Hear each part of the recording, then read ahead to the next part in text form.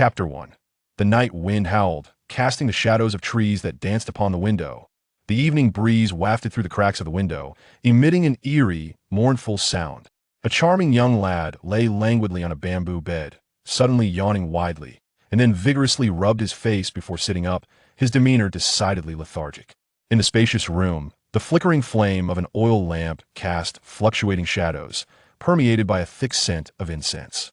Beside the young lad lay a mushroom-head figure. Strangely enough, although this individual was barely in his 20s, he bore the countenance of someone in their 30s. The mushroom-head fellow slumbered soundly, smacking his lips as he turned over, seemingly lost in a dream that caused drool to pool beneath him. Such a deep sleeper. If you don't watch the Mortuary, who will? With so many elder brothers lying around, it was absurd how soundly he slept. Lin Luo murmured, leaping from the bamboo bed, donning his shoes, and finding a space to stand. At your age, how can you possibly sleep so soundly?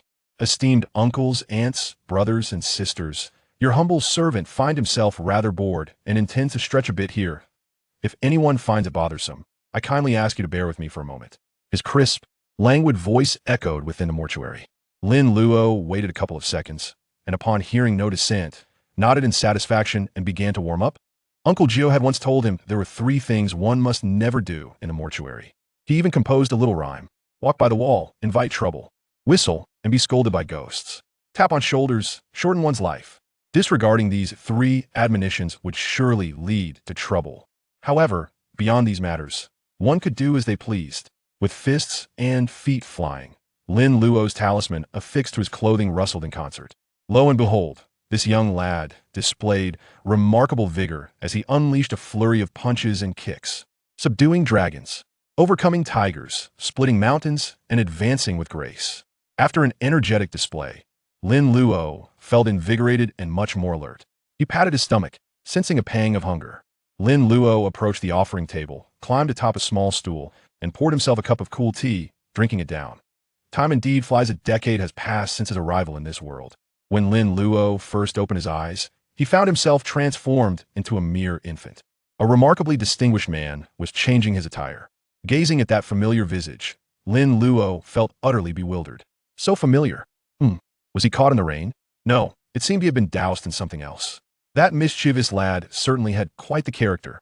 As Uncle Jiu changed Lin Luo's diaper, he muttered to himself. Later, Lin Luo learned from Uncle Jiu that his parents had fallen victim to bandits, and it was by chance that Uncle Jiu had passed by and rescued Lin Luo from the thicket. At that time, Uncle Jiu was still young, having just descended from Maoshan to hone his skills in the world. From that day forth, the young lad became Lin Jiu's disciple, and Uncle Jiu bestowed upon him the name Lin Luo. In the early years, Uncle Jiu led a nomadic life, with Lin Luo accompanying him wherever he roamed.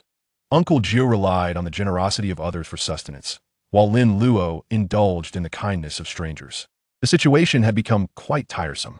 However, in recent years, Uncle Jiu finally secured a stable position managing a charity home in Rinjia town, and he took on 2 apprentices. Point 1 was a young lad named Wan Kai, who, despite his youth, resembled a little bitter melon, only waking from slumber when his belly was full. The other was Qiusheng, a robust youth who trained under Uncle Jiu in martial arts, often assisting his aunt, who ran a shop in town. Lin Luo cherished the moments spent with Qiusheng, particularly when helping at his aunt's store. His youthful charm and endearing demeanor won the affection of both his aunt and the customers alike. The little fellow, with his sweet tongue, effortlessly delighted the patrons, coaxing them into leaving with their purchases in high spirits. Consequently, his aunt rewarded him with far more pocket money than Qiusheng, leading the latter to occasionally question whether Lin Luo was truly his cousin. Having finished a pastry and sipped some herbal tea, Lin Luo rested his chin on one hand, gazing out into the stillness of the night. The charity home was enveloped in silence, broken only by Wen Kei's incessant snoring. Although Lin Luo had been by Uncle Jiu's side for years, his tender age had kept him from delving into the study of Taoist arts, as he was still laying the groundwork under Uncle Jiu's guidance. He recalled Uncle Jiu mentioning that Lord Run of Rinjia town had invited him for tea from abroad. Could it be that the elder Run was about to emerge? Memories of the film depicting the formidable old man flashed through Lin Luo's mind, recalling the immense effort Uncle Jiu had exerted to vanquish him.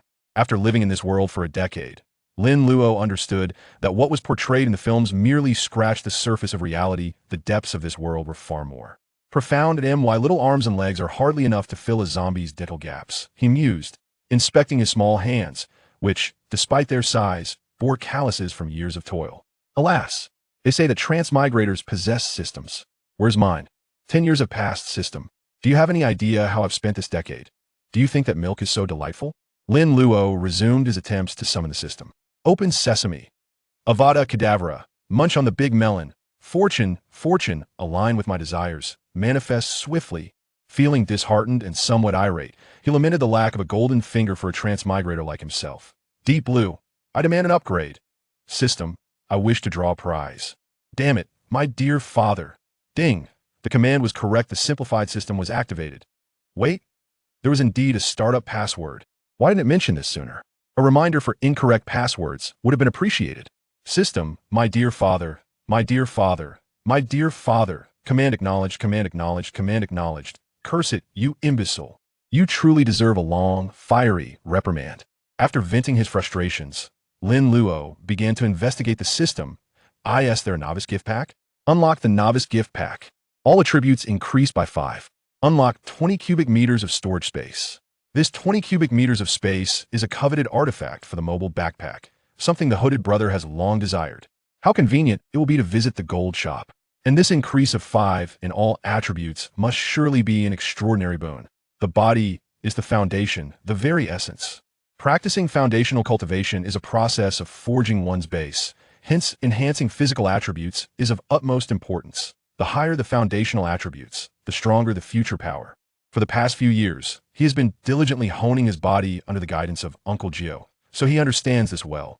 Though the system arrived late, good things are worth the wait. Son, your father loves you. System, quickly tell me, what are your capabilities?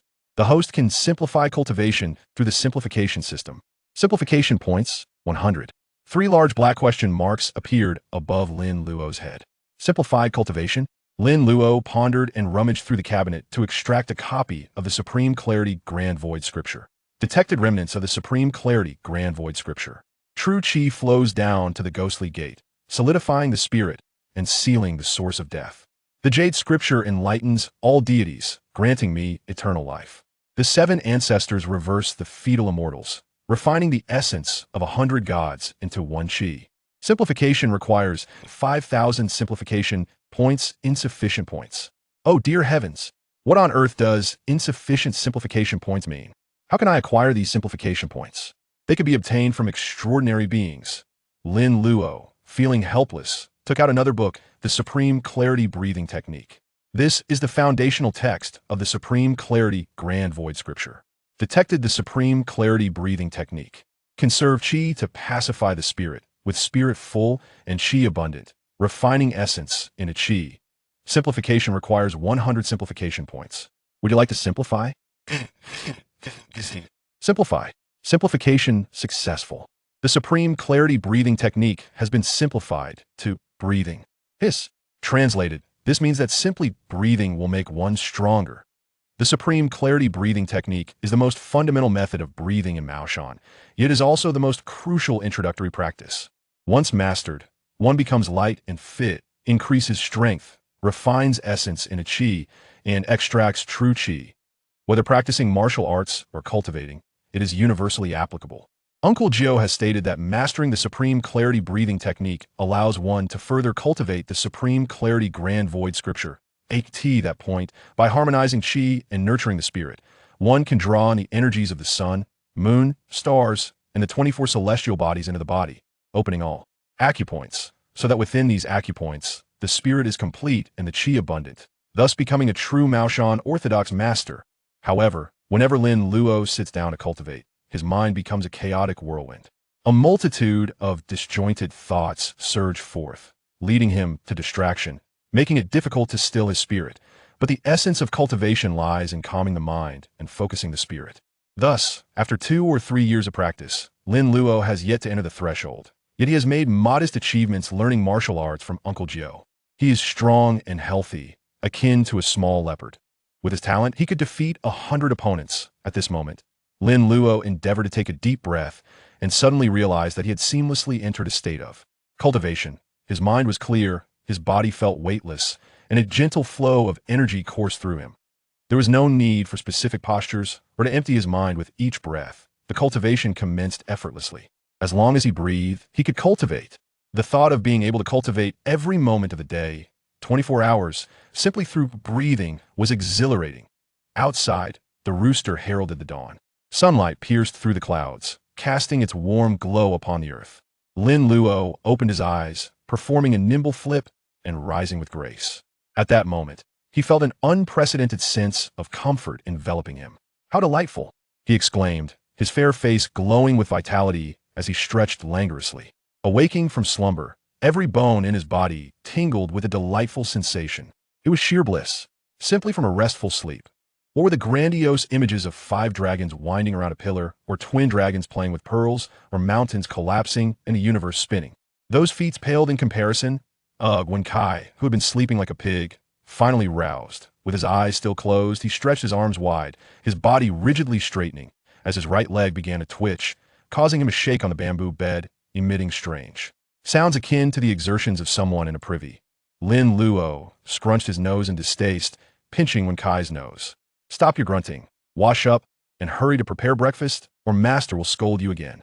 Interrupted mid-spell, Wen Kai abruptly opened his eyes, glancing at the daylight outside, his face contorting in despair. "Oh no, I'm late again. Why didn't you wake me up earlier, senior brother?" he lamented. No sooner had he spoken than the door swung open. Master Jiu, clad in traditional white garments, entered with his hands clasped behind his back. The lively chatter in the room ceased immediately as he glanced at his 2 slothful disciples on the bamboo bed and stated in a stern voice, "Wen Kai, what are you still doing in bed? Go pay respects to our esteemed ancestor."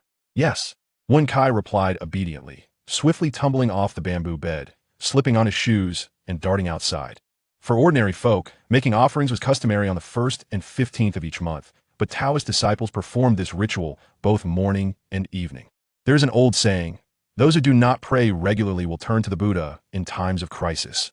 If one frivolously ignores the teachings of the ancestors, they may find themselves in peril when danger arises, and it is the ancestors who will deliver the ultimate reckoning. "Master, good morning. You look even more handsome today," Lin Luo teased, winking mischievously at Master Jiu. "Mo." Master Jiu raised an eyebrow, quickly approaching the bamboo bed and grasping Lin Luo's arm, his gaze scrutinizing him intently. Lin Luo felt a surge of warmth travel up his wrist.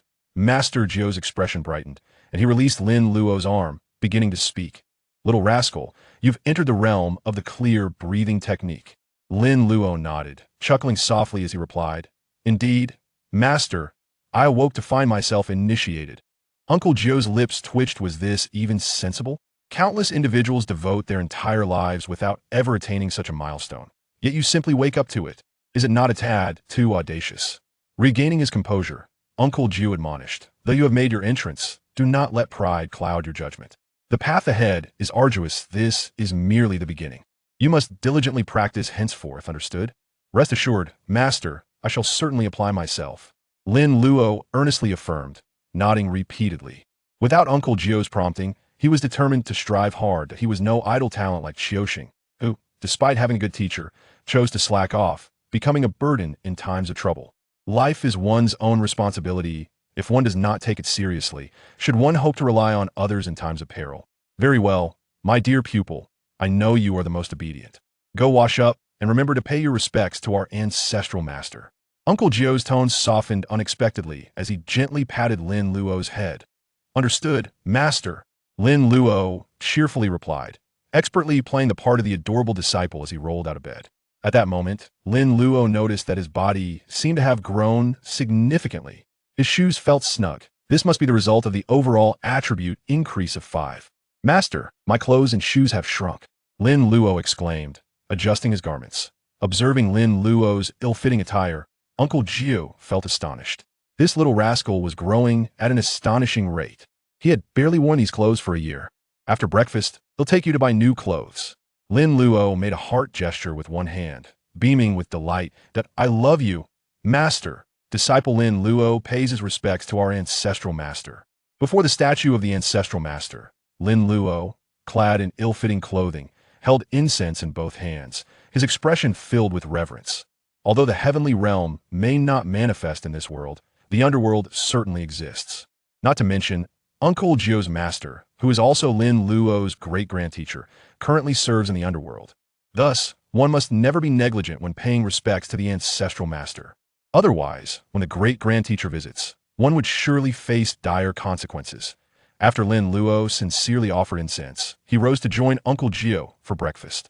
On the table lay a plate of fried peanuts, a dish of pickled radish, and fermented tofu. These were simple fare, easy to prepare. Wen Kai entered with a pot of white porridge, and upon seeing Uncle Jiu and Lin Luo seated, he hurriedly placed the porridge on the table. "Master, the porridge is ready." "Yes, eat quickly. After breakfast, we shall head to the town," Uncle Jiu instructed. Just as Uncle Jiu finished speaking, a melodious jingling sound suddenly pierced the morning tranquility from outside. Uncle Jiu glanced toward the door and smiled lightly. Luo, go open the door, your fourth uncle has arrived. Literary talent, please prepare a set of bowls and chopsticks. Oh, the two responded in unison. Lin Luo rose to open the door, while Wen Kai went to fetch the utensils. The Furi Taoist is the junior disciple of the ninth uncle. Though still relatively young, in his early 30s, he wears a pair of glasses for nearsightedness and appears rather stern, yet he possesses a delightful sense of humor. The two brothers, one guarding the ancestral hall in Rinja town and the other transporting corpses, lead quite different lives. However, compared to the solemn duty of overseeing the ancestral hall, the task of transporting corpses is considerably more lucrative. Yet, when it comes to frugality, they remain equally parsimonious. The Furi Taoist apprentice, Jiala, is currently clad in garments that the Taoist had discarded long ago. The entrance of the ancestral hall is entirely painted black and is quite robust, with a threshold significantly higher than that of other places. When one passes through, it is easy to trip if one is not attentive. Of course, there is a reason for such a design. The ancestral hall was never intended for the living. Newly transformed corpses possess limited mobility, and a high threshold effectively prevents them from escaping the premises. The heavy door creaked ominously as it opened, emitting a piercing sound. Outside stood a Taoist priest clad in ceremonial robes, fully armed and organizing his team. The four-eyed Taoist waved a banner, suspended an oil lamp, and held a 3 Pure Ones bell, appearing somewhat fatigued. Behind him stood a row of clients. Adorned in garments reminiscent of officials from a bygone dynasty, their skin pallid and devoid of any color, eyes tightly shut, bodies upright, and arms extended forward, resting on the shoulders of those in front. The sight would surely send chills down the spine of any ordinary person. "Master Uncle, you have arrived," Lin Luo exclaimed, his voice bright and cheerful. "Ah, Luo, where is your master?" Four-eyed Taoist inquired with a smile. This young disciple of his senior brother was well-behaved, sensible, and delightfully clever, earning his fondness. "We were just about to begin the meal inside. Master Uncle, let me assist you." Lin Luo reached out to take the object from Simu's hand, but was deftly evaded by the Taoist.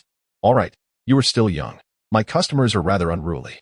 When you grow older, my master will teach you the art of corpse guiding." Simu chuckled, pulling Lin Luo closer to his side. With a gentle shake of the Sanqing bell in his hand, it produced a series of clear and ethereal chimes. Ding ding ding bang. 11 walking corpses received the signal and, in perfect unison, took a step forward. Lin Luo gazed curiously at the Sanqing bell. This contraption is truly a marvel of advanced technology. The four-eyed Taoist shook the Sanqing bell, guiding the clients over the threshold and into the mortuary. As the final chimes echoed, the clients stood in an orderly fashion. The four-eyed Taoist placed the items on the offering table and let out a sigh of relief. Finally, he could afford a moment of respite. "Allo, keep a vigilant eye on this oil lamp. It must not be extinguished. Do you understand?" The four-eyed Taoist admonished earnestly. "I understand, Master Uncle. This is not my first time here." Lin Luo nodded with a smile. "This oil lamp serves as a medium for casting spells. Once it is extinguished, the corpse-restraining talisman affixed to the foreheads of the undead will lose its efficacy, and these creatures will begin to roam uncontrollably. Moreover, should they bite a human, trouble will ensue. Once the undead taste blood, they will truly become zombies. And the person bitten by the undead will also transform into a zombie." Outside the mortuary, Uncle Jiu approached with his hands clasped behind his back. "Disciple, how have you been lately?" he inquired. "Oh, much the same as always. How about you, senior brother?" "I am likewise." It had been nearly a year since the two old friends had seen each other, yet their bond remained unwavering. "Let us have something to eat, and then you can rest well." "All right." The trio entered the house, where Wen Kai had already prepared the meal. Though it was merely plain rice porridge, the four-eyed Taoist relished it, consuming 3 bowls heartily. After satisfying their appetites, Wen Kai began to wash the pots and dishes. "Senior brother, It seems that Luo has made progress in the supreme purity breathing technique. Four-eyed Taoist remarked with a toothpick in his mouth, chuckling. Uncle Jiu smiled faintly and nodded, feeling gratified. Indeed, he made his initial breakthrough last night. Luo is only 10 years old, isn't he? Four-eyed Taoist mused, while Uncle Jiu nodded silently, maintaining an air of nonchalance, though inwardly he felt a swell of pride. Yes, only 10 years old and already initiated. Such exceptional talent. Are you envious? Envy was futile, for he was my disciple. With Uncle Jiu's affirmation, the four-eyed Taoist felt a pang of bitterness in his heart. Congratulations, senior brother, on acquiring such a remarkable disciple. Jiala is not bad either. Uncle Jiu held a favorable impression of the four-eyed Taoist disciple, Jiala, considering him to be a kind-hearted youth. Alas, I have been teaching the supreme purity breathing technique to him for many years, and he has only just made a breakthrough. His martial arts training is also sparse. He is already 18, while Luo, his future prospects are boundless. In this current year, when spiritual energy is scarce, cultivation has become increasingly arduous, making it ever more challenging to find a disciple with good aptitude. Such opportunities are truly rare. Uncle Jiu shook his head. That is not quite the case. Nowadays, the heavenly mechanisms are in disarray, making cultivation arduous and the path long and winding. Luo has merely taken his first step. That in itself is commendable. There are those who cannot even take that initial step. As the four-eyed Taoist spoke, he retrieved a small booklet from his robe. Senior brother, during this trip to Xiangxi, I had an unexpected minor harvest. Do not accuse me of being stingy as your uncle. Uncle Jiu raised an eyebrow and accepted it. The booklet appeared new, freshly bound. It bore 5 characters in traditional script, even paper puppet technique. Upon seeing these characters, Uncle Jiu's brow furrowed. Paper figures, paper puppets, and similar crafts all fall under the category of techniques predominantly flourishing in the heterodox sects. Such heterodox practices are often not recognized by the righteous path. Practitioners of the heterodox arts, primarily seeking power, often engage in nefarious sorcery. Among the most renowned are the arts of corpse refinement, the gathering of essences, and the cultivation of venomous insects to create puppets. However, after a brief perusal, the frown on Master Jiu's brow softened into a smile. He nodded gently, offering his assessment. Utilizing spiritual materials to inscribe dark incantations, harnessing the power of the moon's shadow to animate paper figures, though it may be considered an unorthodox practice. It is by no means malevolent. The Taoist with 4 eyes took a sip of tea, grinning with satisfaction. Of course, if it were malevolent, how could I possibly present it to Luo?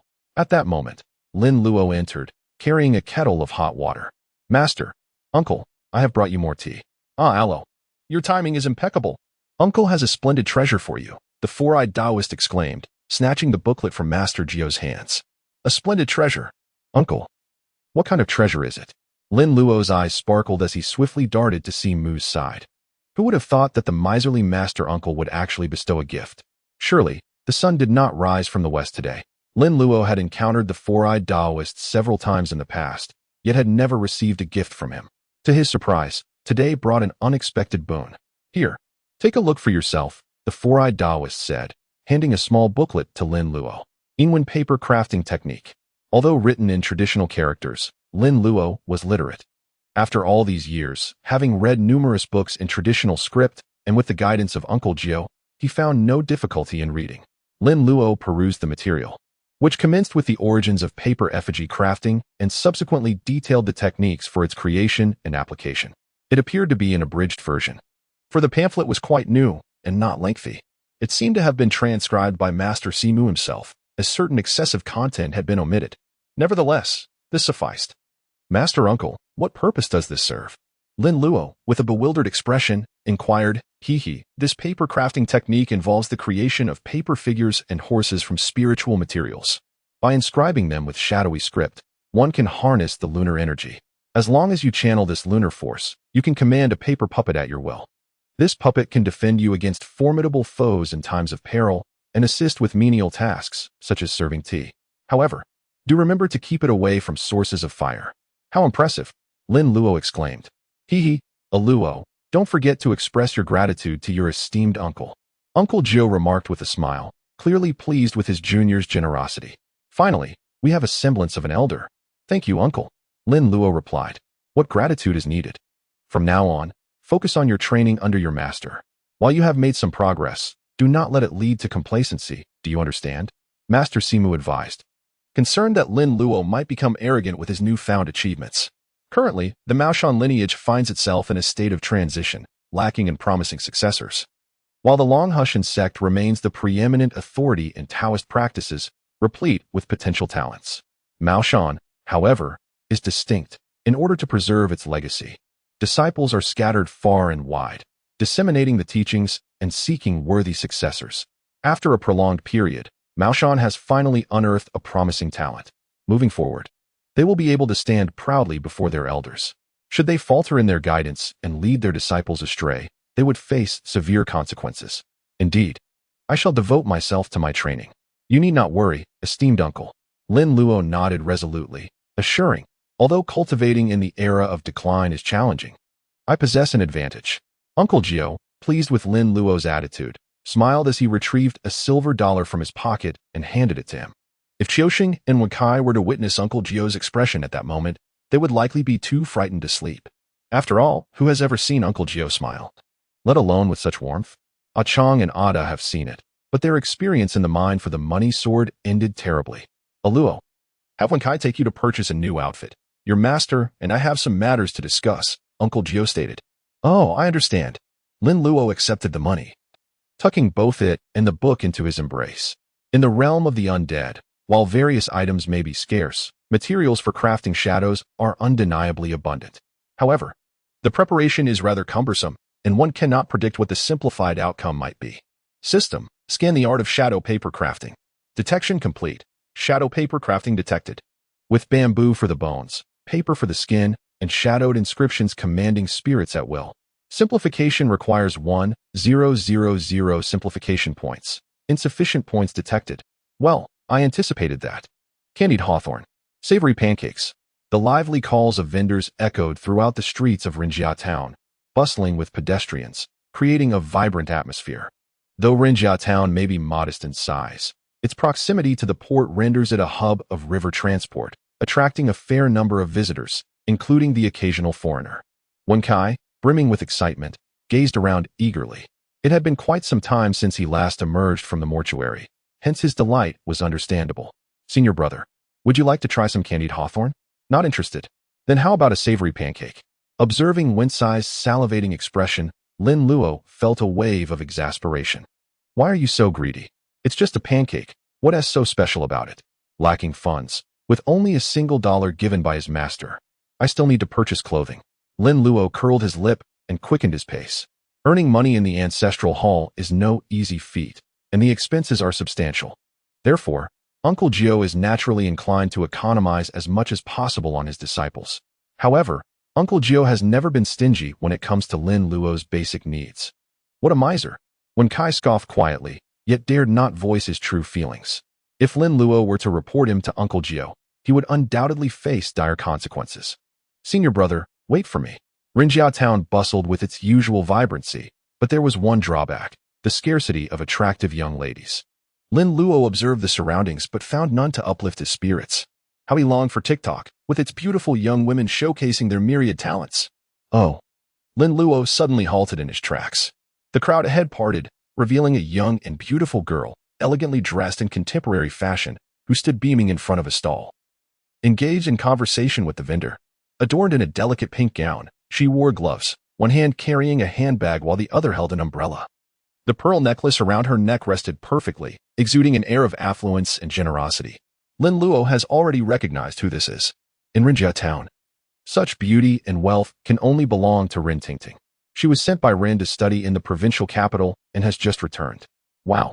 Wenkai also spotted Rin Tingting and was instantly captivated, his mouth agape in astonishment, his previously small eyes now wide open in disbelief. Come on, really? Have you never seen a woman before? Drooling like that is truly embarrassing. Lin Luo cast a disdainful glance at Wenkai and took a few steps away. I do not know this fellow. How embarrassing. Senior brother, you are still young and do not understand that the desire for beauty resides in every heart. Moreover, such a beautiful girl is a rarity in Rinjia town, Wenkai remarked, a mischievous grin spreading across his face. Fantasizing about how wonderful it would be if she could become my wife. Although the Rin family has fallen on hard times, their previous wealth still casts a long shadow. Rin Tingting, fair-skinned and lovely, undoubtedly qualifies as a paragon of beauty and privilege in Rinjiao town. Wen Kai's ambition to marry her is nothing more than a frog dreaming of devouring a swan. Wow, that's impressive. Wen Kai suddenly exclaimed with enthusiasm. And Lin Luo distinctly heard the sound of him swallowing hard. What a lack of ambition. There's a hint of danger. Lin Luo raised his head and spotted Ren Tingting walking towards him after completing her purchases. The moment her beautiful eyes fell upon Wen Kai, her expression instantly soured, her gaze brimming with disdain. How irritating this person's stare is. Wen Kai, oblivious to the discomfort he was causing, shot a flirtatious glance at Ren Tingting, wearing a rather shameless demeanor. Is this fellow truly my junior disciple? What a disgrace. I can no longer endure this. Lin Luo grinned and launched a kick. Ah duh. Awen cried out in agony as he was sent flying. The pedestrians on the street, witnessing the altercation, instinctively recoiled in fear of being caught in the crossfire. Their curiosity piqued as they leaned in to observe the spectacle. Scoundrel, should I ever catch you leering at young ladies on the street again, I shall strike you each time I lay eyes upon you. Lin Luo, after scolding, turned and left, presenting an expression that suggested he did not recognize Wen Kai at all. Ren Tingting observed this scene. Her curiosity towards Lin Luo piqued. Oh, why has he gone to Baoxiangjai? Is he really here to purchase cosmetics at such a young age? Ren Tingting's intrigue deepened. Coincidentally, she had run out of her own cosmetics. With this thought, she felt a surge of enthusiasm and set off towards Baoxiangjai. Meanwhile, Wen Kai sat up in bewilderment, his mind a blank slate. Who am I? Where am I? What am I doing? Senior brother, you're here. Come help me. Qiu Sheng was busy tending to the shop, assisting several customers in selecting items, overwhelmed by the workload. Upon seeing Lin Luo push the door open, he instantly brightened, smilingly calling for Lin Luo's assistance. Understood. Lin Luo responded with a sound of acknowledgement, skillfully entering behind the counter. She stepped onto a small stool and leaned over the counter to greet a customer. The shop was not particularly busy in the morning, with Qiu Sheng managing the store. However, as soon as Qiu Sheng's aunt left to play mahjong, a wave of customers unexpectedly arrived, leaving Qiu Sheng quite occupied. He cheerfully recommended various moderately priced cosmetics to the patrons. Items priced too high would not sell, while those that were too cheap would raise concerns about quality, making customers hesitant to purchase. Thus, only products with a reasonable price would entice customers, sparking their interest in buying. The atmosphere around Lin Luo grew animated as several exquisite rouge products adorned the counter before him, each one beckoning his admiration.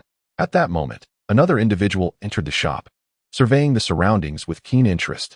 Qiu Sheng, who was engaged in presenting items to a customer, immediately noticed Ren Tingting.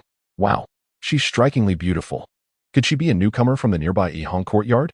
Qiu Sheng yearned to greet her, but found himself overwhelmed with responsibilities.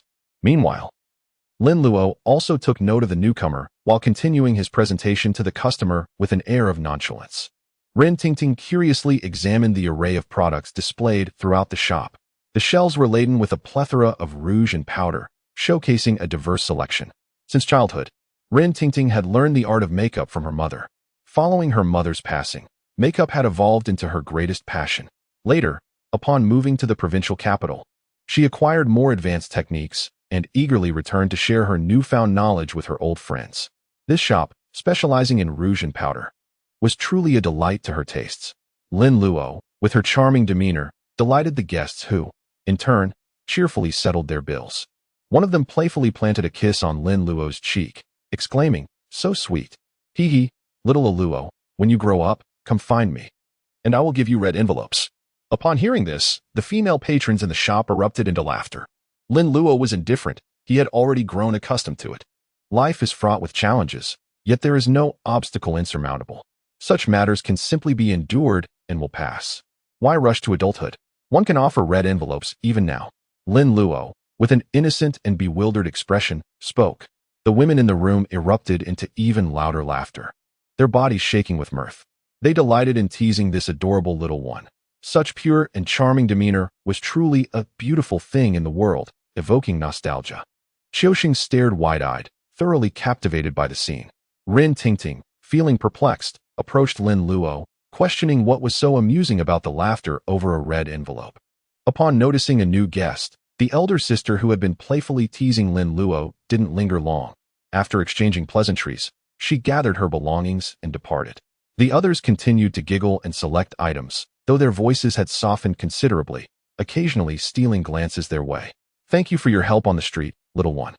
My name is Rin Tingting. May I ask what yours is?" she inquired with a beaming smile directed at Lin Luo. Lin Luo's lips twitched slightly. The term little fellow did not seem entirely inaccurate. However, he had indeed grown quite a bit.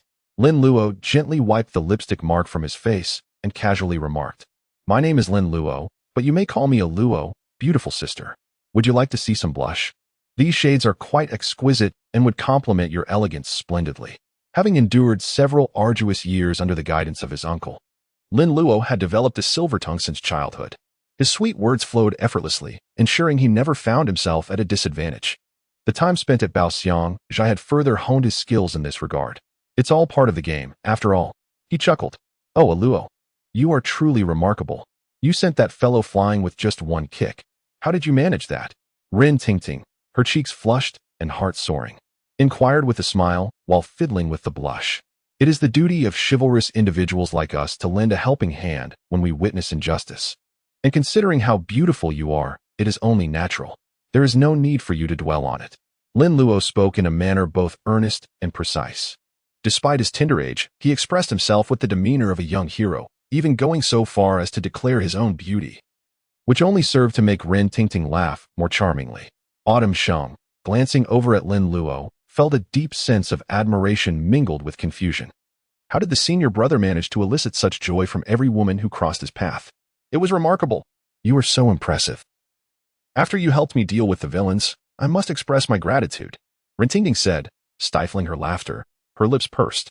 At that moment, her cheeks were flushed, and her bright, dewy eyes resembled crescent moons, adding to her undeniable cuteness. "No need for thanks. It's merely a trifling matter. I possess even greater skills," Lin Luo replied. Lin Luo raised her chin slightly, her proud demeanor bearing a resemblance to that of Uncle Jiu. Rin Tingting couldn't help but chuckle, playfully pinching Lin Luo's cheek. And with a sweet smile, she inquired, "Really now? Tell your sister, what else are you capable of?" Lin Luo turned his head to evade Rin Tingting's mischievous hand and replied earnestly, "I can read fortunes based on characters." "Oh," Rin Tingting exclaimed in surprise. "I didn't expect you to be a little fortune teller." Her eyes sparkled as she scrutinized Lin Luo, finding the situation quite amusing. "Could you perhaps offer a glimpse into my fortune, dear brother?" Lin Luo opened his palm and extended it towards Rin Tingting. With a suppressed smile, Rin Tingting placed her hand into Lin Luo's. How rough his little hand is, covered in calluses. He must have endured a difficult life. Feeling the calluses on Lin Luo's hand, Rin Tingting felt a pang of compassion. Such an adorable child. Who could bear to see him toil under hardship?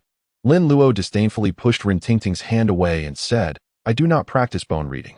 The fortune-telling combined with character analysis costs $2. However, considering your remarkable beauty, I shall only charge you $1. Ah, so it is about money." Rin Tingting's face flushed, yet her movements were swift as she opened her small bag and retrieved $1 to hand to Lin Luo. While she had received compliments on her looks before, none had ever brought her such joy as today's praise. "It is well known that children do not speak falsely. It seems I truly am quite beautiful. I shall take $1 from you." Lin Luo put away the coins and then looked at Rin Tingting with a serious expression, asking, "What character do you wish to test?" Rin Tingting, having decided on a whim, momentarily struggled to think of a character to examine. Her gaze fell upon several shades of blush that Lin Luo had brought out. "I've got it. Let us test the character for flower," she exclaimed, pointing at a particular shade of blush adorned with 3 small red characters, light flower red. "The character for flower." Lin Luo furrowed his brow, and the expression on his delicate face turned solemn. He initially intended to jest, hinting at the impending misfortune that would befall Rin Tingting's family. To his surprise, Rin Tingting pointed to this particular character. Not the character for light, nor the one for red, but this character for flower. Could it truly be the will of heaven? Rin Tingting couldn't help but chuckle at Lin Luo's expression, finding it amusing that someone so young was attempting to appear mature. She teased Lin Luo, "Why the silence? Have you forgotten your lines?" As she spoke, she was tempted to pinch Lin Luo's delicate face. That soft, smooth complexion was truly delightful to the touch. Lin Luo evaded Rin Tingting's hand and, with a hint of discontent, remarked, "What is wrong with you, woman? A man's face and a woman's feet are not to be touched indiscriminately. Do you not understand? Do not presume that your beauty grants you the liberty to act as you please. Uft. Rin Tingting immediately stifled a laugh, exclaiming, "You little brat. Can you even consider yourself a man?" Lin Luo glared. "What are you laughing at? One day, you will come to realize my prowess." "All right, little man. I shall refrain from teasing you. But do enlighten me. How does one interpret this character for flower?" Rin Tingting said with a playful laugh. Previously, she had found immature boys utterly detestable, yet now she had encountered such an intriguing little fellow. Lin Luo leaned against the counter, her small face drawing close to Rin Tingting, her expression grave. Noticing Lin Luo's serious demeanor, Rin Tingting instinctively ceased her laughter, awaiting an explanation. Although the character for flower suggests a vibrant and flourishing meaning, its dissection reveals troubling implications. At the top, there is a grass radical. Below it, a figure of a person, and beside them, a dagger.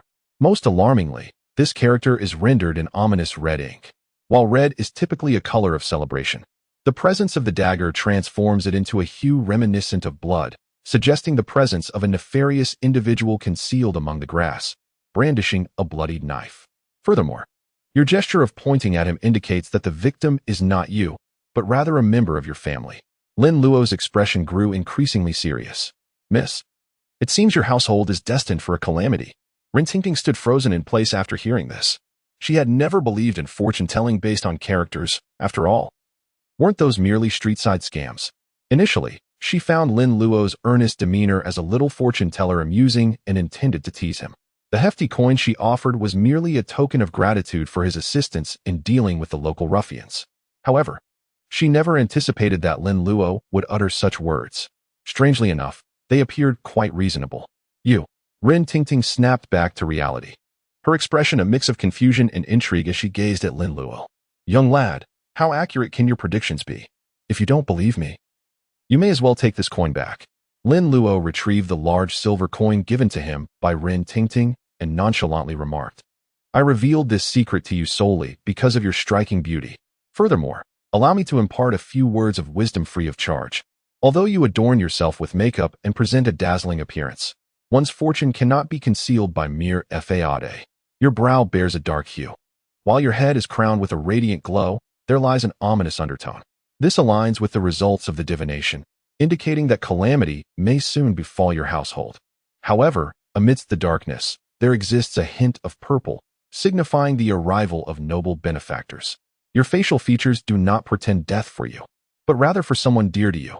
Of course, you may choose to disregard my words. Yet, dear lady, I trust you would not wish for any misfortune to befall your father." Upon hearing this, Rin Tingting felt a tumult of emotions within her. Naturally, she wished for her father to remain safe. After all, it was just the two of them in the Rin family now. In the past, she would have dismissed such matters as mere superstition, fabrications of the feudal mindset. Yet, what if Lin Luo's words held truth? His alarming declarations inadvertently instilled a degree of belief in her. Moreover, given his youth, his insights seemed far beyond the grasp of a child. Conversely, had he been an adult or even elderly, she would have likely dismissed him as a charlatan seeking to deceive her for money. "Now, it's not that I don't believe you," she said, "but this is no trifling matter. Please, take the coin. Luo, would you accompany me home to discuss this with my father? It would be prudent to prepare for any potential danger." Rin Tingting grasped Lin Luo's hand, her large eyes wide with earnestness. If there were any truth to his words, it would be wise for her father to be forewarned and prepared. And if it were mere fabrication, that would be even better. However, she resolved to give this impudent boy a thorough scolding. "Very well," Lin Luo replied. "But I have matters to attend to first." "What matters?" she inquired. "I need to purchase new clothing," he replied, "for my current attire no longer fits. I have saved for quite some time to make this change." Lin Luo spoke in a tone filled with grievance. He raised his arm, and his sleeve immediately shortened. It turned out he was in need of new clothes. Rin Tingting observed Lin Luo's outfit, which appeared both outdated and ill-fitting. Previously, she hadn't noticed, but now it struck her as quite awkward. What a charming child. How could anyone bear to treat him this way? "Come, dear, I shall buy you some new clothes," declared the little heiress of the Rin family with a grand gesture, exuding generosity. "Oh my, and this blush. I must have it, wrap it up. You are truly wonderful. Dear fairy sister." Lin Luo propped up the counter, and effortlessly flipped over from within. His movements were graceful and fluid, clearly indicative of a seasoned expert. Hey, Qiuxing. I'm off to buy some clothes. You can manage the shop on your own. Qiuxing's eyes widened in astonishment. What on earth was happening? The senior brother had exchanged a few words with that girl and was actually going out. Senior brother, you're only 10. You're still young. There will be plenty of opportunities in the future. Why not let me take the lead this time? Of course, Qiuxing dared not voice this thought, lest he receive a thorough beating. As Lin Luo and Ren Tingting exited the box Yangzai, they chanced upon Wen Kai, who was gingerly supporting his waist, grimacing in pain, and limping towards them. For a moment, the three of them exchanged glances, and the air seemed to thicken with tension. Why hasn't this fellow left yet? How bothersome. Ren Tingting thought to herself, harboring a distinct aversion towards Wen Kai. Lin Luo glared and swiftly delivered a kick. Ada! Oh no!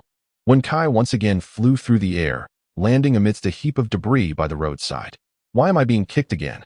Wen Kai lamented with a puzzled expression. I've already warned you that every time I see you, I will strike. Wen Kai, do not hold it against your senior brother. One must bait the hook to catch fish. If one does not part with the child, they cannot ensnare the wolf. Once your senior brother achieves success, he shall not forget you. At merely 10 years of age, he harbors no ill intentions. He has simply endured enough hardship alongside Uncle Jiu and now yearns for a taste of sweetness. Wealthy lady, I am hungry, I desire food.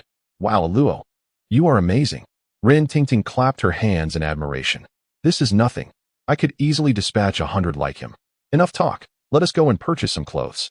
Lin Luo awkwardly tugged at his clothing. He never anticipated that an increase of 5 attribute points could result in such a significant change. His attire felt increasingly constricting. It seemed he would need to purchase a larger size later. All right, let's go. Ren Tingting grasped Lin Luo's hand and led him towards a tailor shop not far down the street. Rinjia Town was modest in size, featuring only a single commercial street where all manner of shops related to daily necessities were concentrated. As Lin Luo and Ren Tingting walked further away, Wen Kai, feeling quite dejected, clambered back to his feet. His clothes bore 2 small footprints, and having stumbled twice, they were somewhat soiled.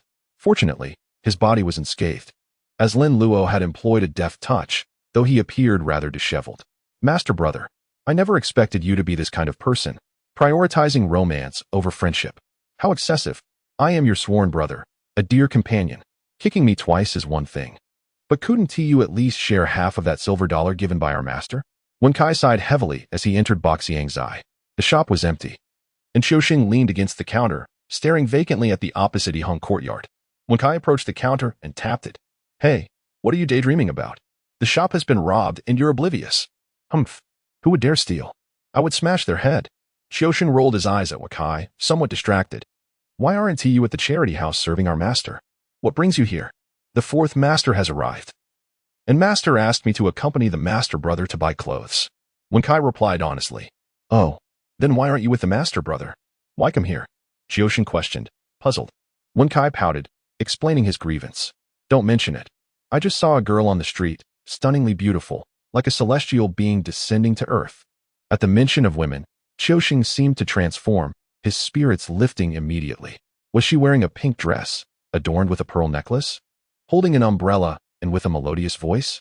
Wen Kai nodded, his face contorted in a grimace. Indeed. Qiuxing pressed his lips together, dreaming aloud. She was indeed lovely. How wonderful it would be if she could be my wife. Wen Kai regarded Qiuxing as though he were a toad, exasperatedly replying. You might as well give up on that fantasy. Didn't you see that she was taken away by Master Brother? Qiuxing's eyes widened in astonishment. Hey, are you serious? Master Brother is only 10 years old. Wen Kai mirrored his astonishment, responding matter-of-factly. Hey, are you for real? If she were to recognize Master Brother as a younger sibling, with him being so exceptional, would she even spare a glance your way? Qiuxing's mouth twitched. Wen Kai's words seemed to hold some merit. However, Qiuxing's greatest virtue was his optimism, and he soon chuckled, but we shouldn't dismiss it entirely. If she has a good relationship with Master Brother, perhaps we could have the advantage of proximity. As he spoke, Qiuxing tousled his hair, as if to enhance his own attractiveness. Wen Kai, dismissing Qiuxing's vanity, nodded with a chuckle and said, Then let us engage in fair competition. Sounds good. Miss Ren added. Feel free to call upon me whenever you need anything in the future. Haha, do come again. The tailor shop owner escorted Miss Rin Tingting and Lin Luo out of the store. At that moment, Lin Luo donned a charming little dress, topped with a petite round hat, and sported a pair of round sunglasses that seemed to have been procured from somewhere. He completed his look with leather shoes, exuding the demeanor of a young gentleman from a well-to-do family. This entire ensemble, amounting to $3, was chosen by Rin Tingting herself. Indeed, the young lady possessed a commendable sense of style. At present, this outfit was considered at the forefront of fashion. Rin Tingting also carried several bundles, filled with additional clothes and shoes for Lin Luo, though they were of more ordinary styles. One decent outfit was sufficient. Luo, may we now go to my home to see my father? Rin Tingting asked, thoroughly enjoying the dress-up game, her satisfaction evident. Lin Luo nodded in satisfaction, of course. Lead the way. Rin Tingting then guided Lin Luo towards her residence. After a leisurely 10-minute stroll, they arrived at the entrance of the Rin Manor. This is my home, Rin Tingting declared, pointing at the grand gate. Beyond it lay a garden, meticulously tended by a dedicated gardener. Upon seeing Rin Tingting's return, a servant hastily opened the door. Miss, you are back. Is my father at home? The master is currently enjoying tea with the young master. Upon hearing the term young master, Rin Tingting's delicate nose crinkled slightly, and her expression grew a touch colder. Allo, let us depart. Lin Luo followed Rin Tingting through the garden and entered the house. In the living room, Rin Fa was seated on the sofa, engaged in a tea-drinking session with a young man. Upon Rin Tingting's return, both of them set down their teacups. Ah, Tingting is back. Cousin, you've returned. How you've blossomed into such beauty. Dad, Rin Tingting called out to Rin Fa, glancing at the bespectacled young man beside him, addressing him with a casual tone as cousin. She showed no reaction to his flattery. Compared to the charming compliments from Lin Luo, this praise felt utterly mundane. The young man, wearing thick-framed glasses and donned in a drab green security uniform, bore a peculiar resemblance to a cartoon character. He was Rin Tingting's cousin, Away, due to his connection with Rin Fa. He currently held the position of chief of the security team in Rinjiao Town. Lin Luo had already recognized the person before him, a faint smile gracing his lips. ISNT, this Captain Away. What a schemer. My cousin is right behind me. Open the door, it's your Captain Away. There are plenty of memorable moments with Away. Hey, cousin, I heard from my aunt that you went shopping. Why didn't you invite your cousin along? I could carry your bags. Away flattered Rin Tingting. No need. I prefer shopping alone. Dad, have you finished your conversation? I have something I wish to discuss with you. Rin Tingting was reluctant to engage with this cousin, finding his gaze rather distasteful. Rin Fa was aware of his daughter's aversion to Away and, to be honest, he shared a similar sentiment. Average in looks, mediocre in abilities, he was hardly worthy of significant responsibilities. Out of respect for his deceased wife, appointing him as the security captain was already a generous act. As for Away's ulterior motives, Rin Fa was acutely aware. A toad wishing to feast on swan meat, such delusions. Seated on the sofa, Rin Fa addressed Away. Away, the office is busy. You should get to work now that you are captain. You must not let us down. Understand? Yes, uncle. I shall get to work now and return later to pay my respects. Away looked at Rin Fa, reluctant to leave. Although he didn't wish to depart, he had no choice but to obey his uncle's directive. He cast one last lingering glance at Rin Tingting, his heart yearning. Cousin has grown up. I must perform well in this period and approach uncle for a proposal. Then our families will be even closer. It would be a splendid affair. As for Lin Luo, who stood behind Rin Tingting, Away chose to disregard him entirely. What interest did a mere child hold? Once Away departed, the atmosphere in the room lightened considerably. Rin Tingting pulled Lin Luo to sit beside Rin Fa and then nestled against his arm. Daddy, her sweet voice calling out filled Rin Fa with joy. Well, did you have fun today? Rin Fa smiled warmly, glancing at Lin Luo. Yes. By the way, Dad, this is Luo. He has something to discuss with you. Oh, Luo, what is it that you wish to say? Rin Fa beamed at Lin Luo, still pondering which family this child belonged to, as he did not recall any wealthy families in Rinjiao Town that had a child like him. Little did he know that the entire outfit was purchased by his beloved daughter with her own funds. Lin Luo had already removed her sunglasses, her pair of bright and clear eyes gazing intently at Rin Fa, making him feel somewhat uneasy.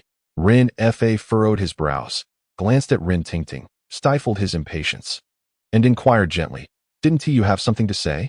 Old Master Rin, has your family endured hardship over these past 20 years? Hiss. Upon hearing Lin Luo's words, Ren Fa couldn't help but gasp in astonishment.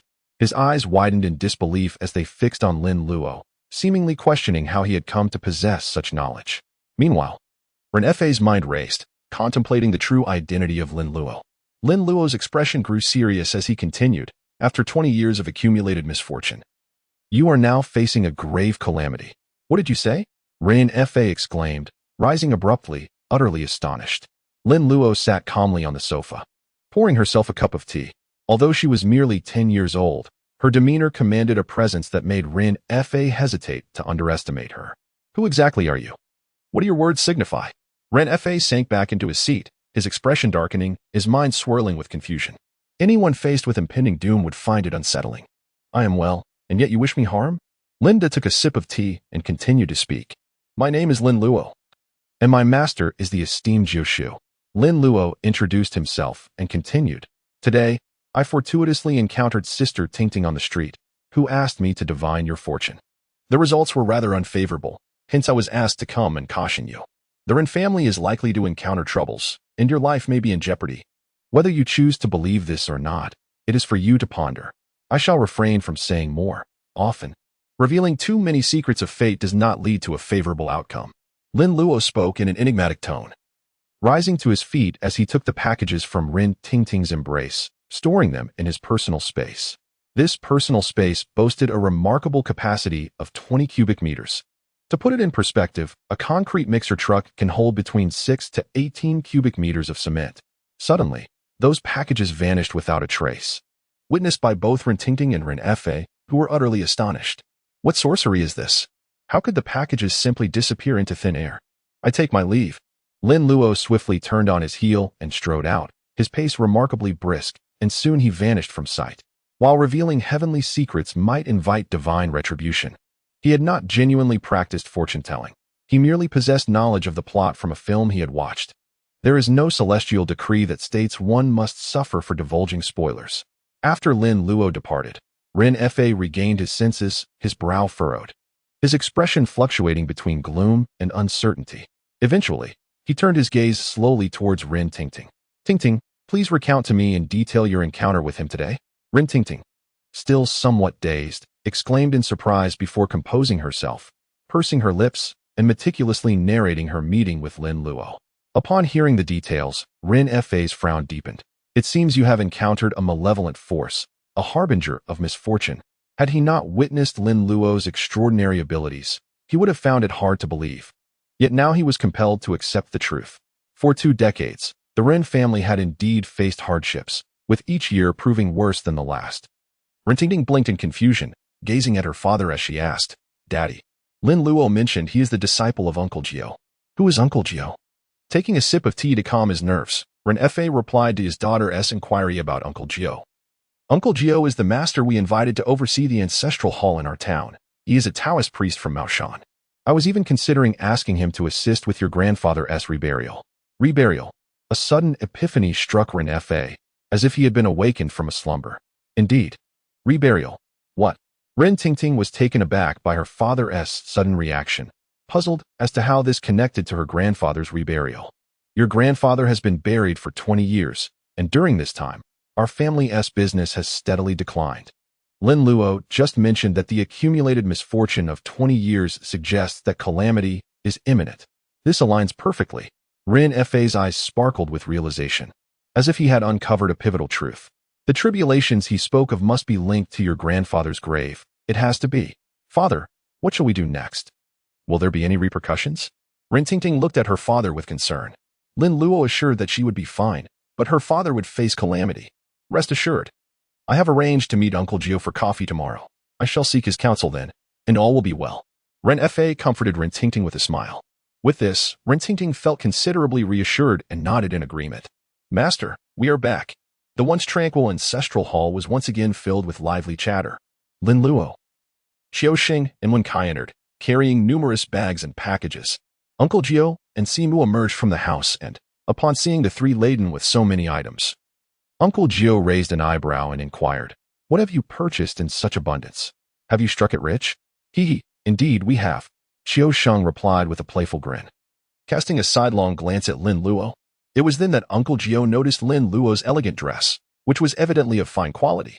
What is the meaning of this? Uncle Jiu furrowed his brow. Though the ancestral hall struggled financially, it had never engaged in wrongdoing. He believed wholeheartedly that his disciples were not individuals of dubious character. Yet, how could they have acquired so many possessions? Lin Luo smiled as he explained, Master, today I encountered the daughter of Lord Rin. I offered her a fortune-telling service. And to express her gratitude, she bought me some clothes. The money you provided was spent on food and drink, and since Uncle Shi arrived, it was only fitting to treat him well. The monk Simyamu's heart swelled with joy, and he couldn't help but praise Allah. Uncle Shi has not spared his affection on you. Jiu raised his brows, and a subtle smile graced his lips, though faint. It was evident that he was in good spirits. Lord Rin's daughter has just returned from the provincial capital, has she not? What fortune did you tell her that persuaded her to buy you clothing? Jiu was well aware of his disciple's charm, with a silver tongue and an endearing visage. He was adept at winning the hearts of young ladies. Oh, it was a character associated with flowers. Upon hearing Lin Luo's description of the fortune, the smiles on Jiu and Simyamu's faces gradually faded, setting the content aside for the moment. The skill displayed in the fortune-telling was indeed commendable and quite accurate. Red characters, inauspicious. Little people beneath the grass, inauspicious. A little person wielding a dagger, inauspicious. Combined, it spells out great misfortune. The two brothers exchanged glances, secretly astonished. This little fellow was quite remarkable. How could such a result lead a young lady to buy him an entire outfit? Surely he would not go hungry as he ventured into the world. Jiu, hands clasped behind him, glanced at the sky and remarked, It's getting late. Put things down. Wakai will prepare lunch. Jiu, don't slack off. Practice your punches 3 times first. Alo, keep an eye on Jiu and guide him well. Of course, Master. Lin Luo smiled widely, tilting his head to glance at Jiu. Initially, Jiu's expression twisted in distress, but he quickly donned a flattering grin, saying, Senior brother. Please go easy on me later. Rest assured, Senior brother will take good care of you. Upon hearing this, Jiu's face grew even more pained. It was over. In the yard of the ancestral hall, the sound of fists whooshed through the air, occasionally punctuated by Jiu's cries of agony. Uncle Jiu and Simu sat beneath the eaves, sipping tea and engaging in conversation, occasionally offering pointed remarks. Consequently, Jiu's cries grew even louder. In these tumultuous times, with storms brewing and chaos reigning, the world is ever-changing, fraught with unrest. The disciples of Mao Shan, while traversing the martial world, must not only master the art of exorcism, but also guard against the threats posed by powerful adversaries. Thus, the majority of Mao Shan disciples possess not only exceptional skills in their craft, but also formidable martial prowess. A mere trio or quintet of individuals would scarcely pose a challenge. Uncle Jiu, prior to his ascension to the mountain to study the path, already possessed remarkable martial skills, excelling in various forms of combat. Consequently, Jiu, having become a disciple under Uncle Jiu, focused primarily on honing his combat techniques. However, his frequent assistance at his aunt's shop disrupted his training schedule, resulting in a lack of proficiency in both martial arts and the mystical arts. While he could manage against ordinary foes, encountering a formidable opponent would spell disaster for him.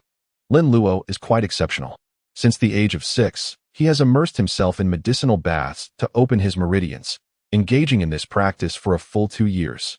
By the age of 8, after his meridians had taken shape, he began training in martial arts under the guidance of his master, Uncle Jiu, and he has never missed a day since. Therefore, despite being merely 10 years old, Lin Luo has already enhanced his overall attributes by 5 points. Not only does he tower over his peers, but his physique is also as robust as that of a young leopard. He possesses remarkable speed, enduring stamina, and considerable strength. He embodies all the ruggedness and resilience that a martial artist ought to possess. Bang! Once again, Jiu was sent tumbling to the ground, stirring up clouds of dust. Jiu, drenched in sweat and disoriented from the fall, could not comprehend how he ended up on the ground yet again. He felt like a mere monkey before Lin Luo, at the mercy of his whims. With this thought in mind, Jiu lay on the ground, waving his hand at Lin Luo in a gesture of resignation. I'm done. Master brother, didn't you promise to go easy on me? Lin Luo chuckled lightly, raising an eyebrow as he remarked, What's the matter? Did I strike too hard? Indeed. I feel as though I'm on the verge of falling apart, Master brother. Jiu lamented. Lin Luo smiled as he walked towards a vacant gravestone nestled in the corner of the courtyard. The gravestone, a hand's breadth thick, was a rough-hewn slab. Untouched by the artisan's hand, Lin Luo took a deep breath, channeling the flow of energy within him to gather at his right foot before delivering a powerful kick. A resounding crack echoed as the tombstone shattered instantaneously, debris scattering in all directions. Qiuxin's eyes widened in astonishment, and the pain in his body vanished. He sprang up from the ground with a swift motion. What the heck? Senior brother, how did you accomplish that? The tombstone had never been sold. It was merely a rough piece of stone. Shattering, it was inconsequential. Yet, this tombstone was hewn from solid rock. If such a kick could obliterate stone, what would happen if it struck a person? Tell me, could you withstand such a blow? Lin Luo turned around, playfully raising an eyebrow at Qiuxin, and cheerfully inquired. Qiuxin, mouth agape, shook his head as he stared at the scattered stones on the ground, jesting that if such a kick landed on him, how could he possibly defend himself? However, the next moment, the yard resonated with the exasperated voice of Uncle Jiu. You little rascal, are you feeling too spry? With no outlet for your energy? Go and break some stones for me. Simu, nearby, stifled a laugh. This gravestone could fetch $1. That little scamp has no idea of the value of hard-earned money. Ha ha, what a splendid day it is. Qiuxin, tidy this place up. I shall assist Wenkai in preparing dinner. Lin Luo transformed into a wisp of smoke, giggling as he disappeared. Qiuxin glanced at the dark clouds above, then awkwardly smiled at Uncle Jiu before hastily attending to his tasks. It was best to avoid confrontation. Uncle Jiu, in a fit of anger, muttered a few more curses at the little rascal, huffing as he returned to his seat, raising his teacup and draining it entirely. Beside him, Daoist Simu chuckled, looking at Uncle Jiu with a congratulatory tone. Brother, congratulations. You've taken on quite an extraordinary disciple. Extraordinary? Just a little rascal. He has barely made some progress and is already puffing himself up. Though Uncle Jiu spoke dismissively, a smug expression betrayed his true feelings. Indeed, such a display of humble bragging. Typically, after beginning the Qingyun breathing technique, one would develop a sense of qi within their body. But mastering that sense usually required 1 to 2 weeks of practice. During this time, the qi would gradually intensify, making control easier. Yet, Lin Luo accomplished this feat in less than a day, showcasing remarkable talent. Hypocritical, aren't you? After all these years as brothers. Do you think I don't know you? Daoist Simu scoffed, raising his teacup and draining it in one go. Oh, what else with this tea? It's quite sour. Dear uncles and siblings, dinner is ready. Wenkai, holding a bundle of incense, called out from the door of the mortuary. Night had fallen, and the woods outside occasionally echoed with distant wolf howls. You guessed, go ahead and eat first. Wenkai tossed his mushroom haircut and looked at Daoist Simu's customers. He then approached the offering table and placed a handful of incense into the incense burner. Just as he was about to leave, Wenkai noticed the flame of the oil lamp flickering precariously, as if it were about to extinguish. Observing Daoist Simu's customers, he was startled to see them swaying in tandem with the flickering flame. The flame must not go out. That would spell trouble. Wenkai quickly grabbed a pair of tweezers and pulled out a piece of the nearly burnt wick. Instantly, the flame stabilized, burning straight upwards. With the flame steady, the reanimated corpses also regained their composure, standing upright behind the offering table, motionless. Wenkai let out a sigh of relief. Fortunately, he had noticed in time. Otherwise, these fellows would have been running amok, making them impossible to manage. Shaking his head, he turned to offer incense to the others. The mortuary housed numerous coffins, all temporarily stored here, awaiting burial when the time came. Each day, incense must be offered to these souls. Some were placed in burners at the head of the coffins, while others, whose burners had gone missing, had incense sticks wedged in the gaps of the coffins. 3 sticks per coffin sufficed. There was no need for competition. Dinner is served. Dinner is ready. After placing incense at each coffin, Wenkai would remind the respective parties that they could begin their meal. As Wenkai inserted the incense stick into the crevice of the coffin, it suddenly vanished. Having already turned away, Wenkai paused, a look of confusion crossing his face as he slowly turned back. It seemed as though he had heard an unusual sound. Where has the incense stick gone? A jolt of surprise surged through Wenkai. Could it be that I forgot to insert it? Or perhaps, uncertain, he scratched his head and inserted another stick of incense into the coffin's gap. Hey, don't mess around, take a bit more, and rest well. Wenkai muttered to the coffin. However, as soon as the incense was placed inside, it swiftly shot out. Wenkai's pupils dilated in shock. This is it. It's truly a resurrection. Suddenly, A hand landed on Wen Kai's shoulder, causing him to shiver and instinctively leap up. Ugh! Before he could utter a sound, a hand covered his mouth, pushing him back down. Shoo! Wen Kai's eyes widened as he recognized the newcomer to be Lin Luo, nearly bursting into tears. Senior brother, do you not realize that scaring someone can be lethal? You nearly gave me a heart attack. Lin Luo smiled and waved his hand at Wen Kai, signaling him to step aside. Wen Kai, trembling, steadied himself against the coffin and cautiously moved to a corner, still shaken from the fright he had just received. After having just eaten, Qiuxing had vanished. And it was not until Wen Kai came to deliver meals to the clients at the funeral home that Lin Luo suddenly recalled the events from the beginning of the film. Qiuxing had disguised himself as a zombie to scare Wen Kai, causing an oil lamp to topple and sending the clients of the four-eyed Taoist into a frenzy, which prompted the Taoist to leave in a huff that very night.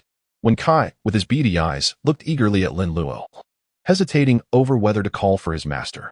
Suddenly, with a creaking sound, Lin Luo lifted the coffin lid, and a pallid hand shot out from within, seizing Lin Luo's wrist and attempting to pull him inside. Startled, Wen Kai shivered and was about to call for Jiu Shu when he saw Lin Luo sneer coldly and grasp the intruder's wrist in return. With a forceful tug, he yanked the figure out. Ah, brother, no? Bang! A headbutt landed squarely. Qiuxing cried out in pain as he fell to the ground, wailing, Don't hit me. Don't hit me. It's me, your brother. I'm Qiuxing. He shielded his head, pleading for mercy. Ah, so it's you, you little rascal. Realizing the person pulled out was Qiuxing, Wen Kai felt his fear dissipate and scolded him irritably. Hee, just a prank.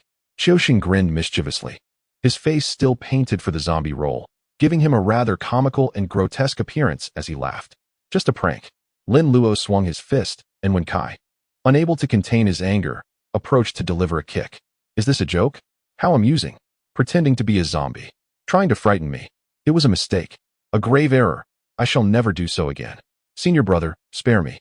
As the three brothers engaged in playful scuffles, Jiu Shu and Taoist Simu heard the commotion and came to investigate. Upon witnessing Qiuxing rolling on the ground in a zombie-like fashion, they immediately grasped the situation. At your age, still behaving so foolishly, Jiu Shu admonished. With the arrival of their master and uncle, Lin Luo, and Wen Kai finally ceased their antics, stepping aside. Qiuxing, his ceremonial garment in disarray, climbed to his feet, grimacing. What are you still doing out so late? Your aunt will be coming again tomorrow to fetch you. Qiuxing hung his head, murmuring an acknowledgement before hastily changing his clothes. Jiu Shu, having scolded Qiuxing, turned his attention to Lin Luo and Wen Kai. Tomorrow, Lord Ren from the town has invited me for foreign tea. Luo, you shall accompany me. Yes, master. Lin Luo replied eagerly, nodding enthusiastically. What about me? Wen Kai asked with hopeful eyes, pointing to himself. He did not wish to be left alone at the mortuary. He too desired to partake in the foreign tea. Jiu Shu raised an eyebrow and replied coolly, You will stay behind and clean the house. Oh. Wen Kai nearly burst into tears. Jiu Shu and Taoist Simu then returned indoors. Lin Luo smiled and gently patted Wen Kai's back, offering words of comfort. Do not be disheartened, Wen Kai. Tomorrow, your senior brother will bring back some delicious treats for you. What would you like? Wen Kai's face brightened instantly, and he exclaimed with excitement. Is it true that I can have anything? Just tell me what you desire, and I shall bring it to you. Lin Luo rolled his eyes and remarked. This fellow is rather greedy. Wen Kai chuckled and rubbed his hands together, ingratiatingly stating, It would be splendid if we could purchase some osmanthus cake. Very well. Then it shall be osmanthus cake. Lin Luo nodded in agreement. As the senior disciple, it was only fitting for him to look after his junior brothers. Thank you. Senior brother. Wen Kai exclaimed with great excitement. What is so delightful about foreign tea? Osmanthus cake is far more delicious. Do not be foolishly cheerful. Go boil some water. Soon, our master and uncle will be soaking their feet. Lin Luo patted the grinning Wen Kai and said. Wen Kai nodded and scampered off to the kitchen to boil water. Indeed.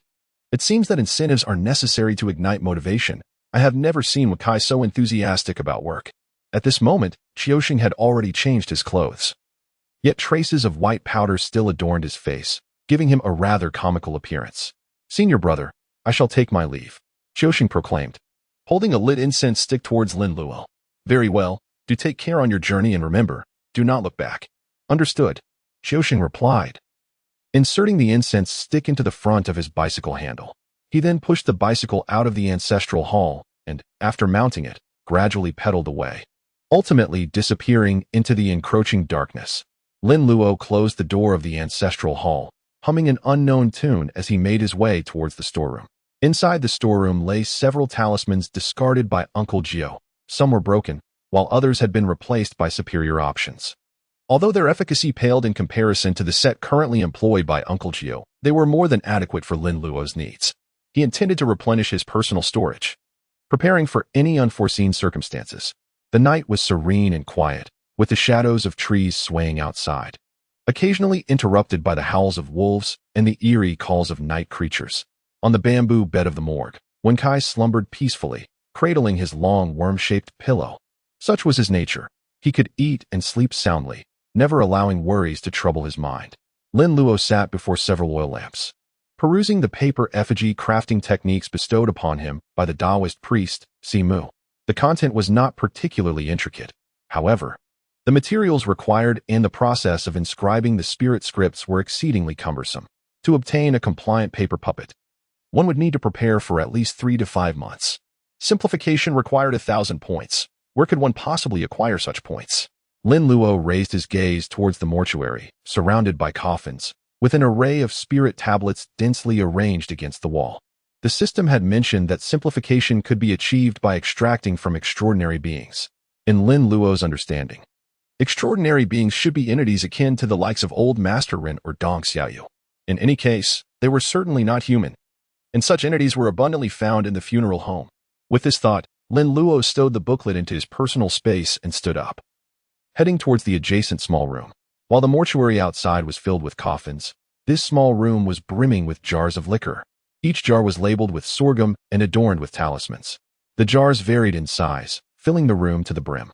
Each jar represented a solitary wandering soul, some even containing more than one. You shall do. Lin Luo took down a wine jar from the shelf, chuckling as he weighed it in his hands. Oh dear. Please don't shake it. It's making me quite dizzy. A flurry of panicked female voices emerged from within, the tone surprisingly sweet. Ah, it seems I have inadvertently disturbed a young lady. My sincerest apologies. I have a small request I would like to ask of you. Lin Luo stepped out of the house, a jovial smile gracing his face as he cradled a wine jar. Help! I am trapped in here. How can I assist you? A faint voice echoed from within the jar. Quite simple, really. Let us conduct a small experiment. A small experiment? Lin Luo stepped into the tranquil chamber dedicated to the ancestral deity, casually closing the door behind him. He then retrieved a talisman, which he slapped onto the door with a resounding thud. Subsequently, he sealed the windows, walls, and skylight of the room with talismans. Once he had completed this task, Lin Luo placed the wine jar upon the ground and peeled away the seal. As soon as the seal was broken, a plume of white mist erupted from the jar, a manifestation of the accumulated, which is detrimental to human health. Lin Luo took a couple of steps back, waiting for the mist to dissipate, only to behold an elegant young lady clad in a flowing black gown, seated gracefully beside a wine vat. Lin Luo recognized her at once. Was she not the one who was set free by Ming from Maoshan and Ling Huan? With lustrous, flowing black hair and skin as fair as jade, her features were exquisitely perfect. Although her silhouette was partially obscured by a long dress, it did little to conceal her curvaceous form. The enchanting profile made Lin Luo's eyes widen in awe. Wow, how stunning! In comparison, Dong Xiaoyu pales significantly. Such beauty is wasted on a ghost. She ought to be a celestial maiden. My dear husband, thank you for releasing me. I shall henceforth be yours. The female spirit gently lifted her gaze, her eyes like paintings, exuding an ethereal grace.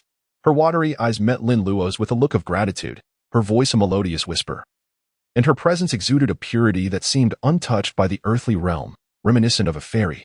Ah, splendid! Since you belong to me, I happen to have a request that I hope you would assist me with.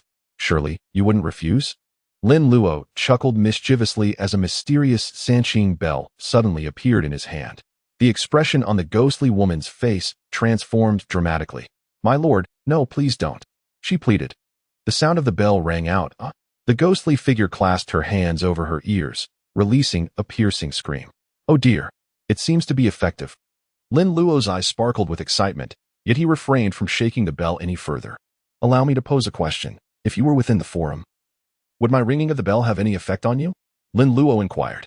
The female ghost, with her captivating and tear-filled eyes, looked at Lin Luo with a gaze full of pity and gently shook her head, whispering, "I do not know." "Then go inside, and you shall find out." "Ah." The female ghost widened her eyes in astonishment, wondering how this little creature could be so malicious. "What do you mean, ah? Be obedient. It will all be over soon." Lin Luo comforted her. "Oh." The female ghost replied with a sense of grievance, while stealthily glancing at her surroundings. Upon this glance, her heart sank. Every door, window, and wall was adorned with spiritual talismans, and the most terrifying sight of all was the resplendent golden statue placed within the room. Should she entertain any improper thoughts, she would likely perish without even comprehending the manner of her demise. The female ghost, frightened, retracted her neck and prudently retreated back into the jar. Lin Luo sealed the jar once more, applying 2 spiritual talismans onto the lid, and then tapped the vessel gently. "Can you hear me?" "Yes, my lord." "I can hear you. Can you come out?" "I cannot emerge while the talismans are affixed." Ding ding ding. "Ah, indeed, it is effective." Lin Luo's eyes sparkled with brilliance as a bold idea suddenly ignited within him. Whoosh. Lin Luo carefully stowed the wine jar into his personal space and strode out of the quiet room. Passing through the mortuary, he returned to the small house where he had been before. With a sincere bow towards the wine jars within, his youthful face reflected a mixture of regret and difficulty. "Dear brothers and sisters, I truly have no other choice but to resort to this desperate measure. Once I have transcended the novice village, I shall surely offer you all a greater tribute." Upon concluding his words, Lin Luo, with a somber demeanor, retrieved 4 Qingling bells from his spatial pouch. 2 in each hand. "My apologies." The bells chimed incessantly, ding, ding, ding, ding, ding. "What on earth is happening? Please, do not approach." "Ah, stop. Please, don't." In an instant, the room was filled with the cacophony of ringing bells and anguished wails. An hour later, Lin Luo, not overly ambitious, emerged from the small room, content and satisfied. How delightful! Lin Luo had not anticipated that the more than 100 jars of wine within the room could yield such a plethora of simplified points in just 1 hour. However, he noted that the longer the 3 purities bell was shaken, the weaker the effect became, and the rate of increase in simplified points diminished correspondingly. Nonetheless, Lin Luo felt quite content. With 703 simplified points, not only could the Inwen paper crafting technique be simplified, but even the Supreme Clarity Great Void Scripture could undergo simplification. Although the copy of the Supreme Clarity Great Void Scripture in Lin Luo's possession was fragmented, it was the only one that Uncle Jiu practiced. The spirit realm had evidently undergone tumultuous events, leading to varying degrees of disruption in the lineages of various clans.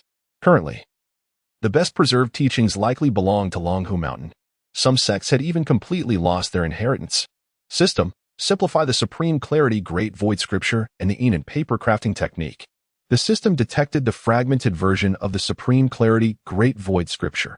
True Qi flows down to the ghostly gate, securing the spirit and solidifying the source. The Jade Scripture illuminates and connects with myriad gods, granting me the longevity of true life. The 7 ancestors reverse the fetal immortals, refining the essence of 100 gods into one. Simplification required 5,000 simplified points. Simplification successful. The fragmented Supreme Clarity Great Void Scripture was simplified to breathe deeply. The system then detected the Inwen paper crafting technique. With bamboo as the bone and paper as the skin, the Inwen commands, wielded at will. Simplification required 1,000 simplified points. Simplification successful. The Inwen paper crafting technique was simplified to paper mache. The Supreme Clarity Great Void Scripture, the foremost marvel of Taoism, is said to require no golden elixir. Merely reading it countless times can lead to immortality. Originally, the cultivation method of the Great Void Scripture involved contemplating the energies of the 5 directions, the sun, the moon, and the 24 stars, comprising 39 chapters. Each chapter required the practitioner to contemplate a deity descending upon a specific part of their body, silently reciting incantations and invoking the deity's name, seeking their protection. The esoteric methods contained within the scripture were not taught, rendering the path to mastery inaccessible.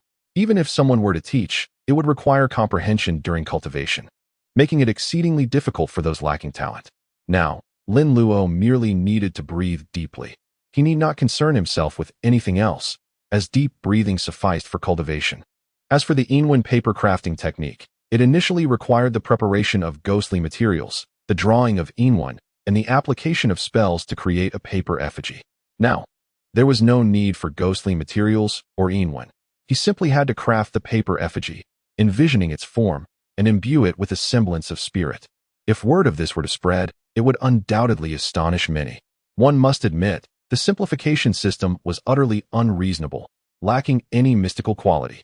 With successful execution, Lin Luo inhaled deeply while busily crafting paper effigies. Paper crafting was not limited to just paper figures. It also encompassed paper horses, paper carts, paper boats, and even paper houses. In simple terms, anything constructed from paper could be considered paper crafting. However, the charitable establishment did not sell paper effigies, and their funeral services were quite limited. In the town, there were specialized shops for paper crafting, coffin making, and funeral services. Uncle Jiu merely managed the charitable establishment, and his business was not particularly expansive. After all, the town was small. If he handled everything, what would be left for others? However, the clients have made their requests, and the funeral home is indeed capable of accommodating them. Take, for instance, the relocation of the grave of old Master Ren. Aside from the funeral procession, all other expenses are borne by the funeral home itself. The prices for external services can be exorbitant. It is far more economical to produce in-house. Having accompanied Uncle Jiu in his ventures since childhood, Lin Luo has honed his craft to a satisfactory level.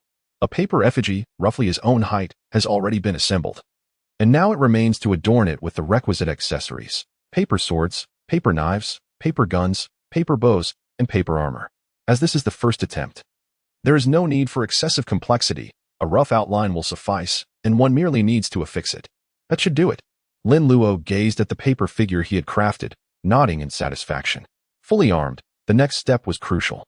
He contemplated its form and began to imbue it with spirit.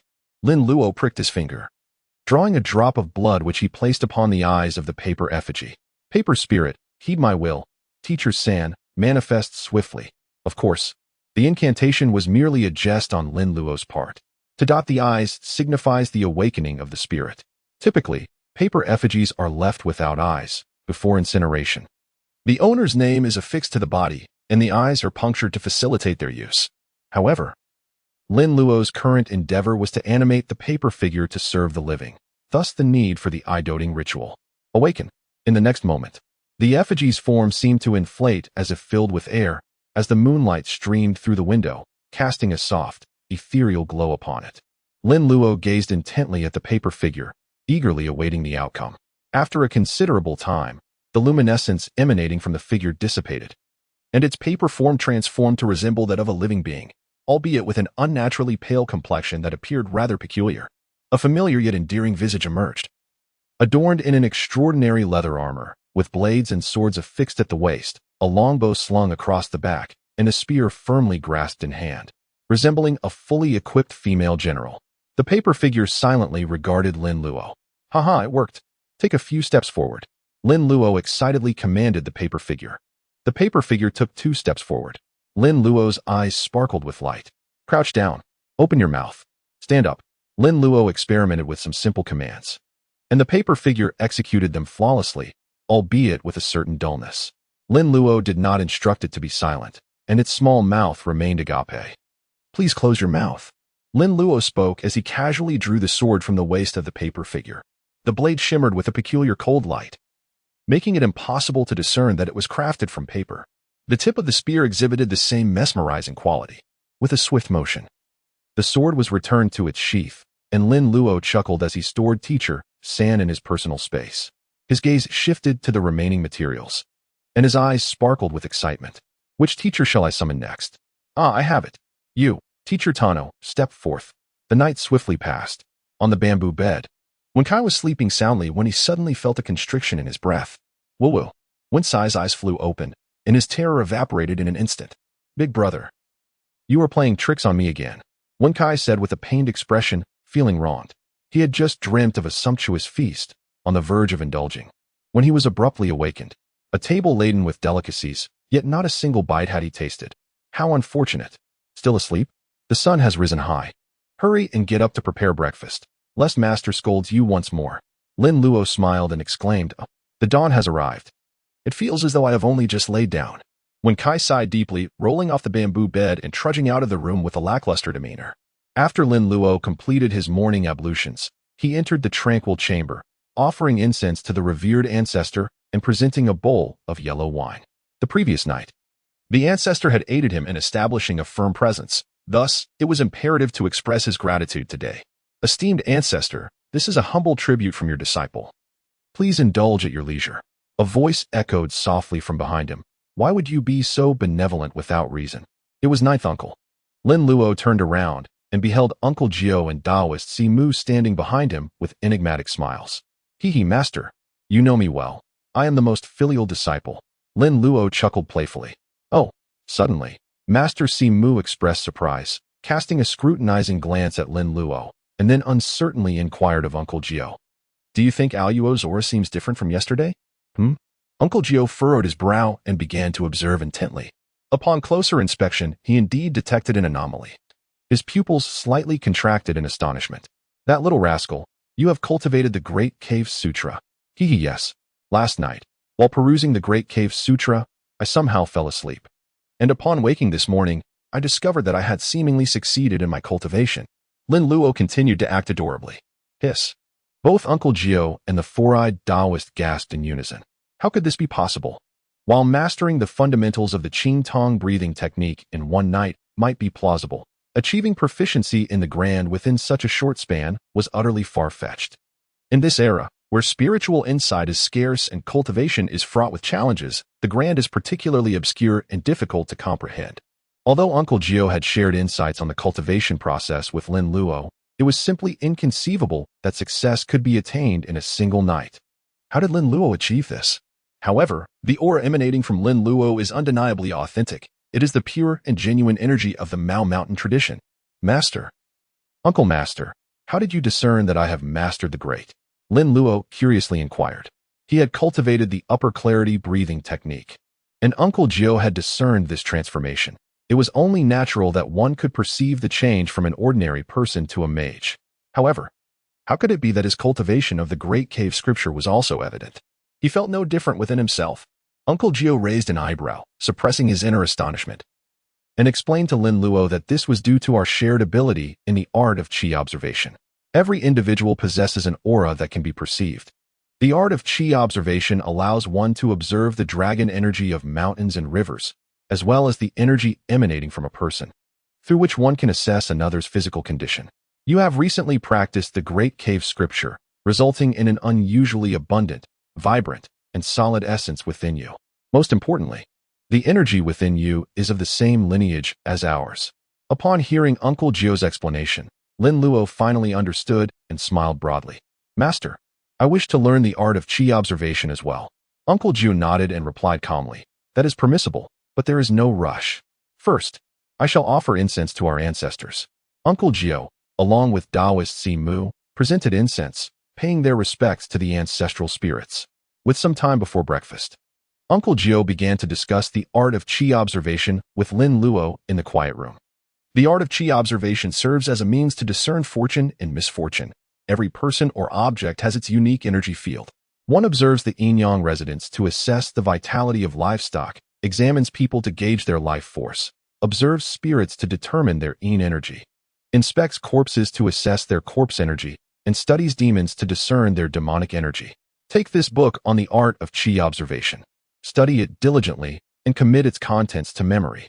Once you master the methods and techniques, the art of Qi observation will naturally be perfected.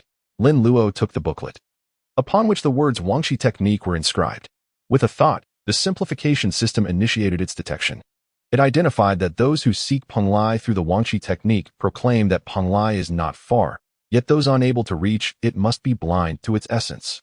A simplification of 1,000 points is required. Shall we proceed with the simplification?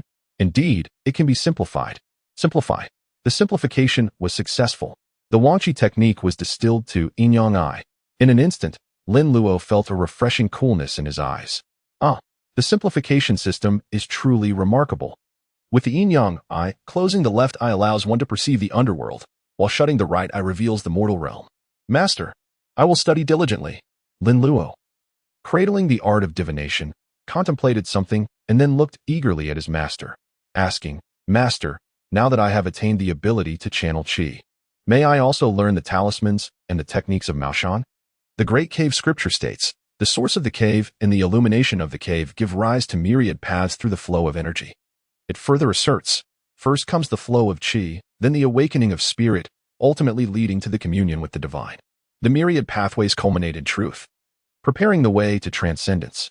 The flow of qi, the awakening of spirit, and communion with the divine correspond to the refining of essence into qi, the transformation of qi into spirit, and the refinement of spirit into void.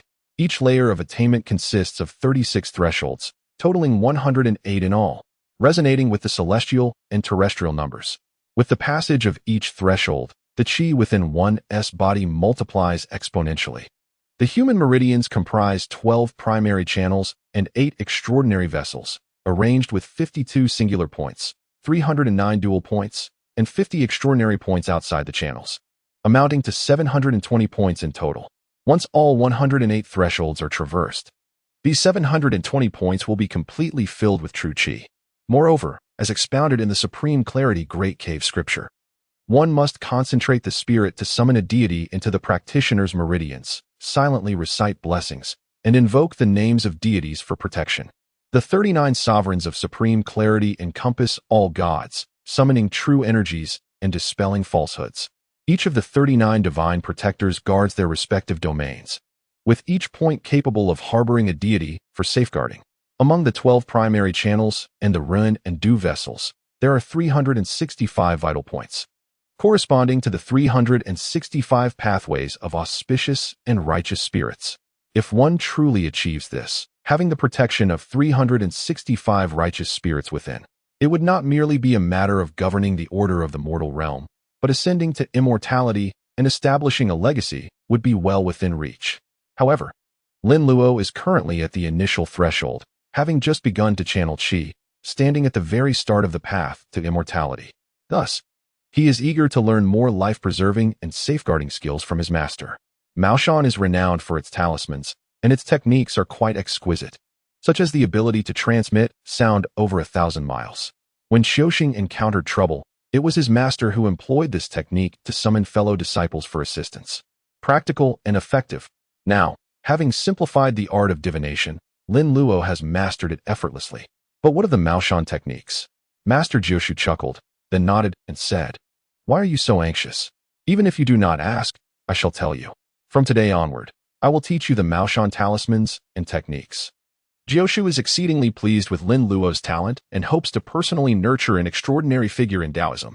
Once Lin Luo emerges from his training, he will surely astonish the world, establishing a formidable reputation in the realm of spirits, allowing other righteous sects to witness just how exceptional my disciple, Lin Jiu, truly is. "Wonderful, Master. I shall study diligently," Lin Luo exclaimed with excitement. However, upon witnessing Lin Luo's exuberance, Uncle Jiu's expression shifted subtly.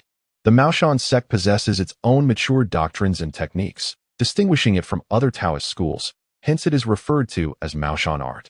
Also known as the Jade Maiden's Joyous Art, it is a legendary and enigmatic form of Taoist magic that, when invoked through paper talismans, can exorcise spirits and vanquish demons.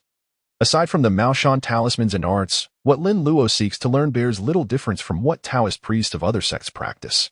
Certain knowledge, even if not mastered, must be grasped. Otherwise, how would one navigate the world of martial arts? "Reverend, would you kindly pray for rain?" "Apologies, I am not adept in that." "What about dispelling calamities?" "Nor that." "Can you perform prayers for blessings?" "Not at all." "What do you actually know?" "I am but a humble practitioner of blessings and progeny." "Out you go." Is this reasonable? Being ejected is trivial. However, losing face for Maoshan is a grave matter, though many rogue Maoshan practitioners roam about, flaunting their affiliation for deceitful purposes. A true heir of Maoshan who knows not is even more lamentable than those charlatans. The ancestral masters would surely be displeased. Thus, Lin Luo has much more to learn. The self-cultivation and practice of a Taoist priest is referred to as Taoist arts. This includes inner alchemy, outer alchemy, dietary practices, and guided breathing. Maoshan has its own unique methodologies, but beyond that, one must also study Taoist scriptures, rituals, talismans, forbidden spells, concealment techniques, exorcisms, demonic subjugation, calamity dispelling, and prayer rituals among others. Over the years, Uncle Jiu has been imparting a wealth of knowledge to Lin Luo through both words and actions. What remains is for Lin Luo to achieve the flow of vital energy, after which the most crucial teachings can be conveyed, whether it be the Maoshan talismans or arts. Their essence is fundamentally driven by qi. Without the flow of qi, all is but an illusion. Do not rejoice too soon, since you are to learn. You must not complain, understood? Uncle Jiu smiled as he spoke. Rest assured, Master, your disciple shall never know what suffering is. Lin Luo patted his chest, displaying a rather obstinate demeanor. This was your own assertion, so follow me. Uncle Jiu chuckled at Lin Luo once more before turning and making his way outside the quiet chamber. Lin Luo hastily followed suit. The four-eyed Taoist also rose, chuckling as he trailed behind, his gaze towards Lin Luo tinged with a hint of sympathy. Ah, dear apprentice, you remain unaware of the trials that lie ahead. Do you not? Hee. Uncle Jiu entered the room and retrieved a tome from the bookshelf, its pages yellowed with age, suggesting it had been there for quite some time. The book appeared to be merely a palm's thickness, adorned with the characters Maoshan secret techniques on its cover. Master, is this truly all there is to the content of the Maoshan secret techniques? I could finish it in just a few days. Lin Luo exclaimed in surprise. You little rascal, that's merely the table of contents. The entirety of the Maoshan secret techniques is on the bookshelf. Uncle Jiu raised an eyebrow and pointed towards the bookshelf against the wall. What? Lin Luo's eyes widened in disbelief as he gazed at the adjacent bookshelf. The shelf, affixed to the wall, was both tall and broad, presenting a veritable wall of books. How long would it take to peruse all of these? Young man, remember your words. You must study diligently. Four-eyed Taoist stood behind Lin Luo, patting his shoulder with a jovial smile. Why does his voice sound so annoyingly smug? I desperately want to hit him. He is my master's uncle, so I must show him respect. May the infinite celestial Lord bless me. Alas. All right, focus on your reading. Master and your uncle will go enjoy some tea. With cheerful laughter, Uncle Jiu and the four-eyed Taoist departed. Lin Luo stood alone, gazing at a wall of books, feeling as though his mind had expanded. Good morning, Uncle Jiu. How's business? Quite well. We've opened for business. Good morning, Uncle Jiu. Morning. Uncle Jiu led Lin Luo through the streets of Rinjia town, where most of the townsfolk greeted him warmly, recognizing his presence. Over the years, Uncle Jiu's reputation in Rinjia town had soared, largely due to the numerous wine jars he possessed, with such a skilled Taoist priest among them. The townspeople felt a sense of security in their lives. Today, as they were off to enjoy foreign tea, Uncle Jiu donned his finest attire, an embroidered robe complemented by a waistcoat. At this moment, Lin Luo is clad in a simple, unadorned jacket and black trousers, his feet adorned with a pair of cloth shoes, a gift from Ren Tingting the previous day, when accompanying his master on business dealings. Donning extravagant attire would merely overshadow him, a notion he finds rather unappealing. Nevertheless, despite his understated attire, Lin Luo's youthful charm, coupled with his new garments, renders him remarkably distinctive amidst the crowd. The townsfolk are well aware that Uncle Jiu has a young apprentice. Although still in his youth, his striking appearance has led many to speculate that he will not lack suitors in the future. Allo, once we enter, remember to observe and listen more, speak less, and avoid embarrassing yourself. Do you understand? Uncle Jiu advised Lin Luo. I understand, rest assured, Master. Lin Luo was aware of Uncle Jiu's penchant for maintaining appearances, and he promptly smiled as he spoke. Uncle Jiu nodded, silently regretting his hasty decision to bring a Luo instead of Wen Kai. It was their first time drinking foreign tea, and he feared the embarrassment of making a fool of himself. If only Wen Kai were present, he could bear the brunt of any faux pas. However, it was too late to change companions now. He could only hope to adapt as circumstances unfolded and that everything would proceed smoothly. At the entrance of the CAF, a doorman greeted them, promptly opening the door to usher them inside. The manager, noticing the arrival of guests, approached with a beaming smile. May I inquire if you have a reservation? Uncle Jiu surveyed the establishment, his expression somewhat stiff. The CAF was indeed elegantly decorated, resembling a high-end Western restaurant from a future era. The patrons sipping coffee were dressed in a manner that exuded affluence. Why is everyone here so well dressed? The men were clad in sharp suits, while the women adorned themselves with exquisite jewelry, presenting an air of sophistication that seemed far from ordinary. When had Rinjia Town become home to such a multitude of distinguished individuals?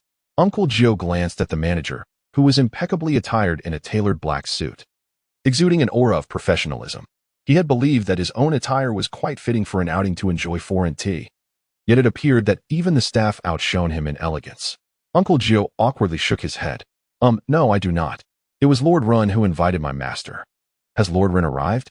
Lin Luo stood behind Jiu and spoke softly. Oh, so you are a guest of Lord Run. Please follow me. The manager's smile broadened as he slightly bowed and led the way ahead. The three ascended to the second floor, where Ren Fa was already awaiting their arrival. Upon seeing Jiu and Lin Luo, he promptly rose to greet them.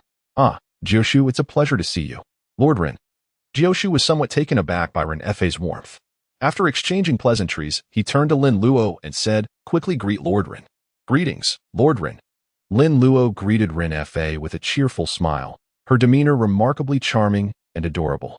Ren Fa gazed at Lin Luo, his smile widening, and he nodded eagerly. Very well. Please, have a seat. Haha, I have actually met a Luo before. Uncle Jiu chuckled, understanding the situation.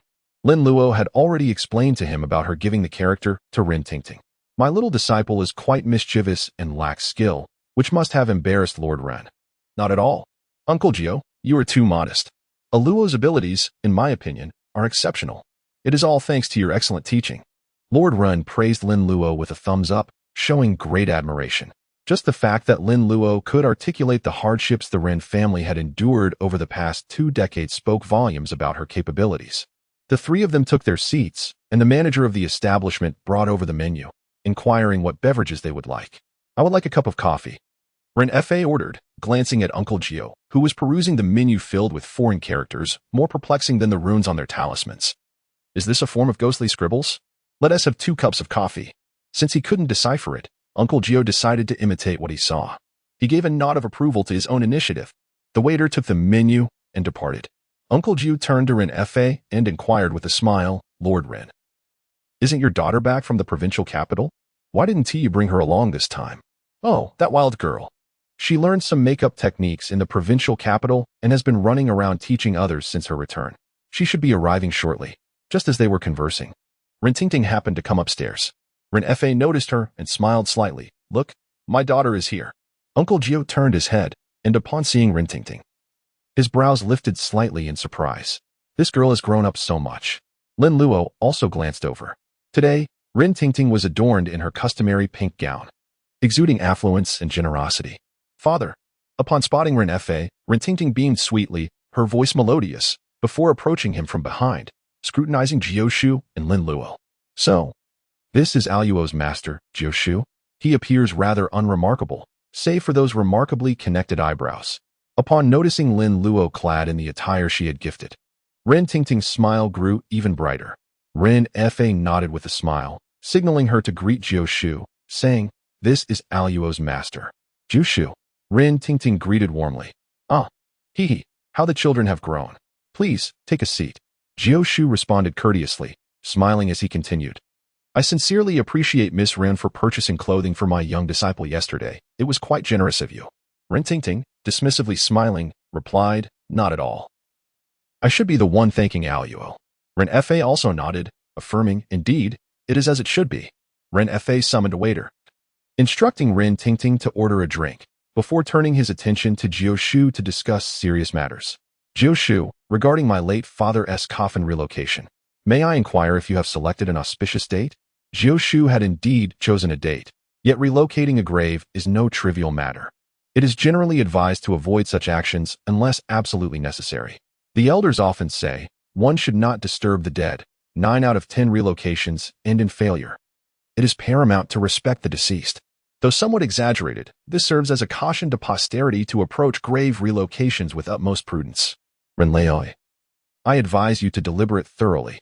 In matters such as these, stillness is preferable to action. I have pondered extensively. Ren Fa waved his hand, appearing somewhat agitated. The feng shui practitioner stated that the coffin must be relocated after 20 years. It would bode well for our Rin family. After stating this, he cast a complex glance at Lin Luo. Moreover, Aluo had indicated that our family might face tribulations, likely connected to my father's grave. Previously, When Ren Fa had engaged Jiu Shu to select a date for his father's relocation, he had only requested the timing, withholding other details. Jiu Shu and Lin Luo were likely unaware of the specific circumstances surrounding the Ren family. Thus, when Ren Fa was taken aback by Lin Luo's precise articulation of their family's misfortunes over the past 20 years, he was compelled to believe in what Lin Luo conveyed. This further solidified Ren Fa's resolve to relocate his father's south resting place. Given that the hardships for the Ren family began following the burial of their patriarch, selecting another auspicious site for his interment should usher in prosperity for the family. Observing Ren Fa's unwavering tone and mention of his disciple, Jiu Shu chose not to offer further counsel. In that case, we shall commence the relocation 3 days hence. Uncle Jiu nodded in acknowledgement. Ren Fa's expression brightened with satisfaction at this timing. He was eager to relocate his father to ensure blessings upon the Ren family. What preparations should we, the descendants, make? Uncle Jiu replied nonchalantly, it is best to cleanse oneself through bathing and to partake in 3 days of vegetarian offerings. In ancient times, the term vegetarian referred to the act of purifying the body and mind in reverence before rituals. In the southern regions, there exists the practice of vegetarian offerings, where monks solicit alms or chant scriptures as part of their spiritual duties. The Taoist practice of vegetarianism is divided into 2 categories, internal and external. Internal vegetarianism pertains to the personal cultivation of the practitioner, emphasizing a state of mind free from desire and action. In contrast, external vegetarianism involves communal ceremonies conducted for others, encompassing singing, reciting, and performing rites. External vegetarian offerings are indeed the vegetarian feasts. The Yunji Qiqian records, vegetarian offerings signify returning one's heart to the way, aspiring to the mysterious truth, wishing for boundless blessings to descend and disasters to be averted. The meaning is straightforward. Those who observe the vegetarian fast redirect their hearts towards the spiritual path, earnestly praying for the celestial deities to bestow infinite blessings and mitigate impending calamities. Ren Fa, not being a Taoist, was naturally unaware of the significance of the vegetarian offerings and earnestly inquired, Uncle Jiu, what does this vegetarian offering entail? How should it be consumed? Just as Uncle Jiu was about to respond, the manager arrived with a waiter presenting several cups of coffee they had ordered. Upon seeing the items placed before them, Uncle Jiu was momentarily perplexed. There were 2 cups, one black and one white. How are we to drink this? Aluo, I can help you with your coffee. Rin Tingting, feeling somewhat bored, said cheerfully to Lin Luo. Sure. Thank you, sister. Lin Luo's voice was crisp and courteous as she spoke. No need to thank me, little brother. Rin Tingting suppressed a laugh, elongating her last syllable, which made Lin Luo want to roll her eyes. Without investigation, one lacks the right to speak, you troublesome sister. She retorted. All right, if you wish for sweetness, add your own sugar. After preparing her coffee, Rin Tingting cheerfully pushed it towards Lin Luo. Thank you. Lin Luo replied politely, adding 3 spoonfuls of sugar for herself. After all, 3 spoonfuls of sugar are necessary. So this is how one drinks foreign tea. Uncle Jiu appeared indifferent, yet he was attentively observing. He silently lamented how particular foreigners could be, and then imitated her by preparing a cup for himself. Old Master Run, at Jidu Zhai, there are 7 offerings. When the coffin is raised from the earth, it is bound to be earth-shattering. Thus one must offer thanks to the heavens, earth, and water officials, which necessitates the consumption of a vegetarian meal. Ren Fa nodded repeatedly. Uncle Jiu then advised, as for the offerings, the usual will suffice, but remember, absolutely do not use yellow bean sprouts. Rin Tingting widened her eyes, looking at Lin Luo with curiosity and confusion. Little brother, why can't we use yellow bean sprouts? Lin Luo sipped her coffee, somewhat reluctant to engage with her, despite the generous nature of this affluent woman. However, recalling the array of clothing and shoes in her space, she returned her attention to Rin Tingting. The yellow soybean sprouts resembled a symbol of good fortune, hence their alternative name, but funerals were certainly not auspicious occasions, rendering them unsuitable for such use. Ah, so that is the case. Rin Tingting suddenly comprehended, only to feel that Lin Luo, at such a tender age, possessed remarkable wisdom. At that moment, the manager of the establishment approached Rin quietly, bowing slightly as he spoke softly. Mr. Run, Mr. Huang has arrived. He is over there. Rin cast a glance in the direction indicated by the manager, his brow furrowing briefly before returning to its usual composure. Haha, Uncle Jiu, I must greet a friend. Please, make yourselves comfortable. After instructing the manager to bring them some egg tarts, Ren rose and strode purposefully towards Mr. Huang. Ren Tingting turned to Lin Luo and whispered, "Allo, is it true that once my grandfather's grave is moved, our family will be free of troubles? How naive you are." Lin Luo curled his lip, pondering the misdeeds wrought by his grandfather, which were not easily remedied. Yet, one must not voice such thoughts aloud. After all, matters are shaped by human effort.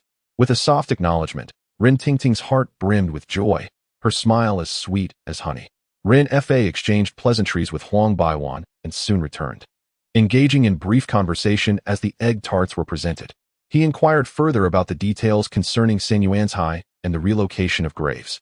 For the pressing matters were of utmost importance. After discussing these serious issues and finishing their coffee, Ren Fa took Ren Tingting back to prepare. Uncle Jiu also escorted Lin Luo back to the ancestral hall, readying for the grave relocation ceremony set for 3 days hence. "Dear uncles, aunts, brothers, and sisters, come back for dinner." When Kai called out, as customary, inviting the residents of the ancestral hall to partake in offerings of incense and worship.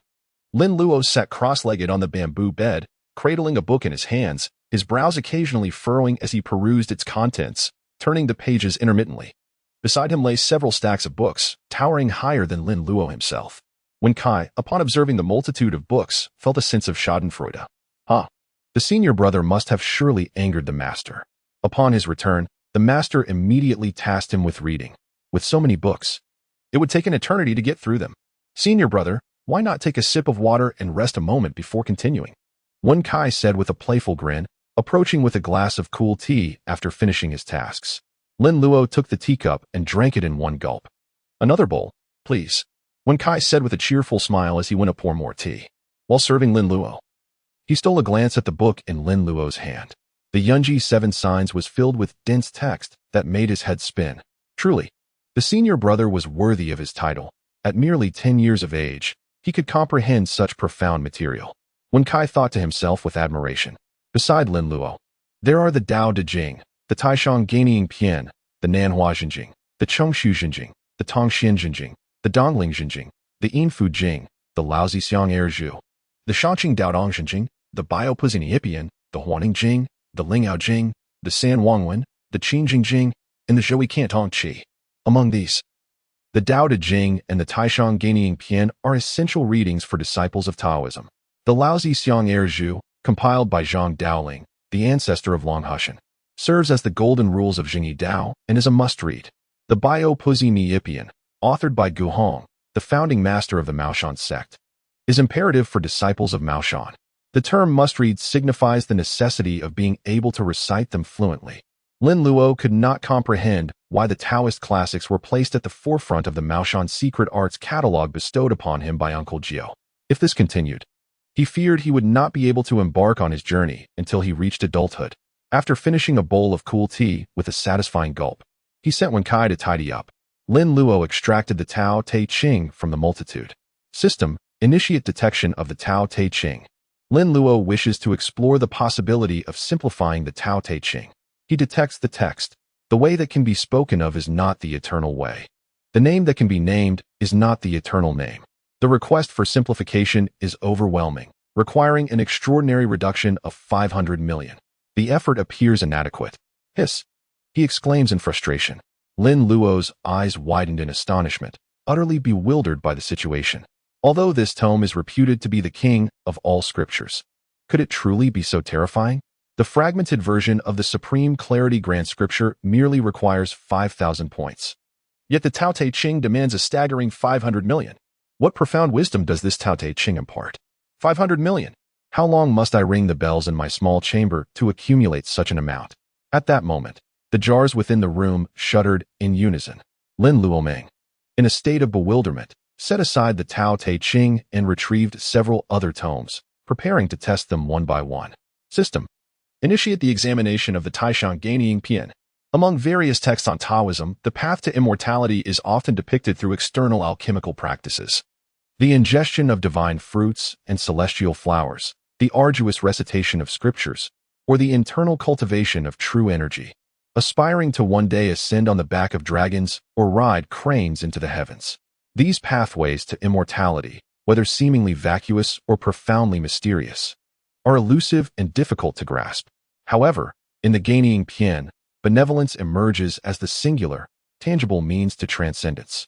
The text primarily advocates adherence to moral principles, urging individuals to refrain from malevolence while cultivating goodness for their own benefit and that of others. This work places particular emphasis on the law of cause and effect. This law is straightforward. Performing good deeds accumulates virtue, bestowing blessings upon one's descendants, while malevolent actions invite punishment, adversely affecting one's progeny. A household that fosters goodness will surely enjoy continued fortune. Conversely, a household steeped in malevolence will inevitably face misfortune. Thus, the Taishan Gaining Pian is revered as the foremost book on goodness throughout history. The examination revealed that fortune and misfortune are not arbitrary. They are summoned by one's own actions. The retribution for good and evil follows closely, akin to a shadow. Simplification requires an astonishing 100 million points. Insufficient points. Hiss. Lin Luo inhaled sharply, his head buzzing. Another simplified point worth 100 million. What on earth did these ancestors write? And this simplified prompt. Fortune and misfortune have no door. They are summoned by oneself. The rewards of good and evil follow closely like a shadow. What is it trying to convey?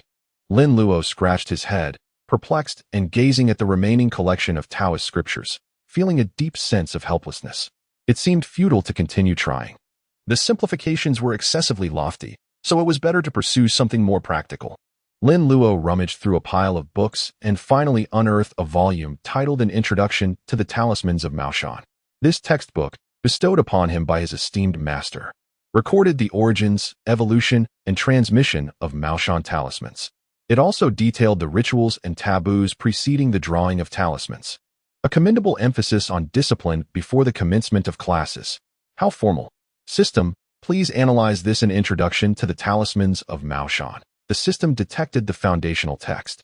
Noting, heaven and earth unite. The 9 commandments are decreed. I now inscribe, and myriad spirits lie in wait. A simplification of 3,000 points is required. Insufficient simplification points. Oh, have I truly fallen short in my simplification points? Lin Luo gazed at the system notification, scratching his head in contemplation.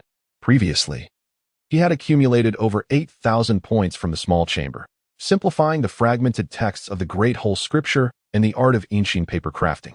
Today, he further simplified the art of divination, bringing his total to 7,000 points. Simplification points, 1703. Alas, he found himself devoid of any remaining points. Lin Luo rested his chin on his hand, his gaze gradually drifting towards the direction of the small house. Ding ding ding. Is someone encroaching upon the business? Lin Luo turned to the sound and beheld Taoist Simu, who had entered unbeknownst to him, clad in a Taoist robe. He held a flag in one hand and an oil lamp in the other, gently shaking the Sanqing bell in his grasp. His customers, entranced by the chime of the bell, were leaping towards the exit. Master Uncle, are you departing? Lin Luo leaped down from the bamboo bed and quickly approached the four-eyed Taoist. Indeed, having delayed for 2 days, it was time to set off. The four-eyed Taoist remarked with a cheerful smile, Master Uncle, will you return? Lin Luo gazed eagerly at Simo.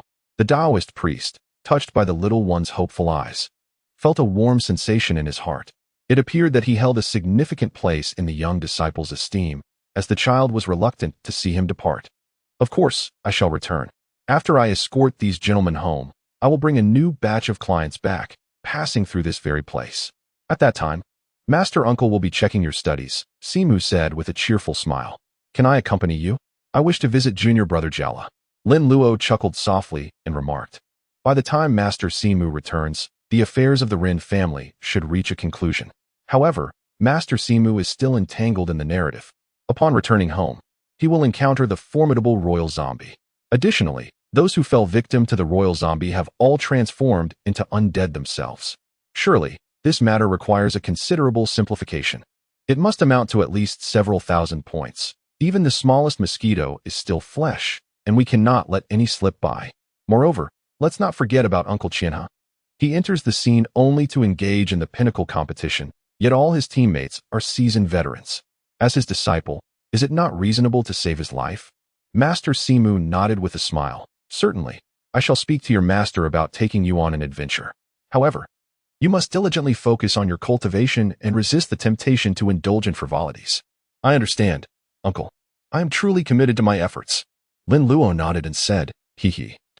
You little rascal, do you think I didn't notice you daydreaming while reading? The Taoist Master Simu chuckled heartily, unable to resist revealing the truth. Lin Luo's cheeks flushed with embarrassment as she scratched her head awkwardly. At that moment, Uncle Jiu entered from outside, holding a small bundle, which he extended to Simu. Junior brother, I brought you some provisions for your journey. Travel safely. Yes, I'll be back in a few days. Luo expressed a desire to visit my home. And it would be a good opportunity for Jia Lu to learn from Luo, Simu inquired with a smile as he accepted the bundle. Uncle Jiu glanced at Lin Luo, feeling a twinge of reluctance. Since this little one had once inadvertently splashed him with a face full of water. No, rather. Since he had taken her in, she had grown from a swaddled infant to a lively child capable of running and jumping. Over the years, Lin Luo had never left his side. There's no harm in letting her experience the world, Uncle Jiu resolved, nodding with determination, yet promptly cautioned Simu. Do not let her stay away for too long, 1 or 2 months at most before bringing her back. Rest assured, senior brother, Simu chuckled, pleased with Uncle Jiu's agreement. He then shook the Sanqing bell and led the guests outside the ancestral hall.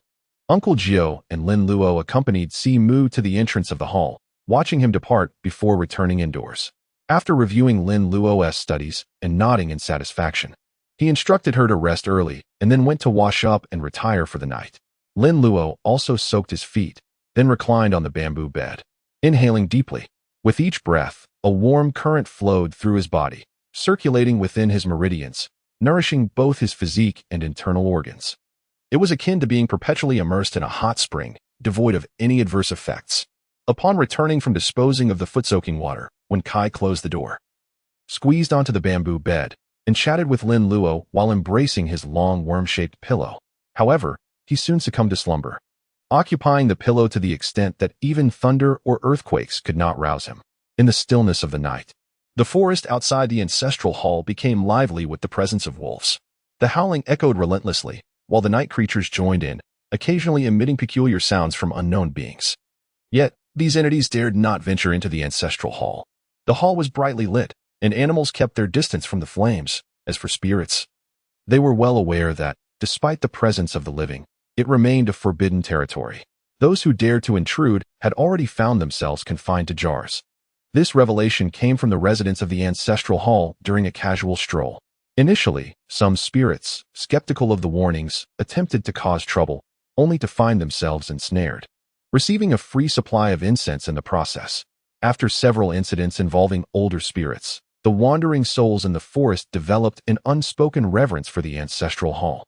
And within a 10-mile radius, ghostly apparitions became nearly non-existent. Occasionally, these spirits would gather to engage in light-hearted conversation, inquiring about each other's exploits. They would sometimes discuss those confined spirits, acknowledging that although they lacked freedom, they were offered daily offerings, sparing them from hunger and the plight of being aimless, wandering souls. Enjoying a life of luxury? One might jest. Ringing, ringing, please do not approach. Spare me. O master, I beseech you to cease your magic. A devil. He is a devil. As Lin Luo moved a chair within the small room, he vigorously shook 3 Qing bells, the sound soaring into the air.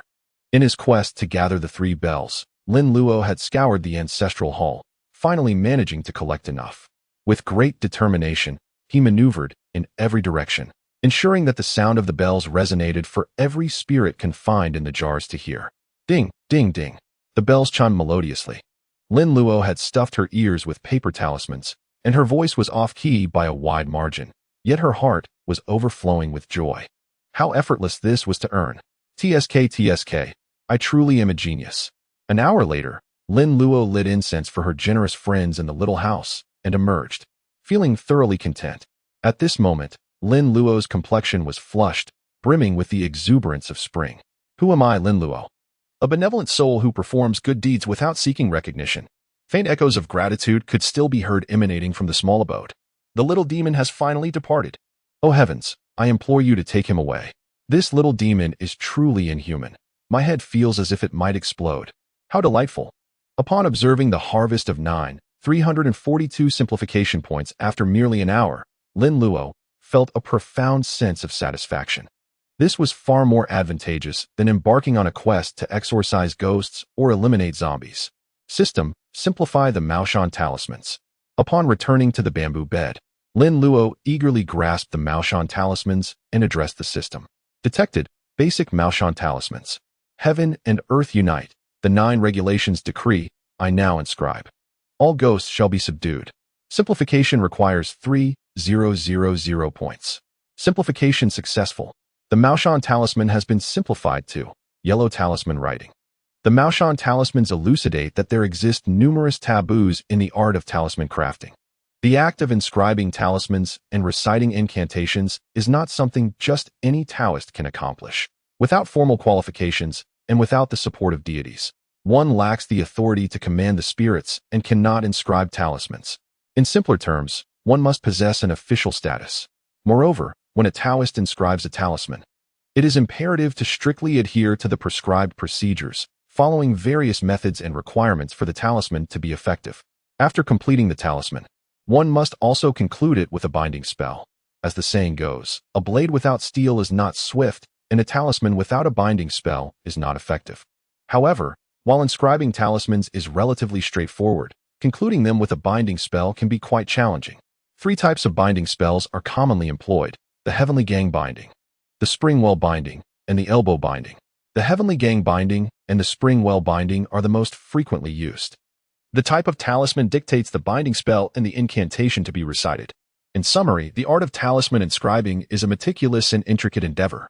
A moment's inattention can lead to failure, or even a backlash. Now, with the simplification provided by the system, Lin Luo found that inscribing talismans no longer required such complexity. As long as his intention was resolute, by infusing his thoughts into the talisman while inscribing it, he could achieve great success. Lin Luo's eyes sparkled as he rummaged through and unearthed several unused yellow talisman papers. He fetched his brush and ink, commencing to draw the symbols in accordance with the simplified instructions provided by the system. Having accompanied Uncle Jiu for an extended period, he had witnessed countless instances of his talisman crafting, becoming familiar with various symbols such as the exorcism talisman, corpse restraining talisman, evil dispelling talisman, demon slaying talisman, and 5 thunder talisman, among others. Yet, while his mind insisted that he had acquired the skill, his hands retorted with a resounding disbelief. If merely observing could impart mastery, it would not be called ghostly talisman drawing. With unwavering determination, one must infuse their thoughts into the creation. Lin Luo pondered deeply, her mind whirling rapidly. How are talismans created? The Taoists believe that the clouds in the sky are, in fact, celestial script, referred to as Yunzhuan. Yunzhuan is a manifestation of the ethereal energies of the 3 primes and the 5 virtues of heaven, naturally forming into the heavenly script of cloud energy. The Cloud Scriptures notes that the 8 dragons of Yunzhuan embody the radiant essence of clarity, naturally coalescing into written form in the void. Some have gathered these Yunzhuan into volumes, crafting what is known as the celestial script of Yunzhuan, which serves as a precursor to Taoist talismans. Could this not be considered an alternative infusion of intention, coalescing talismans? After all, the characters represented by the clouds above and their meanings are mere figments of the imagination of our predecessors. What if I were to replace the runes with something else?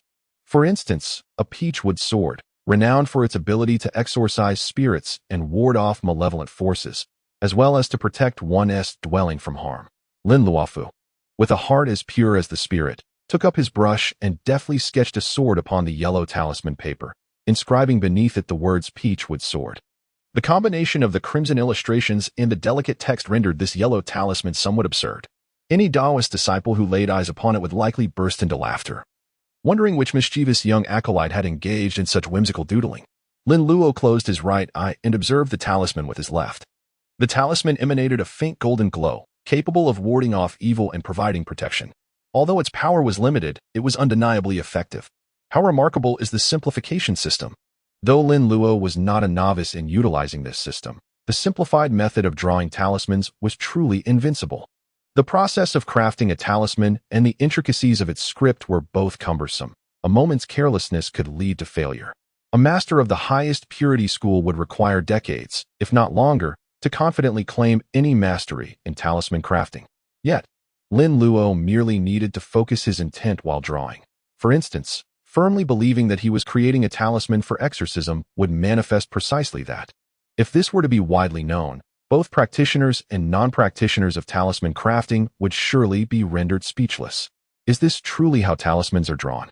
Although the potency of Lin Luo's talismans was somewhat feeble, there was little he could do, as his current cultivation was still in its infancy. He had only recently breached the initial stage of energy flow. As Lin Luo's abilities deepened and his strength grew, the power of the talismans he crafted would undoubtedly strengthen as well. Lin Luo exchanged for a new talisman, furrowing his brows as he depicted a small, old man clad in a robe, resembling Jiu Shu to some extent, particularly in the distinctive straight brows. Above the figure, the words Master were inscribed. He chuckled to himself, for this was what one would call a protective charm. Lin Luo smiled broadly, contentedly naming the occasion. 3 days later, the Ren family was bustling with activity. A group of individuals gathered at the grave of the late Master Ren, busily preparing for the event.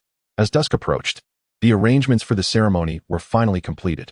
The servants brought by the Ren family scattered paper money around the grave while burning incense in reverence. Uncle Jiu, clad in a Taoist robe, circled the grave a few times, his expression growing increasingly grave, which made Ren Fa feel quite anxious. Wen Kai and Xiao Sheng stood beside the incense table, their eyes fixed intently on Ren Tingting. Today marked the day of Master Ren's reburial, and naturally, Ren Tingting refrained from dressing flamboyantly, opting instead for a simple, modest outfit. Nonetheless, a beautiful person can never be overshadowed by their attire. She was a stunning young heiress, and the two men, lacking in ambition, couldn't help but steal glances at her. Ren Tingting was impressed by Wen Kai, realizing he was a junior disciple of Lin Luo. With a playful scold in her heart, she resolved to ignore her smelly younger brother today. Everyone must pay their respects sincerely. Uncle Jiu had finished offering incense and, after reminding the crowd, stepped aside. Ren Fa approached, forcing a smile as he probed. Uncle Jiu, the geomancer claimed this land was hard to find. A good site? If this truly is an auspicious location, why has the Ren family suffered misfortune for 20 years? I urgently wish to know if our family was deceived back then. I want clarity, even in death. After offering incense, Ren Tingting joined him, followed closely by her cousin Away, who had come to assist with the reburial. Though she didn't wish to show him any disdain, she found his constant presence irksome, like a pesky shadow. Thus, she chose to stay near Ren Fa, ignoring Away. Uncle Jiu, with hands clasped behind his back, squinted as he surveyed Master Ren's grave once more, nodding as he spoke. Indeed, this site is known as the Dragonfly Touches the Water site, an exceedingly rare and auspicious location that promises prosperity for descendants and wealth in the future. He cast a penetrating glance at Ren Fa and continued. This site extends 3 zhang and 4 qi, with only 4 qi being usable. Its width is 1 zhang and 3 qi, with only 3 qi being functional. Therefore, the coffin cannot be buried flat. It must be interred according to proper rites. Remarkable. Uncle Jiu, Ren Fa praised, giving a thumbs up. To discern the secrets of the grave merely by circling it a few times and to articulate the burial method truly. You are impressive. However, Ren Fa's mind was plagued with further doubts. If this was indeed a prime site, how had the Ren family fallen into such disarray? When Kai stood behind Lin Luo, a look of bewilderment on his face.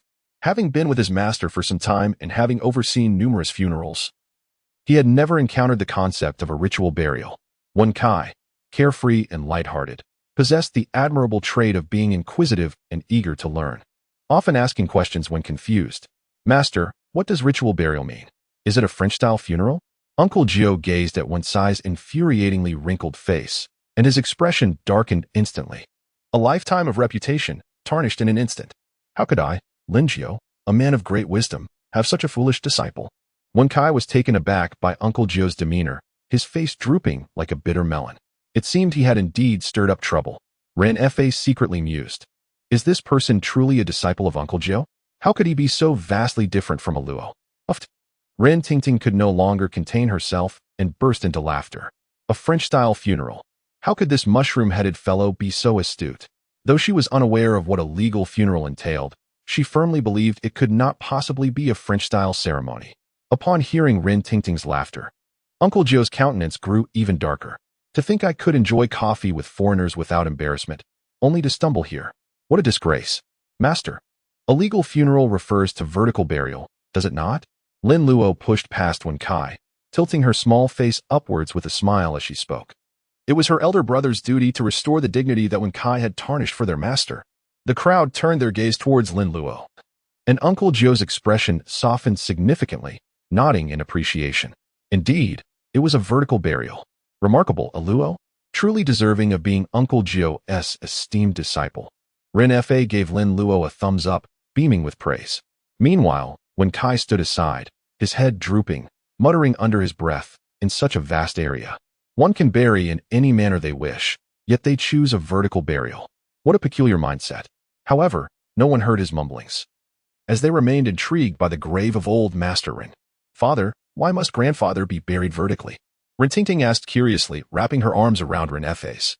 This question also piqued the curiosity of Qiushan, Wen Kai, and others, who turned to listen. Ren Fa, reflecting on the hardships faced by the Ren family over the years, sighed and replied helplessly. The feng shui master claimed that if the ancestors are buried vertically, the descendants will surely thrive. Uncle Jiu, with his hands clasped behind his back, asked nonchalantly, and is it effective? Ren Fa's expression was akin to having swallowed something distasteful that he could not expel. Effective, my foot. At that moment, a worker approached to inquire, Uncle Jiu, the offerings have been made. Shall we proceed with the excavation? Uncle Jiu nodded affirmatively. Yes, you may proceed. Upon receiving the command, the group gathered before the gravestone, preparing to unearth the coffin. With the offerings already made, there was no need for excessive caution moving forward.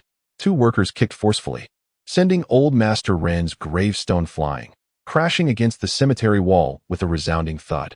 The action was both simple and brutal, causing Ren Fa's eyelids to flicker. Unable to watch any longer, Ren Tingting turned her face away. No one criticized the workers' methods, as they were customary practices of the region. Spirits fear the wicked. During a relocation, one might inevitably encounter unclean entities. In some places, workers who assisted with grave relocations would fall seriously ill, or their households would be unsettled, all due to malevolent forces at play. Thus, it became a common belief that when assisting with grave relocations, one must behave aggressively to frighten away any unclean spirits that might attach themselves. Indeed, since this practice became widespread, instances of workers being plagued by such entities have markedly diminished. Lin Luo stood behind Uncle Jiu, taking note of the inscription on the tombstone. Here lies the grave of Ren Gongwei, born in the 4th year of Tongji and departed in the 1st year of the Republic. His eldest son, Ren Fa, pays his respects. Lin Luo contemplated that the 4th year of Tongji was 1865 and the 1st year of the Republic was 1912, making it precisely 20 years since then. By this calculation, the old Master Ren passed away at the age of 47. Ren let out a long sigh, turning to Uncle Jiu with a furrowed brow and inquired. Uncle Jiu, the geomancer clearly stated that if this grave were to be properly arranged, it would surely bring prosperity and numerous descendants. Yet, over the past 20 years, our family business has steadily declined, and our lineage has grown ever thinner. I have married a concubine, but have yet to have a son, leaving only my daughter Dingting. Uncle Jiu, frowning, surveyed the soil beneath his feet and replied, it is due to poor burial practices.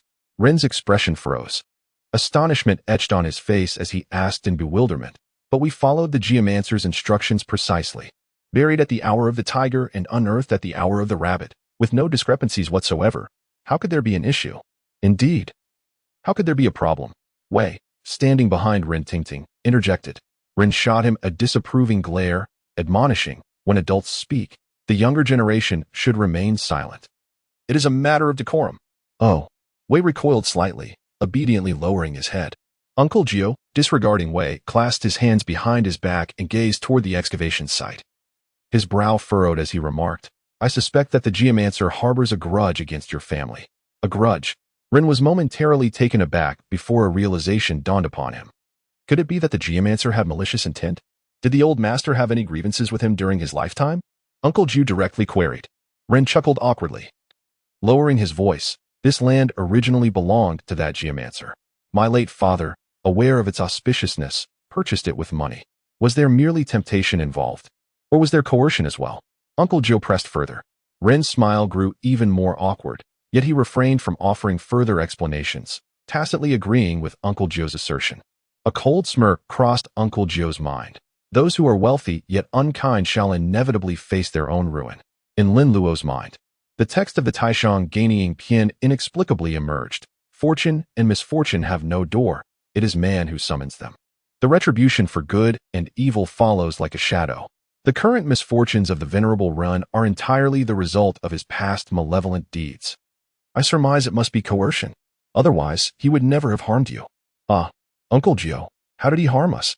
Ren Fa could no longer tolerate the word harm. For Lin Luo had previously foretold that the Rin family would face a calamity of bloodshed. He had instructed you to cover the entirety of the Dragonfly Touch Water grave with concrete. Look, the tomb is entirely sealed with cement. How could it possibly fare well? Uncle Jiu kicked aside a clump of soil, revealing the concrete beneath. Ren Fa furrowed his brow, filled with dread and confusion. What should be done, then? It should be covered with snowflakes. That is the essence of Dragonfly Touch Water. When buried in this grave, at least 1 foot of the coffin's head must remain above the ground. Otherwise, how can it be called Dragonfly Touch Water if the coffin's head does not touch the water?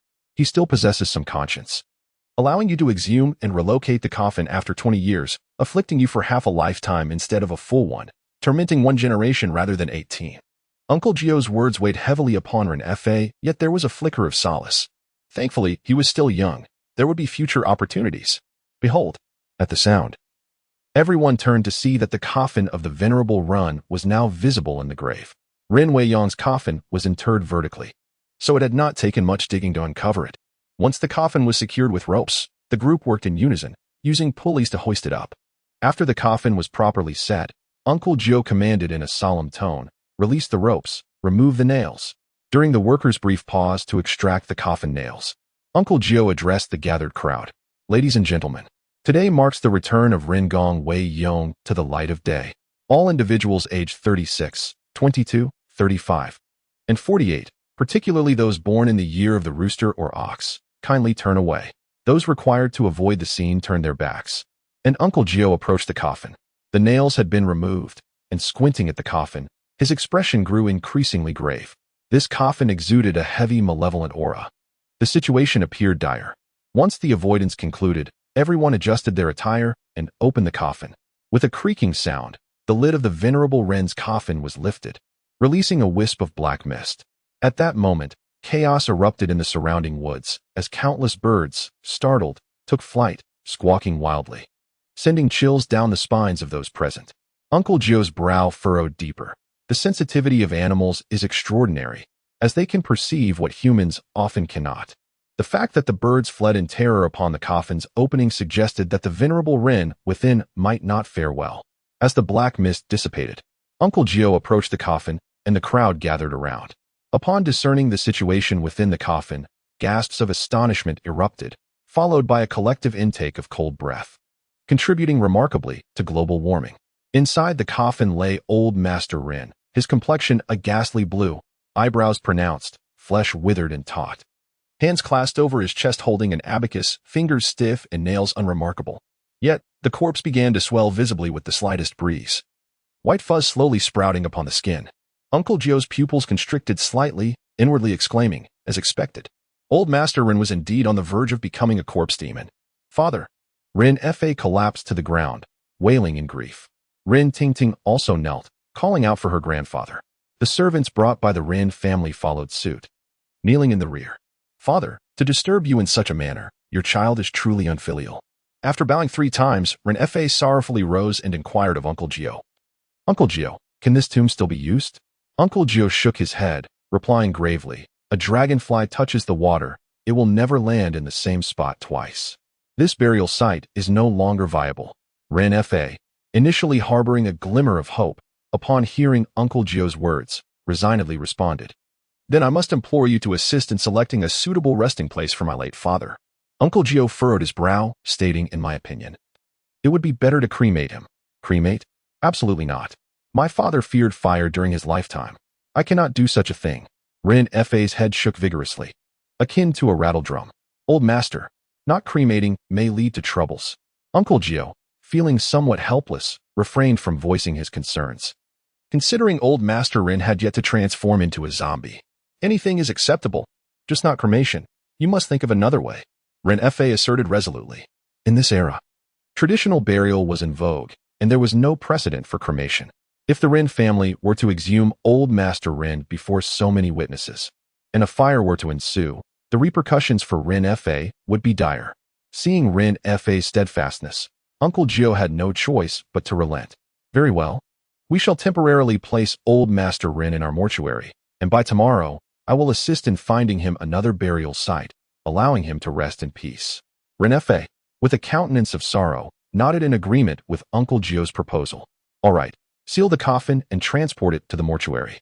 With a grand gesture, Away, who had been standing at the back, signaled for everyone to take action. Uncle Jiu, glancing at the still grief-stricken Rin Fa, offered words of comfort. Old master, you should return and rest. Rin Fa nodded, supported by Rin Tingting as they made their way towards the bamboo sedan. Uncle Jiu called out to Qiusheng and Wakai, who were attempting to slip away, his expression stern. Qiusheng, Wakai, you two remain here to set up a plum blossom incense array, report back on how it turns out, and ensure that incense is offered at every grave. Qiusheng and Wankai's faces suddenly darkened. There were at least 60 or 70 graves here. And how long would it take for the incense to burn? Jiu turned and descended the mountain, with Lin Luo closely following in his wake. Hey, senior brother. Where are you going? Qiusheng exclaimed loudly. We all have to stay and work. As the senior brother, do you really intend to flee? Upon hearing Qiusheng's shout, Jiu turned around, raising an eyebrow. What for? He needs to return to his studies. Are you all so grown that you would shamefully make a young child toil alongside you? Upon hearing it was for studying, Qiusheng and Wankai fell silent, instead casting sympathetic glances at Lin Luo. To be forced to study so much at such a tender age. How pitiful. Compared to studying, they would much rather engage in labor. Enough of this. Let us finish our tasks quickly so we can return home. Wankai handed a lit incense stick to Qiusheng. Qiusheng accepted the incense, nodded, filled with determination. Let us hurry. I have no desire to travel at night. All right. I'll arrange the plum blossom incense formation. You go offer incense at that grave over there. I'll handle this side. Wankai gestured with his hand, delineating their areas of work. Nodding, Wankai promptly set to work. After dividing the tasks, Qiusheng and Wankai commenced their separate endeavors. Wankai arranged a plum blossom incense formation around the grave of old Master Rin, 6 sticks of incense forming the shape of a plum blossom. After igniting it, Wankai took the remaining incense to offer at other graves. Meanwhile, Qiusheng, following Jiu's instructions, inserted a stick of incense at each grave. Upon reaching the final grave, Qiusheng noticed the inscription on the tombstone. Grave of Dong Xiaoyu. She seems quite young. Well, died at 20. What a pity. Offering a stick of incense, Qiusheng shook his head in lament, reflecting on the fragility of life, and seeing that he still had a few sticks left. He decided to place them all at this grave. Thank you. At that moment, a faint voice echoed softly, causing Qiusheng to pause mid-motion. Was it an auditory hallucination? He scanned his surroundings, focusing on the grave, and found nothing amiss. Just as he turned to leave, the voice sounded again from behind. Thank you. A chill ran down Qiusheng's spine, his hair standing on end, goosebumps prickling over his skin. No way. It wasn't a hallucination. Just then, Wankai rushed over in a flurry, feigning a ghostly demeanor. Qiusheng, look. Why has this incense burned like this? Wankai anxiously raised his hand, prompting Qiusheng to observe the incense in his grasp. One stick was extraordinarily long, while the other 2 were progressively shorter. We must return and inform Master. Qiusheng glanced at it, seized Wankai, and turned to flee. Master! Outside the ancestral hall, the shouts of Qiusheng and Wankai echoed. Soon, they burst into the mortuary. At that moment, the coffin of the late Elder Run lay in repose, surrounded by an altar adorned with incense and offerings. Qiusheng and Wankai, drenched in perspiration and gasping for breath, approached Uncle Jiu, who was meticulously arranging the offerings on the altar. Master, behold! Qiusheng exclaimed, extending the incense he held towards Uncle Jiu. Clad in a flowing white garment, Uncle Jiu's robust physique was subtly discernible beneath his loose attire. Lin Luo sat in the corner, holding the Tao Te Ching. He glanced at the incense in Uncle Jiu's hand, raised an eyebrow, but paid it no mind and continued to immerse himself in his reading. It is astonishing that the simplification of the Tao Te Ching requires as many as 500 million simplified points. Lin Luo resolved to delve deeply into his studies, hoping to uncover some unexpected insights that could yield remarkable rewards. However, after perusing the material several times, he found it exceedingly profound, with little else to grasp. Master, You mentioned that these incense sticks are used for divination. What does it signify now that they have burned in this manner? Qiusheng inquired, wiping the sweat from his brow with his sleeve as he addressed Jiu Shu. At that moment, Wen Kai felt both thirsty and hungry, pouring himself a bowl of cool tea and gulping it down eagerly. Yet, his ears remained perked, awaiting Jiu Shu's clarification. With a sigh, Jiu Shu expressed his exasperation. I have always urged you to read more. Now that you encounter a conundrum, you flounder. And you? Jiu Shu shot an annoyed glance at Wen Kai. When you think of a funeral, you conjure images of a French-style ceremony. What on earth occupies your mind? Wen Kai, feeling aggrieved, swallowed the tea he had just sipped, retracting his hand from the offerings on the table and adopting the demeanor of a well-behaved child, flashing a sheepish smile at Jiu Shu. Master, I am quite busy in my daily life, assisting my aunt at her shop, leaving me little time for reading. Qiusheng boldly interjected. Humph, Luo. Do you comprehend the implications of the incense burning in this manner? Jiu Shu turned his gaze toward Lin Luo. 2 short and 1 long indicates a death-propelling incense. Master. Lin Luo did not raise his head, only his voice resonated through the air. Indeed, little Luo, at merely 10 years of age, is aware of such matters. While you too, in your 20s, remain unashamed. Qiusheng and Wen Kai exchanged embarrassed glances. Noticing his 2 disciples feigning ignorance, Uncle Jiu let out an irritated huff. Placing the incense upon the offering table, his brow furrowed in concern. The greatest fear lies in unexpected misfortunes, and with incense, the most ominous sign is 2 short and 1 long. Alas, it has burned in precisely that manner. Master, what will happen because of this? Qiusheng inquired with curiosity. Uncle Jiu, his brow knitted in worry, replied with a grave tone, it is said to be a death incense. If this incense burns in the home, it surely heralds a loss. Then the Ren family is surely in peril. Qiusheng exclaimed in alarm. Wen Kai, meanwhile, had taken advantage of Uncle Jiu's distraction. Swiftly snatching a piece of sesame cake from the offerings and stuffing it into his mouth, nonchalantly remarking, what are you worried about? It's not our concern. So why fret? Qiusheng raised an eyebrow, ignoring Wen Kai's jest, and expressed his concern. What if something happens to Master Ren's daughter? Oh dear. It's certain that trouble befalls the Ren family. Wen Kai mumbled through a mouthful of cake, suddenly recalling Rintingting. If that charming and lovely girl were to vanish just like that, it would indeed be a great loss. No way, Master. Just as Wen Kai was about to call for their master, Qiusheng held him by the shoulder. After years of camaraderie, he could easily discern Wen Kai's intentions, teasing it. Wen Kai, didn't you just say it's not your concern, so why worry? Wen Kai swallowed the morsel in his mouth and retorted with a sense of entitlement. It's not as simple as that. If I could save my beloved, marrying her would be no issue at all. A fair competition indeed. Very well. The 2 locked gazes, their eyes wide with determination. Lin Luo sat nearby, engrossed in a book, nearly bursting into laughter. Where did these 2 find the audacity? Was it bestowed upon them by teacher Jingru? Let's not even discuss whether Ren Tingting would be interested in either of them. After all, she is my long-term prospect. Marrying either of them, what absurd fantasies do they entertain? Qiusheng and Wen Kai rushed eagerly to Uncle Jiu's side, pleading fervently. Master, please think of a solution. Yes, Master. Help Tingting. Uncle Jiu glanced at the 2 with a bemused expression. Tingting has already called upon you. Do they even know who you are? However, as a mentor, it would be unwise to shatter his disciple's self-esteem. I've already devised a plan. Otherwise, why would I have brought the coffin back? Uncle Jiu declared, eyeing the coffin before him.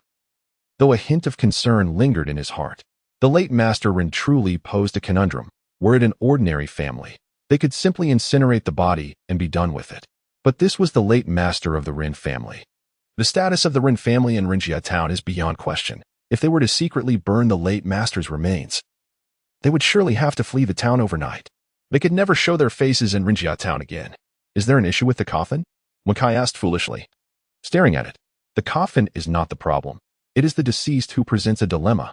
Lin Luo set down the book and leaned closer, speaking softly. Qiusheng and Wen Kai exchanged glances with Lin Luo and nodded in unison. I, too, sensed something amiss. The corpse had been dead for so many years, yet showed no signs of decay. The 2 of them looked at each other and simultaneously pushed open the coffin lid. The pale, cold moonlight streamed through the window, illuminating the coffin within which Master Ren appeared vividly alive, as if he had merely fallen into a gentle slumber. However, the exposed skin was visibly beginning to wrinkle at an alarming rate. sprouting black fuzz. His fingernails, which had appeared normal by day, had now elongated by several inches and taken on an eerie blue hue. Qiuxin and Wakai were rendered speechless, exclaiming in unison, "Wow, he has gained weight." Seeing the transformation of the corpse, Uncle Jiu was taken aback. The rate of change was astonishing. Normally, a corpse requires stringent conditions to undergo such a transformation.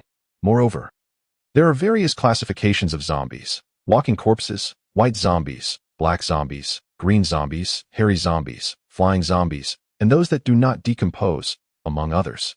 This Master Ren was already exhibiting signs of becoming a black zombie, and it could perhaps be even more outrageous.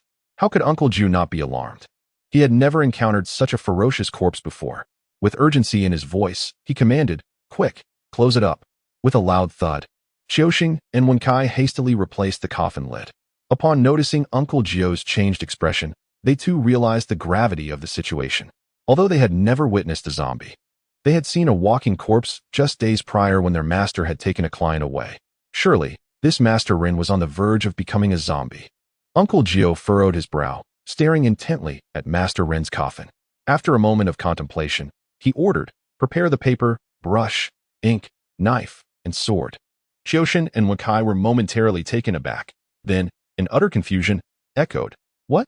Observing their bewildered expressions, Uncle Jiu was nearly pushed to his limit. "What kind of disciples have I taught that they do not know this?"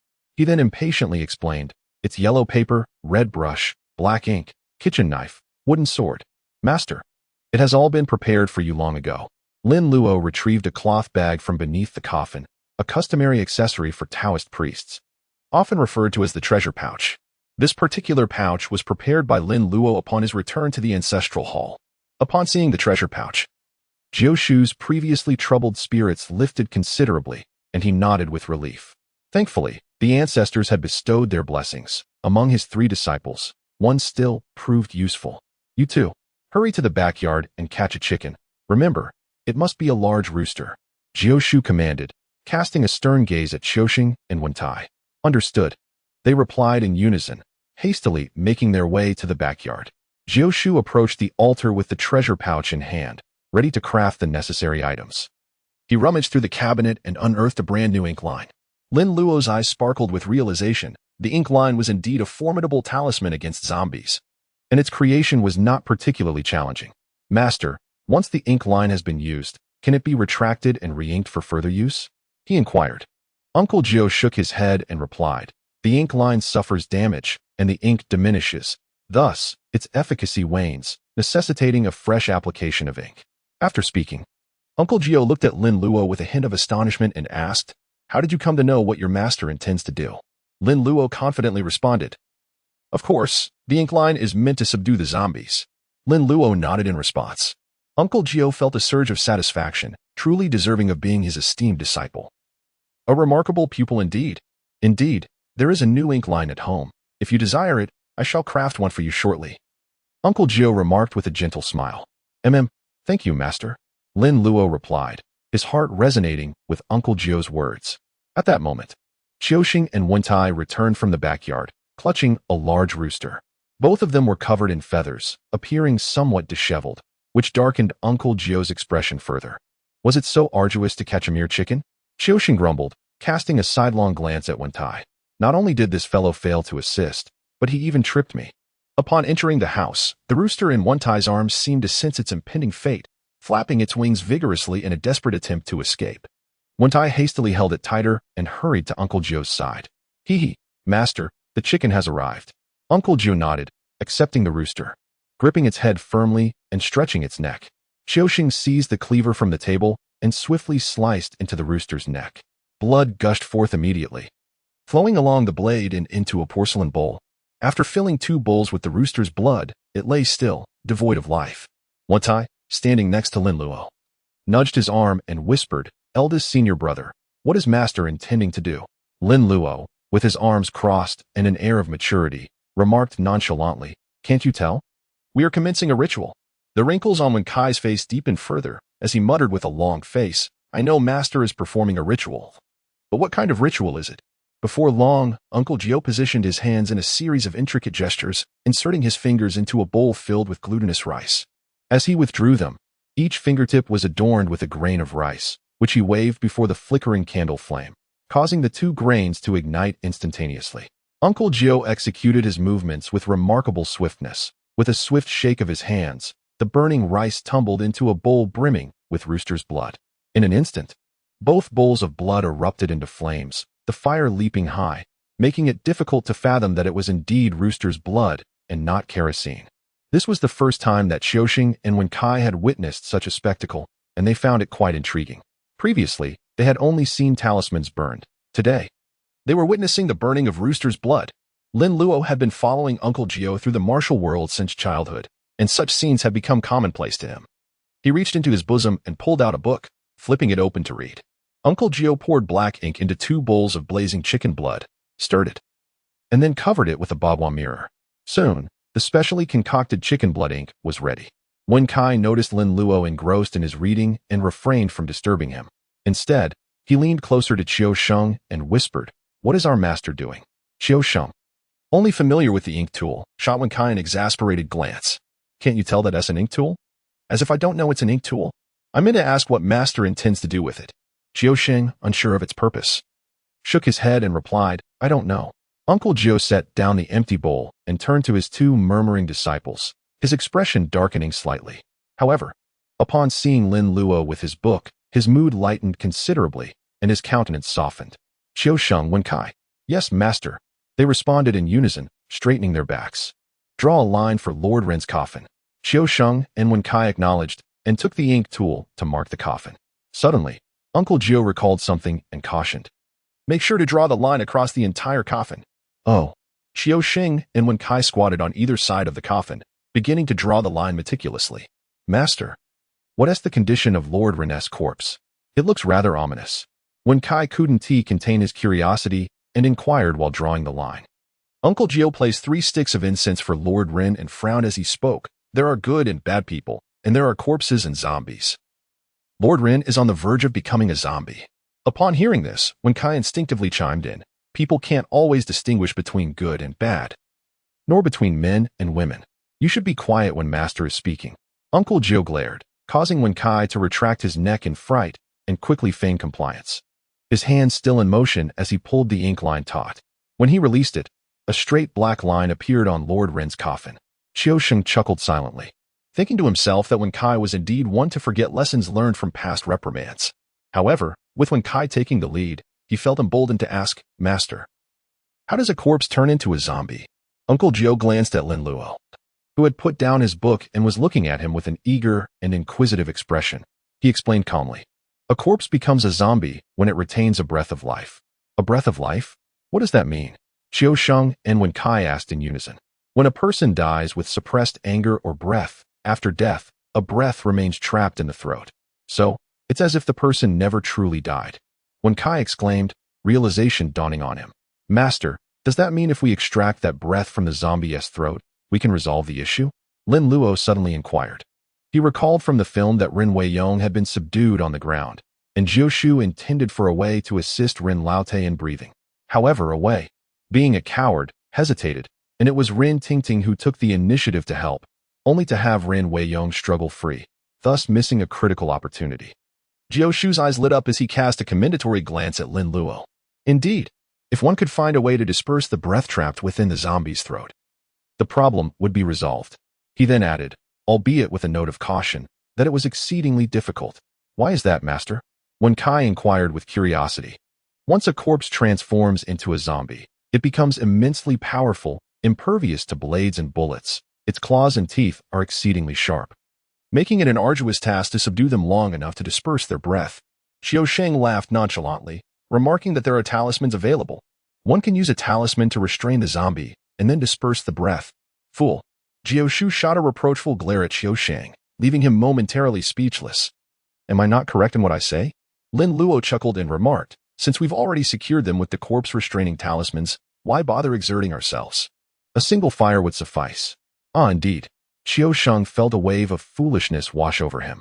Wenkai, with a mischievous grin, teased Xiaoxing, "Master is not mistaken. You truly are a simpleton." "A simpleton, am I? And you, are you truly so clever?" Xiaoxing retorted, though he remained silent, focusing intently on the task at hand. Noticing Qiu Sheng's disregard for his banter, Wen Kai, feeling somewhat disheartened, turned to Uncle Jiu with another question. Master, can the ink line from the chalk reel truly deal with the zombie? Absolutely. The ink line produced by the chalk reel is the most upright in the world, embodying pure yang. It is said that righteousness triumphs over evil, yang must conquer yin. Thus, the ink line can restrain malevolent spirits, Uncle Jiu explained, glancing at the ink in his hand with a furrowed brow. You two continue to work, and remember to draw the line across the entire coffin. Luos. Keep a watchful eye on them. With that, Uncle Jiu stepped outside to wash his hands. Lin Luo approached the coffin, observing Qiu Sheng and Wen Kai as they meticulously drew the lines. Senior brother, what does Master mean by that? Wen Kai innocently inquired of Lin Luo, having failed to grasp the straightforward words of Uncle Jiu just moments prior. Lin Luo's lips twitched slightly as he helplessly remarked, Wen Kai, truly, you ought to read more books in the future. You have been rather foolish today. Wen Kai's face flushed with embarrassment as he chuckled awkwardly. I have merely been unashamedly seeking knowledge, you see. Lin Luo unrolled his eyes and playfully struck Wen Kai on the head. You truly lack shame, but whom are you questioning? You are the youngest in the family, and yet you dare to inquire. I have encouraged you to read more, but you refuse, spending your days misusing idioms. Jiuxing. Upon hearing Lin Luo's reprimand and Wen Kai's pained yelp, erupted into hearty laughter, reveling in the misfortune. Wen Kai, you ought to say you are humbly seeking advice. Wen Kai, realizing his blunder, blushed deeply, resembling a monkey's rear, and, wincing in embarrassment, managed a forced smile. Master brother, that is not what I meant. Lin Luo curled his lips and patted the coffin of the old man Ren. In our Taoist belief, the ink line is a tool for measuring straight lines. The most upright instrument in the world. Zombies and ghosts belong to the realm of darkness, and righteousness triumphs over evil. Do you understand now? Wen Kai nodded, seemingly grasping the concept, and after pondering for a moment, he nodded vigorously. I understand. Thank you, Master brother, for enlightening me. With a snap, the last line on the coffin's surface was drawn, and Wen Kai stood up, holding the ink line, addressing Lin Luo. Master brother, it's done. Qiu Sheng inspected the coffin, checking for any areas that remained unmarked. Wen Kai, eyeing the ink on his hand, approached with a mischievous grin. There's still more. Huh? Where? Qiu Sheng craned his neck, examining the coffin's surface. Wen Kai flicked his finger at Qiu Sheng's face, and ink splattered onto Qiu Sheng's countenance. Right here. Haha. This is for laughing at me earlier. With that, a sudden headbutt landed on the unsuspecting Wen Kai's head, causing him to shrink a few inches. His head buzzing from the impact. Lin Luo lightly descended, expressing his displeasure. You can't even do a simple task properly. The coffin's bottom hasn't been lined yet. I know. Senior brother, you deserve it. Qiu Sheng laughed heartily, reveling in the misfortune. Wen Kai rubbed his head, tears still glistening in his eyes. After receiving 2 knocks on his head, he felt 2 large bumps forming, one on each side. However, as the two squatted down, they were astonished to see the bottom of the coffin and exclaimed in unison, Senior brother, look quickly. Lin Luo furrowed his brows and crouched down to inspect the bottom of the coffin. There, he observed that the wood beneath was entirely covered with white mold, as if it had succumbed to decay. When Ren Weiyong passed away, the Ren family was at the pinnacle of its glory, naturally. The materials chosen for the coffin were of the finest quality. After 2 decades in the earth, Ren Weiyong's coffin displayed no signs of insect damage or rot whatsoever. Yet, having been unearthed just this afternoon and brought here for less than a night, the coffin's base already exhibited signs of deterioration. This clearly indicated the formidable nature of the remains of Ren Weiyong. Senior brother, what is happening? Qiu Sheng and Wen Kai asked Lin Luo, their expressions grave with concern. Despite Lin Luo being merely 10 years old, Qiu Sheng and Wen Kai recognized his remarkable prowess. In terms of knowledge, spiritual practices, and physical abilities, he overshadowed them. Standing as a figure they could only look up to, Lin Luo furrowed his brow and drew a dagger from his bosom, scraping it against the base of the coffin. The wood had already begun to decay, soft and mushy, as the dagger revealed a layer of foul, paste-like substance that emitted a nauseating stench. The corpse's miasma from old Master Ren had corroded the coffin. Lin Luo spoke as he drew a long knife from his bosom. Qiu Sheng and Wen Kai's eyes widened in astonishment, their heads filled with exclamation marks. Where did this knife come from? It was like a magic trick. Lin Luo scraped the bottom of the coffin with a knife, and after clearing it, he declared, let's draw the lines. Qiu Sheng and Wen Kai promptly nodded. stretching the inked cord to mark the bottom of the coffin. Crack, crack. The lines intersected in a precise grid. Once they finished, the ink lines on the coffin's base began to shimmer with a faint golden hue, leaving Qiu Sheng and Wen Kai in awe. Brother, the ink lines are glowing. Wen Kai exclaimed in disbelief. I can see it, no need to shout. Lin Luo disdainfully pushed Wen Kai away. Who shouts in someone's ear like that? Are you sincerely looking for trouble? All right, it's getting late. Qiusheng, you should head back quickly. Wen Kai, please prepare some hot water. I will go find Master. Lin Luo rose to his feet, brandishing a knife and a dagger as he exited the house. Wen Kai and Qiu Sheng exchanged glances. Little one, do you find yourself filled with questions? Don't just stand there in a daze. Go fetch some hot water. I am heading home. Qiu Sheng snapped back to reality and spoke to Wen Kai. Oh, right. Wen Kai rubbed his head and made his way outside. Qiu Sheng retrieved a stick of incense from within, ignited it, and followed suit, venturing out into the night along the desolate path of the funeral home. One couldn't escape the possibility of encountering malevolent spirits. With offerings of incense, those unclean entities would be appeased and thus refrain from causing trouble. Alas, Qiu Sheng forgot the prohibition that Uncle Jiu had once imparted, extinguishing the flame on the incense with a puff before carelessly placing it on the bike's handle. Master, I am returning. Qiu Sheng called out as he noticed Uncle Jiu hastily emerging from the house. Uncle Jiu nodded in acknowledgement, not pausing, as he strode purposefully into the mortuary to inspect the coffin of the late Elder. Lin Luo followed closely behind, reminding Qiusheng to take care and be safe before entering the house. Qiusheng then pushed the cart out of the funeral home, placed his foot on the pedal, and wobbled off. Master, will this still be effective? Lin Luo gazed at the shimmering ink lines on the coffins, then turned to Uncle Jiu and inquired. Uncle Jiu's expression was grave, his face darkened, and his brows were tightly knitted as he pondered deeply. It seems we must act swiftly. This coffin can only endure for a few more days, yet we must inter him before the body of old Master Ren undergoes transformation. After uttering these words, Uncle Jiu turned to Lin Luo and cautioned him. Alo, tomorrow I shall take Wen Kai to seek a suitable burial site for old Master Ren. You are to keep a vigilant watch over the coffin, and should any changes arise, promptly inform me.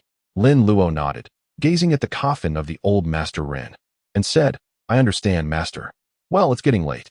This evening, pay close attention to any sounds. If there is any change with the coffin, hasten to inform me. Master. Yes, I understand, Master. Lin Luo's small head bobbed gently, reminiscent of a chick pecking at grains.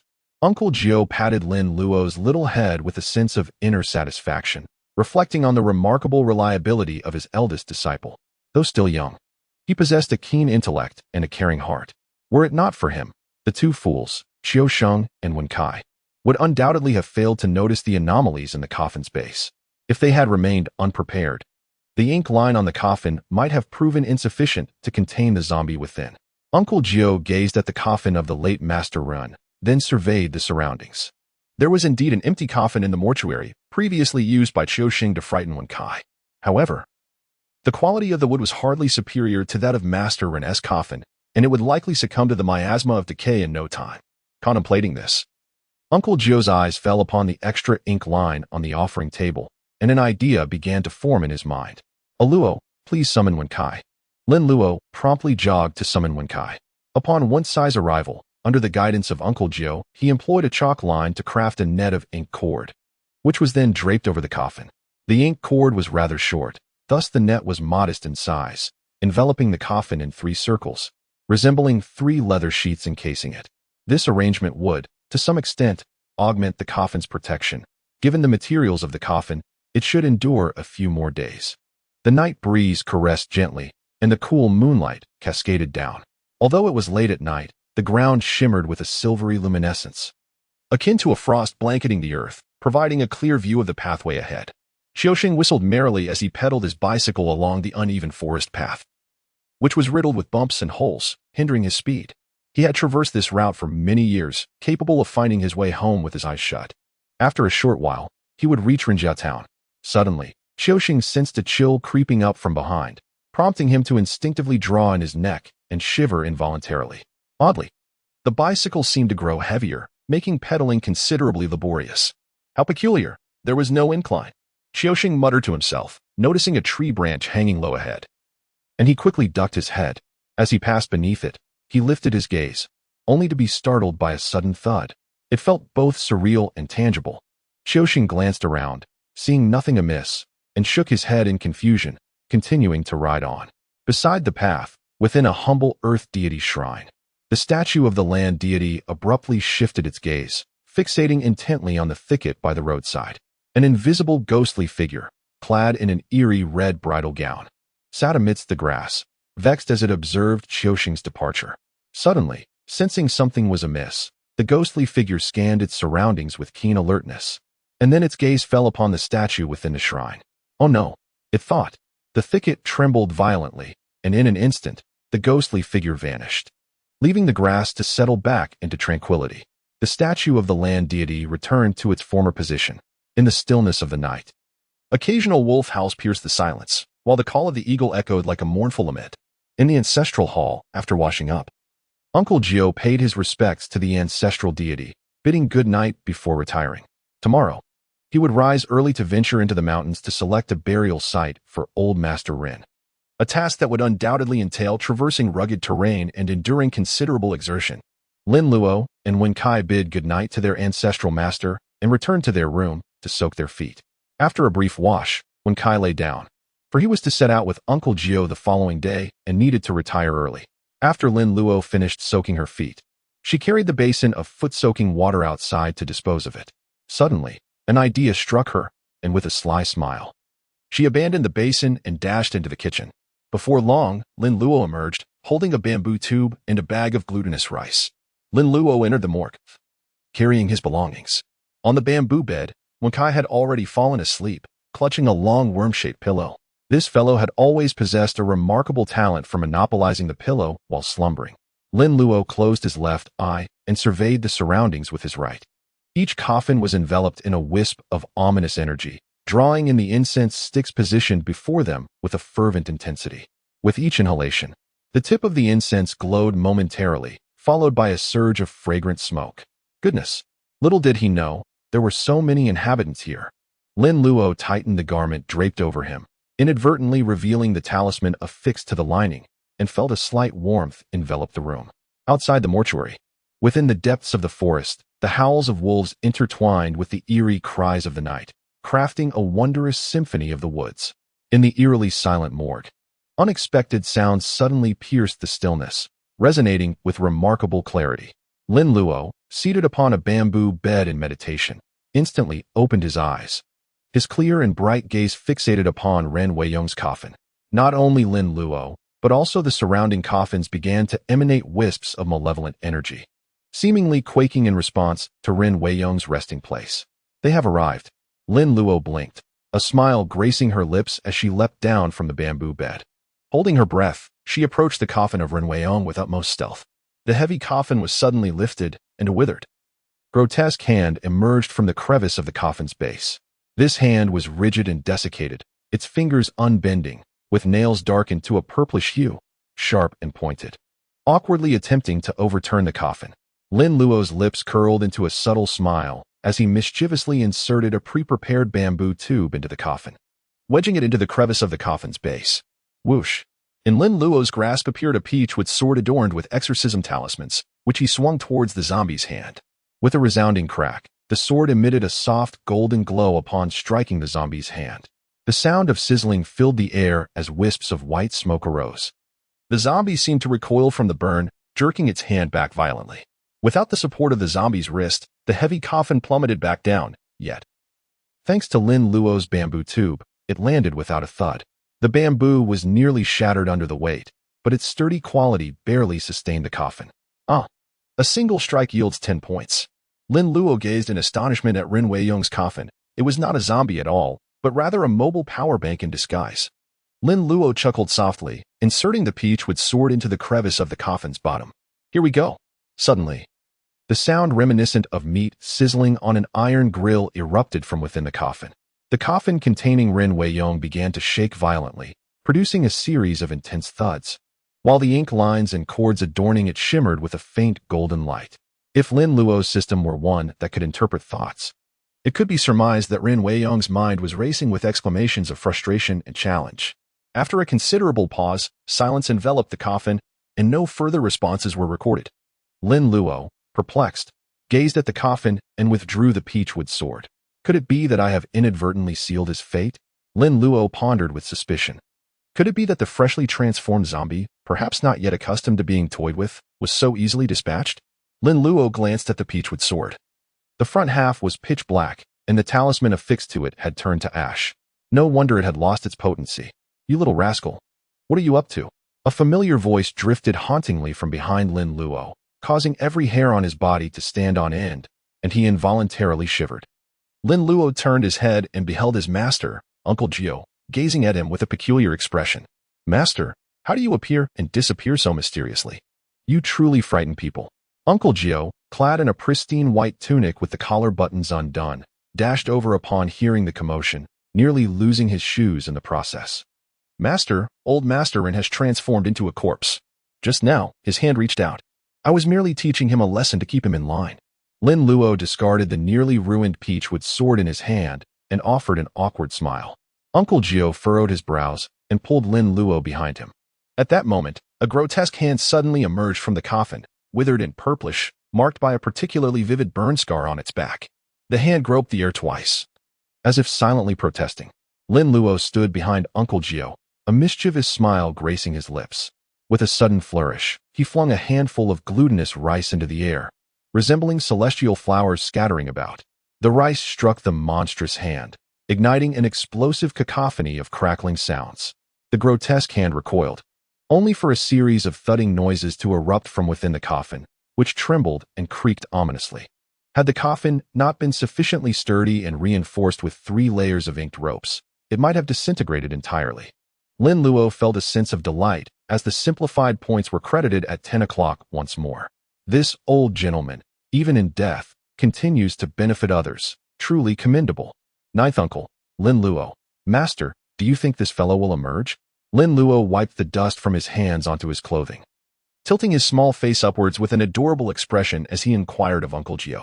After a moment of contemplation, Uncle Jiu finally responded, if you do not bully him, he certainly will not come out. Lin Luo retorted, Master, how could I possibly bully him?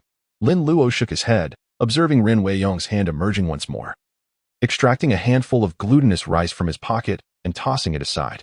The sound echoed, clattering with a cacophony. Inside the coffin, Ren Weiyong's teeth ground in frustration as he furiously pounded on the coffin, only to strike the inked line and be scalded back. Damn it, let me out. If you have the capability, let me out, he exclaimed. Oh dear. Master, he remains unruly.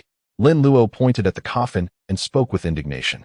Uncle Jiu, with a perplexed expression, suddenly found himself feeling a strange sympathy for the zombie within the coffin. With a resigned shake of his head, he withdrew a corpse-restraining talisman from his robe and affixed it to the head of the coffin. With a resounding thud, the sounds emanating from within the coffin abruptly ceased, and the mortuary fell into an eerie silence. This is sufficient. Do not provoke him. If you truly incite his wrath and the coffin is dismantled, it will become a considerable predicament. Uncle Jiu advised Lin Luo, his brow furrowed. Understood, master. Lin Luo replied. Lin Luo tilted his small head, gazing at the coffin with a hint of regret. This is indeed a simplification. Lin Luo pressed his lips together and suddenly yawned, appearing quite drowsy as he spoke. Master, it's getting late. You should return to rest soon. Uncle Jiu ruffled Lin Luo's hair, shaking his head in resignation while muttering about the mischievous boy, yet feeling a sense of pride within. At such a tender age, he dared to wield a peachwood sword against the undead, displaying not fear, but rather excitement. Indeed, a promising talent. As a disciple of Mao Shan, one cannot escape encounters with zombies and spirits. If one is afraid of ghosts and ghouls, then what purpose is there in this pursuit? It would be better to return home and tend to the fields. After giving Lin Luo a few more words of advice, Uncle Jiu retired for the night, for he needed to venture into the mountains at dawn to search for tombs. This endeavor not only required physical stamina, but also demanded mental acuity in practicing divination techniques. Thus he needed to rejuvenate his spirit thoroughly. Lin Luo returned to the small bamboo bed, where Makai was still soundly asleep. This fellow truly had a remarkable ability to sleep, despite the considerable noise just moments ago. Even Uncle Jiu, who was several rooms away, had come to investigate, yet this chap remained undisturbed. Truly, there is no one quite like him. Lin Luo reclined on the bamboo bed, nudging Wen Kai slightly. After settling down, he cast a glance at the day's harvest. Ren Weiyong had contributed 360 points of simplification.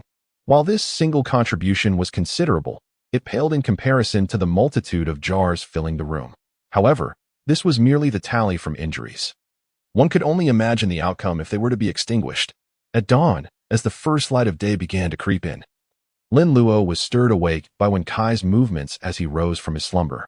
Lin Luo squinted and turned his head, only to see Wen Kai, still drowsy, donning his clothes while stifling a yawn. Jiu Shu had already dressed and stood by the bed with a solemn expression. It seemed that only Jiu Shu could rouse him at such an hour. "Master, good morning."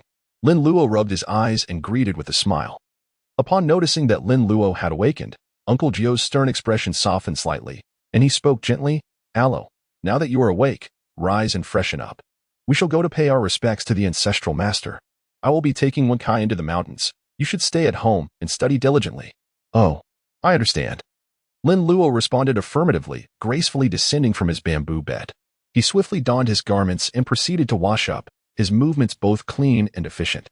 Uncle Jiu nodded in satisfaction, then turned his gaze toward the still lingering Wen Kai on the bed, his brows knitting together in disapproval. "Hurry up. Can't you see your senior brother is already up? Stop dawdling."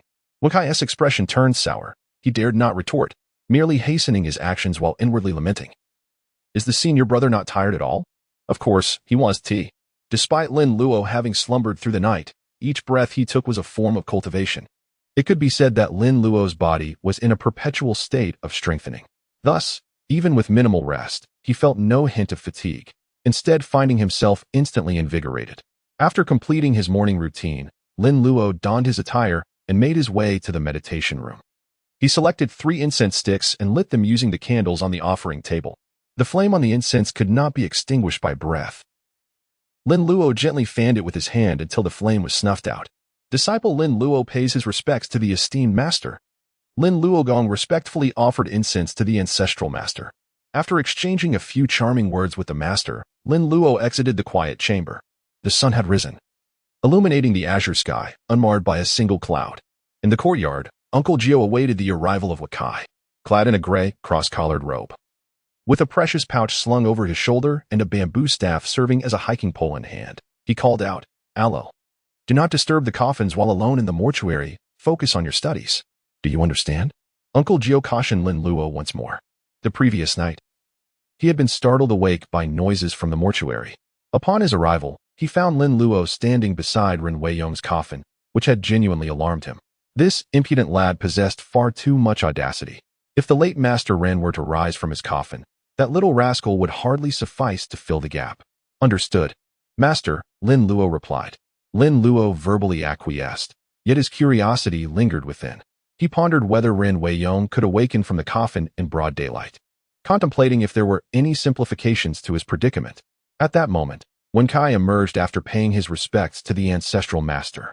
Clad in his usual attire, Wen Kai bore an additional large bamboo basket on his back, brimming with various items, food and drink, both long and short weapons for self-defense, as well as the dragon-seeking ruler for surveying mountains and other necessary implements for rituals. With a furrowed brow, Wen Kai approached Jiu Shu, casting a somewhat melancholic glance in his direction. "Master." Jiu Shu raised an eyebrow, looking at Wen Kai with concern. "Is it rather heavy?"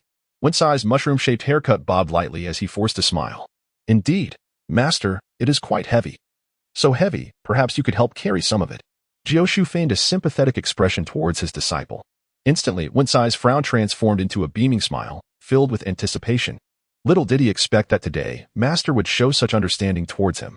Both Wen Kai and Lin Luo shared this thought in their hearts. Jiu Shu stepped forward, retrieving the dragon-seeking ruler and a gourd from the bamboo basket, placing them into his own treasure pouch before nodding affirmatively. "All right, let us proceed," Jiu Shu declared, patting Wen Kai's shoulder as he strode towards the cemetery's exit. Wen Kai was left in bewilderment. "Lin Luo, Master, wait for me." Upon regaining his senses, Wen Kai hurriedly chased after him, carrying a backpack. Lin Luo shook his head in disbelief. Truly, his master was remarkable. With a soft thud, the door of the mortuary closed behind him, and Lin Luo turned to re-enter the house. Under the bright light of day, sunlight bathed the earth, causing all malevolent spirits and creatures to shy away, retreating into the obscurity of darkness. The morgue was immaculate, with each body peacefully resting in their respective coffins. Lin Luo approached Ren Weiyong's coffin with his hands clasped behind his back. He raised his hand and tapped on the coffin, producing a dull thud that echoed softly. Lin Luo pressed his ear against the coffin and listened intently, but there was no sound. Lin Luo exerted a gentle push on the lid of the coffin, effortlessly creating a narrow opening with just a slight effort.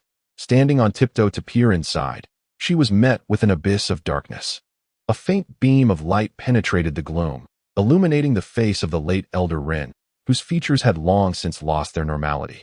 Lying in the coffin with his eyes tightly shut, his brow appeared as if it had been carved by a blade, deeply furrowed in a permanent frown. How grotesque indeed! Lin Luo curled his lips in disdain, and in an instant, a handful of glutinous rice appeared in his hand, which he tossed into the coffin through a narrow gap. As the glutinous rice made contact with Ren Weiyong's body, it erupted with a series of sharp explosions, accompanied by not only sound but also tiny sparks.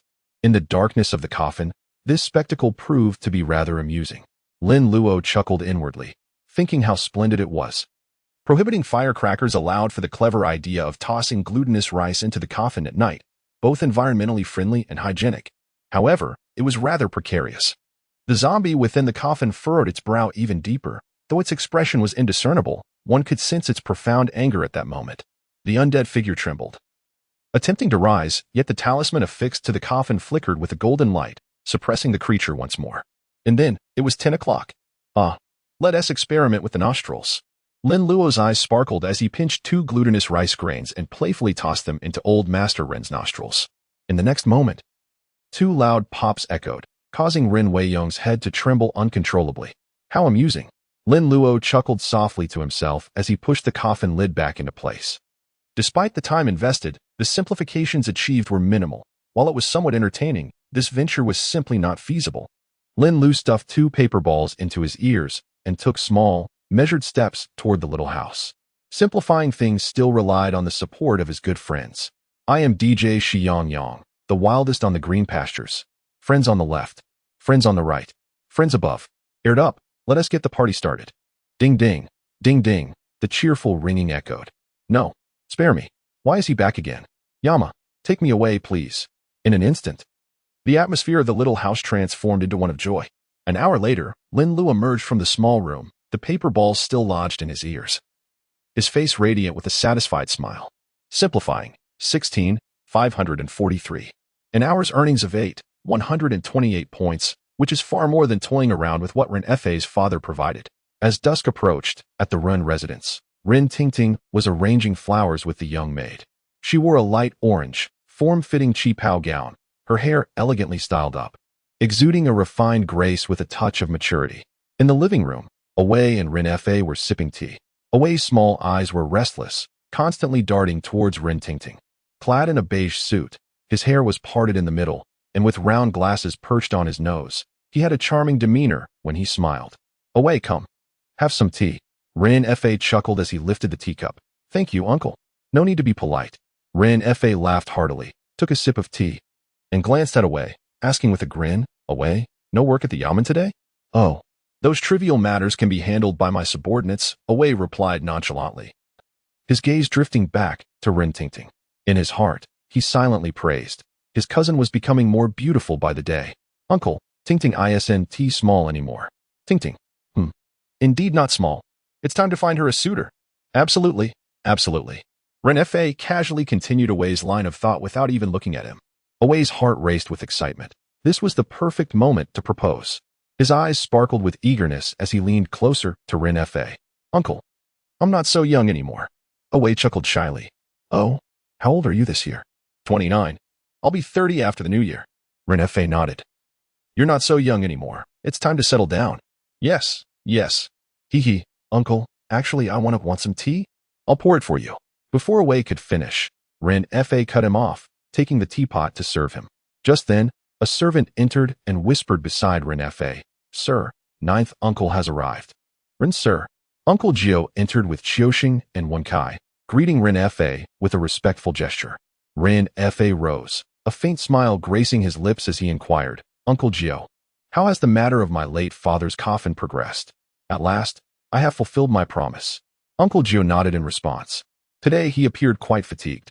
Having ventured into the mountains with Wakai early in the day, tirelessly searching from dawn until afternoon, ultimately discovering a rather favorable feng shui location. On their return, they passed by Boxiangzai. Upon hearing that Uncle Jiu and Wenkai were heading to Ren's residence, Qiuxing felt an irresistible urge to follow them. As if his heart had sprouted wings, he could no longer remain behind.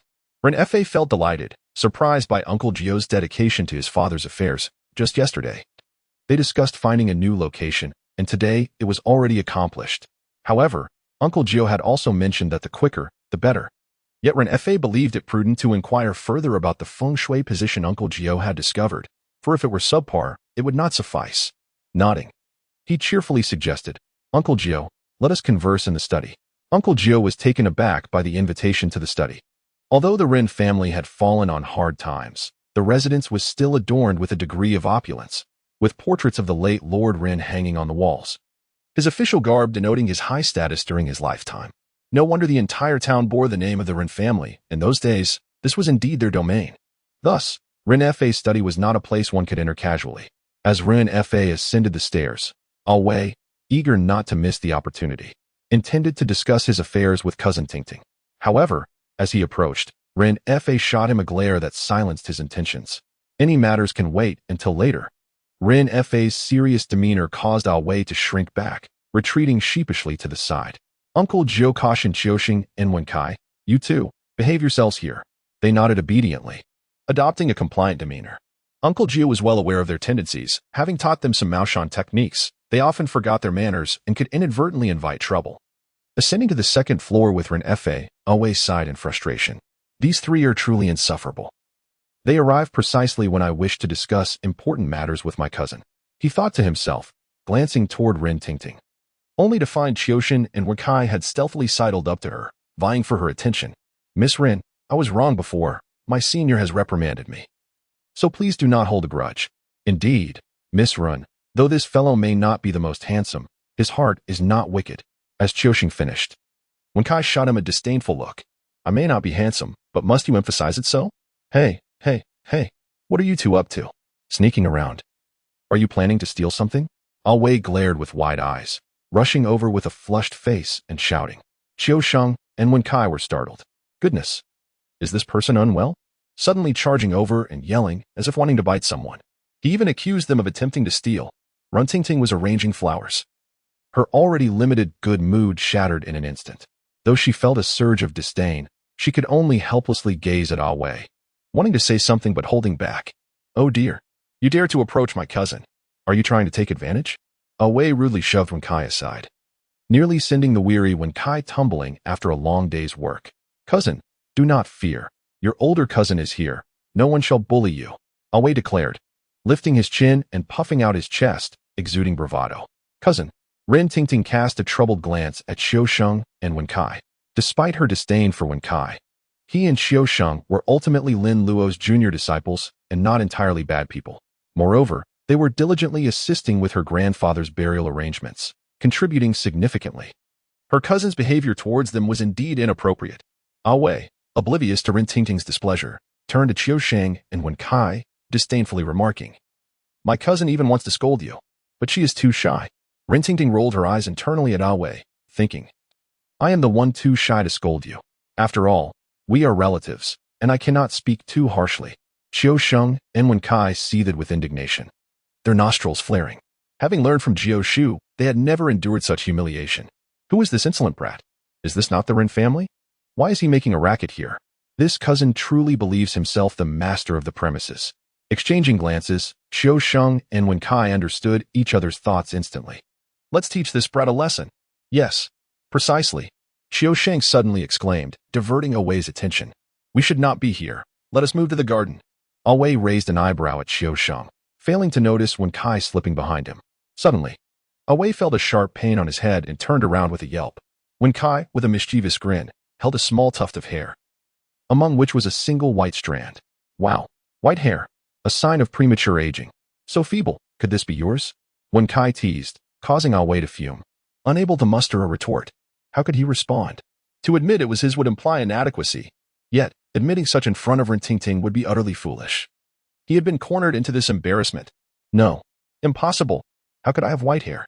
Away gritted his teeth, shaking his head in denial. You two rascals are playing tricks on me, are you? Just wait. I will show you how to deal with this in the future. Rin Tingting observed everything clearly, suppressing her laughter as she settled onto a chair and began to trim the flower branches. It was only right to teach him a lesson, nearly 30 years old, yet he still harbored intentions towards her, without even glancing in a mirror to assess his own appearance. Oh, not yours. Qiuxing and Wen Kai chuckled, turning to exit the room. Watching the two leave, Away, like a triumphant rooster, sat down contentedly, casting a lecherous glance at the youthful and beautiful Rin Tingting. Cousin, you must have understood what I just told your uncle. We grew up together. Though you played in your home and I in mine, we are childhood sweethearts. In an instant, the smile vanished from Rin Tingting's face and her expression soured. With a firm grip, she snapped the scissors shut, leaving a bouquet reduced to mere stems. Who are you calling childhood sweethearts? You're nearly 30, and I'm only 16. I didn't even know you when I was a child. Just then, Away abruptly stood up, causing the table and chairs to topple over. Rin Tingting was startled, retreating in panic, only to trip over a chair behind her. Losing her footing, she twisted her ankle and fell to the ground. Fortunately, the carpet cushioned her fall, sparing her from injury, though her ankle throbbed painfully. The flowers scattered across the floor, mirroring the dismal state of her emotions.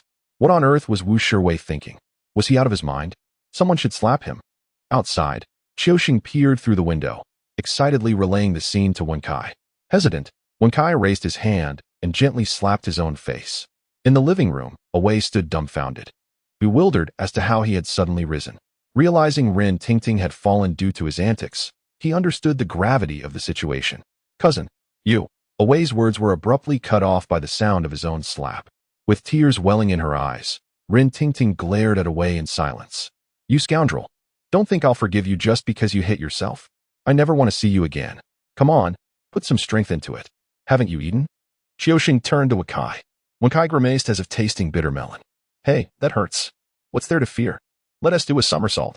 Wen Kai's eyes lit up as he nodded. Then you catch me. Rest assured. Qiuxing assured, thumping his chest. Gritting his teeth, Wen Kai abruptly flipped backward, soaring into the air. Qiuxing caught him with ease. Meanwhile, Away was flung out, unceremoniously crashing to the ground without anyone to catch him. Ouch, that hurts terribly. Away grimaced in pain, letting out a cry. Continue. Wen Kai glanced at the situation in the living room, urging excitedly. Qiuxing's eyes lit up with a mischievous grin. This isn't enough fun. Quickly, take off your clothes. How can that be? Wen Kai pressed down on Qiuxing's hand, feeling embarrassed. What are you afraid of? We'll undress outside while he undresses inside. Let him do it for Ting Ting to see. As Qiuxing spoke, he began to remove Wen Kai's clothing. At that moment, a servant from the Rin household happened to pass by, catching sight of the two entangled in the garden. Their movements instantly froze, and then they quickly separated, wearing expressions of awkwardness, attempting to appear nonchalant as they glanced around, as if admiring the scenery. Inside, Away suddenly sprang up like a lunatic, swinging his arms behind his back, glancing left and right. Observing Away's expression, which was filled with terror, he thought, why won't my body obey me? It's broad daylight. Could it be that I've encountered a ghost? The servant shook his head in confusion and walked away. They all knew that guests had arrived at the house, and the master was discussing matters with them. Without instruction, no one dared to interrupt. Once the servant departed, Qiuxing seized Wen Kai and urged him, hurry. Take off your clothes. Let us deal with this kid properly. Wen Kai steeled himself, nodded, and gritted his teeth as he removed his shirt. In the living room, Away stood rigid, struggling against a force that felt foreign to him, yet it was futile. Rip. Away looked in horror as his hands tore at his own clothing. How could this happen? Cousin, what are you doing? Rin Tingting exclaimed in fright, her pale face now even more ghostly from fear. Away was at a loss, unable to control himself. In his bewilderment, he not only tore at his shirt but also began to rip his trousers. Upon witnessing this, Rin Tingting gasped, enduring the pain as she scrambled to her feet and hopped toward the second floor. Daddy. Hearing Rin Tingting's panicked cries from downstairs, Rin Fa and Jiu Shu stepped out of the study in confusion. Upon reaching the staircase, they beheld the scene below, Away, shirtless, with arms raised, swaying like a gorilla behind Ting Ting, his trousers precariously hanging, a most undignified sight. What on earth is going on? Rin Fa's expression darkened instantly. Ting Ting, frightened and flustered, hopped on one foot as she fled upstairs. Ting ting. Daddy. Rin ting ting, feeling utterly wronged, dashed into Rin Fa's embrace, bursting into tears. Jiu regarded Wei with a furrowed brow. Wei is no fool. How could he possibly engage in such foolishness? With a swift turn of his eyes, Uncle Jiu strode purposefully out of the house. Indeed, upon stepping outside, he beheld the disheveled figure of Qiuxing making a hasty retreat. That rascal Wen Kai, barebacked and clutching his garments, was also attempting to flee. Inside, Wei and Wen Kai moved in perfect synchrony. In an instant, Uncle Jiu grasped the situation.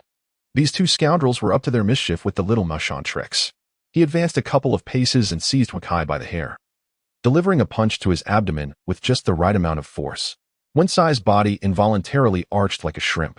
His expression contorted in agony as he expelled the talisman he had swallowed. You little rascal, causing trouble here. Come, we are going back. Uncle Jiu admonished sternly. He had explicitly instructed them to behave in accordance with the Rin family rules, yet they had disregarded his words entirely, resorting to their antics. Wen Kai, wearing a mask of pain, stumbled towards the exit, clutching his clothes. Qiuxing, you scoundrel, abandoning your brother and running off. Just wait. In the living room, Wei, finally restored to normalcy, collapsed to the ground in despair, his face a mask of sorrow as he gazed at Rin Fa, whimpering, Woo-woo, uncle. I wish to have some tea. Rin Fa gently patted Ren Tingting's shoulder, casting a cold glare at Wei, at a loss for words in his frustration. You wish to have tea? Go home and drink your fill. Someone, escort Wei back. Rin Fa bellowed towards the outside. Uncle, I didn't mean to. Wei attempted to explain, asserting that he had acted as if possessed, his actions beyond his control. However, Rin Fa had no desire to listen at that moment. Soon, the household servants Abeo and Ashing entered, lifting the ragged Wei and guiding him towards the door. Daddy, cousin is being too unreasonable. Rin Tingting sobbed, feeling wronged. Fear not. My dear daughter, I shall ensure he does not trouble you again. Rin Fa reassured Rin Tingting, inwardly cursing Wei's lack of decency. Master, you cannot fathom how arrogant that scoundrel is. Indeed, Master, he accused us of lurking to steal. We were merely accompanying you to the Rin residence. He called us thieves, which is tantamount to slandering you. Qiuxing and Wen Kai squatted in the corner, hands on their ears, each taking turns to chime in. Uncle Jiu, now clad only in a white undershirt after shedding his outer garment, sat imposingly in the recliner, a rattan switch in hand. His expression as dark as iron as he fixed his gaze upon Qiuxing and Wen Kai. Do you still have the audacity to speak?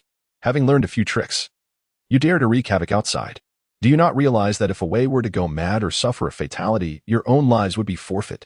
Uncle Jiu's voice thundered, striking the rattan switch against the table, producing a sharp crack that startled Qiuxing and Wen Kai, causing them to shrink back like two quails. Lin Luo sat in the room, occasionally stretching his neck to peek out the window. Despite the intimidating rattan stick in Uncle Jiu's hand, he did not strike the two.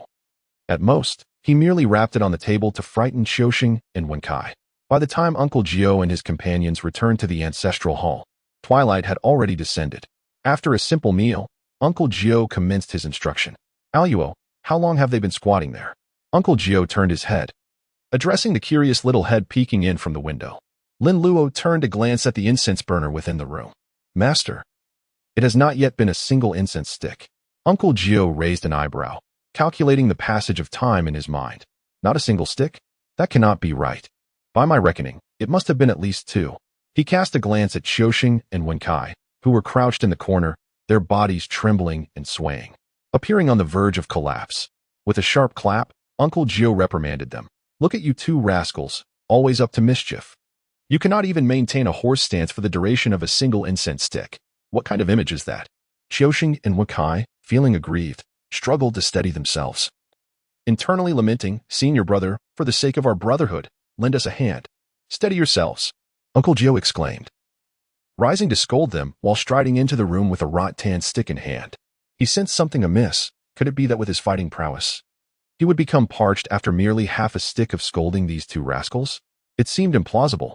Upon entering the room, Uncle Jiu noticed the tall incense stick in the burner, over a meter long, which had only burned halfway.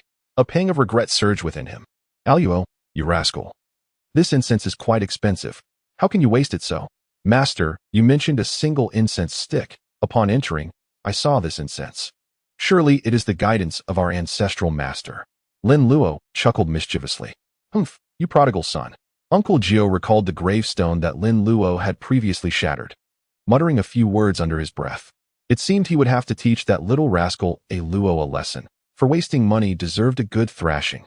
With this thought, Uncle Jiu turned and strode out of the house with a stern expression. In the corner, Qiu Sheng Wenkai noticed Uncle Jiu emerging once more. And instantly, his previously distorted posture became impeccably standard. Wenkai gritted his teeth, yet he could only sway unsteadily, unable to maintain his form. As the sweat dripped from their foreheads down to their chins, the sight of Wenkai's pitiful demeanor was quite a spectacle. Uncle Jiu waved his hand irritably and addressed the two. Enough, enough. Qiu Sheng, go reflect on your actions. It is getting late. So we shall conclude here for today? Ah, thank you, master. I will certainly reflect diligently. Qiu Sheng exclaimed as he sprang up, stretching his sore body. Master, what about me? Wenkai asked with a grimace, tugging at his ear. Uncle Jiu did not permit him to rise. He dared not move, fearing another incense stick would be added to his punishment. With a huff of annoyance, Uncle Jiu said sternly, you may rise as well, but if you employ such tactics again, the rattan will not be used on the table. Yes, I understand, master. I shall never dare to do so again. Wenkai replied, relieved, straightening against the wall, feeling utterly sore and exhausted. This experience had truly left a lasting impression on him. Tomorrow at noon, the Ren family will come to retrieve old Master Ren's coffin. Qiu Sheng, you will accompany the Ren family, Uncle Jiu instructed. Oh, understood, master. Qiu Sheng nodded eagerly. Master, may I also go? I could assist the Ren family. Wenkai suddenly proposed, his thoughts filled with optimism. Helping the Ren family tomorrow morning would allow him to see Ting Ting sooner. Uncle Jiu shot him an exasperated glare. If you go to the Ren family, who will attend to the tasks here? Do you expect me to handle it alone? Wenkai's face fell, and he fell silent, having momentarily forgotten this detail in his excitement. Qiu Sheng smirked mischievously, patting Wenkai on the shoulder. Brother, worry not. I will take good care of Ting Ting. So you can rest easy. Wenkai pushed Qiu Sheng's hand away, feeling disheartened. It's precisely because of you that I cannot rest easy. Why are you two still dawdling? Don't you wish to rest? Then continue holding your horse stance. Uncle Jiu glared, and Wenkai immediately scampered away, showing no trace of the fatigue he had just displayed. Wenkai truly feared that if he squatted any longer, he would be ruined. From the kitchen came Wenkai's voice, Master, I will prepare warm water for your feet. Qiu Sheng, no longer brimming with bravado, awkwardly chuckled as he retrieved incense under Uncle Jiu's watchful gaze, preparing to push the cart home. Master, I shall take my leave now. Good night. As Qiu Sheng bid good night to Uncle Jiu, he pushed the cart towards the exit of the ancestral hall. Well, off you go. No matter what you hear on the way, do not turn back. Uncle Jiu cautioned him, watching as Qiu Sheng stepped through the grand doors of the hall. With a decisive slam, he shut the door behind him. Qiu Sheng gazed at the darkened entrance, a slight twitch at the corner of his mouth, and with a resigned shake of his head. He smiled as he climbed into the cart and departed. His master, behaving like a petulant child, was quite amusing. Today, Uncle Jiu and Wenkai had traversed mountains and valleys, exhausting themselves throughout the day. Upon their return, after a lengthy ordeal, they were both utterly fatigued. After washing up and paying their respects to the ancestors, they bid good night and retired to bed. A new burial site had been secured, and tomorrow at noon, the procession would depart from the ancestral hall. Upon arrival, they would dig the grave, enter the coffin, and conduct a ritual, thereby concluding the relocation of the late patriarch. With the thought of this troublesome task nearing its end, Uncle Jiu felt his vigilance wane, and, coupled with his weariness, he soon fell into a deep slumber. As for Wenkai, he was known for his pig-like sleep patterns. Once his head hit the pillow, he was out like a light. Now, it was even more pronounced. He lay down and was instantly asleep, his snoring thunderous and unyielding. Lin Luo's ears were stuffed with wads of paper, and his delicate, charming face was adorned with a mask of anguish. Inside Uncle Jiu's room, the sound of snoring echoed incessantly, while Wenkai's snores were thunderous. The two seemed to be in a competition, each trying to outdo the other in volume.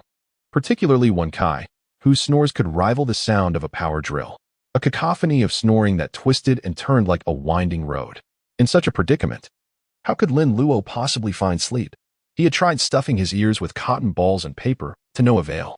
At that moment, he finally comprehended the torment experienced by the jars in the small room. Frustrated by the noise, Lin Luo decided against sleeping and sat in the mortuary, fiddling with his paper figures. With Uncle Jiu and Wen Kai absent during the day, Lin Luo found himself alone in the mortuary, and with nothing to occupy his time. He prepared some materials and fashioned a few paper figures. They were all familiar mentors, figures from his past. He recalled a time when he had seen a netizen online who had crafted a poem using the names of these instructors, Guanqian Bodhisattva. When traversing the profound realm of Tian Yongmei's mantra, perceives the emptiness of the 5 cherries, guiding a beautiful thread, Kiro Rin. The colors of youth are empty. Empty are the Kisu, Misaki Aki is void, in the clarity of Yuzu, and Natsum Hibiki, as well as Muranozomi. Shireko is Matsumoto Ika, Wairi Mana, Tenchi Maniki, and Kojima Minami, embodying Miyazawa Kanharu's seasonal hues, with no sound of cannon, no Kawakami Nana's intent, and no Kamigujiji Nao's law. Nagase Yui, Naranon Mamahana, Mukai AI, and Aimi Rika, all talents. Truly exceptional talents. Lin Luo is currently crafting paper figures, meticulously designed to embody the grace and beauty of these female deities. Not for any other reason than the sheer joy they bring to the mind and spirit. The only lamentable aspect is that these paper puppets remain silent. Lin Luo halted his movements, perplexed as he extracted the cotton ball from his ear. It seemed that amidst the sounds of snoring, an unusual noise had intertwined with them. Just then, another round of creaking echoed through the air. Lin Luo raised an eyebrow, and his gaze instantly became piercing. Indeed, there was definitely some commotion. Lin Luo cast aside the half-finished product in his hand and followed the source of the sound. In the mortuary, Ren Weiyong's coffin was isolated, surrounded by a circle of white curtains. Inside, paper effigies and ritual circles were displayed, while the offering table was adorned with a pig's head, fruits, and baked goods as sacrificial offerings. Although zombies are scorned by heaven and earth, existing outside the realms of reincarnation, the distinction between body and soul remains. Upon death, the soul is taken by the spectral messengers or voluntarily reports to the city god or earth god, who then guides it to the underworld. However, some souls, clinging to the earthly realm with deep-seated attachments, may flee and ultimately transform into vengeful spirits. Ren Weiyong's soul should have departed long ago, unless prior to his burial. The feng shui master performed some ritual that tethered his spirit to his body, imprisoning it within the grave, enduring relentless torment for 2 decades. If that were the case, these offerings would indeed hold no significance for Ren Weiyong. With a creak, Lin Luo drew aside the white curtain and beheld the scene within. The sound emanated from Ren Weiyong's coffin, its base emitting an ink line that had faded away. Had it not been for the 3 ink ropes binding the coffin, it would have already collapsed. The ink ropes radiated a faint golden light, dimming as they struggled to restrain the zombie, suggesting their endurance was waning. At that moment, the coffin emitted another creaking sound. In the next instant, the coffin shook violently, scattering apart. With a resounding crash, the coffin disintegrated, and the ink ropes binding it were abruptly severed by the weight of the splintering wood. Lin Luo held his breath, his eyes wide in astonishment as he beheld the figure of old Master Ren emerging from the coffin. At that moment, Ren Weiyong resembled a gorilla, his skin tightly wrinkled and covered with a dense layer of black fur. His eyes were dull and lifeless, with protruding fangs that jutted from his mouth. His hands were withered and rigid, the nails extending over 3 inches, glinting with an eerie coldness in the flickering light of the flames, resembling iron claws. The zombie extended its hands forward, sniffing the air as if in search of something. Lin Luo recoiled slightly, holding his breath, an instinctive feeling that Ren Weiyong was indeed searching for him. There was no need for conjecture. Be confident. He was indeed looking for you. Ren Weiyong called out, "Hey, little brother, I'm here. Where are you?" After sniffing the air and failing to locate his target, he wasted no further time and began to move in a specific direction. Typically, freshly transformed corpses are white zombies, slow in movement and exceedingly fearful of humans in sunlight. They dare only to emerge under the cover of night, practicing their malevolent arts or seeking gentle creatures to feed upon. The crowing of a rooster would undoubtedly terrify them to the core. It takes years of cultivation for a white zombie to gradually transform into a black zombie. However, the body of Ren Weiyong had been interred in the eerie Dragonfly Water Cave for 2 decades, neither decaying nor lying still, the grave sealed with lime. He endured a daily existence akin to a realm of extremes, scorched by the blazing sun above and pierced by the frigid ice below. The malevolent energy accumulated day by day, unrelenting in its intensity, etching deep furrows upon his brow as if carved by an axe. Upon his transformation, he bypassed the white zombie phase entirely, emerging directly as a late-stage black zombie, a testament to the profound resentment that enveloped Ren Weiyong. He leaped out of the morgue, heedless of the thunderous snores of the slumbering Wakai. Lin Luo stared wide-eyed as Ren Weiyong leaped out of the morgue, then cast a puzzled glance at Wenkai. What was happening? A living person like Wenkai was lying here, yet the zombie didn't even spare a glance before departing. At that moment, a wretched cry from the black sheep raised in the family echoed from the backyard of the ancestral hall. Lin Luo hurriedly chased after him. There, lying on the ground, was a black sheep, drained of its blood. How absurd. Ren Weiyong would rather siphon the blood of a beast than that of a scholar. Lin Luo was still contemplating how the zombie sought to consume Wenkai when he decided to take action. With a swift motion, Ren Weiyong, invigorated by the blood he had consumed, leaped even higher, effortlessly vaulting over the high wall of the ancestral hall's backyard. Such a remarkable leap. Lin Luo furrowed his brows, utilizing a brief sprint for leverage, and then effortlessly vaulted onto the top of the wall. Peering over the edge, he spotted Ren Weiyong leaping over a meter in the direction of Renjia Town. Goodness, Master, something has happened. Lin Luo leaped down from the wall, raising his voice in a fervent shout. With a jolt, the slumbering Master Jiu instinctively sat up, casting a bewildered glance towards the outside. How peculiar. Could it be a dream? It seemed as though he had heard a Luo's voice. Suddenly, with a loud bang, the door swung open, and Lin Luo rushed in, breathless. Master, the coffin has been disturbed, and Ren Weiyong has fled. Master Jiu's mind instantly snapped to attention, his scalp prickling with alarm. Ren Weiyong has escaped. Startled, he sprang from his bed, hastily donning the garments draped over a nearby rack. I witnessed it with my own eyes. He consumed the blood of our family's black sheep and leapt over the back wall, heading towards Renjia Town. This is dire. He must be heading to Ren's family. Luo, stay home and keep watch. I shall pursue him. Master Jiu's face turned ashen, and seizing his treasure pouch, he dashed outside. Disappearing in the blink of an eye, Lin Luo dashed out of the house, realizing he could not catch up with Uncle Jiu. He promptly retrieved a paper horse from his personal space. At this moment, he could no longer afford to conceal his abilities. Having taken Ren Tingting's garments, he could not bear to stand idly by in the face of danger.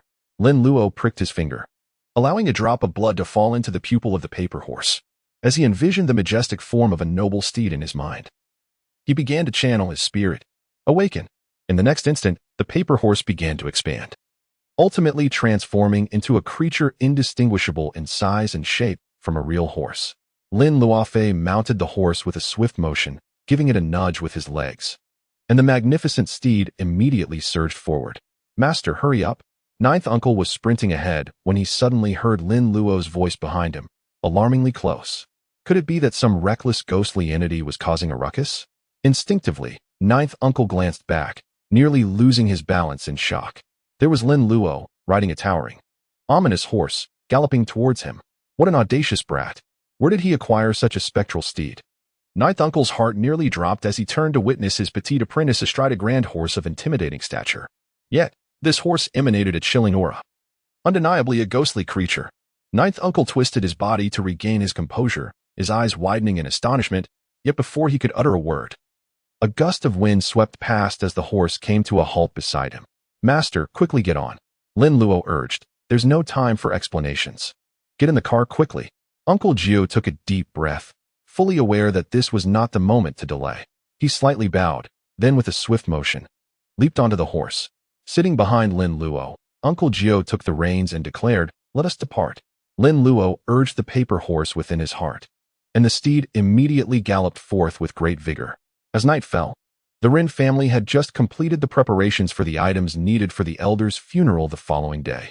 The servants had retired for the night. Ren Fa and Ren Tingting approached the portrait of their grandfather, offering incense in reverence. After lighting the incense, Ren Tingting gazed at her grandfather's likeness, unable to quell her curiosity, and inquired of Ren Fa. He looked at the photograph in the frame and, with a resigned sigh, responded, Father, how could grandfather have passed away at such a young age? You are old enough now. It would not hurt to share some truths with you. Your grandfather died of anger. What? How could that be? Ren Tingting's eyes widened in astonishment as she regarded her father. Died of anger? Was it because of unfilial children that he met such a fate? In an instant, Her thoughts turned to her father's supposed lack of filial piety, which she believed had led to her grandfather's demise. Truly, she was a perceptive little darling. After all these years, Ren Fa had come to terms with the past. Yet the memory of his deceased father still weighed heavily on his heart. He was consumed by the pursuit of wealth, which ultimately led to his untimely end. Rin Tingting, intrigued, responded, "What does consumed by the pursuit of wealth mean?" "Your grandfather foresaw a significant rise in salt prices and thus purchased 300 stones of salt from a merchant, paying the full amount up front. Unexpectedly, the merchant failed to safeguard the salt, and a torrential downpour ensued, ruining the entire stock. When your grandfather confronted the merchant, he found him unyielding. Not long after, your grandfather succumbed to despair. What a treacherous merchant. No wonder, when we opened the coffin, grandfather's expression was so strained. He must have been enraged." Rin Tingting exclaimed, sticking out her tongue in indignation. "Do not speak so recklessly. It is getting late, and we must rise early tomorrow. You should return to rest." Ren Fa sighed, reflecting on the inappropriateness of discussing the elder's death before his portrait. Rin Tingting nodded obediently. "Then you should also retire early." "Father, I shall return to my room." With a slight limp, she made her way back. Ren Fa turned to gaze upon his father's portrait, a wave of melancholy washing over him. In business, one must be shrewd and cautious. The haste of that transaction was indeed ill-advised. Suddenly, Ren Fa noticed the incense holder before the portrait. Among the 3 sticks of incense, 2 had extinguished, while the remaining stick burned rapidly. A shiver coursed through him as he pondered the peculiarity of the incense's behavior. Looking back at the portrait, he felt an uncanny chill emanating from his grandfather's smile, which now appeared ominously sinister.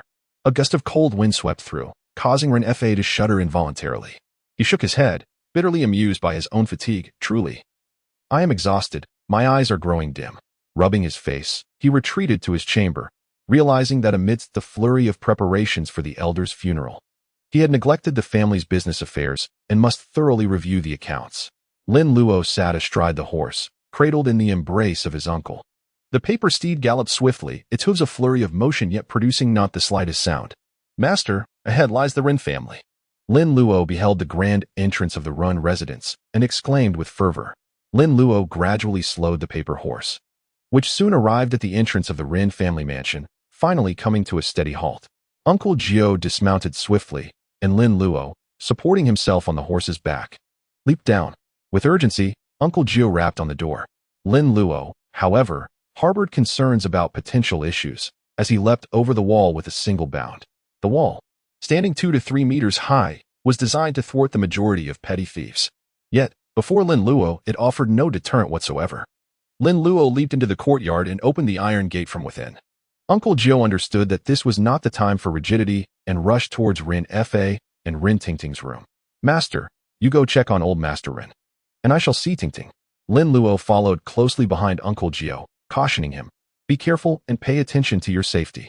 Uncle Jiu responded with a nod before deftly climbing through the window into the room. Ren Fa was in the bedroom, diligently reviewing account books, the sound of the abacus clicking rhythmically. Suddenly, he heard someone calling for him. "Master Ren." Ren Fa slowly turned his head, a sense of confusion washing over him. Could it be that he was so fatigued that he was not only hallucinating but also hearing things? However, in the next moment, Uncle Jiu emerged through the window, startling Ren Fa. "Uncle Jiu, what brings you here?" Ren Fa felt bewildered. Glancing at the clock, he noted that it was already past 1 in the morning. Why had Uncle Jiu arrived so unexpectedly and through the window at that? There were no servants to announce his arrival. "Master Rin, there is grave news. Old Master Rin has escaped." Uncle Jiu said gravely, his brow furrowed. "What? My father has escaped?" Ren Fa felt momentarily lost. His father had been deceased for 20 years. How could he have possibly returned? Before he could fully grasp the situation, a loud crash echoed through the air, followed by a piercing scream from Rin Tingting. Tingting. Alarm surged through Ren Fa as he rushed outside. Uncle Jiu, equally startled, hurriedly followed him. Rin Tingting's room was on the 2nd floor, while Ren Fa's was on the ground floor. As they dashed out of the room and were about to ascend the stairs, they witnessed Lin Luo leaping down from the upper floor, cradling Rin Tingting in his arms. "Master, behind you." In their wake, a monstrous figure clad in funeral attire, its face obscured by black hair and its mouth filled with sharp fangs, charged forth.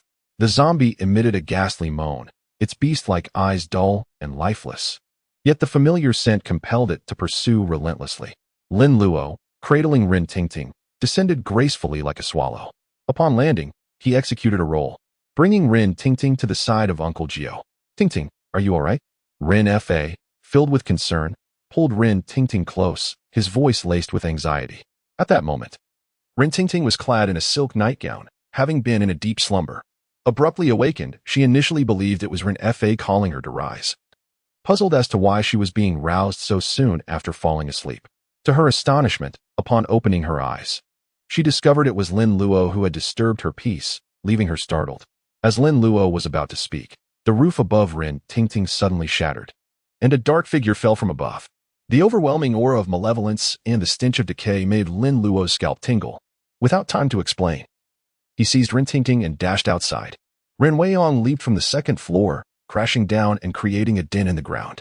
Ignoring everything, Ren Weiyong lunged at Lin Luo, his sharp, darkened fingernails aiming for Lin Luo's vital points. Be careful, Luo. Just as Uncle Jiu was about to intervene, Lin Luo raised his hands, releasing two glutinous rice balls that struck Ren Weiyong like a shower of blossoms. The explosive sounds echoed, forcing Ren Weiyong to stagger backward repeatedly. At last, Ren Fa recognized the creature before him. This was no longer his father. Father, Ren Laoyi, he is no longer your father, Uncle Jiu said solemnly. The intensity of the malevolent and decayed aura emanating from the zombie was exceedingly rare, even for him. Moreover, due to the hasty emergence, the creature had not come fully prepared. Tonight would likely be perilous. At that moment, Uncle Jiu noticed that Lin Luo was carrying a small satchel on his chest. Lin Luo retrieved 3 pure bells from her small bag. Come, everyone take one. Lin Luo distributed the Sanqing bells to Rin Fa and Rin Tingting, her little face devoid of any tension, instead brimming with excitement. Master, this is for you. Ninth Uncle blinked as he accepted the bells. What a rascal to carry so many Sanqing bells. Before Ninth Uncle could inquire further, he saw Lin Luo shaking the bells and charging towards Rin Weiyong. The sound of the bells, which zombies dread above all, sent them fleeing in terror. Lin Luo shook the Sanqing bell in his hand and delivered a swift kick. The zombie was sent flying several meters, crashing heavily onto the coffee table. With a loud crash, the table shattered into pieces. Uncle Jiu was left utterly astonished. Is my disciple truly this courageous? Wielding a nearly broken Sanqing bell to chase after the zombie, witnessing the undead being kicked away, Rin Tingting clapped her hands in excitement, exclaiming, Alo, you are amazing. Rin Fa's lips twitched as he shot an irritated glance at Rin Tingting, saying, You wretched girl, it's your grandfather being attacked. What are you doing here, you little rascal? Hitting me with a peachwood sword? Throwing glutinous rice at me? You certainly know how to have fun. The zombie sprang back up from the debris of the coffee table, its arms outstretched, and its eyes turned even more ferocious. Ultimately, it exhaled a cloud of ominous mist. It caught a whiff of a familiar scent, the essence of a little rascal. An angry and resentful expression materialized on the zombie's grotesque, twisted face. Lin Luo has comprehended it. Oh dear, this old Zongzi has remembered himself. Is it truly appropriate for you, a zombie, to hold such grudges? Lin Luo retrieved a handful of glutinous rice from her small bag and hurled it towards Rin Weiyong. A series of explosive sounds erupted, and sparks flickered across Rin Weiyong's body, forcing him to stagger backward. The mute zombie, enraged by Lin Luo's actions, could only emit a furious roar, accompanied by a billowing cloud of white mist. It was uncertain whether it was an illusion, but the mist appeared to be tinged with a hint of green. Be careful, Luo. Uncle Jiu observed the ominous mist, his brow furrowing instantly, and his expression shifted. He approached Lin Luo with an unusual limping gait. At that moment, the zombie lunged toward Lin Luo with even greater height and speed than before. Quick dodge, Uncle Jiu bellowed, seizing Lin Luo by the nape of her neck, and together, they swiftly retreated. Lin Luo felt a powerful grip at the back of his collar, and in an instant, he was lifted off the ground. The thunderous sound of the zombie crashing down echoed as a fierce wind howled, sending splintered wood flying in all directions. The spot where Lin Luo had just been standing has been struck, creating a deep pit. The wind swept through, causing Lin Luo to squint slightly, a sudden pang of alarm striking his heart. Goodness, this is nothing like what is depicted in the movies. Is this a zombie? This resembles a tank. Huddled in the corner, Rin Fa and Rin Tingting trembled in fear. This zombie is utterly terrifying.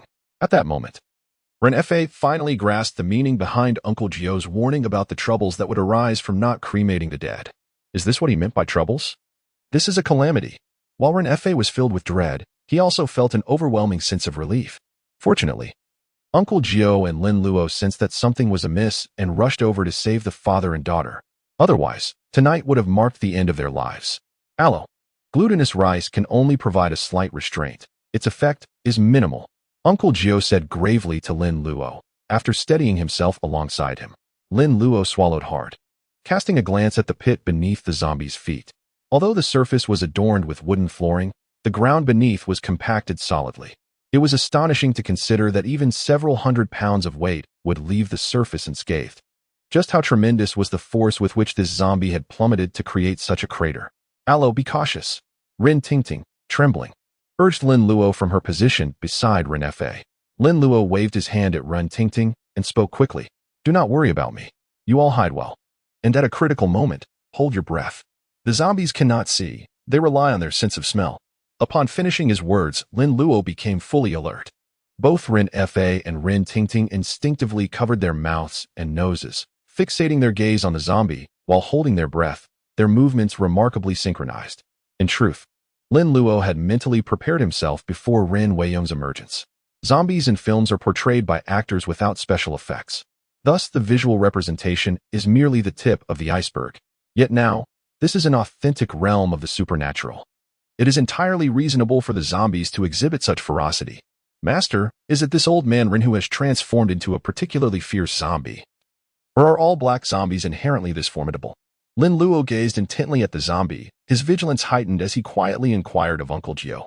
With Uncle Jiu by his side, a profound sense of security enveloped him, rendering fear obsolete. Not to mention, he still had his trump card concealed. Uncle Jiu raised an eyebrow, his eyes fixed unwaveringly on the zombie. He did not hasten to respond. Instead, he retrieved 2 talismans from his pouch. Holding one in each hand, he positioned them with precision as he chanted incantations. Heaven and earth, the mysterious sect, the primal essence of myriad energies, cultivated through eons. I attain my divine power. Within and beyond the 3 realms, the Tao reigns supreme. With golden light, I envelop my being. Swiftly, as decreed. In an instant, the talismans shimmered with a faint golden glow. Uncle Jiu affixed the talismans onto himself and Lin Luo, and they were instantly enveloped in a soft, golden radiance. Lin Luo felt a sense of astonishment as a warm and comforting sensation enveloped him. He realized that this was the golden light incantation, one of the 8 great spells in Taoism. Although it is widely disseminated, few truly comprehend the intricacies of its seals and incantations. At Longhu Mountain, practitioners can invoke the golden light spell merely by forming the hand seals, whereas Uncle Jiu requires talismans to activate it. Ah, indeed. The 8 great spells of Taoism can be simplified into a more accessible version. Lin Luo suddenly experienced a moment of inspiration, leading him to this thought. The more he contemplated, the more promising it seemed. Not every incantation could be deemed a divine spell, as their efficacy was undeniably potent and miraculous. The zombie let out a roar and charged forward once more. Master Jiu, enveloped in a radiant golden light, faced the oncoming creature with determination, gathering all his strength to deliver a powerful kick. With immense force, his foot struck the zombie's face with a resounding impact, causing the golden light to shimmer as the zombie's head snapped violently to the side before being sent staggering back. Upon landing, Master Jiu stumbled a few steps before regaining his balance. Wow, Master, you are truly formidable. Even the black zombie cannot match your strength. Lin Luo raised his thumb in praise. Uncle Jiu supported Lin Luo's shoulder, his lips twitching as he moved his tingling right foot, and remarked casually, "Who told you that old Master Ren has turned into a black zombie?" This time, it was Lin Luo who found himself at a loss. What? Old Master Ren isn't a black zombie. With such darkness, what else could he possibly be? Lin Luo suspected that Uncle Jiu was teasing him. Pay close attention. There is a hint of green amidst the black fur on his body. Observe carefully. This person is called Xiao Mei. Lin Luo twitched the corner of his mouth and shook his head, attempting to dispel the captivating lines from the film commentary that lingered in his mind. Green. Lin Luo scrutinized Ren Weiyong's face, and to his astonishment, it was indeed as he suspected. Instantly, the knowledge he had gleaned from books about zombies in recent days surged into his mind. The green zombie, its corpse exuding a noxious essence, bore a body of vibrant green. In comparison to the white and black zombies, the green zombie exhibited remarkable agility and immense strength, capable of uprooting trees and shifting stones. With a single leap, it could soar several meters, surrounded by toxic gas, fearless of humans or livestock, save for the sun's rays. No wonder old Master Jiu was so formidable. He was destined to leap through levels from the moment of his birth. Hiss. This fellow was born a black zombie, and now he was on the verge of evolving into a green zombie. Once this creature's dark fur transformed to green, it would undoubtedly become even more formidable. Roar.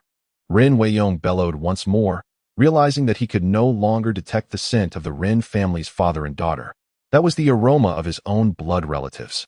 By consuming their blood, he could advance further. They had been right here moments ago. How could they have vanished so suddenly? This infuriated Lin Luo, and as he roared, the white mist emanating from his mouth was increasingly tinged with green. What a nuisance. Master, use this. Lin Luo retrieved a chalk line from his small bag. Upon seeing the chalk line, Uncle Jiu's eyes glimmered with intrigue. Well done, young lad. It seems you've thoughtfully kept this on you. Uncle Jiu took the chalk line, pulled out the string, and handed it to Lin Luo. Hold on to the string tightly. Let us proceed. With that, Uncle Jiu crouched slightly and darted forward. The chalk line unfurled rapidly with a swift whoosh. Although Lin Luo was somewhat smaller in stature, his speed was not lacking as he swiftly followed Uncle Jiu. The two approached the zombie from either side, each gripping a black thread. As the thread tightened, Uncle Jiu drew it back like a bow, then suddenly released it. The thread snapped with a resounding crack, striking Lin Luo forcefully. Upon impact, the thread erupted into flames, sending Lin Luo flying.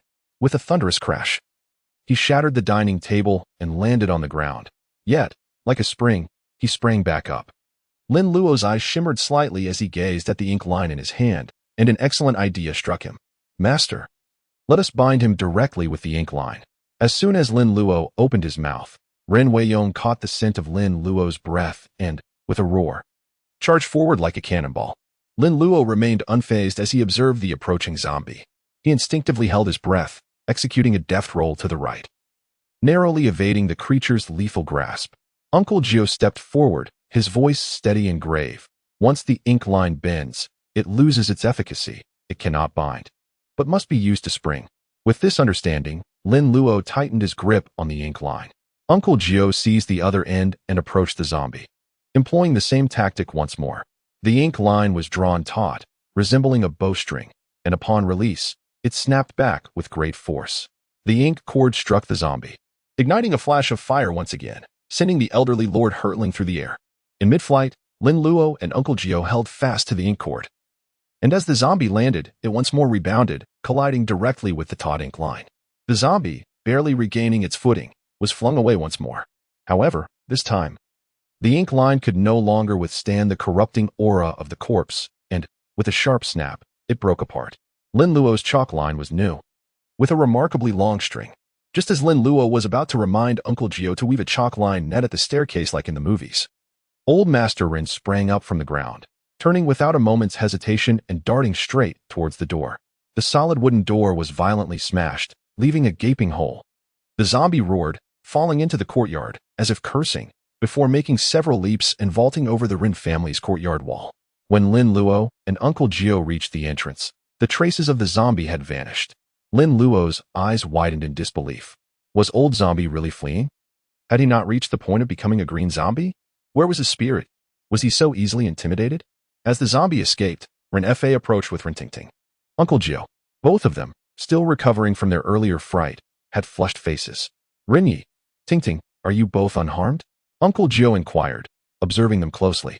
Ren Fa, overwhelmed with emotion, grasped Uncle Jiu's hand tightly, his lips trembling as he expressed his gratitude. Thanks to you, Uncle Jiu, we are safe. If you hadn't arrived in time, Tingting and I would have been in dire straits. Ren Tingting's large, dark eyes transformed into crescent moons as she grasped Lin Luo's hand, sweetly thanking him. I owe you so much, Luo. Tonight's events were truly terrifying. My heart is still racing. She had been peacefully asleep when suddenly awakened by the intrusion of a monstrous figure, her grandfather, who had been deceased for 20 years, rushing in with the intent to harm her. Who could endure such a shock? Uncle Jiu, my father won't he return? Will he? Ren Fa asked, his back chilled with lingering fear as he gazed at the gaping hole in the door. With such a fierce father, the house offered no protection. If he were to return for a second onslaught, it would be unbearable. Uncle Jiu, uncertain, shook his head and replied gravely, "Renyi, the priority now is to gather personnel to alert the townsfolk to stay indoors, securely locking their doors and windows, and to exercise utmost caution. We must also assemble a patrol to guard the streets throughout the night to prevent the zombie from preying on anyone." Rin Fa nodded in agreement. "Indeed, that is essential. I shall summon help immediately." As he spoke, he stepped toward the door but paused at the threshold, staring into the oppressive darkness outside. Uncle Jiu, would you mind accompanying me?" Rin Fa chuckled awkwardly, for the pitch-black night instilled in him a profound sense of vulnerability. In the surrounding darkness, a zombie could lurk anywhere. It could spring out from any corner. At that moment, he would be utterly helpless. Uncle Jiu, understanding his concern, nodded. "Very well. Luo, you take care of Tingting." "Yes, Luo, please look after Tingting." Rin Fa echoed, his face a mask of gratitude. He was profoundly thankful to Lin Luo. Without him, his daughter would have been lost to the clutches of the zombie. He had witnessed the harrowing scene where Lin Luo had leaped from the second floor, clutching his daughter. Escaping from the zombie's pursuit would have been nearly impossible for Tingting. Without Lin Luo's intervention, she would surely have perished. "Rest assured, Master, Renyi, with me here, Tingting will be safe." Lin Luo patted her petite chest, exuding confidence as she spoke. "All right, Master Ren, let us depart." "Very well, please." With that, Rin Fa and Uncle Jiu exited the room, leaving only Lin Luo and Rin Tingting in the spacious living room. The dining table, coffee table, sofa, and floor were all in disarray due to the previous skirmish. Lin Luo gazed upon the battlefield, shaking his head in regret. What a splendid arena it was, now tragically ravaged by the undead. Those foolish zombies, lacking an appreciation for life, truly deserved to be punished. Rin Tingting stood beside Lin Luo, gently resting her hand on his shoulder, playfully chiding him. "Little one, I am 6 years your senior. Why do you not address me as sister?" Lin Luo nonchalantly curled his lips and said with a smile, "Beautiful sister, Sister Tingting, is this acceptable?" "Hee, that is much better." The moment Rin Tingting heard Lin Luo refer to her as a beautiful sister, she became entranced, wrapping her arm around his and giggling foolishly. It seemed that despite the harrowing events that had transpired, with Lin Luo by her side, she felt no fear. Are those with magnanimous hearts truly so carefree? "This chaotic first floor is unbearable. Let us ascend to the upper levels," Rin Tingting remarked, surveying the disarray below. Lin Luo nodded and assisted Rin Tingting as they ascended the stairs. Having twisted her ankle during the day, Rin Tingting was limping, and eventually, she collapsed entirely into Lin Luo's embrace. After taking a shower in the evening, Rin Tingting exuded a delightful fragrance, and her silk nightgown felt exquisitely smooth to the touch, offering a remarkably pleasant sensation. Lin Luo couldn't help but indulge for a moment. It was evident that Rin Tingting's room was uninhabitable. The ceiling had been compromised by Rin Weiyong. Fortunately, there were other rooms on the second floor, alleviating any concerns about a lack of resting space. Upon entering, Lin Luo found Rin Tingting with a flushed face, seated on the bed. She then slumped down, her body collapsing like a marionette devoid of strings. Lin Luo effortlessly grasped Rin Tingting's foot. "What happened to your foot?" The delicate, fair foot appeared slightly swollen. Undoubtedly not due to the earlier incident, for it would not have swollen so lightly otherwise. Rin Tingting felt a tickling sensation in her foot and could not help but giggle. "My foot itches so much." "Oh, let go. This is from today's sprain. It's all that OA's fault." Speaking of her sprained ankle, Rin Tingting could not help but feel a surge of anger and recounted the chaotic events involving Away from that evening. Upon hearing this, Lin Luo offered an awkward smile, refraining from providing an explanation. He understood that the situation was not entirely the fault of Away. It was Chiosing and Wenkai who had concocted this prank against Away. However, one could not entirely absolve the duo, for it was Away who had first instigated the bullying. Had it not been for the grievances suffered, Chiosing and Wenkai would never have resorted to employing the arts of Maoshan to torment him. Furthermore, having bullied his junior, it was only fitting that Away face some retribution. Protecting one's own is a time-honored tradition of the Maoshan sect. "Does it still hurt? Shall I massage it for you?" Be gentle," Rin Tingting whispered, her eyes closed in trepidation of the pain. Lin Luoyan gathered his energy in the palm of his hand, gently kneading Rin Tingting's ankle with his delicate fingers. The rough texture of his palm caused her body to tremble as if electrified, leaving her mind in a state of blissful emptiness. Mug-oh. After a prolonged moment, Rin Tingting's eyes regained their brilliance. Suddenly, she gasped in surprise, her cheeks flushing with embarrassment, wondering if her reaction had been too peculiar. Subsequently, she gazed at Lin Luo's hand in disbelief. Luo, how do you do this? It feels so wonderful. Lin Luo chuckled softly, releasing Rin Tingting's delicate feet, and with a casual shrug remarked, as a Taoist, it is quite reasonable for me to possess the ability of Qigong. Manipulating energy is merely a trifling matter. Oh, please don't withdraw your hand. Continue. Do continue. Seeing that Lin Luo had ceased his actions, Rin Tingting began to playfully pout, directly extending her fair and tender foot into Lin Luo's embrace. The electrifying sensation they had just experienced left her craving for more, yearning for an extended moment of that delightful connection. Don't jest, it consumes a great deal of energy. Lin Luo brushed away Rin Tingting's foul feet, removed his own shoes, and climbed onto the bed, lying down on the wooden surface. The commotion of the evening unveiled many aspects that Lin Luo had previously overlooked. For instance, the Taoist incantations, the qi within his body, as well as his martial arts skills and the paper puppets. By revealing these elements in advance, he would not need to be overly cautious or waste time explaining them when the need arises in the future. Lin Luo rested her arm and pushed away the encroaching Rin Tingting. What was wrong with this woman? She twisted and turned, continually trying to draw closer. Suddenly, with a swift motion, Rin Tingting leaned in and planted a kiss on Lin Luo's cheek. Lin Luo blinked in astonishment. This woman, not even sparing a 10-year-old child. You dare to indulge in such delicacies? Allo, I am truly grateful to you today. Regarding the previous matters, I have forgiven you, Rin Tingting said, her voice barely above a whisper, tinged with embarrassment. Lin Luo tilted her head slightly, gazing at Rin Tingting, who was nestled beside her. Her cheeks flushed and her eyes glistening like autumn waters.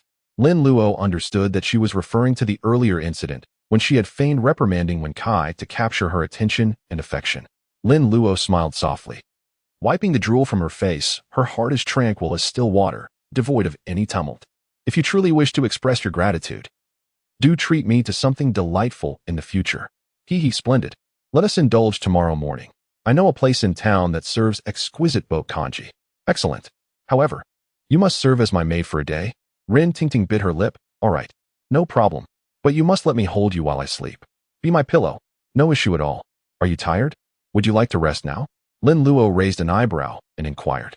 He was intrigued to delve into the 8 divine incantations. Rin Tingting, ever cooperative, let out a delicate sigh, expressing her weariness. I truly feel tired, she admitted, but are you certain you can manage alone? Perhaps I should accompany you for the vigil. It is still not entirely safe. One of us must keep watch. In the event of danger, we must be prepared to react swiftly and escape.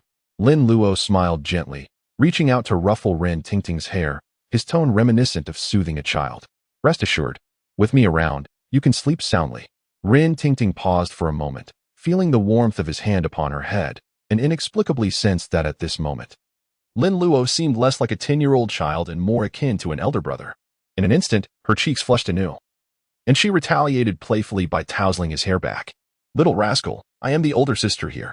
Yes, you are the beautiful sister. Now, do try to sleep. Rin Tingting murmured in agreement, embracing Lin Luo, treating him as a makeshift pillow, and peacefully closed her eyes. Before long, she drifted into a deep slumber. Finally asleep. I should delve into studying the golden light spell. As night deepened, the entire Rin family town grew lively. The townsfolk were abruptly awakened and instructed to secure their doors and windows, leaving them bewildered. Woken from slumber only to be told to sleep again? What madness is this? Their doors and windows were locked securely. Had they not knocked, one could sleep soundly until dawn. Some robust young men were hastily recruited to join the security team on patrol. Away, leading the security detail, brandished a torch as they scoured the streets. His expression one of displeasure. What a joke. How could there possibly be zombies? My uncle is truly confused to believe in such nonsense from that 9th uncle. And his disciples are no better. If it were up to me, they ought to be locked up and branded for their folly. While Away pondered the various tortures in the prison, one of his subordinates edged closer. Captain, is it true there are zombies? Indeed. Why else would we be summoned at this hour to hunt for them? Is it real? I've heard that zombies suck blood, feast on flesh, possess immense strength, and are impervious to blades and bullets. Is that true? I've also heard that zombies can fly, with green eyes that can mesmerize you. By the time you realize it, they've already begun to drain your blood. I wonder if this is all true. As the group murmured their doubts, even Away, who initially felt unafraid, began to waver. These fools, talking nonsense about zombies. Are they serious? The darkness enveloped them, especially in the areas beyond the flickering torchlight, where the shadows loomed ominously. Fear stems from the unknown. Could it be that zombies truly exist? Away furrowed his brows, unconsciously slowing his pace, falling back into the midst of the group. Safety. If zombies were to emerge, being in the middle would keep me from being the first bitten. Just then, they spotted the glow of torches illuminating the street ahead. Captain, there are brothers from the search team approaching. Away shot a glare, irritated. I know, I'm not blind. The individuals on the opposite side have noticed Away's team and hastened their steps, rushing to converge. Observing their breathless and panicked demeanor, Away felt a jolt of anxiety. Could something have gone awry? He pushed through the crowd, seized one person, and furrowed his brow, inquiring urgently, why the haste? Have you encountered zombies? Few, Captain, few. The newcomer gasped, struggling for breath. Oh, what a useless bunch. Away disdainfully shoved him aside and grabbed another for questioning. You speak. Captain. We discovered the corpse of a night watchman up ahead. There are bite marks on his neck. It's horrifying. He must have been killed by a zombie. What? A chill ran down Away's spine. There are indeed zombies. The watchman was bitten. Upon hearing this dreadful news, the members of the security team were struck with fear, their spines tingling and cold sweat breaking out over their bodies. The terrifying words they had spoken earlier resurfaced in their minds, causing their legs to tremble with fear. This is truly frightening. Should we retreat? But what if we encounter zombies after separating from the team? Away swallowed hard, his expression grim. He anticipated that the old charlatan was not lying. Zombies were real. Could those rascals earlier have truly been serious? Captain, what should we do now? I'm the only one in my family. I don't want to die. Captain, let us retreat. Away shot a fierce glare and slapped the individual. You're sowing discord. As the captain, he knew he couldn't afford to panic, even if others did. As the leader of the security team, Away possessed enough awareness to understand that if those around him descended into chaos, who would protect him?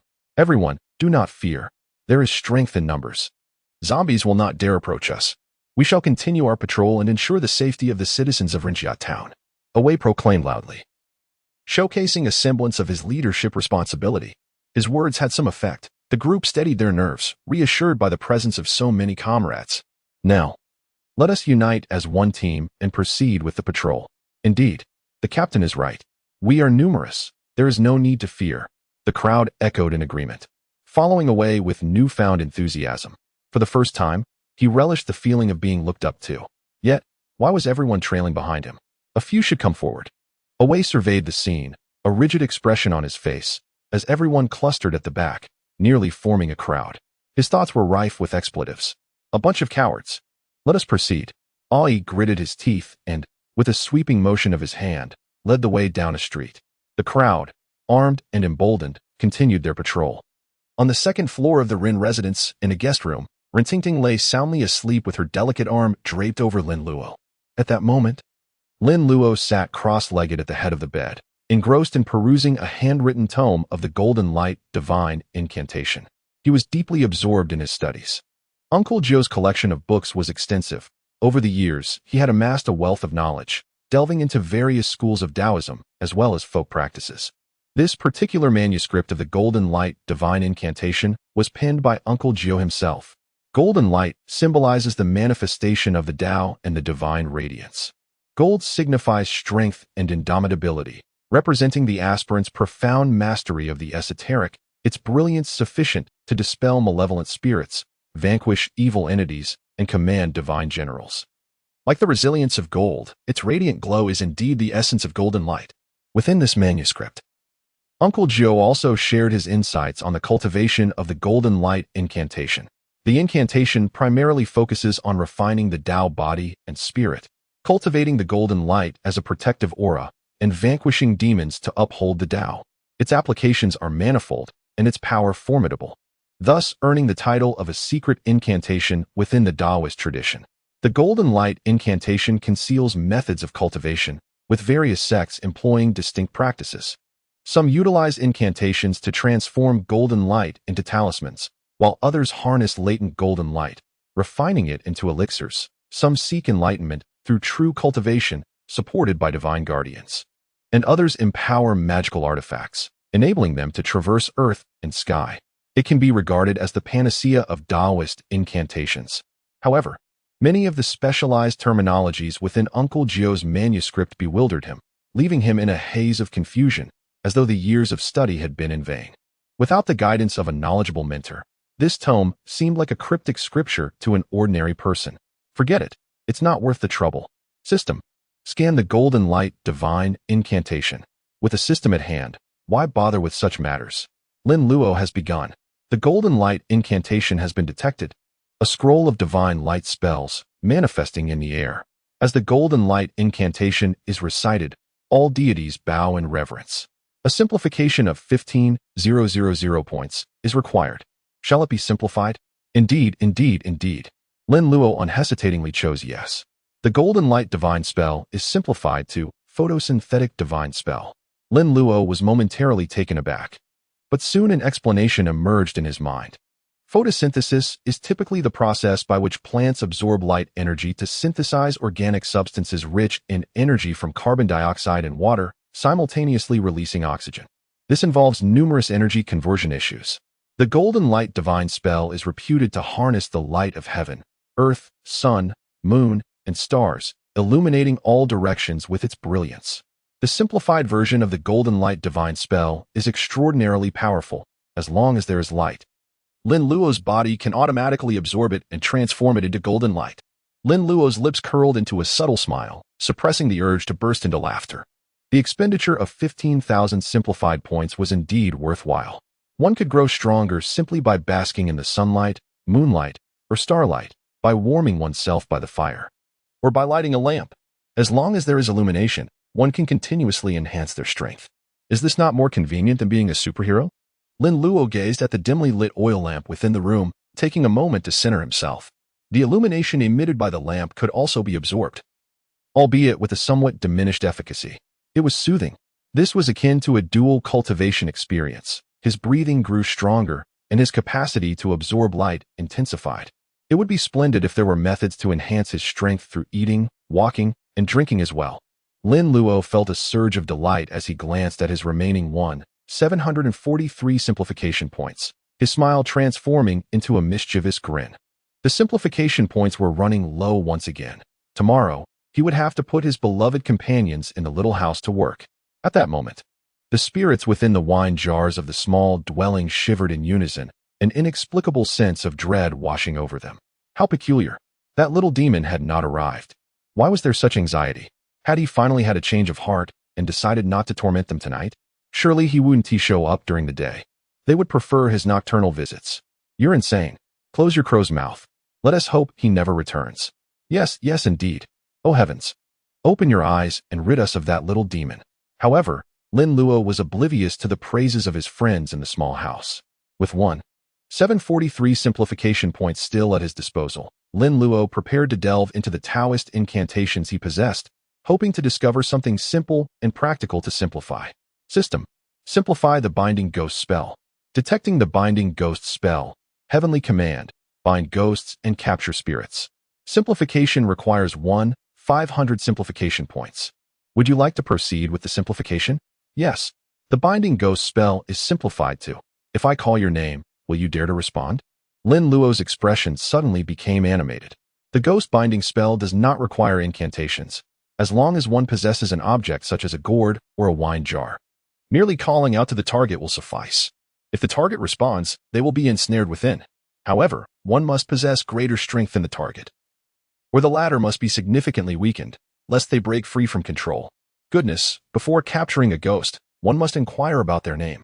If there are many ghosts, it could prove quite arduous.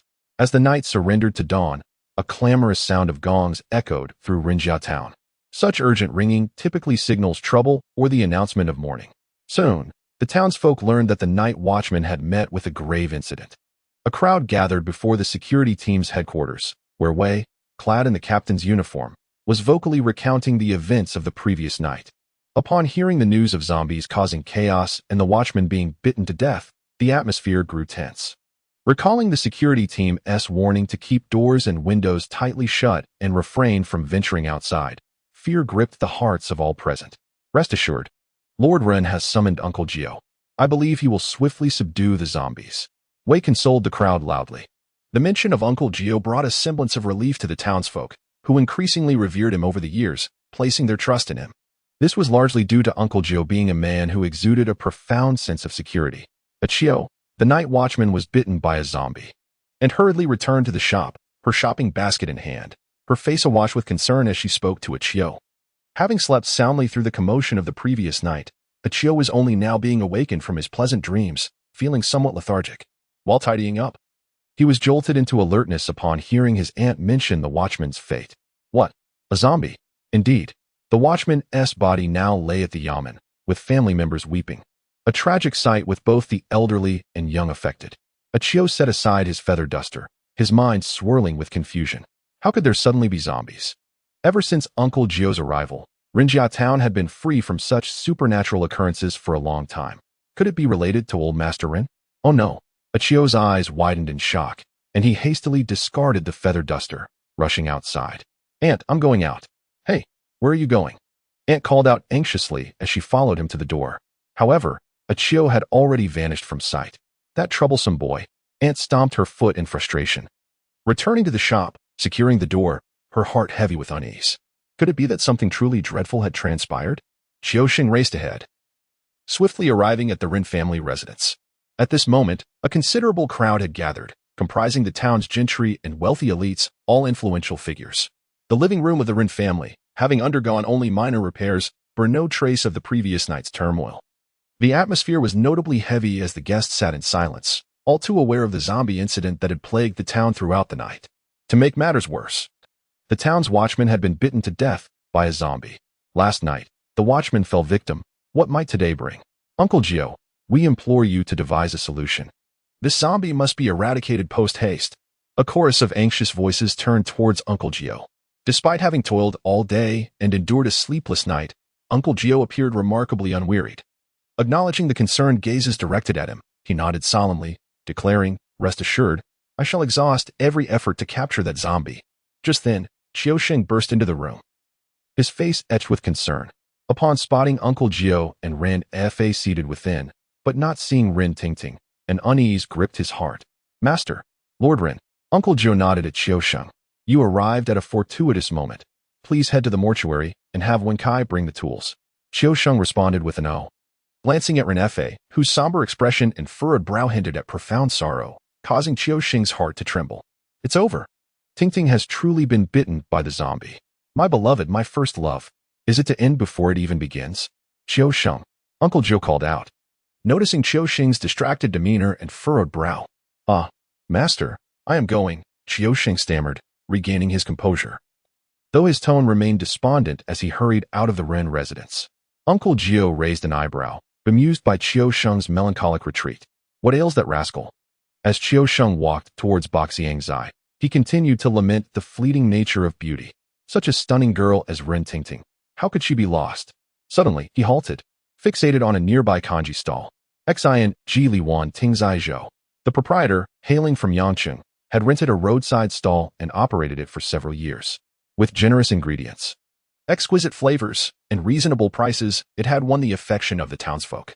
Whether for breakfast or late-night snacks, patrons often queued for their turn. At a small table beside the stall, Ren Tingting was seen serving Lin Luo some pan-fried dumplings. Bathed in sunlight, her radiant smile resembled that of a celestial being, captivating Qiusheng, who stood transfixed. Alas, Ren Tingting is not dead. Yet Lord Ren seemed as if he had lost his kin, as though the zombie were his own father. Qiusheng suddenly realized, offering an awkward smile, secretly chiding himself for his foolishness. "Good morning, Miss Ren, senior brother. Are you having porridge?" Qiusheng approached with a cheerful demeanor, his gaze frequently darting towards Ren Tingting. "What a coincidence, Qiusheng. You are here for breakfast as well." Lin Luo glanced at Qiusheng, gesturing for him to take a seat. Ren Tingting merely smiled at Qiusheng without uttering a word, her cheeks slightly flushed. "I shall not partake in the meal," she declared. "My master has instructed me to return to the ancestral hall and summon Wenkai to bring the tools. Oh, then do hurry along, so as not to delay your master's affairs. After Lin Luo finished speaking, he turned to Rin Tingting and gestured with his lips. Rin Tingting playfully smiled, picked up a char siu bun, and broke off a piece with her delicate fingers, placing it into Lin Luo's mouth. This was her reward for treating Lin Luo as a pillow and sleeping with him through the night. She was treating him to dim sum and serving as his little maid for the day, attending to his every need. Qiusheng looked on with envy. Though he initially felt no hunger, he suddenly found himself ravenous. If only Rin Tingting could feed him in such a manner, he could indulge from dawn until dusk. Lin Luo savored the char siu bun, casting a glance at Qiusheng, who was gazing at him with envy. My dear junior brother, do not covet this. It is a reward for the sacrifices I have made. This burden is one I can bear alone. Qiusheng, aren't you in a rush to leave? Oh, there's no haste at this moment, senior brother. Miss Rin, I trust you both are well after last night. Qiusheng swallowed nervously, offering a forced smile of concern. All is well. Master has driven away the zombies. Lin Luo spoke, opening his mouth once more. Another piece. Don't eat so quickly. Take your time. Rin Tingting gently urged, feeding Lin Luo another piece while lifting a bowl of kanji. Have a sip of kanji, don't choke. Qiusheng swallowed, his eyes glistening with envy. On the verge of tears. How does the senior brother manage this? At such a young age, he can command the girl's full attention. I wish to learn as well. We were taught by the same master. Why can the senior brother do what I cannot? Master, are you hiding something from me? Yet, upon further reflection, that doesn't seem quite right either, for I have yet to see Uncle Jiu find a wife for himself. Is it talent, perhaps? Qiusheng gazed at the obedient and lovely Rin Tingting, and at Lin Luo's face filled with delight, feeling a deep sense of lamentation in his heart. Life seems so unfair. Be careful, or the master will scold you.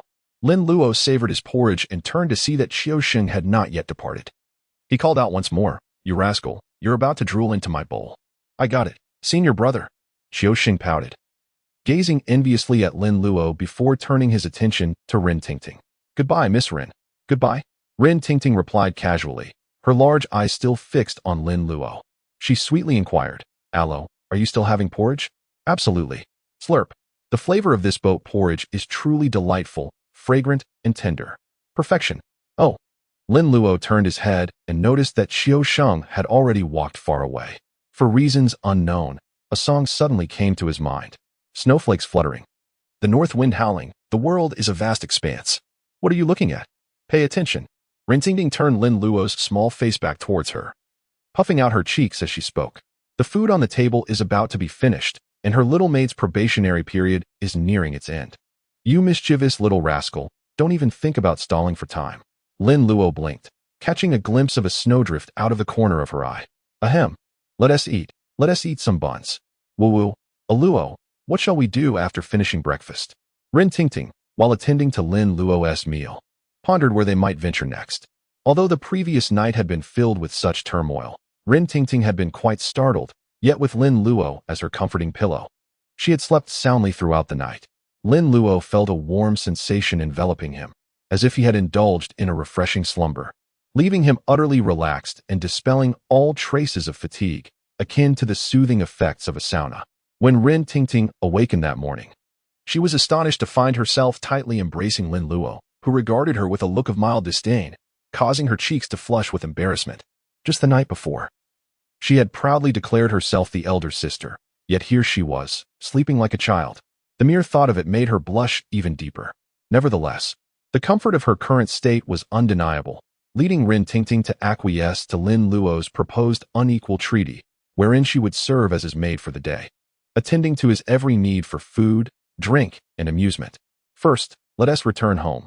I have matters to discuss with your father, she stated. And what happens after that? Rin Tingting inquired, as she delicately took out a handkerchief to wipe Lin Luo's mouth. I am uncertain. I shall see if my master has any tasks assigned. Oh. And what if there are no tasks assigned? Lin Luo rolled her eyes, gazing helplessly at the tenacious and remarkably persistent Rin Tingting. What could possibly be enjoyable in this dilapidated town? There are hardly any places to shop. How about swimming outside the town? That sounds delightful. I recently purchased a new swimsuit that I have yet to wear. Rin Tingting immediately brightened up, nodding her head enthusiastically. Aren't you afraid of zombies? Not at all. As long as you are here. Hee hee. Little brother, be sure to protect your big sister. Lin Luo rolled her eyes even more dramatically. What a bothersome little sister. After enjoying dim sum together, Ren Tingting and Lin Luo returned to the Ren residence. The living room was now empty, with only Ren Fa and Uncle Jiu remaining. Father, we are back. Ren Tingting's voice echoed as she entered, drawing the attention of both Ren Fa and Uncle Jiu, who smiled faintly upon seeing her holding Lin Luo's hand as they approached. How was your meal, Luo Tingting? Did you enjoy it? Ren Fa inquired with a warm smile. Uncle Jiu had already informed Ren Fa of the events from the previous night. Had it not been for Lin Luo's timely discovery of Ren Weiyong emerging from the coffin and rousing Uncle Jiu, both he and his daughter would have surely met a dire fate. Moreover, Lin Luo had also intervened to save his daughter last night, which endeared her to Ren Fa greatly. We had a delightful meal. Ren Tingting and Lin Luo chimed in unison. Ren Tingting's cheeks were puffed up like a little bun as she glanced at the smug little rascal beside her, having fed him kanji until her arms ached. Father, there are some matters I wish to discuss with you, Ren Tingting said sweetly. Just a moment, Uncle Jiu. You worked hard last night. I've arranged a room for you to rest. Lunch will be delivered shortly, and I will require your assistance again this evening, Ren Fa said respectfully to Uncle Jiu. Everyone held great respect for Uncle Jiu, a man of remarkable abilities, and their deference intensified in times of trouble. Uncle Jiu nodded. Having taken a moment at dawn to meditate and regain some energy, appearing quite spirited despite his lingering fatigue, he still had questions for Lin Luo, which prompted him to agree with a nod. Rest assured, Master Ren. Uncle Jiu replied with a chuckle. A bow. Ren Fa called out to the servant outside, who promptly entered. Sir, what can I do for you? Please escort Uncle Jiu to his room for some rest. Yes, sir. Uncle Jiu, please follow me, a bow said. Bowing respectfully, Uncle Jiu nodded and glanced at Lin Luo, signaling her to accompany him. Lin Luo followed closely, grinning as he was guided by a bow to the guest room. On the table lay an assortment of tea and snacks. The bed was adorned with fresh linens, and the window was wide open for ventilation. Uncle Jiu took a seat at the table, and Lin Luo, eager to please, approached with a beaming smile, pouring a cup of tea for him. Master, please enjoy the tea. Uncle Jiu's brows slightly twitched, a faint smile playing on his lips as he cast a glance at Lin Luo before lifting the cup to take a sip. The tea was at the perfect temperature, and he downed it in one go. As soon as the cup was set back on the table, Lin Luo promptly refilled it. This time, Uncle Jiu did not rush to drink. Instead, he raised an eyebrow, looking at Lin Luo with a hint of curiosity. You rascal, speak up. What is the story behind that sinister horse? Lin Luo anticipated that Uncle Jiu would inquire about this matter, and he had already devised a response. He chuckled softly as he set down the teapot. Master, I have successfully mastered the art of crafting spirit paper figures that you bestowed upon me. While you were out with Wenkai, I took the liberty of experimenting at home, and to my astonishment, I truly succeeded. Uncle Jiu's brows twitched, his eyes widening in incredulous surprise as he exclaimed, You did it yourself. Indeed. How could that be possible? The technique requires the use of yin bamboo as the framework, and yin materials to inscribe the spirit characters. Do you have the necessary materials? Are you capable of inscribing the characters? Lin Luo scratched his head, her small face filled with confusion. I used the materials from home to make the paper horse, then followed the instructions in the book to give the paper horse eyes and recited a spell, and it just transformed. I didn't use any ghostly materials or inscriptions. It's quite innocent. Uncle Jiu stared at Lin Luo in disbelief, struggling to accept what he heard, yet trusting that his disciple would not deceive him. Impossible. How can this be? It cannot be. If the ghostly paper cutting technique does not require ghostly materials to inscribe the characters, can it still be called a ghostly paper cutting technique? Muttering to himself, Uncle Jiu felt that his disciple's claim was not credible. In a moment, you will accompany me to purchase some materials, and you shall create a paper figure using the method you described. Uncle Jiu insisted, eager to witness the phenomenon with his own eyes. Lin Luo nodded obediently, her expression tinged with concern as she spoke. Master, I can go by myself. Just in time, Ting Ting has been asking to go out and play. You didn't rest at all last night. You should take a moment to sleep. Observing his beloved disciple's worry for him, Uncle Jiu smiled with appreciation, nodded in agreement, and then retrieved his pipe, filling it with a generous amount of tobacco. Lin Luo effortlessly retrieved a match from his pocket, struck it with a swift motion, and ignited it, lighting the tobacco for Uncle Jiu. This sequence of actions had been performed for many years, executed with a grace akin to flowing water. After indulging in a few puffs of smoke, Uncle Jiu felt a sense of relaxation wash over him. He then cast a few lingering glances at Lin Luo before retiring for the night. Lin Luo closed the guest room door and proceeded towards the living room. At that moment, Ren Tingting was conversing with Ren Fa about her desire to go out for a swim with Lin Luo. Given the recent events at home, Ren Fa was reluctant to allow Ren Tingting to roam freely. He worried about the potential consequences of any mishap. However, reassured by the presence of Lin Luo to safeguard her, he ultimately consented. This decision brought immense joy to Ren Tingting, who playfully coaxed Ren Fa, lifting his spirits in return. Master Ren, Sister Tingting, Luo, you've arrived. Aren't you going to rest for a while with Uncle Jiu? Tingting mentioned that you stayed up all night watching over her. Ren Fa inquired with genuine concern upon seeing Lin Luo. No need, Lin Luo replied. I meditated and rested last night. I am not fatigued. Lin Luo smiled as he approached and settled beside the sofa. You really ought to rest well. You are still young and in the crucial stage of growth. Insufficient sleep will hinder your height.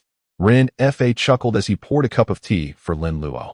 I am well aware of that, but when it comes to height, I possess quite a bit of confidence. Lin Luo smiled and thanked Ren Fa for the tea. This was indeed true. Lin Luo had received the novice gift pack from the system, resulting in an increase of 5 points in all attributes. His height was steadily rising, now surpassing that of his peers, and he was nearly as tall as Ren Tingting. Ren Fa nodded with a smile, choosing not to say more.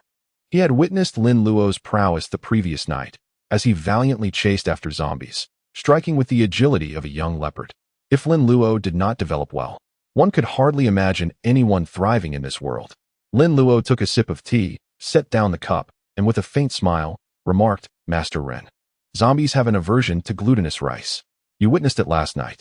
If I recall correctly, the Ren family also engages in the grain trade, does it not? Lin Luo's voice was soft, and his words were incomplete, yet they struck Ren Fa's heart like a sudden revelation. In an instant, Ren Fa's eyes sparkled with clarity. Indeed.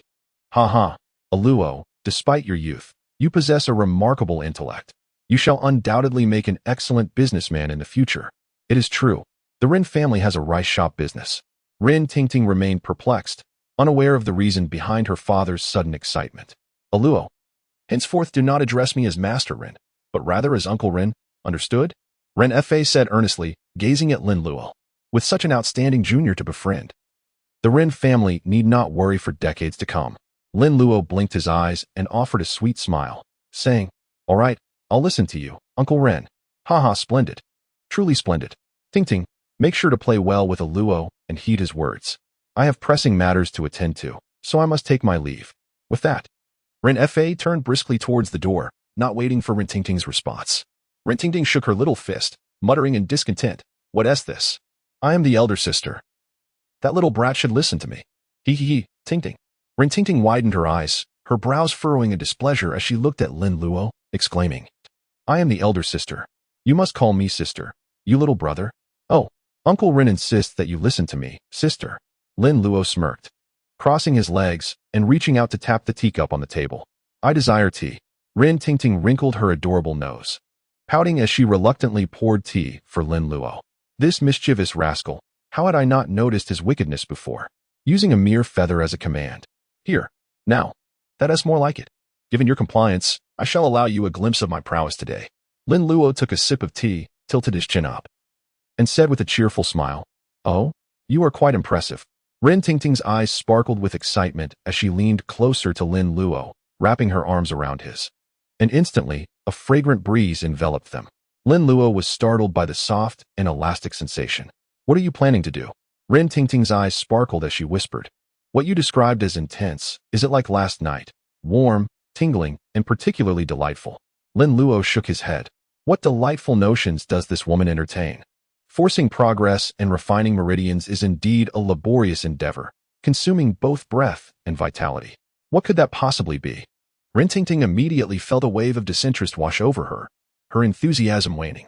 If there is no comfort, what joy is there to be had? Keep it a secret. In any case, just come with me to purchase some items, and you shall see in due time. Lin Luo, with an air of mystery, smiled enigmatically, and then took a moment to savor the sensation. To be honest, the profound insights of this girl were indeed remarkable. Her arms felt ensconced in a cocoon of comfort. Well then, where shall we procure our goods? To the paper effigy shop. Where are we going? Rin Tingting's eyes widened in disbelief, her mouth agape in shock. The paper effigy shop, let us go. Today, I shall unveil to you the true essence of surprise. Rin Tingting was skeptical. What surprises could possibly lie in a visit to a paper effigy shop? The paper effigy shop was nestled in a narrow alley at the far western edge of Rinjia Town, colloquially known as West Alley. Although Rinjia Town was not particularly large, Lin Luo and Rin Tingting took a considerable time to traverse it. After all, dealing in the affairs of the deceased was still somewhat taboo in these times. Such establishments typically opened their doors only after the sun had risen to its zenith and closed them promptly as dusk approached. Moreover, they would remain seated inside, awaiting patrons, never standing outside to beckon customers in. When Lin Luo and Rin Tingting arrived, the narrow alley was enveloped in an unusual tranquility. The patrons inside the shops, upon noticing newcomers in the lane, gazed intently yet refrained from uttering a word. It was Rin Tingting's inaugural visit to such a locale. Observing the eerie silence and the stark white facades of the establishments, she felt the unsettling scrutiny of the seated individuals, their peculiar gazes assessing her. Even in the light of day, an overwhelming sense of anxiety and trepidation washed over her, leaving her utterly uncomfortable. Rin Tingting clutched Lin Luo's hand tightly, unwilling to part even for a moment. Lin Luo, what kind of place is this? Why does it feel so frightening? She whispered nervously. Did I not mention? Over there is a coffin shop, and that way is a place for incense and paper offerings, while further down is where graves are dug. In essence, this entire alley is dedicated to the business of the deceased, Lin Luo exclaimed, as he pulled Rin Tingting into the incense and paper offerings shop. Shopkeeper, please fetch me some materials for crafting paper figures. As Lin Luo entered, he did not wait for the other party to speak and directly requested to purchase materials for making paper figurines. The shopkeeper was taken aback. It was the first time he had encountered someone seeking materials, as his establishment primarily dealt in finished products. However, upon noticing the Maoshan jade pendant hanging around Lin Luo's neck, the shopkeeper instantly comprehended Lin Luo's identity and offered a faint smile. How many would you like, young sir? Perhaps a cartful, to be delivered to Master Rin's residence? Lin Luo spoke while casting a glance at Rin Tingting, who was momentarily taken aback by his gaze. What do you want to look at me for? To settle the payment. Oh. Rin Tingting obediently turned to the shopkeeper, inquiring, how much is it? With a mild smile, the shopkeeper replied, a mere 5 taels of silver. The price for an entire cart of materials was hardly more than that of 50 pounds of rice. Truly a cost price. Rin Tingting produced 5 taels of silver and handed them over. The shopkeeper accepted the money with a smile, tucking it away in his pocket, before turning to Lin Luo and asking, when shall we send the goods? Right now? Please prepare everything for us to take along. Very well. Please hold on for a moment while I make the arrangements. Da Chong, please serve tea to our guests. Coming right up. A young man of a jovial demeanor appeared from behind, carrying a teapot and approaching with a cheerful smile. After pouring the tea, the chubby fellow named Da Chong stepped aside. As Lin Luo sipped his tea, he surveyed the surroundings of the shop. The establishment was filled with an array of finished products, young boys and girls, various paper offerings, paper lanterns, and an assortment of items associated with funerals. Everything one could possibly need was available here. My dear portly friend, he inquired, do you happen to know where one might procure ritual implements? Lin Luo turned to look at De Chong. De Chong felt somewhat uncomfortable being called little fatty by a mere child. Though he was tempted to express his ire, he restrained himself, as the visitor was a guest. He managed to suppress his frustration and replied, in our household, we possess yellow talisman paper and vermilion powder. The coffin shop sells ink lines, coffin nails, and peachwood swords, while the neighboring shop offers magical mirrors and the 3 pure bells. What is it that you desire? Lin Luo's eyes sparkled brightly as he bowed in gratitude, thanking his companion. Please prepare a sheet of yellow talisman paper and a pound of fine vermilion for me. We shall take a stroll first. Once the items are ready, we will wait for you at the entrance to settle the payment. Upon seeing Lin Luo purchase additional items, the chubby boy's face broke into a wholesome grin, nodding in affirmation. I shall remember. Rin Tingting, curious as she was pulled along by Lin Luo, inquired, what else do you wish to buy? A peachwood sword, a magic mirror, and the 3 pure bells, he replied. Vermilion serves as a vital material for crafting talismans, and the quality of both the talisman paper and vermilion directly influences the efficacy of the charms. The magic mirror is an exceptional tool for confronting ghosts and zombies, while the 3 pure bells are Lin Luo's cherished possession. He carried the bells with him, Yet the stock at the ancestral hall was nearly depleted, rendering them less potent than before. Thus, he hoped to see if they could be restored. If not, he would consider acquiring new ones. Indeed, magical artifacts tend to grow more powerful with age, while the efficacy of new ones is rather limited. With someone like Rin Tingting, a little heiress, by his side, there was no better moment to make these purchases. Following the chubby boy's guidance, Lin Luo gathered the peachwood sword, compass, magic mirror, and 3 pure bells, which comprised the essential 4 tools of a Maoshan priest often used in rituals. Upon returning to the incense shop, the materials were already loaded into the cart, a sheet of yellow talisman paper and a pound of fine vermilion costing a total of $10. Rin Tingting, unfazed, readily paid the sum. The talisman paper is inexpensive. The true cost lies in the vermilion. The price for quality vermilion is indeed exorbitant. With the transaction complete, the cart was pulled by none other than the chubby boy, De Chong.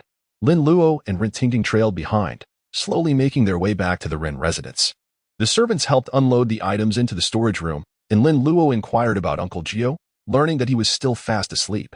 Luo, what exactly is the surprise you mentioned?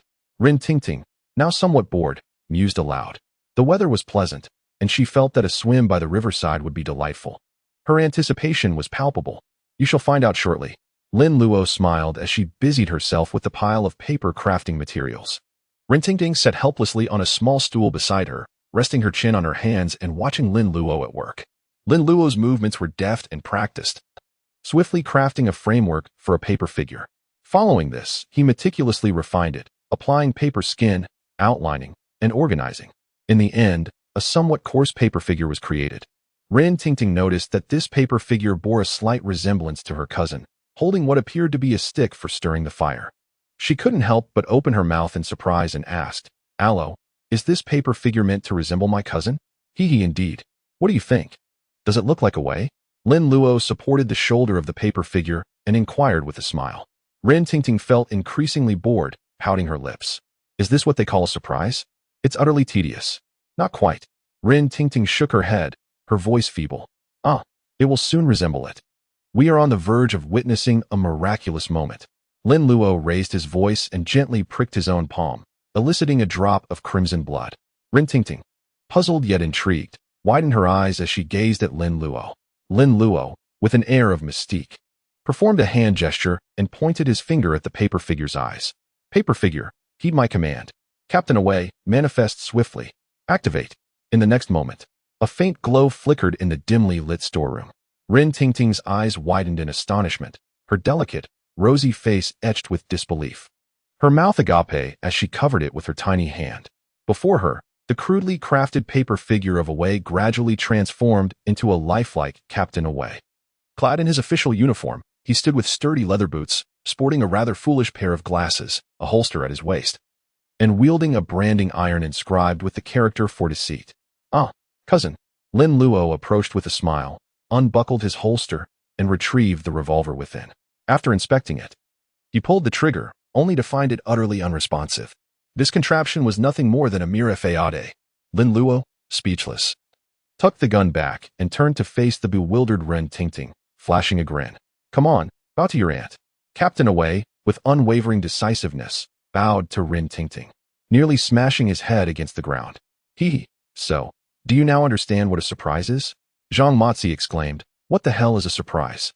This is what one might call a surprise. Rin Tingting covered her mouth, pointing at the paper figure, her fingers trembling slightly, her mind a blank slate. The Captain Away before her bore an uncanny resemblance to the real Away. Despite his vacant gaze and stiff expression, the differences were hardly discernible. How could this be possible?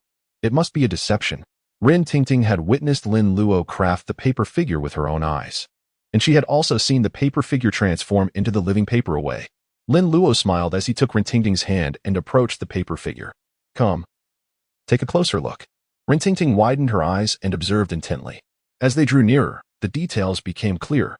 Aside from its eerily pale complexion and expressionless demeanor, there was truly nothing amiss. This was utterly astonishing. It defied all scientific reasoning, yet felt profoundly mystical. Alo, how did you manage this? Rin Tingting's mind was a whirlwind, struggling to comprehend how a simple, crude paper figure could transform into something so lifelike. I have told you, I am a Taoist. It is quite reasonable for me to possess certain magical abilities. Lin Luo chuckled and shrugged, gently patting the shoulder of the paper figure.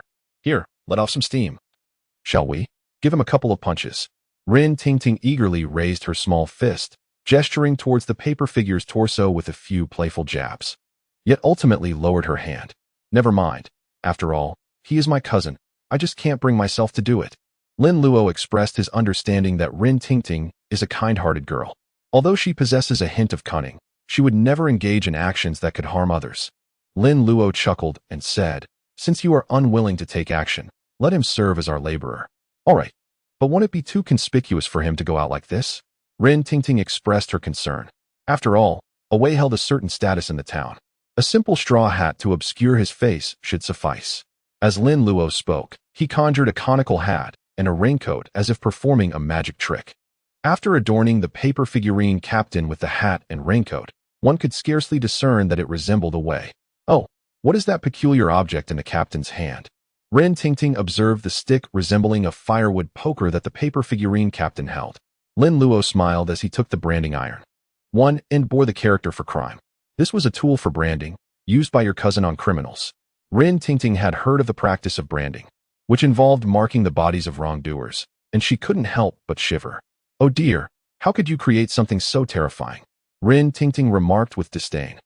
To brand someone with the character for crime would mean that unless the skin were removed, that mark would remain forever. The mere thought of it was chilling. Lin Luo smiled as he returned the fire stick to Captain Paperman. This object is indeed a memorable scene from Away. In the past, I used the character for ruin to brand villains like you. Once marked, the skin on the chest would crumple into a mass.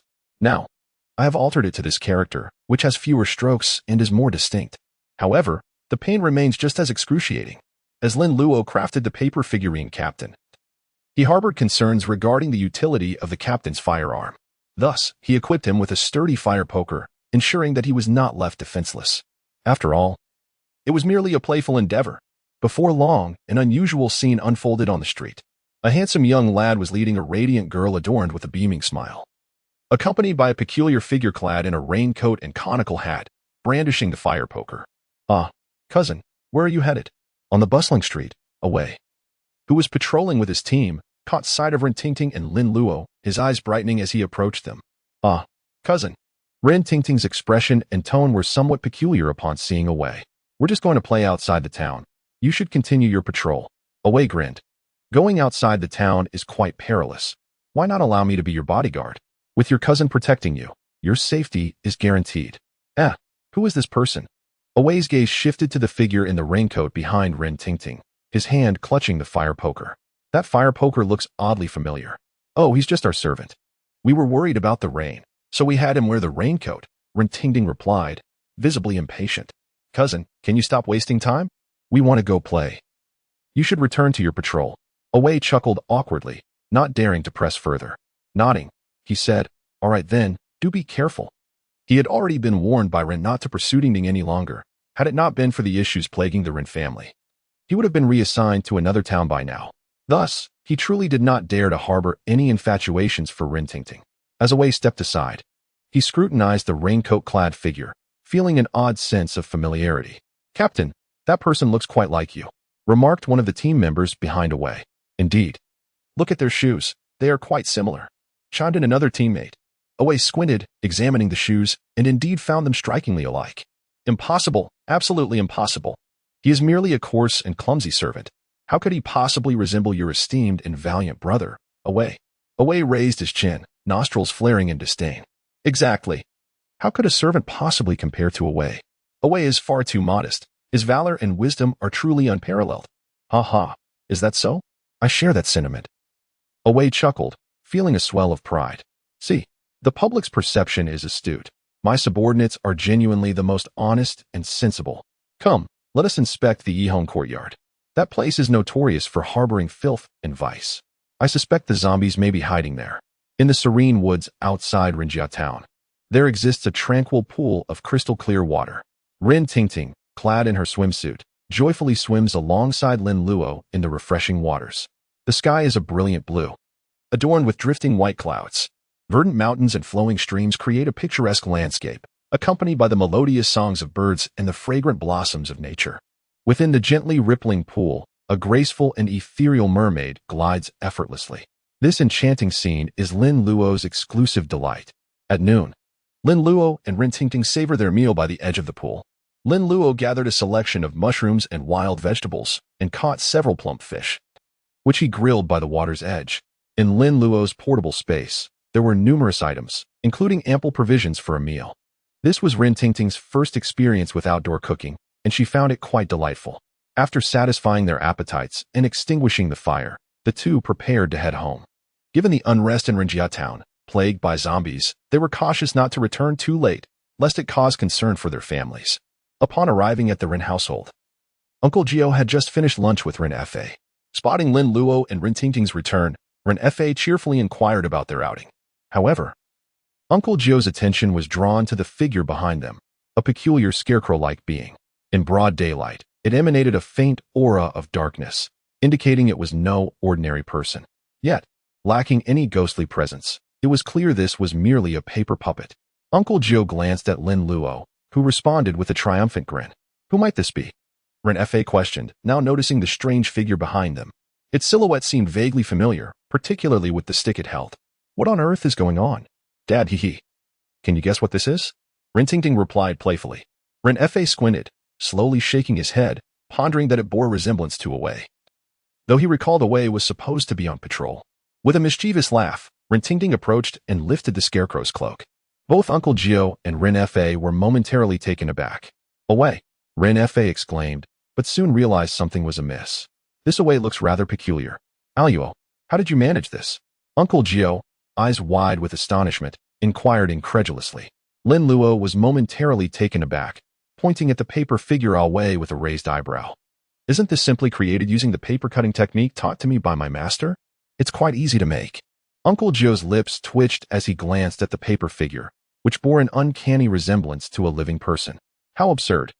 A Taoist or a practitioner of the dark arts would typically require several months, if not years, to gather the necessary materials and invest immense effort into crafting a spirit puppet. And yet, he dares to call this simple. Simple. This insufferable brat must have a profound misunderstanding of the term simple, Uncle Jiu mused internally. Rin Fa was equally astonished, clicking his tongue in disbelief as he approached the paper figure, prodding it with his hand, only to discover that its skin felt just like that of a real person. It was merely cool to the touch, devoid of any warmth. Hello, what exactly is this? How can it resemble Away so closely? Rin Fa held back his astonishment. It was not merely a resemblance, but rather an exact likeness. Were it not for some minor discrepancies, he might have failed to recognize it altogether. Even so, Rin Fa was utterly astounded. The world is vast and filled with wonders. The skills of such extraordinary individuals truly are remarkable. This is merely a paper figure, imbued with a minor enchantment, transformed into a spirit figure that closely resembles a living being. After Lin Luo finished his introduction, he chuckled and continued. This is what I created this morning at the Rin Mansion. The materials are still in the warehouse. Uncle Jiu's eyes lit up with excitement as he eagerly exclaimed, Come on, make another one for me to see. Of course, Lin Luo replied. I was just planning to make a few more. It will be perfect for guarding the Rin Mansion tonight. Should any zombies appear, I will have some assistance. Lin Luo spoke and turned to leave. Uncle Jiu followed closely behind, while Rin Fa, filled with enthusiasm, pulled Rin Tingting along to the warehouse. As an ordinary person, being able to witness such extraordinary phenomena was indeed a stroke of luck. The Rin family's warehouse housed various grains and sundries, with Lin Luo's cart of materials prominently displayed in the corner. As Rin Fa observed the bamboo strips, thin ropes, paper, glue, and ink brushes scattered on the ground, he couldn't help but glance at Rin Tingting. Is it really true that Luo created that paper figure, Away, using all of this? Rin Fa found it hard to believe. The paper figure, Away, was indeed crafted from these items. Rin Tingting nodded in affirmation, as she had witnessed it with her own eyes. Luo remarked that this was what one calls a surprise. Rin Tingting gently echoed Lin Luo's tone, saying, This is what one calls a surprise. Rin Fa muttered to himself, then turned his gaze back to Lin Luo, who had already begun to busily work. So this is what they mean by a surprise.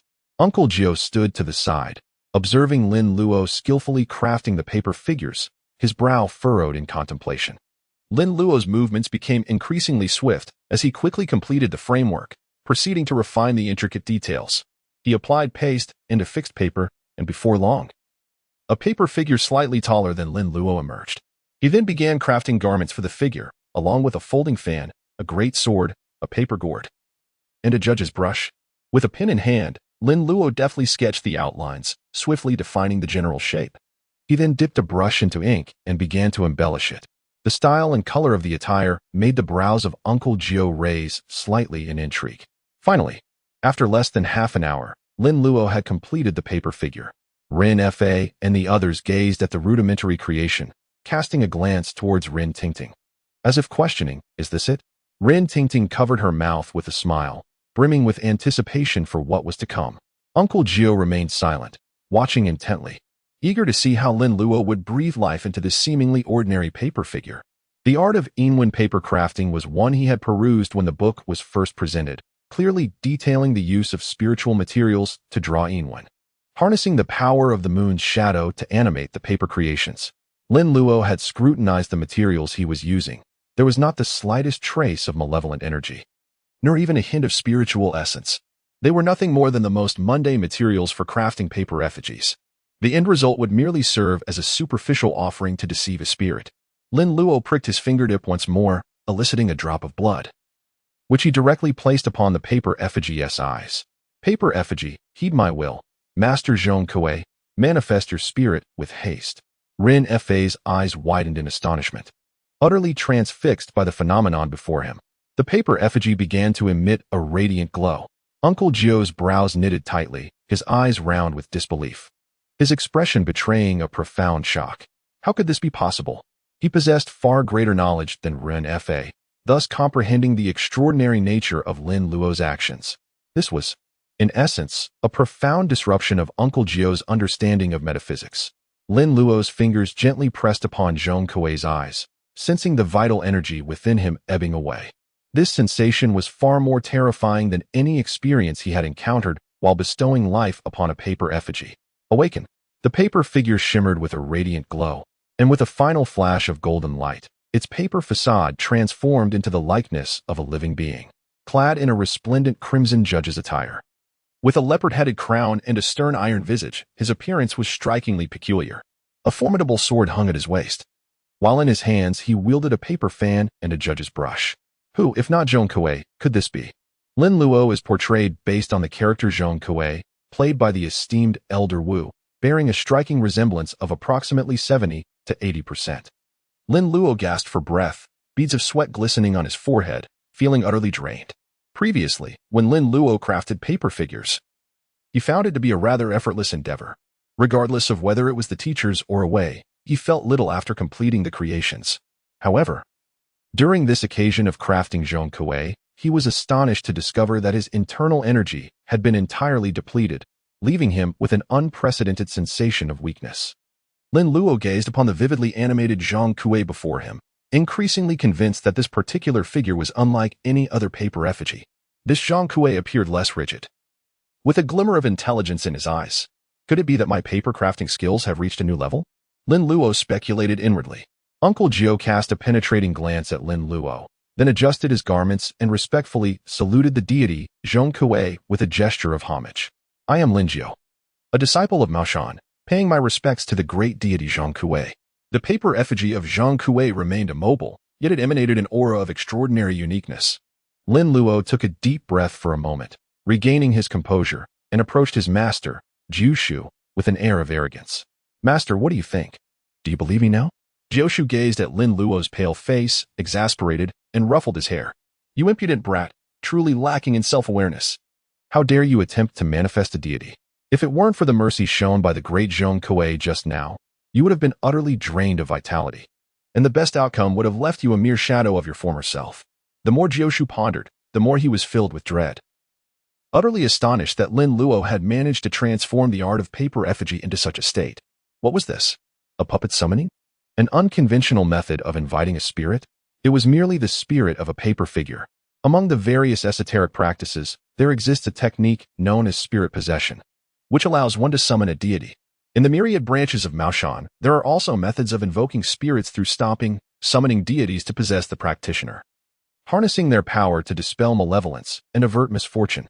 However, such techniques of spirit possession invariably leave indelible marks on the practitioner's body, potentially leading to calamities for their descendants. Thus, those who practice spirit summoning or stomping to invite deities often forego marriage and progeny. Lin Luo wiped the beads of sweat from his forehead and glanced at the paper effigy of Zhong Kuei, gently patting its arm. Surely, the great deity Zhong Kuei would not harbor animosity towards a mere disciple like me, would he, Brother Zhong? The paper figure of Zhong Kuei turned its head to regard Lin Luo, slowly nodding in agreement. Snap! Lin Luo, terrified, darted away as if he had been startled by an explosion. What on earth is this Zhong Kuei paper figure? Uncle Jiu shot Lin Luo a disapproving glare. So now you know fear, you little rascal. After admonishing Lin Luo, Uncle Jiu hurriedly bowed in respect to the Zhong Kuei paper figure. My young apprentice is still naive and ignorant. I beg for the great deity's forgiveness. The Zhong Kuei paper figure resumed its immobile stance, disregarding Uncle Jiu entirely. Uncle Jiu, undeterred by the silence, understood that even deities possess their own tempers. However, his curiosity about Lin Luo's modified paper-cutting technique grew even stronger. How on earth did this little rascal manage that? Rin Fa cautiously approached Uncle Jiu, inquiring, Uncle Jiu, could it be that this figure is truly the great deity Zhong Kuei? He had distinctly heard Uncle Jiu refer to the figure as the great deity and bow in reverence. Uncle Jiu nodded affirmatively. Lord Rin, quickly prepare the incense altar to offer incense to the great deity Zhong Kuei. Ah, certainly. I shall do so at once. Rin Fa eagerly nodded and dashed out of the warehouse to arrange offerings for the incense altar. You little rascal, come over and pay your respects to the great deity Zhong Kuei. Uncle Jiu, noticing Lin Luo cowering at a distance, curiously examined the Zhong Kuei paper figure and promptly chastised him. Hey, get over here. Lin Luo smiled awkwardly as he approached, retrieving a small gourd from his satchel. He uncorked the gourd and exclaimed, Hey, Uncle Zhong, it's time for a drink. The paper effigy of Zhong Kuei responded with delight, his brows lifting in joy as he gazed at the gourd in Lin Luo's hand, taking a deep breath. In the next moment, the liquor from the gourd transformed into a delicate stream, flowing into the mouth of the paper figure, vanishing entirely. Ah, the divine spirit of Zhong Kuei has manifested. The liquor was swiftly consumed by the paper effigy, which soon shimmered with a faint golden light. With a subtle flicker, the vibrant essence that had enlivened the figure dissipated, leaving the paper effigy as rigid and stiff as the paper captain. Lin Luo keenly noticed the transformation of the Zhong Kuei paper figure, his lips twitching slightly. How rude it is to take and leave without so much as a greeting. Lin Luogai placed the gourd stopper and turned to Uncle Jiu. Master, Uncle Zhong has departed. Uncle Jiu shot Lin Luogai an annoyed glance. You little rascal. Even Uncle Zhong is addressed by you in such a casual manner. Your master would have to respectfully call in your honor. Lin Luo chuckled softly, putting away the gourd, and nonchalantly remarked, I'm just a child, innocent and adorable. Uncle Zhong is so young, it is entirely reasonable for me to call him uncle. Uncle Jiu glared but chose to remain silent. For even the esteemed deity Zhong Kuei did not seem to mind. Moreover, the ancestors of their sect maintained a rather cordial relationship with the great deity. Indeed, Zhong Kuei would not stoop to quarreling with a mere child. All right, you little rascal, consider yourself fortunate this time. The great deity Zhong Kuei has chosen not to hold your childishness against you. In the future, show him the respect he deserves, and do not be so impudent. Uncle Jiu earnestly admonished Lin Luo, then suddenly recalled something, frowning as he said, Remember, in the future, when crafting paper effigies, do not create deities. That is a profound disrespect to the divine. Do you understand? Oh, Lin Luo let out a soft sound, stroking his chin as his eyes glimmered with thought. If creating deities proves infeasible, surely those ancient warriors would not pose a challenge. Among the legendary figures of the three kingdoms, aside from Guan Yu, who has now ascended to become the god of wealth in Taoism and the guardian deity in Buddhism, there should be no issue with summoning Zhang Fei, Zhao Yun, Huang Zhong, and Lian Pa. Seeing Lin Luo's eyes darting with mischief, Jiu Shu understood that this mischievous boy was concocting another scheme. However, he refrained from probing further. Confident that Lin Luo understood the gravity of the situation, the matters he had previously cautioned Lin Luo about had been handled without issue. Conversely, it was Qiuxing and Wen Kai, the two troublemakers who, despite his admonitions, only seemed to stir up more chaos. By the way, Master, you could assist me in testing the capabilities of this paper puppet. If zombies were to descend upon us tonight, and the puppet proves effective, we would have additional allies at our disposal. Lin Luo looked up, a charming smile adorning his delicate face, resembling an innocent and lovely young boy. What ill intentions could a child possibly harbor? At that moment, a group of individuals passed by, cursing and swearing. Uncle Jiu glanced at the paper figurine leader, particularly at the stick of firewood in the leader's hand, and nodded slightly. Very well, you control the paper puppets to attack. I shall test their depth. Wait, this won't do. This is utterly useless. Lin Luo noticed Uncle Jiu gazing at the paper figure captain and quickly called for a halt. Uncle Jiu was momentarily taken aback, while Rin Tingting, who was still watching the commotion in the warehouse, couldn't help but burst into laughter. Little did she expect her cousin to be inept. The puppet crafted by a Luo, following her cousin's lead, was even more of a failure. Uncle Jiu nodded in acknowledgement. Very well, then. Create another one. Lin Luo flashed a smile and resumed his meticulous crafting. This time, he worked slowly and with great concentration. The prior exertion had taken a toll. And as he fashioned the paper figure, he took deep breaths to replenish his internal energy. Moreover, he aimed for a more exquisite creation, ensuring that the paper puppet's combat efficacy would be optimal. Even if it could not prevail, it must at least serve as a competent tank. At this moment, Lin Luo had a clear objective in mind, inspired by the formidable sword of Zhong Kuei. Creating paper figures was undoubtedly a rather tedious endeavor. However, Rin Tingting watched with rapt attention, occasionally inquiring with childlike curiosity. Uncle Jiu offered sporadic suggestions, guiding Lin Luo on how to craft a more refined paper figure. Typically, the paper figures produced in shops were slender, with coarse features, appearing quite lackluster and lacking in finesse. In contrast, the paper figure Lin Luo was creating was remarkably smooth. With a sleek body and appropriately detailed armor, wielding a sword that stood as tall as a person, resembling a lifelike collectible. Luo, what is this that you are making? Uncle Jiu raised an eyebrow, observing the rather stocky warrior before him, noting that its armor did not resemble the Central Plain style. This is the power of Dalmatia, the might of the Empire, the great sword of Garen. Lin Luo stepped back with a smile, surveying his creation from top to bottom, nodding with a sense of pride. Indeed, I am a genius, possessing exceptional craftsmanship. Dalmatia? Garen? Jushu wore a bewildered expression, unable to comprehend the riddle posed by his apprentice, while Rin Tingting was equally perplexed. All right, now it is time to initiate the spirit. Lin Luo took a deep breath, savoring the sensation of energy coursing through his body, feeling an inexplicable vigor. Paper figure. Heed my call. Garen of the Grass, manifest swiftly. Awaken. In the next moment, Lin Luo sensed a familiar energy akin to what he had previously bestowed upon Zhong Kuei, albeit with a diminished effect.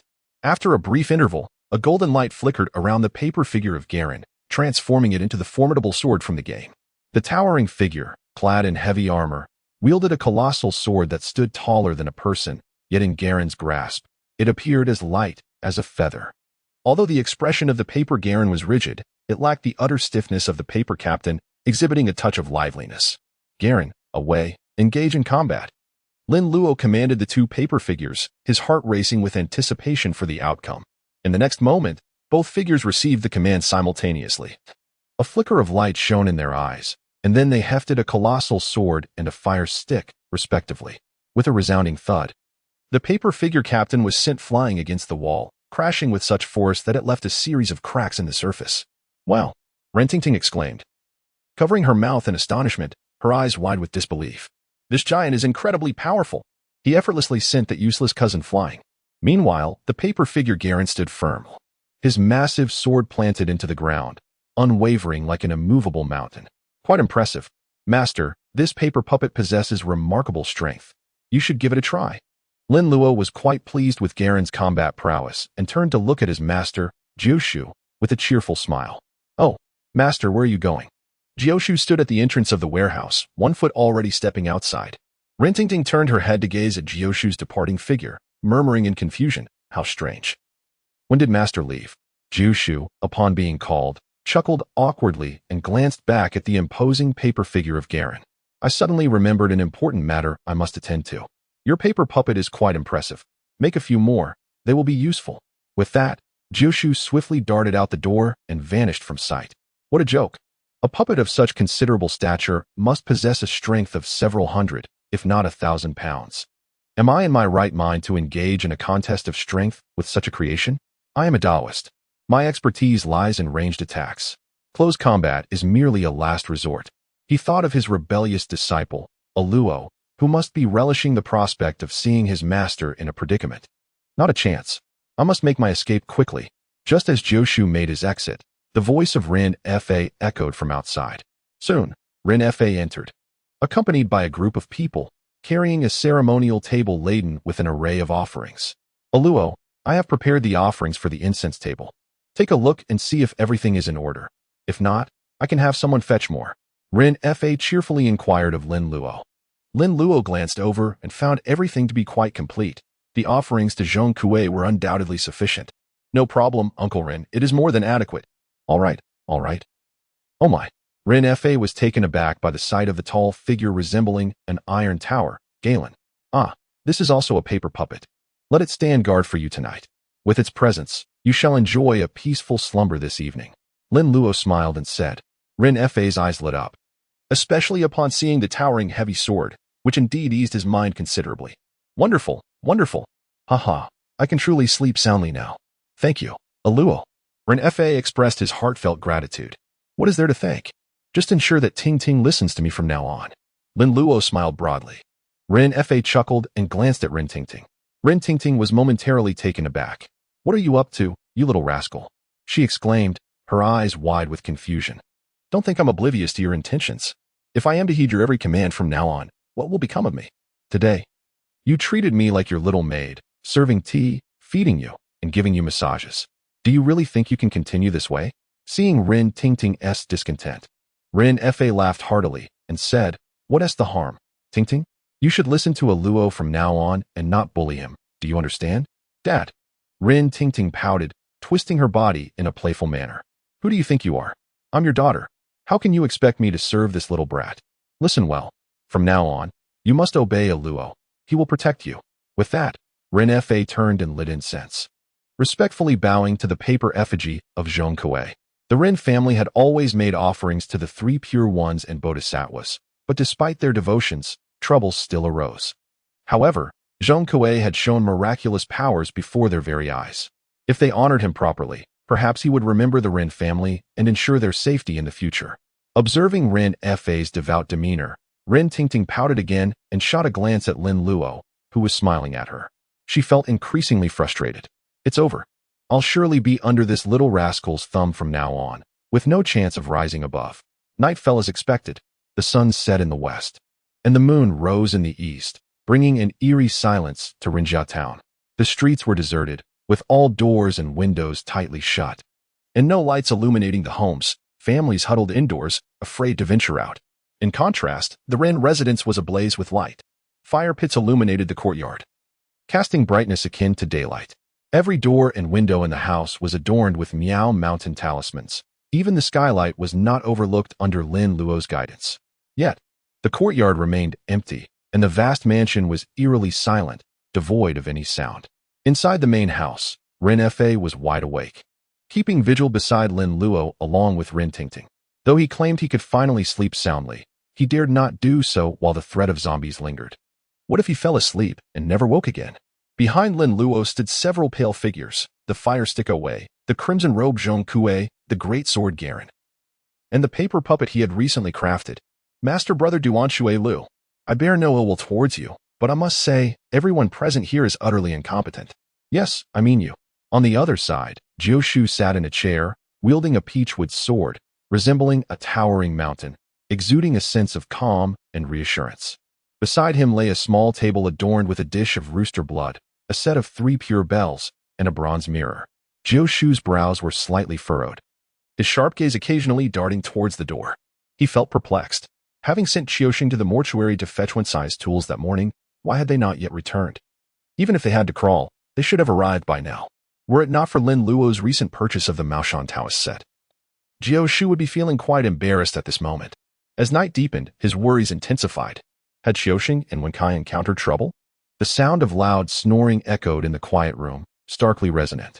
Jiu turned to see his little disciple had somehow fallen asleep, leaning against Rin Tingting, his head finding solace in the softest embrace. Rin Tingting, feeling sympathy for Lin Luo, gently held him, fearful that he might be uncomfortable in such a position. "You little rascal, how can you sleep at a time like this?" Meanwhile, Rin Fa, who had been fighting off drowsiness, succumbed to sleep as he leaned back against the sofa, having been lulled by Lin Luo's soft murmurs. Witnessing the scene, Jiu sighed, contemplating waking Lin Luo but ultimately deciding against it. Oh well, the little brat has expended considerable energy today, crafting 4 paper puppets. His spirit and vitality must be nearly drained. He really ought to practice some moderation. Youth cannot withstand such relentless demands. Jiu mused, shifting his thoughts back to Qiuxing and Wenkai. Where on earth are those 2 rascals? Meanwhile, the 2 rascals were on their way. Qiuxing, how much longer until we arrive? You've been riding for ages, and we haven't even left the woods. Wenkai, carrying a bamboo basket and a bundle, occasionally peeked out from behind Qiuxing to check the path. It had been light when they set off. Logically, they should have arrived by now, yet darkness had fallen, and they were still meandering through the trees. Qiuxing swallowed hard, gripping the wobbly handlebars, and reassured Wenkai, "Don't fret. We should be nearing our destination. I've traversed this path for many years." Before he could finish, he fell silent. Wenkai, annoyed, retorted, "Familiar, indeed. This is the 3rd time you've said that. If you're so familiar, why aren't you hurrying along? The sun has already set. How will we explain our delay to Master when we reach Ren's house? Wenkai, take out the talisman Master drew for protection and affix it to yourself." Qiuxing furrowed his brow and spoke to Wenkai with evident tension. He realized that after pedaling for quite some time, they had inexplicably returned to the original path. Wenkai was momentarily taken aback, but soon regained his composure.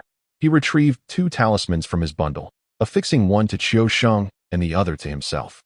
In the next moment, Qiuxing furiously pedaled, causing the bicycle to jolt forward abruptly, nearly unseating Wenkai.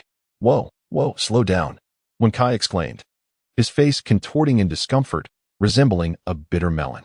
After a few complaints, he noticed they had emerged from the woods. Ahead, wisps of smoke danced in the air, and flickering lights revealed a village. "Hey, you scoundrel, this is not Renjia Town," Wenkai shouted in astonishment. Qiuxing's face turned pale. He was uncertain how long he had been carrying Wenkai on the bike, drenched in sweat, and helplessly replied, "Wenkai, we've encountered a ghost wall. This is a village adjacent to Renjia Town. What should we do? We must hurry to Renjia Town. Master is waiting for us." Wenkai's voice trembled as he surveyed the surroundings. The moon hung large and round in the sky, casting a bright light, which rendered the area not overly dark, allowing them to see the road ahead. "We'll have to take a detour. Hold on tight. I'll ride faster," Qiuxing declared, gritting his teeth and exerting himself. The benefits of his usual horse stance training became evident. His legs were strong, and he pedaled swiftly, propelling the bicycle forward with remarkable speed. In the village, the night watchman, with a cigarette hanging from his lips and a lantern in hand, struck the gong to announce the hour. Suddenly, he felt a cool breeze pass by, sending a shiver down his spine. Turning to look behind him, he found nothing. However, upon swiveling back, he was startled to see a young woman standing before him. "Ah!" the watchman exclaimed in shock, stumbling backward as his cigarette fell to the ground. Once he discerned her features, he couldn't help but pat his chest in relief. She was quite a beautiful girl, out wandering the streets at such a late hour. "Miss, you nearly frightened me to death. Are you all right? Sir, could you do me a favor?" The girl's voice was soft and somewhat emotional, yet not overly so. "What kind of favor?" he asked, somewhat reluctant, eager to finish his rounds and return to rest. "It's very simple. You must tease me." "What? You want me to tease you?" "Yes, hurry, tease me." The watchman widened his eyes in disbelief at the eager young woman before him. Have young ladies become this reckless in these times? Can't they contain themselves in the streets? Regrettably, he was not that kind of man. With righteous indignation, he glared and began to scold her. "You little vixen. Thinking I would indulge you. It's out of the question. You wish to ruin my reputation, don't you? But, wait. Why is my hand not obeying me?" The night watchman felt a powerful force surge towards him, compelling him to leap forward. How slippery and soft. "No, how could this be? Help!" The young girl cried out in despair. "Don't scream. I didn't want this either. Help! Help! Hey, Qiuxing, did you hear something?" Wenkai tapped Qiuxing on the back, peering curiously ahead with his mushroom-shaped hair. "Yes, someone is calling for help." Qiuxing gritted his teeth and accelerated. The vehicle surged forward, racing into the village. As they turned a corner, both Qiuxing and Wen Kai spotted a girl not far ahead, being forcibly assaulted by a man. Help! Help! The girl struggled and screamed for assistance, yet none of the nearby houses stirred to offer aid. This is outrageous! Qiuxing and Wen Kai exclaimed in unison. They halted the vehicle and rushed towards the girl. Just then, a fierce gust of wind swept through the street, scattering the talismans on both of them. Neither noticed as they squinted against the wind and continued their rescue. Hey! Ha! Qiuxing and Wen Kai coordinated seamlessly, effortlessly knocking the old watchman to the ground. Miss, are you all right? Wen Kai asked with concern, gazing at the beautiful girl before him. Wow, she's stunning. Excitement sparkled in Wen Kai's small eyes. He felt like a hero saving a damsel in distress. Could it be, as the tales suggest, that he might have a wife now? However, the girl, clutching her head, weakly murmured and then began to lean toward Qiuxing. Instinctively, he caught her in his arms. Miss, wake up. Are you all right? Qiuxing anxiously patted her cheek. She must be terrified. Her face is so pale and cold. Wen Kai, enviously pouting, turned to the watchman who was getting up from the ground and scolded him. You old rascal, how dare you harass a respectable woman in public? Consider yourself lucky today. If we encounter you again, we shall ensure you meet the authorities. The watchman rubbed his bruised body, a mask of pain on his face. He wanted to protest, but, seeing Qiuxing and Wen Kai's righteous indignation, he promptly shut his mouth, picked up his belongings, and fled. I can't afford to provoke them, he thought. As for the two young men, he wished them luck. You run fast. Wen Kai, believing the watchman was frightened away, felt even more triumphant and raised his fist. Miss, you need not fear. I can protect you, Wen Kai boasted, looking back at the girl in Qiuxing's arms. But let us not dwell on that now. How are you, miss? Are you all right? Qiuxing gently rested his hand on the young lady's shoulder, expressing his concern. The girl lifted her gaze, her crystalline eyes shimmering under the moonlight, rendering her even more enchanting. The sight was so tender that it made Qiuxing feel a bit bashful. He had never been looked at so closely by a girl before. Could it be that she harbored feelings for me? My lord, I am terribly frightened, the girl confessed. Her small hands clasped against her chest, shrinking into Qiuxing's embrace, her delicate face nestled against his chest. The warmth of her hair brushed against his chin, sending delightful shivers through him. So this is the sensation of holding a girl. Fear not, dear lady, for my brothers and I are here to ensure your safety, Wen Kai said, suppressing his envy. This rascal Qiuxing was simply fortunate. Despite being the one closest to her, she had ended up in his arms. Indeed, you need not be afraid. Where do you reside? We shall escort you home, Qiuxing whispered, his voice imbued with gentleness. Such a brazen display. Wen Kai shuddered at Qiuxing's tone, feeling a chill run down his spine. Yet, the girl seemed to relish it, smiling sweetly at Qiuxing and gesturing toward a nearby courtyard. I live just here. Ah, so close.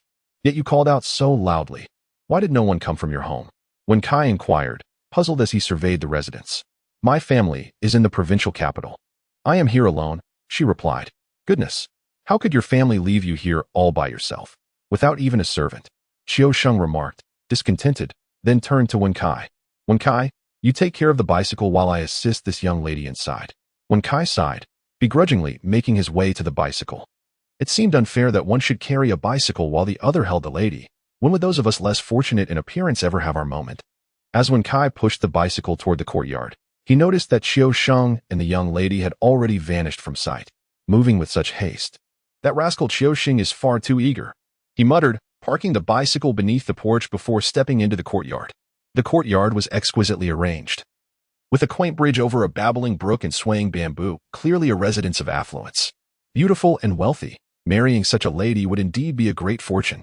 Wen Kai mused, his thoughts drifting to the girl's beauty, momentarily forgetting about Rintingting. I am Qiuxing, and this is my junior brother Wen Kai. May I ask your name, dear lady? Just call me Xiaoyu. Oh, Xiaoyu. What a lovely name. Please, take care and have a seat. Qiuxing assisted Xiaoyu into the room and gently seated her.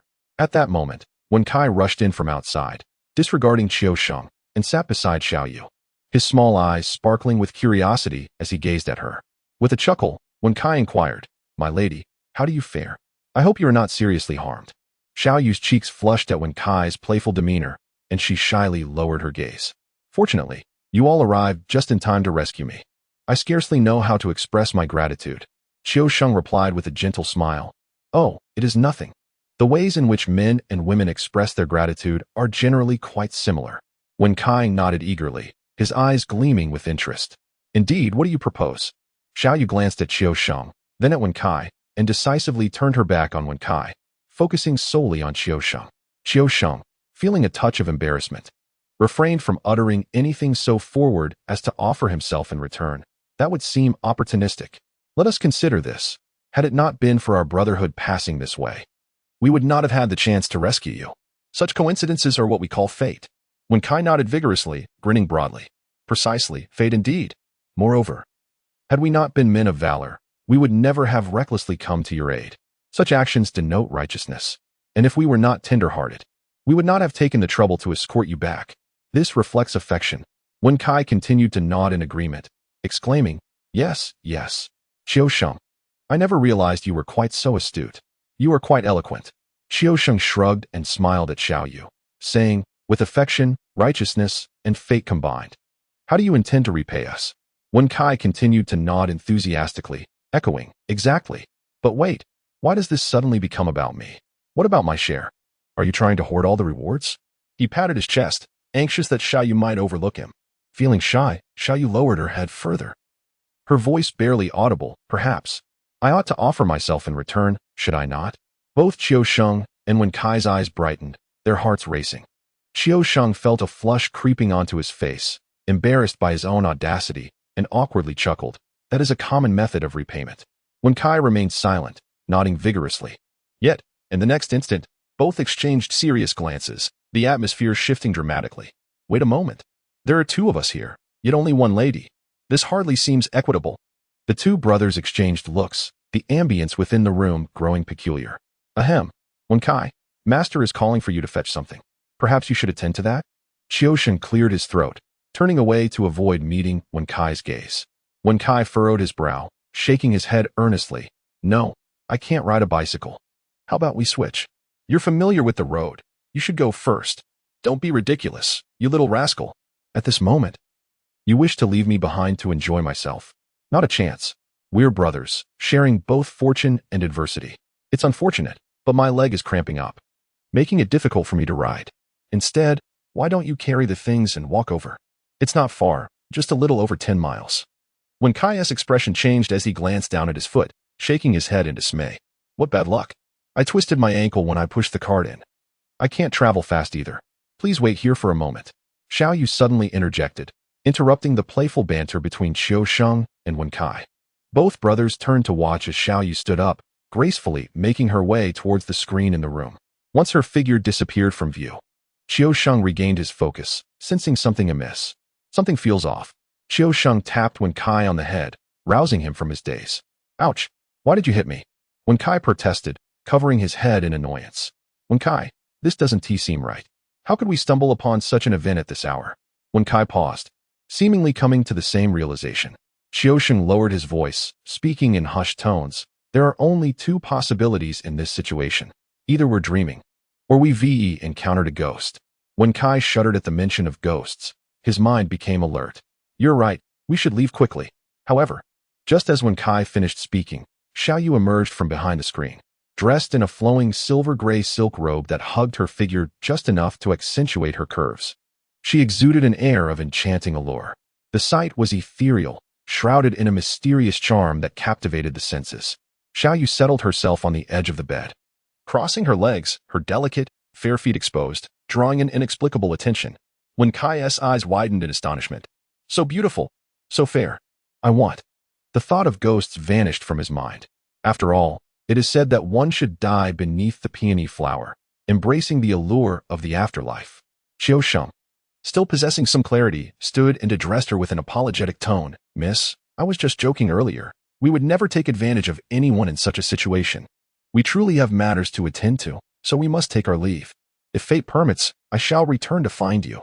Without waiting for Xiao Yu to respond, he grasped Wen Kai's ear and pulled him towards the exit. Ouch! Why are you pulling my ear? Let go, let go! Wen Kai, with a grimace, was forcibly pulled out of the house. After finally breaking free from Qiu Sheng's grasp, he complained, Why the rush? A moment's more observation Wen Ti heard. Qiu Sheng shot him an irritated glance and retorted, You, my friend, are truly hopeless. It will be too late once trouble arises. What nonsense. You were the first to barge in. Wen Kai pouted, grumbling as he stepped outside. Suddenly, the sky rumbled with thunder and lightning. A fierce storm arrived in an instant, drenching the two of them in a deluge. Wow, why is it pouring so suddenly? My clothes are soaked. They scrambled back under the eaves, observing the torrential rain that transformed the courtyard into a tempestuous sea, while the water in the basin surged violently. Both began to express their grievances, lamenting their misfortune. Standing out here in such heavy rain will surely chill you to the bone. You must come in and warm yourselves with a drink before you leave. Came the voice of Xiaoyu from behind. They turned to see her hair and clothes fluttering in the wind, her fair complexion intermittently revealed. Both men felt a twinge of embarrassment, their gazes averted from her. Yet, the cool breeze and drenched garments indeed made them feel quite cold. What do you think? Should we go inside? Wen Kai softly inquired of Qiusheng. He was indecisive, always deferring to others in times of uncertainty. Qiusheng furrowed his brow, biting his lip before nodding in agreement. Very well, a drink, 1 tea kill us. We shall depart once the rain ceases. All right, let us have a drink then. After reaching a consensus, they stepped into the house together. Upon entering, they discovered a pot of wine and 2 small cups awaiting them on the table. The fragrant aroma of the wine filled the air, a temptation they could not resist, having often indulged in Jushu's spirits. The delightful scent made both of them swallow hard. Such an exquisite wine. Please, indulge. I shan't hold back. Kiki, this wine smells divine. It must taste wonderful. With laughter, they lifted their cups and drank heartily. Refreshing. I feel as though I might float away. How can such a delightful wine exist? However, in the blink of an eye, Wen Kai, seemingly overwhelmed by the drink, slumped down and fell asleep beneath the table. Qiusheng, swaying unsteadily, gazed dreamily at Xiaoyu. Why am I drunk? He pondered, feeling as if he were soaring, drawing ever closer to her. It all felt like a dream, a hazy blur where reality and fantasy intertwined. Then, Qiusheng sensed himself floating on clouds, swaying gently as if never meant to land. It felt akin to drifting on a boat, swayed by the waves. The after effects of the wine were quite potent. Time slipped away, and eventually, Qiusheng awoke with a start. Ouch! My head aches. I've only had 1 cup and I'm already intoxicated? Oh, the rain has stopped. I must seek out my master. Qiusheng emerged from his cocoon of blankets, stumbling as he disembarked. Alas, why do my legs feel so weak? No matter, I must crawl over there. Qiusheng murmured to himself, preparing to clothe himself and depart. Suddenly, a thunderous roar echoed outside, and in frustration, he discarded his clothes and retreated back under the covers. Master, I sincerely apologize. It is not that your disciple does not think of you, but the heavens simply will not permit it. With a creak, Uncle Jiu shifted his stiffened posterior, causing the chair beneath him to groan, his heart filled with vexation. What time is it? What are those 2 rascals, Qiusheng and Wen Kai, up to? Why have they not yet arrived? Do they not consider me their master? How could they falter at such a critical moment? Master, are you hungry? I can make you some noodles. A voice suddenly came from behind Uncle Jiu. It was Lin Luo, who had just awakened, his little face brimming with energy as he looked at him. A warmth filled Uncle Jiu's heart, though Qiusheng and Wen Kai were unreliable. At least there was this sensible and thoughtful child. No need, Master is not hungry. Just then, a resounding crash echoed, the sound coming from the Ren family's gate. The master and disciple turned to see the heavy iron door of the Ren household flung several meters away. A green figure leaped through the doorway, landing in the courtyard. Uncle Jiu gasped in disbelief, his eyes wide with shock. Impossible. How did it become a green zombie? Indeed, it was none other than old Master Ren. Lin Luo closed his left eye, while his right eye fixated on the imposing figure of old Master Ren in the courtyard. The dense aura of malice emanated a ghostly green glow, rendering the atmosphere particularly unsettling. The intensity of the corpse aura and malevolent energy was far more terrifying than before. What could this fellow have done to escalate so rapidly? Inside the house, Ren Fa and Ren Tingting were roused from their slumber. Upon hearing the commotion, they looked over and were utterly frightened. Oh my, the zombie has arrived. Uncle Jiu Luo. Ren Fa anxiously gazed at the duo, realizing that the only ones capable of rescuing him and his daughter were these 2 master and disciple. Old Master Ren, stay hidden inside and do not come out. Understood. Lin Luo closely followed his master, Jiu Shu, with the paper puppets trailing behind him. Master, let them go first. Lin Luo spoke to Uncle Jiu. Uncle Jiu halted in his tracks, nodded slightly, and murmured, "It is worth a try." Lin Luo turned around and gazed at his shadow puppets. "Little ones, advance." Lin Luo pointed his right hand towards Ren Wei Yong, the paper figure of Garen, the paper figure of Zhong Kue, the paper figure of Wei, and the paper figure of Duanshui Lu, who all immediately surged forward upon receiving the command. "Demacia, the abomination, meet your demise. Will you summon or not? I see you are nothing but a fool." Lin Luo excitedly provided voices for his paper figures. After all, they were incapable of speaking on their own. Thus, he had to take matters into his own hands. The great sword struck down with a fierce blow, while the Zhong Kue sword glimmered with a cold light in the moonlight, piercing towards the heart of old Master Ren. Captain Wei thrust his branding iron towards the zombie's back, his movements deft and swift, yet tinged with a hint of lewdness. The eldest senior brother was the most formidable, unleashing a spectacular 360-degree kick towards the zombie's face with bare hands. Master Jiu stood beside Lin Luo, listening to his voice acting while observing the 4 paper puppets. And he surprisingly understood whom Lin Luo was voicing. However, what did Lu Sei mean? The great sword struck the zombie's head with a resounding crash, shattering the ornamental headpiece and revealing hair that resembled steel wires. Following that, a series of sizzling sounds echoed as Captain Wei's branding iron suddenly heated up, branding a character onto the zombie's back, while the Zhong Kue sword merely pierced through the zombie's clothing. The eldest senior brother's kick struck the zombie's face, causing its head to tilt backward with audible cracking sounds. After the wave of attacks from the paper puppets concluded, Lin Luo's mind registered the simplified point values acquired. It appeared that the results were not satisfactory, especially for the paper figure away. While others fought at level 5, he did not even reach that. "Continue."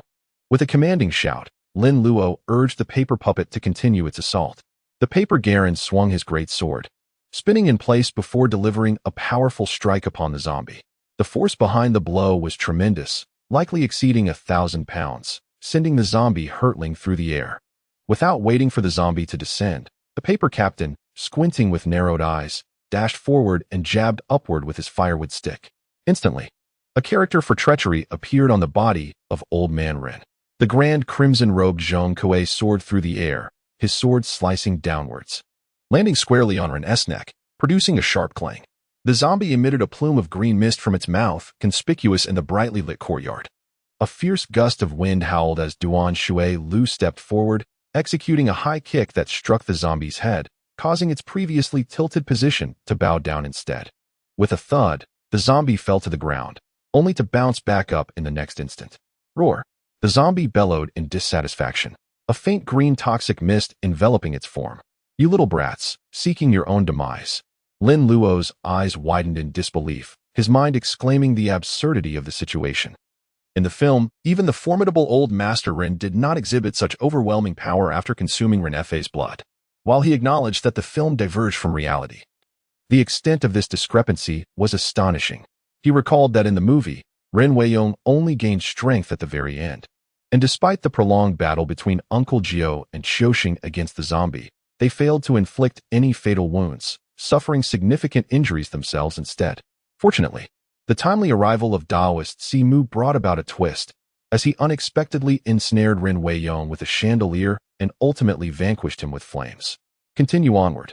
With a commanding order from Lin Luo, the paper figure Garen soared into the air, brandishing his great sword high above, ultimately delivering a formidable strike akin to the legendary Huashan's might. The once howling and frenzied zombie was abruptly cleaved, its body sinking partially into the ground.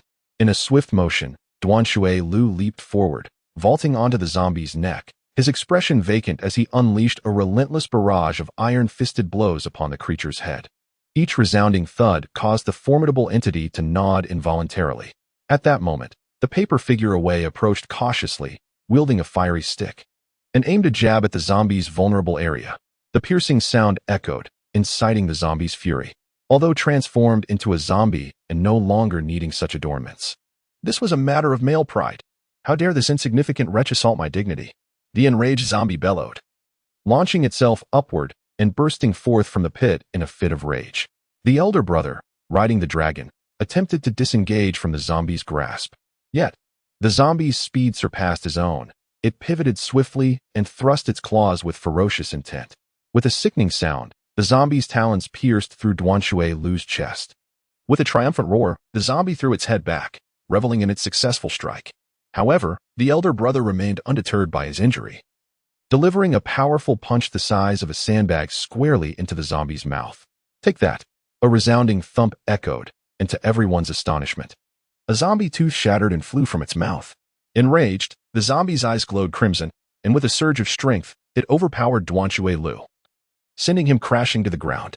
In a flash of light, the elder brother's form transformed into a paper figure crafted from bamboo strips and white paper. Cough, cough. Lin Luo suddenly erupted in a fit of cough. When the water supply was cut off, he felt a heavy weight in his chest, as though he had been struck by a powerful punch. Lin Luo touched his chest, feeling that the weight was not excessive. It seemed that the side effects were indeed present, albeit minimal. "Damn it, senior brother, you truly are a disappointment. I had hoped for a remarkable performance from you. Yet all you managed was to eliminate a single zombie tooth." Lin Luo was at a loss for words. Even more perplexing was the fact that the zombie dropped a single tooth, which, when simplified, yielded a remarkable 30 points. Old Master Ren was driven to madness. Upon witnessing the enemies he had slain transform into paper figures, his fury escalated further. His nearly non-existent mental capacity could not fathom how foes could metamorphose into mere scraps of paper. Yet, there were still enemies to confront. He was determined to eliminate every last one of them. With a furious roar, Old Master Ren charged towards the paper figure captain. The leap spanned over 3 meters. Swift and forceful, the paper figure captain swung the firewood stick with great ferocity. The paper figure Zhong Kuei and paper figure Garen rushed in to assist, their swords aimed at Old Master Ren with lethal intent. The sound of clashing echoed as the zombie was momentarily thwarted. Crackling noises erupted. A sinister expression emerged on Ren Weiyong's face. With a deafening roar, the zombie let out a chilling screech, followed by a series of eerie chattering sounds. Lin Luo blinked, a thought striking him as he turned his gaze towards Uncle Jiu. He noticed that Uncle Jiu wore an exceedingly peculiar expression, clearly having comprehended the words uttered by Ren Weiyong. Uncle Jiu possessed an understanding of the language of corpses, a fact well known to Lin Luo. "Master, what is this old man Ren saying?" Uncle Jiu replied with an odd look. "The zombie is hurling insults. Beast, you wretched beast. I shall either strike below or slap your face. I will slay you, you beast." Ren Weiyong bellowed, heedless as he lunged towards the paper figure captain. This time, his speed was remarkable. Even the paper figures Galen and Zhong Kuei could not intercede in time. Just as Wei turned, he was seized by the zombie. With one hand gripping the neck of the paper figure captain, the other hand unleashed a flurry of ferocious slaps upon the captain's face. Bang, bang, bang. Each strike was delivered with tremendous force, and soon the captain's visage was utterly disfigured. Not only was he being slapped, but the zombie's claws were razor-sharp, carving deep furrows into the captain's face, utterly marring his features. Seeing that paper figure Wei was under control, Lin Luo seized the reins of command over him, initiating a desperate counterattack. The paper puppet was capable of obeying his directives and executing tasks at his behest, proving to be exceptionally convenient. With the fire poker in hand, paper figure Wei viciously jabbed at the zombie's abdomen, while his other hand forcefully wrenched at another of the zombie's teeth. "Take that." Lin Luo exerted a forceful control over Wei. Snap! The fingers of the paper figure Wei were bitten off by the zombie. Immediately following, with a tearing sound, the head of the paper figure Wei was wrenched off by the zombie. Lin Luo felt a heavy weight on his chest once more, as if he had been struck by a fist. Coughing. This zombie may be somewhat foolish, yet it is undeniably ferocious. Lin Luo rubbed his chest, reflecting deeply on the situation. Ultimately, it was merely the low level and feeble strength of his paper puppet that had led to such a dire predicament. Roar. After vanquishing yet another foe, Ren Weiyong howled triumphantly, the green mist surrounding him thickening ominously. Although he appeared somewhat disheveled at that moment, he had sustained no significant injuries apart from a lost tooth. He was brimming with exhilaration. The cool, silvery moonlight bathed him, bestowing an immense sense of comfort as the continuous essence of moonshadow flowed into him, gradually mending his wounds. However, a gnawing hunger gripped him. He craved blood. The enticing blood of his kin, which had lured him here, awaited within the house. With a glimmer of crimson in his green eyes, Ren Weiyong cast his gaze towards the Ren family mansion and, heedless of the consequences, charged towards it. Stop him. Sensing the zombie's reckless advance, Lin Luo furrowed his brow and began issuing commands. The paper figure of Zhong Kuei positioned itself before the oncoming zombie. The humanoid tank-like paper puppet, Garen, swung his massive sword with ferocity, striking the zombie with tremendous force. Caught off guard, the zombie was sent flying like a cannonball. With a resounding crash, a gaping hole was created in the small flower bed of the Rin family courtyard. The zombie's body proved impervious to blades and bullets. Such injuries were of no consequence, serving only to delay him momentarily. As the dust settled, the zombie sprang forth from the flower bed, its venomous eyes fixated on the paper figure of Garen that had struck him. Garen's imposing stature and heavy armor quickly convinced the zombie that this was not an adversary to be trifled with. Roar! Rin Weiyong bellowed at the paper figure of Garen, then swiftly pivoted, leaping 4 to 5 meters into the air, hurtling towards the Rin family mansion like a cannonball. Lin Luo's eyes sparkled with sudden brilliance. As Uncle Jiu was engrossed in observing the zombie, Lin Luo retrieved it from his spatial pocket. Master. Upon glancing down, Uncle Jiu's spirits lifted as he beheld the item in his disciple's hands. Well done, my boy. You have prepared this. Lin Luo smiled gently, shaking his hands as the ink rope net unfurled like a grand scroll. 2 bamboo poles served as the endpoints, with the ink rope net stretched between them, alleviating concerns about the unevenness of the ink lines. Uncle Jiu grasped one bamboo pole while Lin Luo held the other. They both took 2 steps back, and the ink net instantly expanded. In midair, Rin Weiyong remained oblivious to the impending predicament he was about to face, his figure beginning to descend. Alo, hold your breath, Uncle Jiu reminded him. I know, Master. Lin Luo acknowledged with a nod and, alongside his master, deftly stepped forward at an opportune moment, employing the ink line net to ensnare Rin Weiyong. With a thunderous crash, Rin Weiyong's legs fell into the net, causing it to tighten and strike against the zombie's legs and waist, resulting in a cacophony of explosive sounds. Fiery sparks erupted as the net, infused with the corpse energy emanating from Rin Weiyong, ignited spontaneously, releasing a noxious green mist. The master and disciple held their breath, observing Rin Weiyong's anguished struggles and desperate roars. No matter how the zombie thrashed and writhed, his legs remained ensnared within the net, utterly unable to break free. Moreover, the more he struggled, the greater the damage inflicted by the upon him. Regrettably, the ink-line rope was too slender and under the corrosive influence of the corpse energy. The zombie's violent resistance soon began to fray the net. Both Jushu and Lin Luo retreated, watching as Rin Weiyong limped out of the, having freed himself. Rin Weiyong howled to the heavens, accelerating his absorption of lunar energy, driven by an urgent thirst for blood. Only by consuming the blood of his closest kin could he hope to heal his wounds and elevate his power. Seeing the zombie limping towards the main building, Jushu instructed Lin Luo, command the paper puppet to restrain the zombie. Understood, Master. Garen, subdue the zombie. The paper puppet Garen sprang into action, tackling Rin Weiyong to the ground like a steadfast tank. The zombie struggled fiercely, its hands pinned down by Garen, resorting to biting at the paper puppet. Garen, clad in thick armor, bore the marks of the zombie's fierce bite without sustaining any damage, as if unfazed by the assault. The zombie emitted a series of frenzied roars, simultaneously spewing forth green toxic mist at Garen. It was perplexed as to why this individual showed no fear of its poisonous breath. At that moment, Lin Luo, preoccupied with controlling the paper puppet, noticed that the puppet Zhong Kuei had suddenly moved on its own. It approached, removed the gourd from its waist, withdrew the stopper, and aimed it at the zombie. Instantly, the toxic mist exhaled by the zombie was drawn into the gourd. Lin Luo's eyes widened in astonishment as he gazed at the now animated paper figure of Zhong Kuei. It appears that the deity Zhong Kuei has manifested. Uncle Jiu also took note of this remarkable scene, his heart swelling with joy. Observing the toxic mist being drawn away, he quickly retrieved a corpse-restraining talisman from his treasure pouch and stepped forward, seizing the opportunity to affix the spiritual talisman to the zombie's forehead. The instant the talisman adhered, the zombie became motionless, its howls abruptly silenced. In the great tapestry of existence, all beings are interdependent, each one capable of subduing another. This zombie required the restraining talisman for its suppression. Watching Rin Weiyong remain still, Lin Luo felt a wave of relief wash over him, simultaneously grateful for having conjured a heavily armored tank akin to Garen. Thanks to his extensive gaming experience, he understood the necessity of frontline meat shields. Characters like Master Brother and Away, being fragile assassins, could only ambush soft targets, for they would surely perish upon encountering a sturdy warrior. Inside the large house, Ren's father and daughter, sensing the stillness outside, cautiously opened the window and peeked out to assess the situation.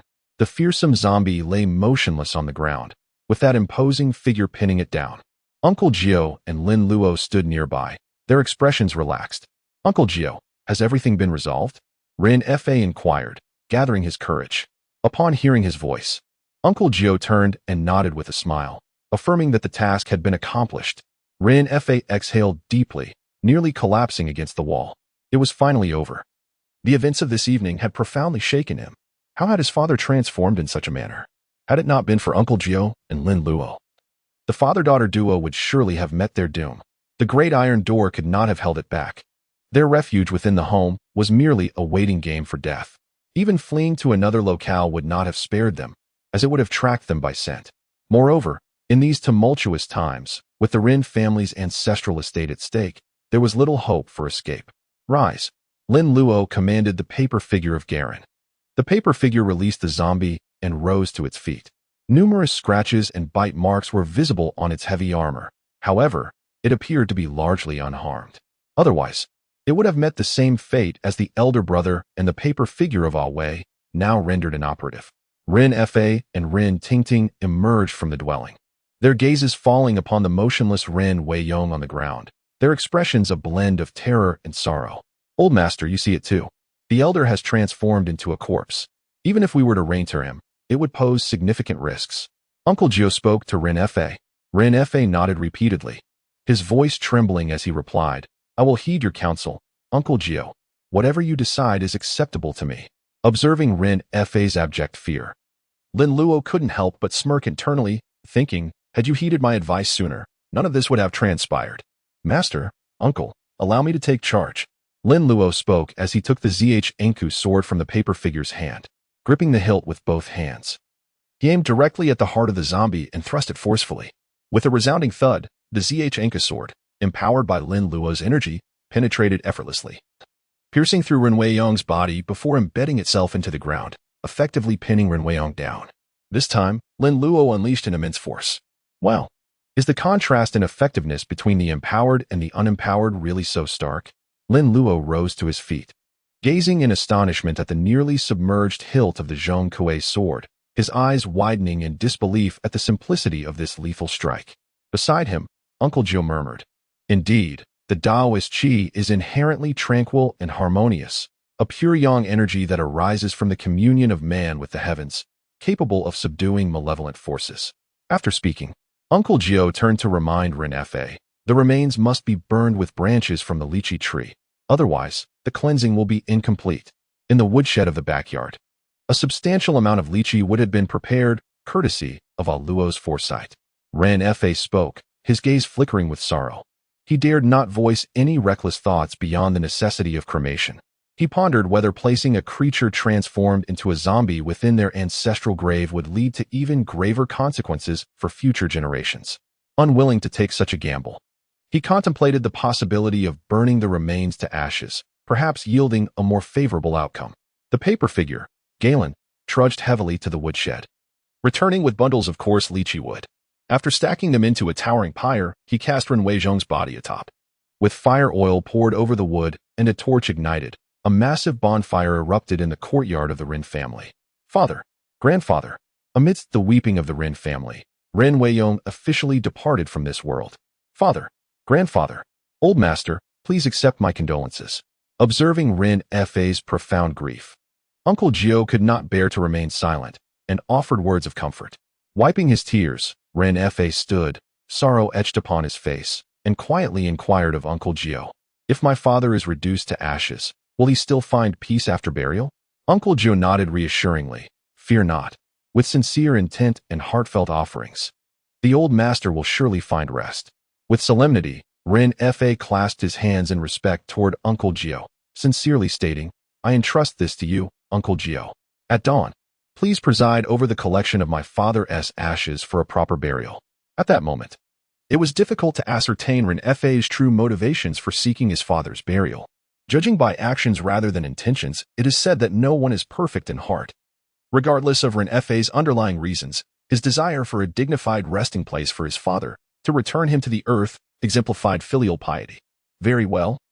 We shall wait for the old Master's remains to be fully cremated, gather the ashes, and depart at noon for burial at the hour of Jiu, he concluded. The hour of Jiu, which spans from 5 to 7 in the afternoon, signifies sunset, the time when yang energy wanes and yin energy rises, making it the most auspicious moment for interment. Ren Fa repeatedly affirmed, placing his trust in Uncle Jiu's guidance. It is already dawn. Qiuxing awoke to the bright light filling the room, finding himself nestled in a soft, luxurious bed. He was unclothed and alone. And if not for the fatigue coursing through his body and the soreness in his lower back, he might have doubted the reality of the previous night's events. Who would have imagined that I would one day bask in such romantic fortune? A satisfied smile spread across Qiuxing's face as he recalled the delightful moments of the night before, a foolish chuckle escaping his lips. Suddenly, a thought struck him. Uncle Jiu must be waiting for him and Wenkai. A jolt of realization surged through him, and he became fully alert. Had an entire night passed without incident? He hastily rolled out of bed. However, as soon as he touched the floor, his legs felt weak, nearly buckling beneath him. What is happening? My legs feel so feeble. Why am I so exhausted? Instinctively, he grasped the bed for support. Feeling the numbness in his back and the weakness in his legs, as if his entire body were in disarray. The physical sensations elicited a silent gasp of astonishment from Qiuxing. Yet, recalling the tempestuous weather and the tumultuous actions of the previous evening, he couldn't help but break into another silly grin. I wonder how Xiaoyu is doing. It was her first time. Was I too rough? Did I hurt her? Concern for Xiaoyu gnawed at him as he scanned the room, perplexed at her absence. Oh, Wenkai? While he did not find Xiaoyu, he did spot Wenkai, who was fast asleep beneath the table. Qiuxing's face flushed with embarrassment. He had enjoyed a night of tenderness while his junior disciple had spent it on the cold floor. This was not right. He should have been given a room next door. Gathering his strength, Qiuxing dressed himself and walked to the table, giving Wenkai a gentle kick. Hey, Wenkai, wake up. Ugh, let me sleep a little longer. Wenkai mumbled, clutching Qiuxing's foot. Xiaoyu, you are so beautiful. As Wenkai kissed his foot, he frowned, still murmuring in his sleep. Strange, why does my mouth taste salty? Little rascal, dreaming of my girlfriend, are you? You can only dream. Xiaoyu is already mine. Qiuxing suppressed his laughter and nudged Wenkai again. Get up. Master is waiting for us. Master. Wenkai shot up reflexively, his head colliding with the table with a thud. Ouch. That hurts. He cradled his head, his face contorted in pain. Qiuxing burst into laughter, but it was abruptly cut off as he stifled a yawn. Come on, Wenkai. We need to hurry. Master is waiting for us. He rubbed his face, steeling himself. Right, let us get moving. Wait, how did I end up sleeping here? Wenkai looked around in bewilderment, realizing he was beneath the table. It was no wonder he felt achy all over, having spent the night on the cold.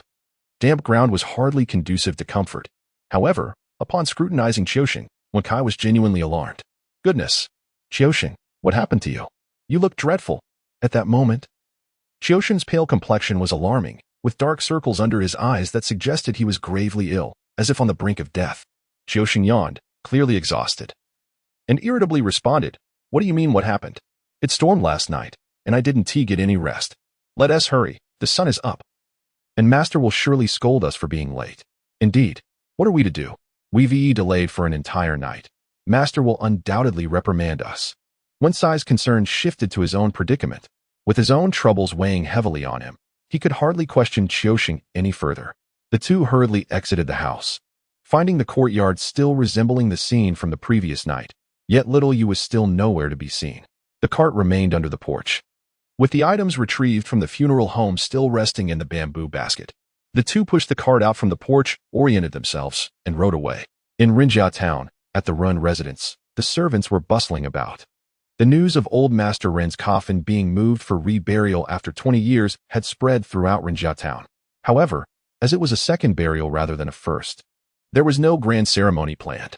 Uncle Jiu and Ren Fa were seated in the living room, enjoying tea. Lin Luo sat beside Ren Tingting, idly resting his chin on his hand as he watched her arrange flowers. Despite having gone to bed late the previous night, both Uncle Jiu and Lin Luo appeared remarkably spirited at this moment. In contrast, Ren Fa and Ren Tingting seemed rather unwell, their faces lacking vitality and appearing somewhat wilted. Today marked a significant occasion for the Ren family, prompting the father and daughter to rise early, now merely enduring their fatigue.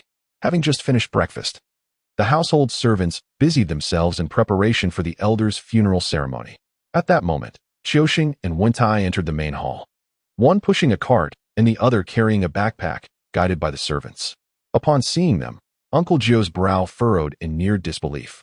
He had sent Qiuxing to the charity house for assistance the previous morning, yet it was now the following day before anyone had arrived. Where had they been all this time? Master, Qiuxing and Wentai exclaimed, one appearing lost and the other trembling with fear. Uncle Jiu set down his teacup, rose to his feet, and approached them with a frown. You still recognize me as your master. What were you two up to yesterday? Why did it take you so long to arrive? Qiuxing yawned, utterly exhausted, and replied, Master, we encountered a ghost wall in the woods and were stuck there for quite a while. Fortunately, I used a talisman, and that's how we managed to escape the forest. Wentai nodded vigorously, his eyes wide with sincerity, as if fearful that Uncle Jiu would doubt him, and whispered, There really was a ghost wall, Master. Uncle Jiu scrutinized Qiuxing's face, his frown deepening. You broke through the ghost wall. What did you do afterward?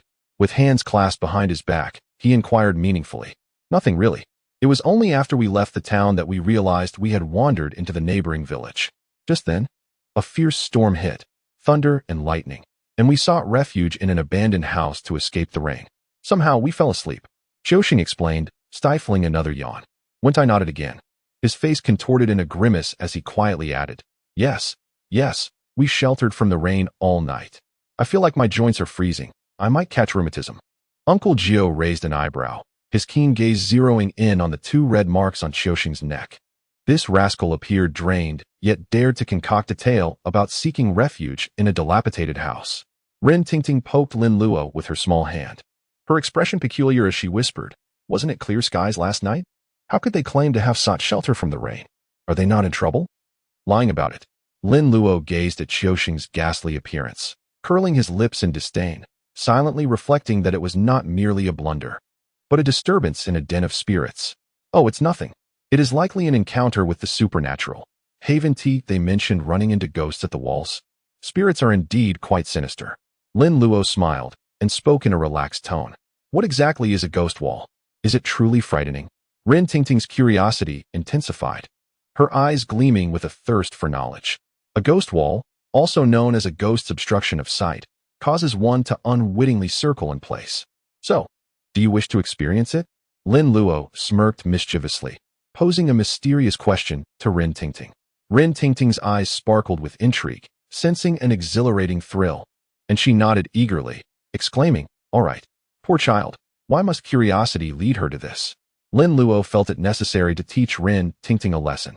It is well known that many incidents occur when people, bored and idle, engage in games like pin spirit or plate spirit.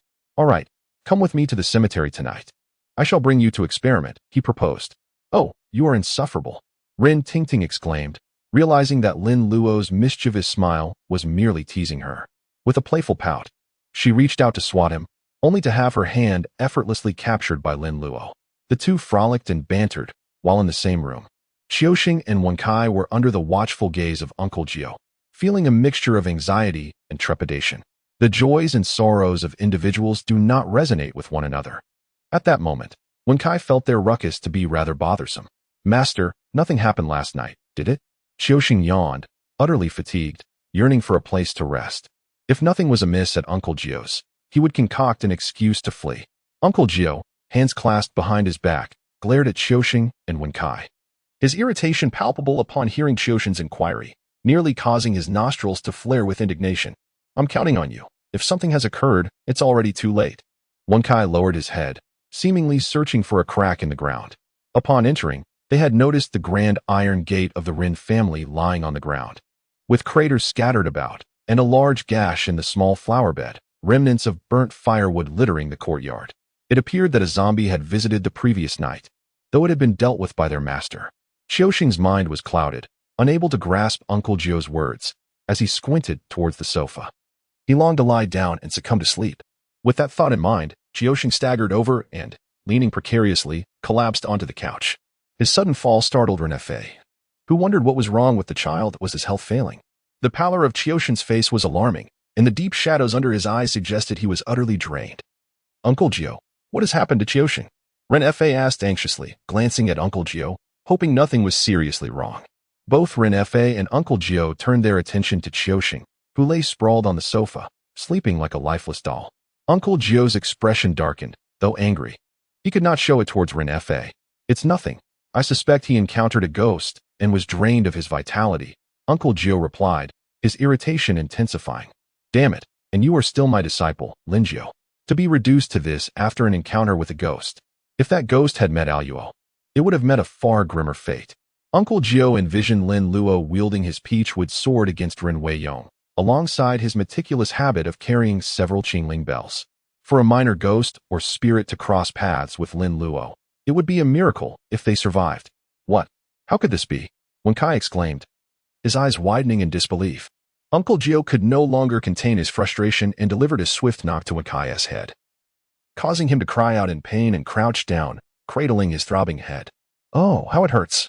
At this moment, Uncle Jiu could no longer concern himself with family disgrace. He seized Wen Kai and hoisted him up. Wen Kai, honestly confess, what exactly transpired yesterday? If you wish to avoid dire consequences, do not conceal anything. Speak forth with complete candor. Wen Kai, terrified by Uncle Jiu's fierce demeanor, trembled as he recounted the events of the previous day, embellishing them with a touch of artifice. The two had encountered a ghostly wall in the woods and, upon escaping, witnessed someone bullying a respectable woman in the street. They heroically intervened, rescuing the young lady and escorting her home, after which she offered herself in gratitude. Sensing the situation was amiss, they decided to leave, only to be met with a thunderstorm as they stepped outside. With no other option, they returned indoors and partook of the young lady's wine. Beyond that, Wen Kai could recall nothing. He awoke beneath the table, roused by Qiuxian, who appeared in a ghastly state. How dare you two rascals, upon realizing something was amiss, still have the audacity to drink her wine? Uncle Jiu scolded them upon hearing their tale. Nevertheless, his ire had somewhat abated. His disciples, with their kind hearts and willingness to act for justice, were commendable. It was merely the cunning of the female ghost that posed a problem. In the great hall, Ren Fa and his daughter had also listened to Wen Sai's account, and their perception of Qiuxian and Wen Kai improved considerably. Their courageous actions indicated noble character, embodying righteousness. However, a curious question arose. If the female ghost intended harm, why had Wen Kai emerged unscathed? Rin Tingting, her cheeks flushed, hesitated to voice her thoughts, particularly the phrase regarding the absorption of yang energy. Her large eyes scrutinized Wen Kai, her rosy complexion rendering her all the more endearing. The notion of a ghost absorbing yang energy had been mentioned in strange tales from a Chinese studio, with rather bold descriptions and illustrations that made her blush each time she read it. To encounter a real one was unexpected. Given Qiuxian's condition, it was evident he had suffered greatly from the encounter. Yet, Wen Kai appeared relatively unscathed, save for a lack of rest. This discrepancy was troubling. If the intent was to absorb yang energy, and there were two men present, why had the ghost chosen to target only one? Noticing Uncle Jiu and the others regarding him with inquisitive gazes, as if questioning why he seemed unaffected, Wen Kai shook his head vigorously, his expression one of bewilderment. Why do you look at me like that? How should I know what the female ghost was thinking? He felt a twinge of grievance. The ghost had been quite lovely. So why had she chosen to absorb Qiuxian and not him? It hardly seemed fair. Lin Luo playfully squeezed Rin Tingting's small hand and chuckled. It's quite simple. It merely indicates that the female ghost has no interest in Wen Kai. The room fell silent. Uncle Jiu and Rin Fa exchanged glances at Wen Sai's gaunt figure, their expressions revealing discomfort. Rin Tingting, unable to contain herself, erupted into laughter.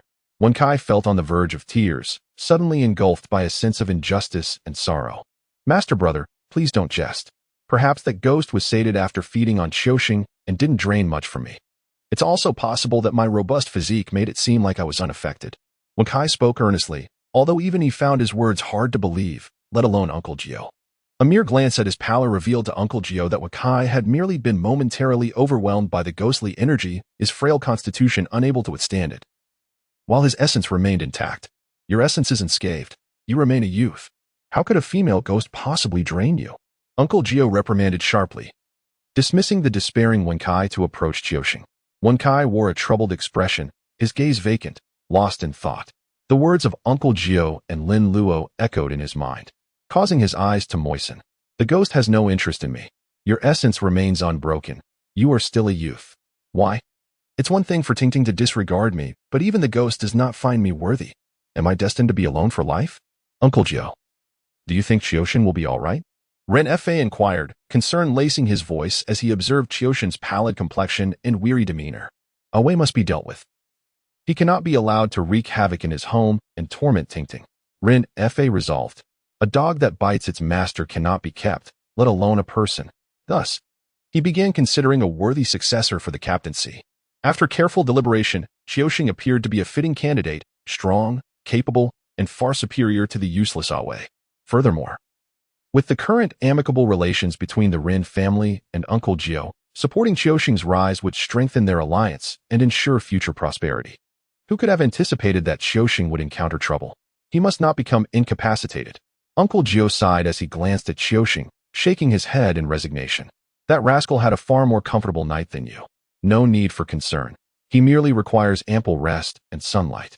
Upon hearing Uncle Jiu's reassurance, Rin Fa smiled in relief. As long as he is fine. Time is drawing near. I shall check if lunch is ready. He exited the room. Wen Kai trailed closely behind Uncle Jiu, whispering, Master, Qiushin truly won't come to harm, will he? Uncle Jiu shot him a glare. What? Do you wish for him to be in danger? No, Master, but his complexion appears rather alarming. Wen Kai, feeling aggrieved, lowered his head in quiet despair.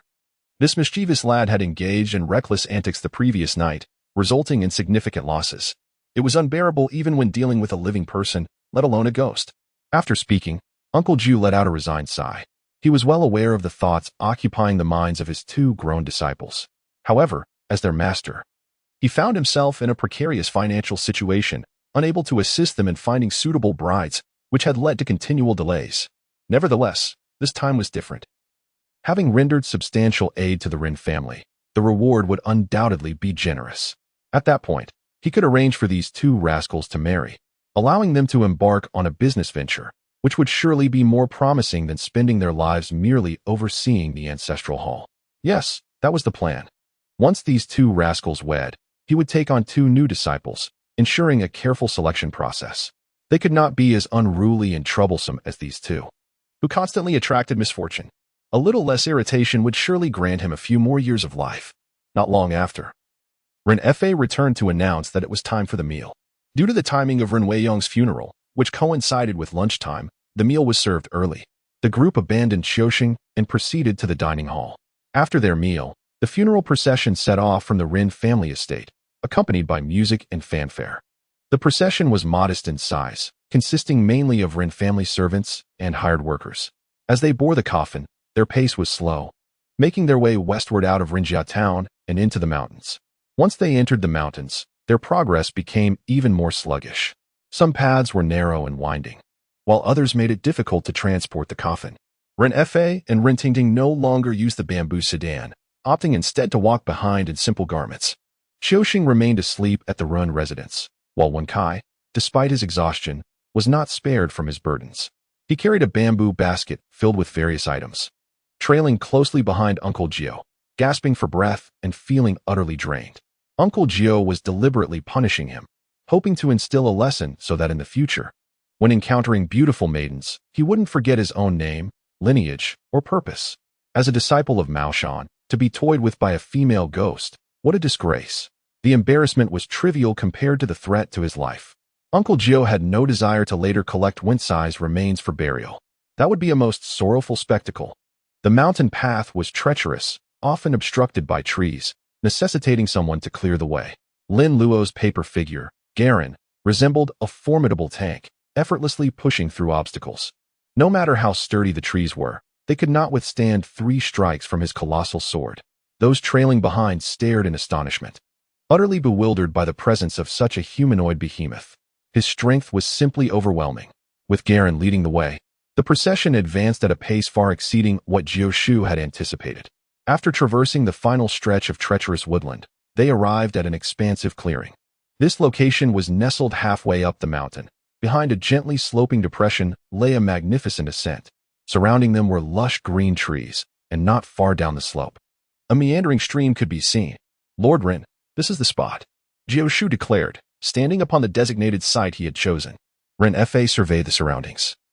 Although he did not fully comprehend the significance, he felt an innate appreciation for the serene landscape of verdant hills and flowing waters. Jiu Shu, why did you choose this location on the mountainside instead of at the summit? Does this place hold any particular significance? Ren Fa inquired with curiosity. On that day when Jiu Shu had come to explain the situation, Ren Fa had intended to ask more detailed questions, but was interrupted by Away's mischief, and thus missed much of the conversation. Following the old man's transformation into a zombie, there had been little opportunity to revisit the topic. Although it was too late to alter anything now, Ren Fa was eager to hear more. Rin Tingting, resting against Lin Luo, clung to his arm. After hours of walking, fatigue had overtaken her, compelling her to lean on him for support. She too was intrigued by her grandfather's new grave, and she softly asked Lin Luo, Luo, how is the feng shui of this place? Once a skeptic of feng shui, her grandfather had imparted a lesson that would remain indelibly etched in her memory for a lifetime.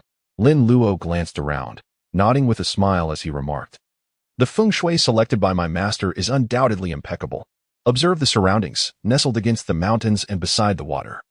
It is naturally an excellent location for an ancestral grave. Upon hearing Lin Luo's words, Ren Tingting smiled gently and nodded in agreement. Uncle Jiu, oblivious to the subtle exchange between the two, turned to Ren Fa and slowly articulated, there is a saying, do not bury at the mountain peak, nor on the summit, but rather on the slopes. This pertains to the selection of burial sites, where it is advisable to avoid the mountain summit. The ideal grave site should have support from the front and back, with embracing hills on either side.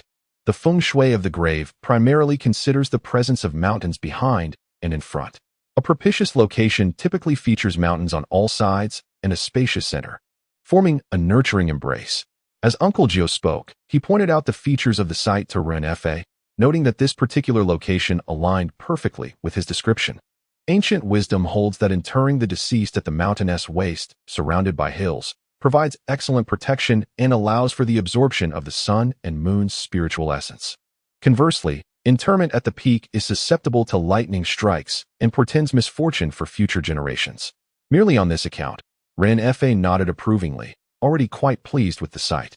Although it may not be a top-tier auspicious location like a dragonfly skimming the water, it boasts a majestic mountain backdrop and a unique indentation that aligns perfectly with the meandering stream, creating a crescent shape. This configuration, with the indentation facing the crescent's opening, promises that the descendants will surely attain great wealth. Ren Fa's eyes sparkled with satisfaction over Uncle Jiu's choice for his father's south resting place. This is excellent. My family shall indeed prosper immensely, he exclaimed. Uncle Jiu, if I were to be interred here after a century, would that not enhance the effects even further? Ren Fa eagerly inquired, clearly envisioning the amplification of benefits. Uncle Jiu's lips twitched slightly, recognizing the shrewdness of a businessman, always seeking to gain an advantage. Interment can certainly be arranged. We can establish a new gravesite just slightly beneath the old one. However, whether the effects would be more favorable remains uncertain. Traditionally, each individual has their own grave. I have yet to encounter a dynasty where all emperors share a single mausoleum. At this, Ren Fa chuckled. Having already resolved in his mind to be interred here in the future, he aimed to bless his descendants, ensuring they flourish abundantly. Since you are satisfied with this site, I shall commence the preparations, Uncle Jiu declared. Splendid. Please proceed, Uncle Jiu. Ren Fa responded with enthusiasm. Uncle Jiu nodded, signaling to Lin Luo and Wen Kai. The two stepped forward, retrieving the 4 essential items needed for the ritual from the bamboo basket. Members of the group set up the offering table, arranging the necessary items, swiftly transforming the area into the ritual altar required by Uncle Jiu. Previously, Uncle Jiu had mentioned that digging graves and disturbing the earth inevitably causes a stir in the heavens. Thus, it is essential to partake in the 3-yuan feast. In addition to the feast, a ritual must be performed to honor the earth and sky before commencing any excavation. Master, everything is prepared, Lin Luo addressed Uncle Jiu. Uncle Jiu nodded, donned in a Taoist robe and wielding a peachwood sword, stood before the altar, offering incense to heaven and earth. Subsequently, he chanted incantations, his peachwood sword in tandem with his left hand forming seals and reciting spells. Primordial peace, announcing to all spirits, the true official of the mountain. The earth deity and guardian spirits. Left and right. The deity shall not be disturbed. Return to the righteous path, achieving clarity within and without. Each shall take their rightful place, guarding the altar grounds, with the command of the Supreme, to capture malevolent spirits. The guardian deity, safeguarding the recitation. Taking refuge in the Great Way, bringing prosperity and auspiciousness. This is one of the 8 great spells of Taoism, the ancestral land deity spell. Lin Luo took the initiative to introduce Rin Tingting. Upon hearing Lin Luo's words, Rin Tingting's curiosity slightly diminished, and she focused intently on Uncle Jiu's incantations. Suddenly, the flames of the candles on the altar surged high, and the incense in the burner began to burn rapidly, visibly diminishing. Such a miraculous spectacle left the onlookers in awe, silently marveling at the wonders before them. Moments later, as the incense and candles burned out, Uncle Jiu sheathed his peachwood sword and turned, commanding, "You may begin the excavation." With Uncle Jiu's permission, the workers eagerly approached, shovels in hand, commencing their labor according to Uncle Jiu's outlined plan. "Thank you for your hard work, Uncle Jiu." Rin Fa approached Uncle Jiu, clasping his hands in gratitude. "Had it not been for your assistance, the Rin family would have faced utter ruin." "It was the least I could do," Uncle Jiu replied nonchalantly, though his gaze shifted towards Lin Luo and Rin Tingting. Rin Tingting was leaning close to Lin Luo, whispering sweet nothings, appearing quite intimate. Although his apprentice was merely 10 years old, he possessed a striking appearance and had a knack for charming the ladies, especially during their time at Baoxiangjai, where they helped Aunt Xiu sell goods. Many of the sisters from Yihang Courtyard had become his familiar patrons. Uncle Jiu was well aware of this. He had also witnessed the extent of his apprentice's charming abilities firsthand. Now it seemed that among his 3 disciples, it was the youngest whose matrimonial prospects were the least of his worries. Of course, Uncle Jiu thought this without considering the idea of Lin Luo marrying. The little rascal was only 10 and had much to learn. The essence of youth was precious and could not be squandered. The matter of marriage could wait until he was 18. Nevertheless, it was amusing to think that the 2 rascals, Qiu Sheng and Wen Kai, who called Lin Luo senior brother, lacked both ambition in their studies and skills in courting. It seemed that the responsibility of finding them wives would fall squarely on Uncle Jiu's shoulders, a truly perplexing situation. With a furrowed brow, Uncle Jiu resolved that in the future he would choose apprentices who were already betrothed, thus sparing himself the headache of their matrimonial affairs. Rin Wei's ashes were interred, and the ceremony concluded as dusk approached. After a long day of exertion, everyone was thoroughly exhausted. Fortunately, the absence of a coffin made their return much lighter and swifter. By the time they arrived at Rin Family Town, night had fully descended. Rin Fa instructed the steward to settle the workers' wages while he led Uncle Jiu and the others to the main house for tea. In the main house, the sofa was occupied by Qiu Sheng, who was still sound asleep. The previous night, he had ventured out too much, and his energy had been severely depleted, leaving him quite weak. Thankfully, his constitution was robust, and although he had suffered losses, he would be able to recover. However, repeated excesses would surely lead to his demise. "Uncle Jiu, let us retire to the study for our discussion," Rin Fa suggested, as he could not bring himself to disturb Qiu Sheng from his slumber. He cheerfully invited Uncle Jiu to the study for a conversation. Uncle Jiu, somewhat awkwardly smiling, nodded and followed Rin Fa up to the 2nd floor. Lin Luo commanded the paper figure Galen, "Bring him down and place him over there." The paper figure Galen moved with heavy steps, the clanking of its armor resonating with each stride. It approached the sofa, effortlessly lifting Qiu Sheng as if he were a mere chick, and gently set him down onto the carpet. With the sofa now vacant, Lin Luo settled into it with an air of authority and beckoned to Rin Tingting. "Come, pour me some tea." Initially, Rin Tingting felt a flicker of joy, believing that her younger brother Lin Luo was showing concern for her weary feet after a long walk. However, her delight quickly faded upon realizing she was merely being summoned to act as a tea servant. "What? Are you disobeying me now?" Lin Luo raised an eyebrow, feeling exasperated by Rin Tingting's helplessness. Whatever happened to that sweet-tongued, adorable little boy who once called her his beautiful sister? "Return him to me. That mischievous rascal. That annoying little brother." Rin Tingting settled beside Lin Luo, pouting slightly. Though she was quite displeased, she nonetheless poured a cup of tea for Lin Luo. As she poured, she consoled herself internally. After all, today, a Luo had accompanied her on a long trek through the mountains. He was merely 10 years old, and such a small child should not bear such exhaustion. It was only right to care for him. Wen Kai took a seat on the adjacent single sofa, grinning foolishly at Ren Tingting, eagerly awaiting his turn for tea. However, after pouring 2 cups, one for Lin Luo and keeping one for herself, she realized Wen Kai was watching her and suddenly remembered that he was indeed present. Help yourself, Wen Kai. Don't be shy. Wen Kai felt a pang of hurt at Ren Tingting's expression, realizing she was surprised to find him there. Had she not noticed his presence before? Did he truly lack significance? He began to question his own existence. Am I truly so superfluous? Luo and Xiaosheng have been asleep for an entire day. Didn't Uncle Nine say there would be no issues? Why are they still slumbering so long without awakening? Ren Tingting sipped her tea and glanced at Xiaosheng, who was sound asleep on the carpet, voicing her inner concerns. Lin Luo sipped a cup of tea, feeling a significant relief in his throat. He gradually reclined onto Ren Tingting's lap, stretching comfortably. Ren Tingting naturally lifted her delicate hand, gently massaging Lin Luo's head. Wen Kai's eyes widened in astonishment, his tea-drinking motion coming to an abrupt halt. What is happening? Senior brother, Miss Ren, when did they become so intimate? Lin Luo comfortably squinted his eyes, letting out a couple of hums before he slowly spoke. If a person indulges excessively, their body will inevitably suffer. Not to mention that he was engaging with a female ghost named Xiaosheng. Not only did he lose a significant amount of vital essence, but much of his yang energy was also drained, allowing malevolent forces to invade his body. Had he not trained in martial arts with his master for several years, possessing a physique stronger than the average person, that night alone would have been enough to send him to the underworld. Is it truly that severe? Wen Kai trembled in shock, unable to believe it. Lin Luo and Ren Tingting simultaneously turned their gazes towards him. Something is amiss. Lin Luo suddenly sat up, casting an odd glance at Wen Kai, and exclaimed in surprise, "Hey, Wen Kai, you're not envious of Xiaosheng's fortune with the fairer sex, are you? Do you wish to engage with the ghostly maiden as well?" Ren Tingting's cheeks flushed with embarrassment.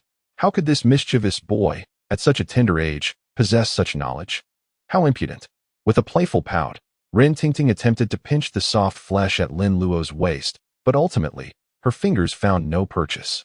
Lin Luo's muscles were remarkably firm. It was unexpected that this little fellow possessed not a trace of superfluous flesh. The tactile sensation was surprisingly pleasant. Ren Tingting couldn't resist the urge to touch him a few more times, leaving Lin Luo feeling somewhat ticklish. In response, he playfully retaliated, pinching her back. Ouch! Ren Tingting shivered, feeling a delightful tickle. How could this mischievous fellow's hands be so skilled? Wen Kai, oblivious to the subtle exchanges between Lin Luo and Ren Tingting, found himself caught in Lin Luo's words, scratching his head with a bashful grin. Master brother, I was merely pondering. You have no idea about that little jade, the beautiful female ghost. Although Lin Luo is the eldest disciple, he is merely 10 years old. Xiaosheng and Wen Kai behave quite casually in his presence, discussing matters they would hesitate to bring up with Master Jiu, yet feel comfortable sharing with Lin Luo. After all, they are all fellow disciples of the same generation. As long as their master remains alive, Lin Luo shall not assume the role of sect leader. In essence, they are simply brothers in the same school. Respect is warranted, but fear is unnecessary. Lin Luo, with a hint of irritation, dashed over and delivered a sharp headbutt to Wen Kai's forehead. You scoundrel, consumed by lust. Wen Kai, momentarily dazed from the impact, was soon overwhelmed by a surge of pain. Woo-woo. Senior brother, it hurts so much. I was just thinking about it. I didn't actually go through with it. Tears welled in Wen Kai's eyes from the force of the blow. This time, senior brother truly struck him. It should hurt. Let this serve as a lesson. If Master were to discover your thoughts, he would surely make you endure a year of horse stance punishment. Lin Luo chuckled coldly, standing before Wen Kai and looking down upon him with an air of superiority. He continued, Xiaosheng possesses a far superior constitution than yours. He can transform into a wilting shrimp overnight, and at most, he will meet an untimely demise after merely 3 encounters. You, on the other hand, are as fragile as a chick, unable to endure even a single night. Do you now comprehend why that female ghost refuses to share your bed? Wen Kai, bewildered, instinctively shook his head in lament. I do not know. Lin Luo almost struck him again. For you cannot satisfy another's desires. With less than half a chance, you would perish. Failing to fulfill such needs not only brings harm to another, but also tarnishes one's own virtue, invoking the karmic repercussions of taking a life, which will ultimately lead to divine retribution in the future. Lin Luo's words were remarkably candid, causing Ren Tingting's cheeks to flush with embarrassment. This little rascal is merely 10 years old, yet he appears to comprehend so much. What sort of books does he indulge in? Could they possibly be those? Rin Tingting's mind was awash with chaotic thoughts. Wen Kai's face turned crimson. Being accused of inadequacy left him utterly speechless, especially with the girl he admired seated beside him. The sensation was simply exquisite. Who on earth excavated the 3 bedrooms, 2 living rooms, 2 bathrooms, and 3 basements? There is no crevice in the ground. I wish I could simply burrow into it. Remember, Lin Luo gazed intently at Wen Kai and spoke with utmost seriousness. The malevolent spirit embodies a multitude of calamities: poverty, decay, sorrow, disaster, disgrace, cruelty, foulness, anguish, illness, untimely death, solitude, depravity, delusion, misfortune, affliction, and a thin existence, all manifesting as 18 misfortunes. When confronted with such a being, one should flee as far as possible. You may be drawn to their beauty, but you might not even realize how perilous it is until it is too late. Wen Kai swallowed hard, feeling a twinge of fear at Lin Luo's words. Was it truly that exaggerated? Such hyperbole seemed excessive. Yet, witnessing Lin Luo's grave demeanor, he dared not voice his thoughts. Nevertheless, his eyes betrayed his apprehension. Lin Luo has known him for so many years, yet still fails to understand him. One can discern from the gaze of Wen Kai that this fellow does not have faith in his own words. If you do not believe me, well, tonight I shall unveil the true nature of that little jade you speak of. Lin Luo sank back into the sofa, embracing his shoulders, and let out a cold laugh. Wen Kai and Rin Tingting both turned their gaze towards Lin Luo, their eyes filled with confusion. What does that mean? Wen Kai inquired, bewildered. Qiuxing has already been captivated by the female ghost, his mind consumed by thoughts of her. You, my friend, are not much different. However, the object of your affection is not you. Thus your enchantment is somewhat milder. Regardless of what I say, you perceive that female ghost as innocent, still contemplating how to gain her favor. Do not attempt to contradict me. Your face practically bears the inscription, I desire the female ghost. Once Qiuxing awakens, he will seek out that ghost again. At that time, we shall follow him and uncover the true visage of that ghost. Wen Kai found himself rendered speechless by Lin Luo's remarks. Rin Tingting tugged at Lin Luo's sleeve, her demeanor suggesting a mix of excitement and anticipation. Hello. May I also go and take a look? What business do you have in this? Oh, come on. Let her have a look. Please, hello, just agree to it. Rin Tingting clung to Lin Luo's arm, playfully swaying and acting coy. Well, it's not entirely out of the question, but what do I stand to gain from this? Lin Luo smiled broadly, raising an eyebrow as he inquired. Well, I am at your service for anything you desire. One day, Rin Tingting declared, raising a slender finger. It merely entails accompanying Lin Luo for indulgences in food, drink, and entertainment, akin to a maidservant fetching tea and carrying bags. I'm all in. 3 days. Lin Luo was quite excessive, extending 3 fingers. All right, it's a deal. Wen Kai stood by, utterly astonished, unable to comprehend the situation. Whatever she was instructed to do, she complied without hesitation. Could that imply she could act with impunity? Hiss. How on earth did the senior brother manage this? It was astonishing that he could render a girl so obedient and docile. Considering our shared affiliation as disciples, would it be too much to ask for you to impart some wisdom to your dear junior brother? Hee. Then it's settled. Take me with you. Upon seeing Lin Luo's acquiescence, Rin Tingting's face lit up with joy, and she couldn't help but dance with glee. Lin Luojian could not fathom why this girl seemed to possess an unusual curiosity about ghosts. It was rather frightening. One could easily fall ill from such encounters. How then? Would we manage to go? After all, Qiuxing has a car. Wen Kai whispered in inquiry, rest assured. Lin Luo smiled as he reached into his satchel of treasures. Rin Tingting and Wen Kai observed Lin Luo's actions, only to see him produce a blank yellow talisman, devoid of any markings. Lin Luo once again retrieved a brush and ink from his bag. The eyes of the two sparkled with curiosity. Hello, are you going to draw talismans? Rin Tingting exclaimed in surprise. She hadn't anticipated that Lin Luo, at such a tender age, not only knew how to craft paper figures, but also possessed the skill to create talismans. Wen Kai was equally astonished. Previously, Lin Luo would always ask Uncle Jiu for talismans and then place them inside his clothing, a sight Wen Kai had witnessed numerous times. He had never actually seen his senior brother draw a talisman. Master brother, when did you learn to draw talismans? Lin Luo grasped the pen, dipped it in ink, and smiled lightly before concentrating on drawing a small square on the yellow talisman paper. When Kai furrowed his brow, while Rintinting's expression turned peculiar. Both of them were left with several question marks hovering above their heads. Although Rintinting had encountered a few talismans, she had never witnessed anyone drawing on talisman paper before. Lin Luo paid no heed to the astonishment of the two individuals and inscribed two small characters beneath the square. Position. The minuscule yet exquisite calligraphy was a testament to his years of diligent practice. Upon completing the stroke, Lin Luo noticed the talisman shimmered with a faint golden light, signifying its successful creation. It's done. Lin Luo smiled gently, retrieving another piece of talisman paper. He meticulously drew a circle, adding delicate dashed lines within, and finally inscribed a single dot at its center. Beneath this, he wrote two characters, trace. The talisman shimmered with golden light, signifying its completion. The radiance of both talismans intertwined harmoniously. This constituted a complete set. Now, affixing this talisman onto Qiuxing, we shall follow closely behind, ensuring we do not lose our way. Lin Luo gazed at his creation, a triumphant smile gracing his lips. When Kai glanced at the two peculiar symbols on the table, his expression a mixture of hesitation and contemplation. Ultimately, unable to contain himself, he whispered, "Senior brother, in truth, I do know the location." Lin Luo, are you certain? What if Qiuxing has been taken away by a ghost to another place? Upon hearing Lin Luo's words, Wen Kai also felt uncertain, grimacing as he shook his head. I cannot say for sure, but can your talisman, senior brother, actually be of use? The two talismans on the table appeared increasingly awkward to Wen Kai. This indeed ought to be shown a master. I wonder if it would infuriate him. Even someone like me, who cannot draw talismans, can see that these are utterly nonsensical. A talisman consists of the talisman head, which invokes the deities, the talisman body, the talisman foot, and the talisman core. For instance, the corpse-subduing talisman. The decree is issued. General Bai to come forth accordingly. Yet Lin Luo's talisman, rather than being a genuine talisman, resembles the scribbles of a child. Oh, do you not believe me?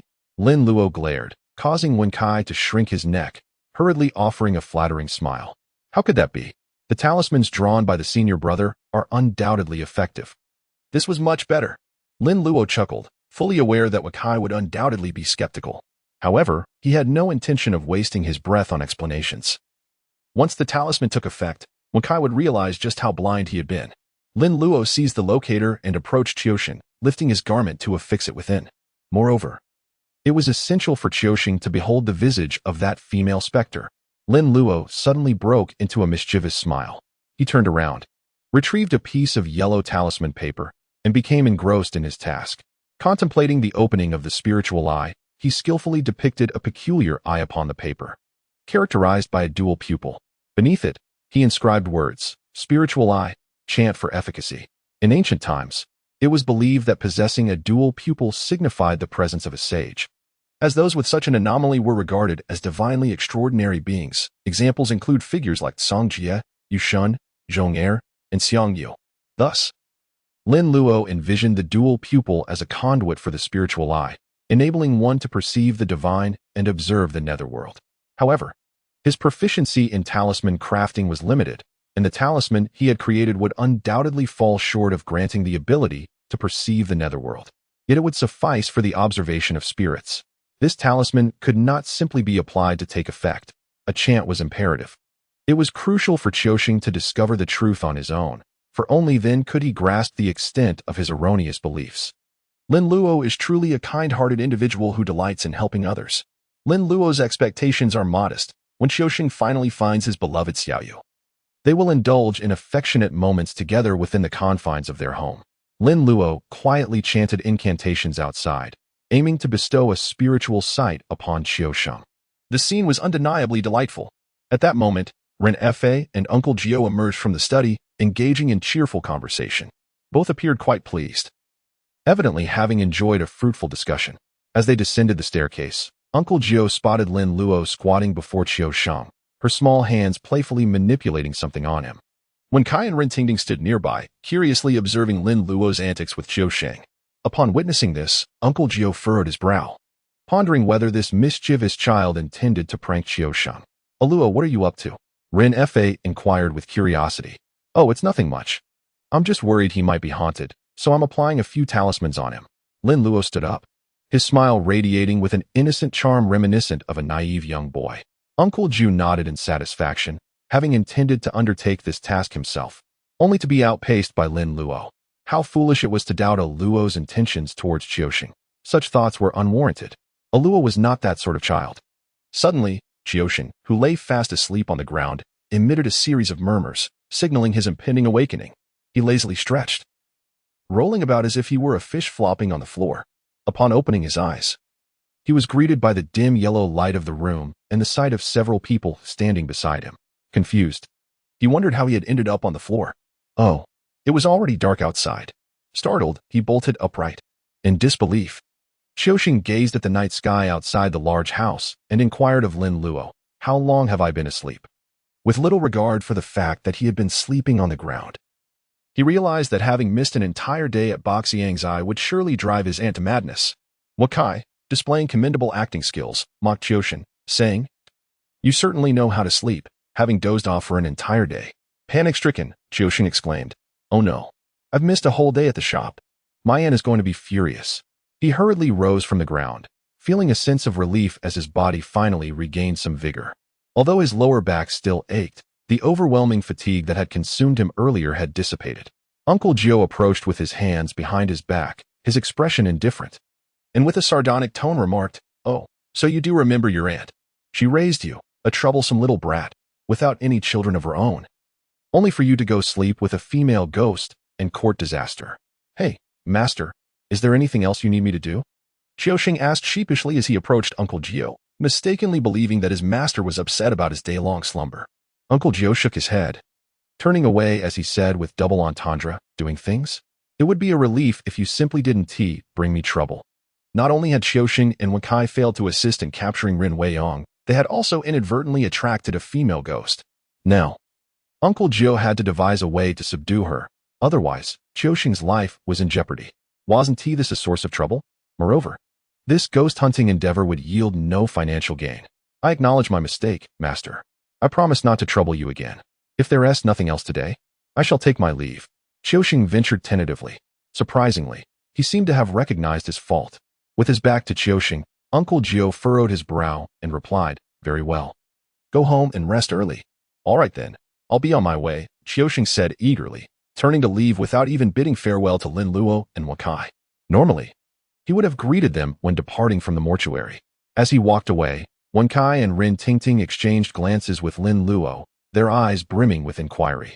Lin Luo leisurely retrieved a bagua mirror from his bag. He then affixed a tracking talisman onto the surface of the mirror. Supreme decree, locate and track, hastily as commanded. Lin Luo placed his finger on the tracking talisman, and as the energy within him made contact, the talisman instantaneously shimmered with a soft golden light. In the next moment, a rudimentary navigation map materialized on the surface of the bagua mirror. Wensai's eyes widened in astonishment. "Goodness, this contraption actually works." Ninth uncle, initially curious about Lin Luo's actions and the odd object affixed to the bagua mirror, pondered the significance of the circle drawn on the talisman. However, upon witnessing the emergence of the map, with a small red dot flickering and moving, he suddenly grasped the situation. That red dot represented Qiuxing. The object affixed to the bagua mirror was, in fact, a talisman. How on earth did that little rascal accomplish this? Whether it be the paper-cutting art of Yinwen or the talismans of Mao Shan, the immutable principles that have persisted for centuries have been innovatively transformed in this boy's hands. What left ninth uncle utterly perplexed was how a mere circle drawn on the talisman could facilitate tracking. It defied logic. "Stop dawdling. Let us proceed." Lin Luo noticed that the people around him were staring at him in a daze, and he hurriedly urged, "How shall we proceed?" Among them, Rin Tingting, who possessed the least knowledge about talismans, was the least responsive. However, upon hearing Lin Luo mention leaving, she immediately became intrigued. Lin Luo chuckled softly and raised his hand to whistle. Shortly after, a magnificent pure black steed burst in from outside, startling Rin Fa and Rin Tingting. Upon arriving at the Rin residence, they had ridden in on a shadow horse, which had remained in the stable, responding promptly to its master's call. It came rushing over. "Let us ride." Although Lin Luo possessed only one shadow horse, the Rin family had their own steeds as well. Wen Kai, unable to ride, was mounted by Uncle Jiu. Meanwhile, Rin Tingting found herself cradled in Lin Luo's arms, relishing the experience of riding a grand horse. Initially, As they trotted through the town at a leisurely pace, Rin Tingting felt exhilarated and cheerful, delighting in the thrill of horseback riding. However, once they exited the town and the speed increased, she was overwhelmed. Slow down. Wah. The pace was too swift, and she whimpered continuously, her voice trembling, urging Lin Luo to ease up, clearly nearing her limit. Did she doubt his riding skills? Lin Luo expressed his discontent, urging his steed to gallop faster. Spurring it on with fervor, Rin Tingting, jolted by the speed, stammered and occasionally gasped in alarm. Her delicate face turned ashen with fear. Her body rigid as she huddled closer to Lin Luo, terrified of falling. In her hand, she clutched the gossip mirror tightly. Lin Luo held the reins tightly, perfectly encircling Rin Tingting's slender waist. Do not be afraid. Hold the bagua mirror firmly, and do not let it slip away. Lin Luo took a moment to pat the tense Rin Tingting, who shuddered in response, her body becoming even more rigid. Do not let go. Hold the reins tightly and avoid distractions. The horses galloped with a rhythmic beat, their hooves thundering as they raced through the night. The sky was a vast expanse of clarity, with a large, luminous moon casting a silvery glow upon the ground, resembling a delicate layer of frost.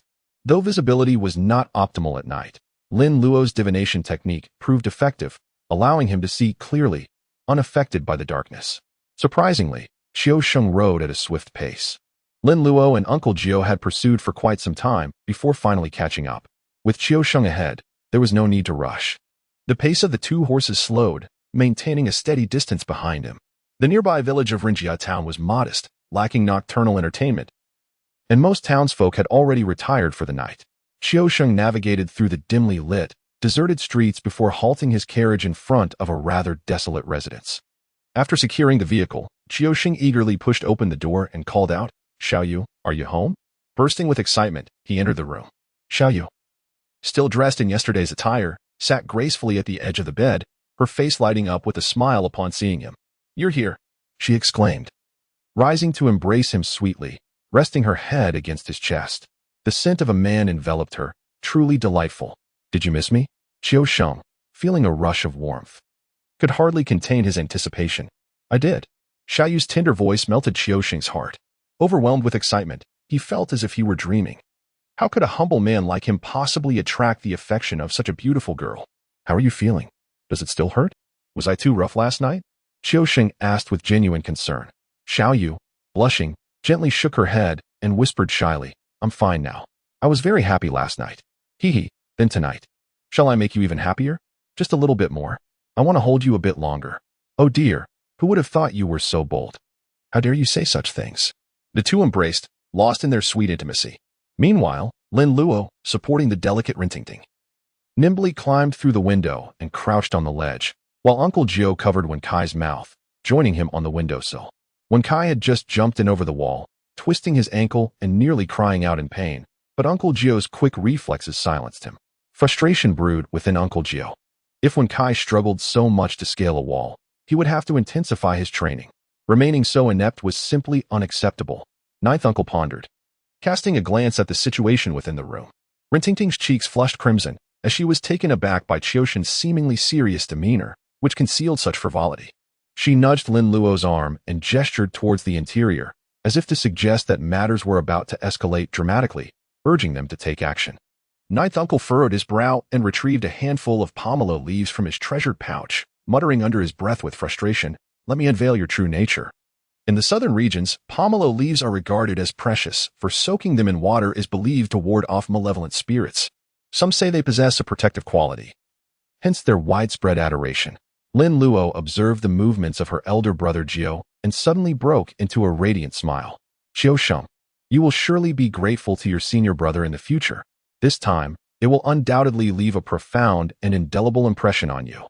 Lin Luo clasped his hands in a series of intricate gestures, murmuring incantations under his breath. Those who stood nearby could hear him distinctly, particularly the ninth uncle, whose brows arched slightly in intrigue as he paused his actions to gaze at Lin Luo. In the clarity of the day, with the atmosphere untainted and the sun shining bright, he invoked the mystical eye, delineating the realms of yin and yang with urgency, as if compelled by an unyielding command. Lin Luo clasped her hands and chanted incantations, suddenly pointing her fingers towards Qiu Sheng in the room. In the next moment, Qiuxing felt an itch in his eyes, hastily stopping his words and raising his hand to rub his eyes. Xiaoyu, noticing that Qiuxing had ceased his affectionate gestures, opened her eyes and, with a puzzled expression, inquired, "What is the matter?" "Oh, it's nothing, just a sudden itch in my eyes," Qiuxing replied, squinting and dismissing it, feeling the itch subside. And then looking at Xiaoyu with a cheerful smile. "My beauty, let us continue." At that moment, as Qiuxing gazed upon her, Xiaoyu's originally ethereal beauty began to undergo a dreadful transformation. The smile on Qiuxing's face instantly froze. What manner of visage is this? One half remained flawless, exquisite as a flower, while the other half appeared as if splashed with caustic acid, grotesquely disfigured. Amidst the bloody ruin, a protruding eyeball hung precariously. Ugh! Outside the window, Jiu abruptly closed his eyes, donning a mask of anguish, as the pomelo leaves he held fell to the ground. Wen Kai looked at Jiu in confusion. Glancing around the room, Qiuxing's reaction mirrored that of Jiu. "What on earth is happening? Xiaoyu is so beautiful, yet your expressions resemble those who have seen a ghost." Unable to comprehend, Wen Kai decided to abandon his thoughts, picking up the fallen pomelo leaves and pressing them firmly against his eyelids. "I must see what Xiaoyu truly looks like." These pomelo leaves have been soaked in talismanic water, thus requiring no incantation. When pressed against the eyelids, they would allow glimpses of things invisible to the mortal eye.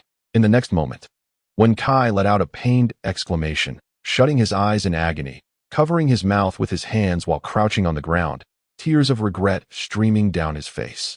"Why did I act so recklessly? Qiuxing, what is wrong with you?" Xiaoyu looked at Qiuxing in alarm. What had happened to him, rubbing his eyes? Why did his expression suddenly twist in pain?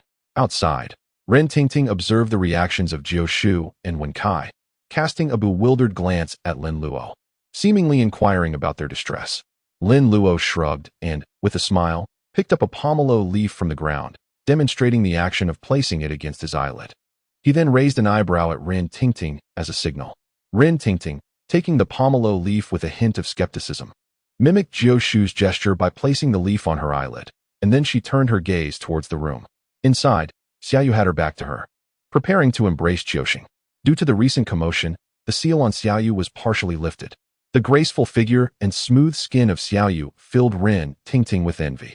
Most of all, she envied the long, silky black hair cascading down to Xiaoyu's waist. How could one maintain such hair? Was it a trait of female ghosts to possess such luster and softness? "Don't come near," Qiuxing shouted in agitation, stumbling backward.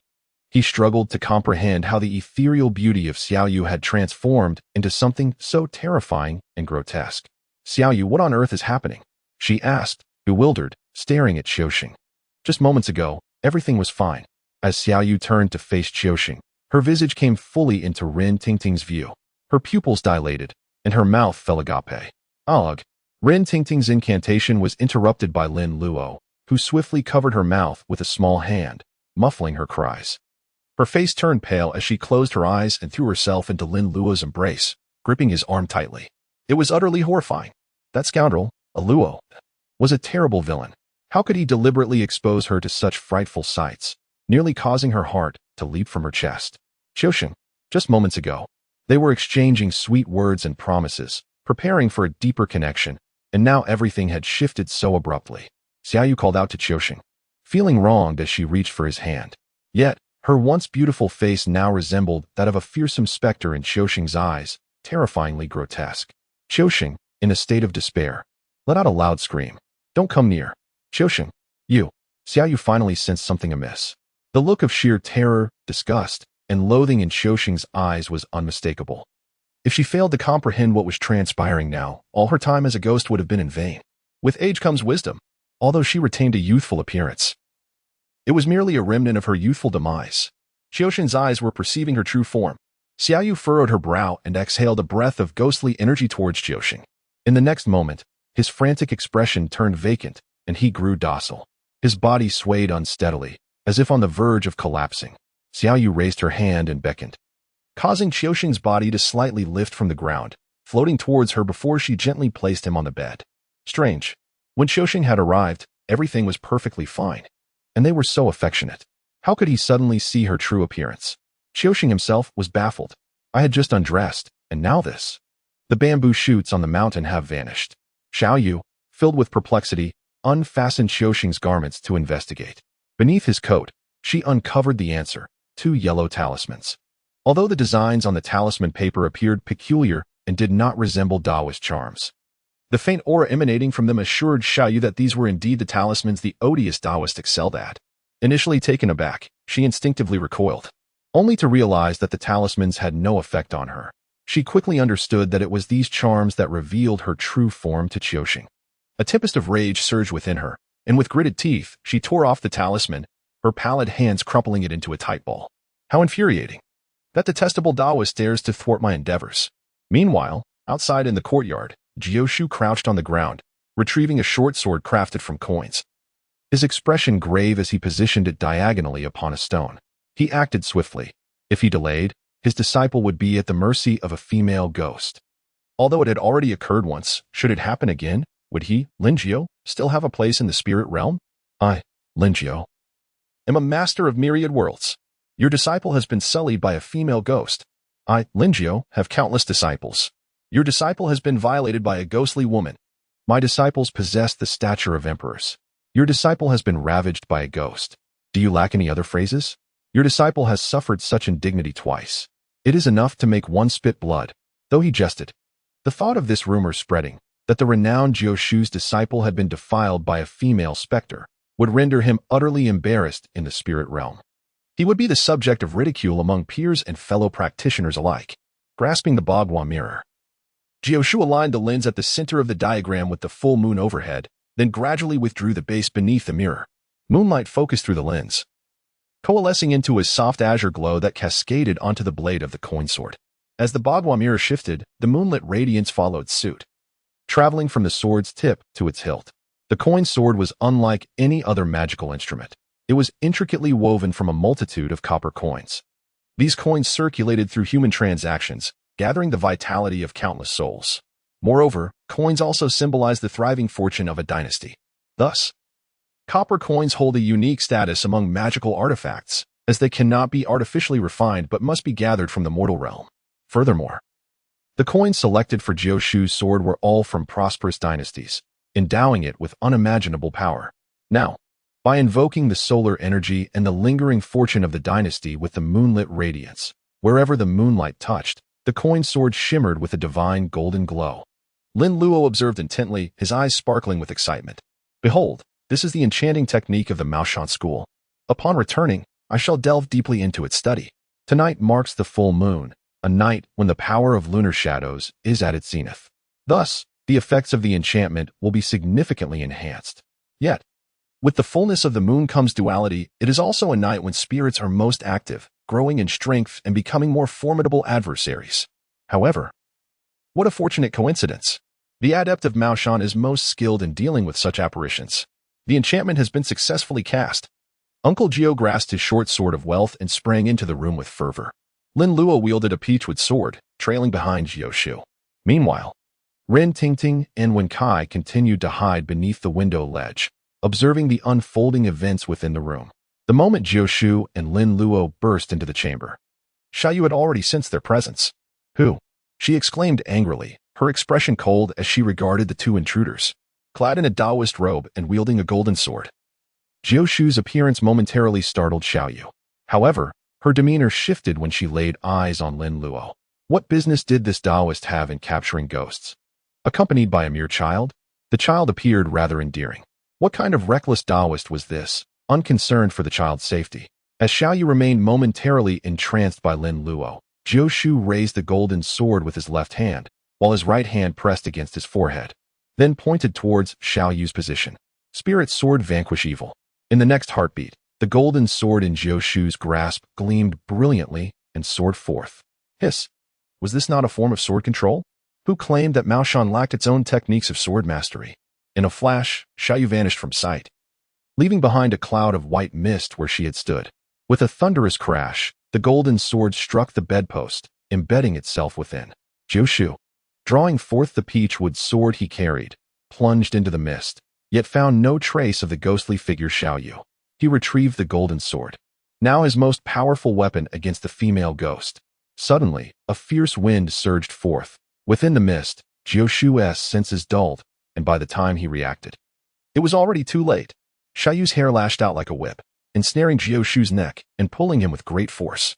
Seasoned by countless trials, Jiu Shu moved with agility, and with a swift upward strike of the golden sword, he effortlessly severed Xiaoyu's braids.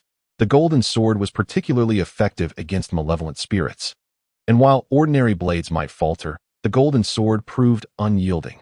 With a swift snap, Xiaoyu's hair was cut, releasing another burst of mist. Ah! Xiaoyu shrieked, her hair transforming into a wild explosion, each strand sharp as a needle, creating a chilling spectacle under the flickering candlelight. Wretched Taoist, Xiaoyu hissed, her tone icy as she glared at Jiu Shu. In her mind, he was the villain tarnishing her image in Qiu Xing's eyes. Jiu Shu, with an exasperated snort, charged forward, one hand gripping the peachwood sword and the other the golden sword, aiming directly at the ghostly figure. He swung the golden sword horizontally, intending to strike at Xiaoyu's neck. However, to Jiu Shu's astonishment, Xiaoyu's head suddenly detached from her body, lunging fiercely towards him. The tips of her hair were razor-sharp. Should they pierce his flesh, he would find himself in grave peril. Ninth Uncle swiftly twisted his waist and evaded the attack. The head of the female ghost hovered in midair, turning around to reveal an exceptionally terrifying and grotesque visage, with her remaining eye glaring at Ninth Uncle with palpable hatred.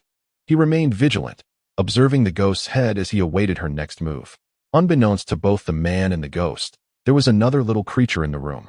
Aside from the prone figure of Qiuxing on the bed, at this moment, Lin Luo affixed the final talisman to the last window of the room. With these talismans in place, the female ghost would find it impossible to escape, even if she had wings.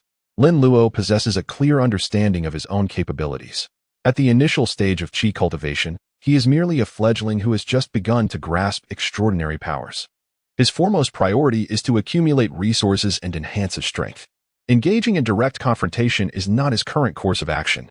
Moreover, with Uncle Jiu present, who would dare to overshadow the master? It is far wiser to follow in the master's footsteps and seize the opportunities that arise. Master, be cautious of what lies behind you. Suddenly, Lin Luo's voice reverberated through the air. Instinctively, Uncle Jiu swung his sword backward, only to be astonished to find that the headless female ghost was still capable of movement, lunging towards him with fervor. If she managed to seize him, the approaching head could indeed pose a significant dilemma. The peachwood sword struck the ghost's chest, a flash of golden light illuminating the scene, instantly sending her body flying. Ah, you wretched being! The ghost, Xiaoyu, cried out in agony, her severed head charging furiously towards Lin Luo. It's all your fault, you little brat. I was reluctant to harm you due to your charming appearance, yet you chose to assist that despicable Taoist against me. Lin Luo wore a smile that was neither fully joyful nor entirely mocking, calmly observing the approaching ghostly head while his hands remained clasped behind his back. Allo, be careful, Uncle Jiu urged hastily. This mischievous lad, could he truly be so paralyzed by fear? Why does he not move? I have sung his praises in vain. He must act promptly. Uncle Jiu's thoughts raced as he rushed forward to rescue Lin Luo, only to witness Lin Luo extend his hands, revealing 3 Qingling bells in each grasp. Uncle Jiu froze in astonishment, his body immobilized in place. The expression on the ghostly figure, Xiaoyu, also became one of bewilderment. Yet she could not halt her advance. The sound of the Qingling bells erupted in a cacophony before Xiaoyu's face. What once was a melodious and harmonious chime now transformed into a jarring and discordant clamor.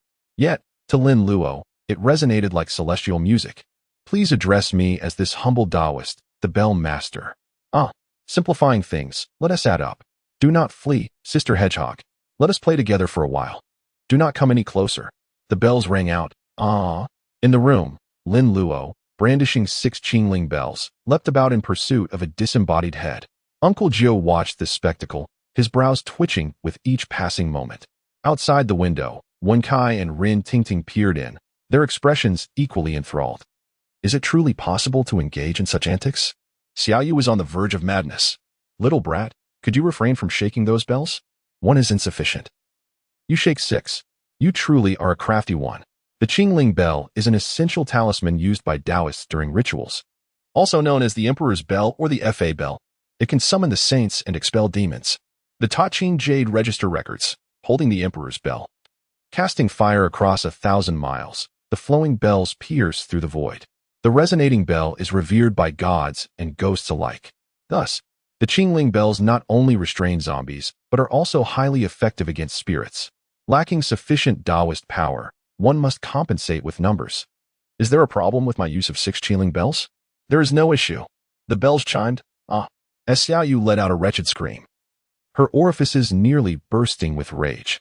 Her head darted towards her body, seeking to reunite and escape. This place is untenable. However, just as her head advanced, Uncle Jiu swung his peachwood sword. Away with you. The sword gleamed with golden light, followed by a resounding bang. As Xiaoyu's head erupted in a cloud of dark mist, Xiaoyu screeched once more, propelled by her own head as she fled. What an opportune moment. Lin Luo approached eagerly, fervently shaking the bell and even breaking into song. Her gaze, sparkled like the stars. I see, she exclaimed, her heart racing. The devil. He is the devil. Xiaoyu, with a fierce demeanor, lunged forward, clutching her own head, and with a swift motion, she was forced back down. As Xiaoyu reattached her head, she made a frantic dash towards the door.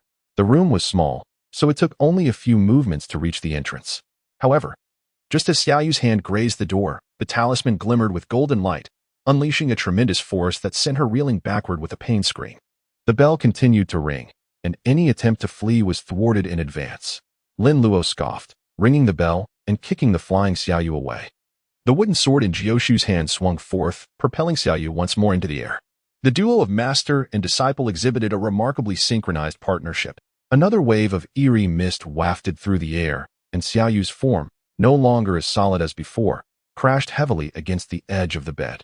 At this moment, Xiaoyu appeared disheveled, her hair in disarray, blood streaming from her 7 orifices, her eyes reflecting sheer terror and despair. She had believed that after years of ghostly cultivation, her prowess would be sufficient to ward off an old Taoist priest and a mere child. However, she could never have anticipated the ferocity of this old priest and the supernatural strength of the child. The 6 Qingling bells, when shaken near her ears, were unbearable. Qiusheng, save me. Qiusheng. Gritting her teeth, Xiaoyu sobbed as she leaped onto the bed. Hearing her call, the unconscious Qiusheng sat up abruptly. Xiaoyu's sleeve brushed past him, and he slowly opened his eyes, appearing as if just awakened. Qiusheng, save me, Qiusheng. Xiaoyu cried, burying her face in his embrace. Xiaoyu, Qiusheng, holding her tightly, was filled with an overwhelming rage upon witnessing the torment she had endured. Who dares to bully my girlfriend? He glared at Jiushu and Lin Luo, but to his eyes, it was unmistakably that scoundrel away and his lackey standing in the room. It's you again, causing trouble at my girlfriend's home. Qiusheng, indignant, rolled up his sleeves and charged toward away, Jiushu. You 4-eyed scoundrel. I'll make sure to teach you a lesson today. Qiusheng, have you lost your mind? Jiushu awaited him, his teeth grinding in frustration. This wretched boy, bewitched by a ghost. I'll show you what it means to be ensnared by a ghost.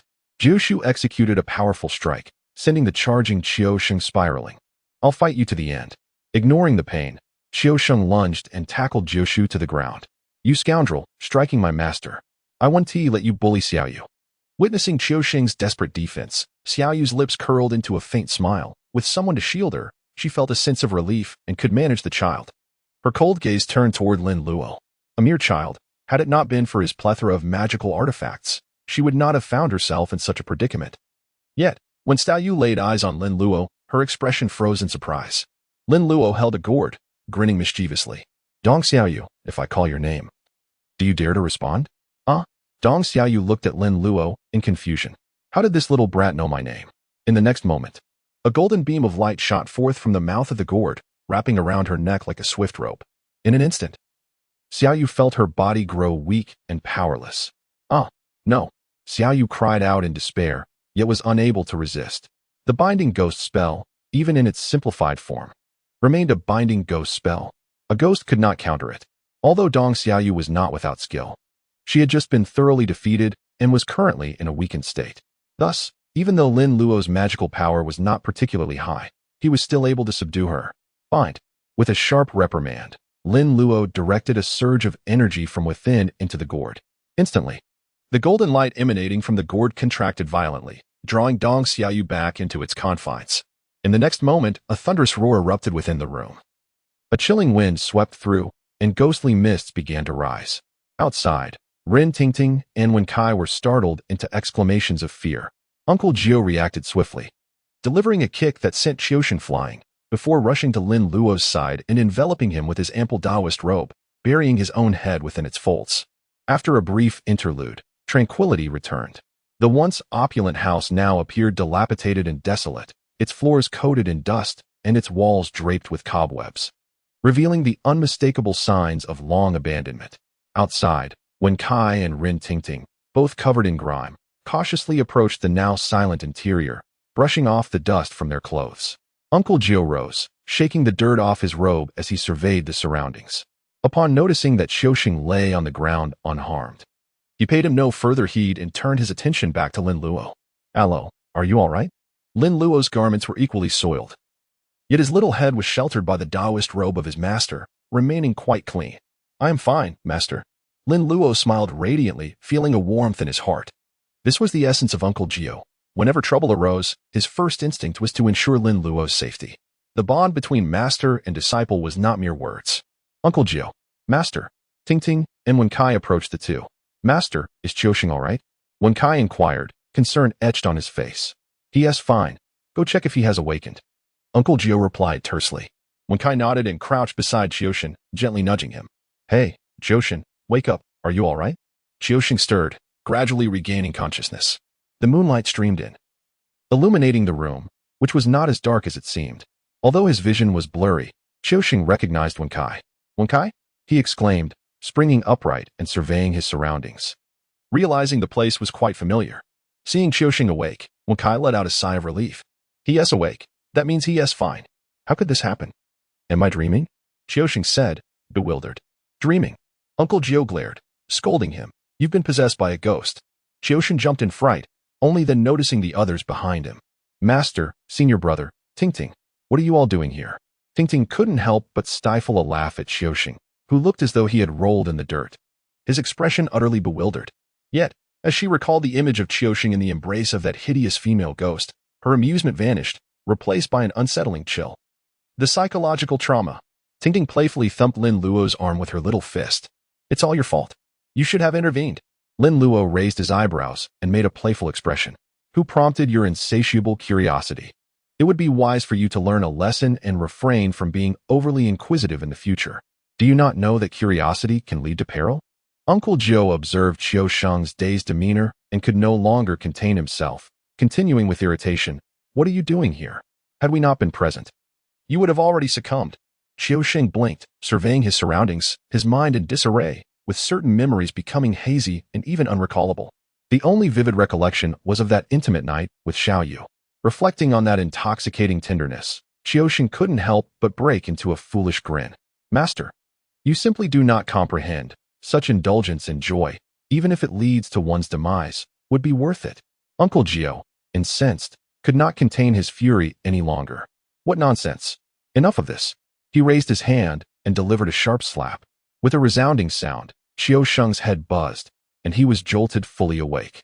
"Wow, I must have lost my mind just now to utter such words. You scoundrel, truly blinded by desire."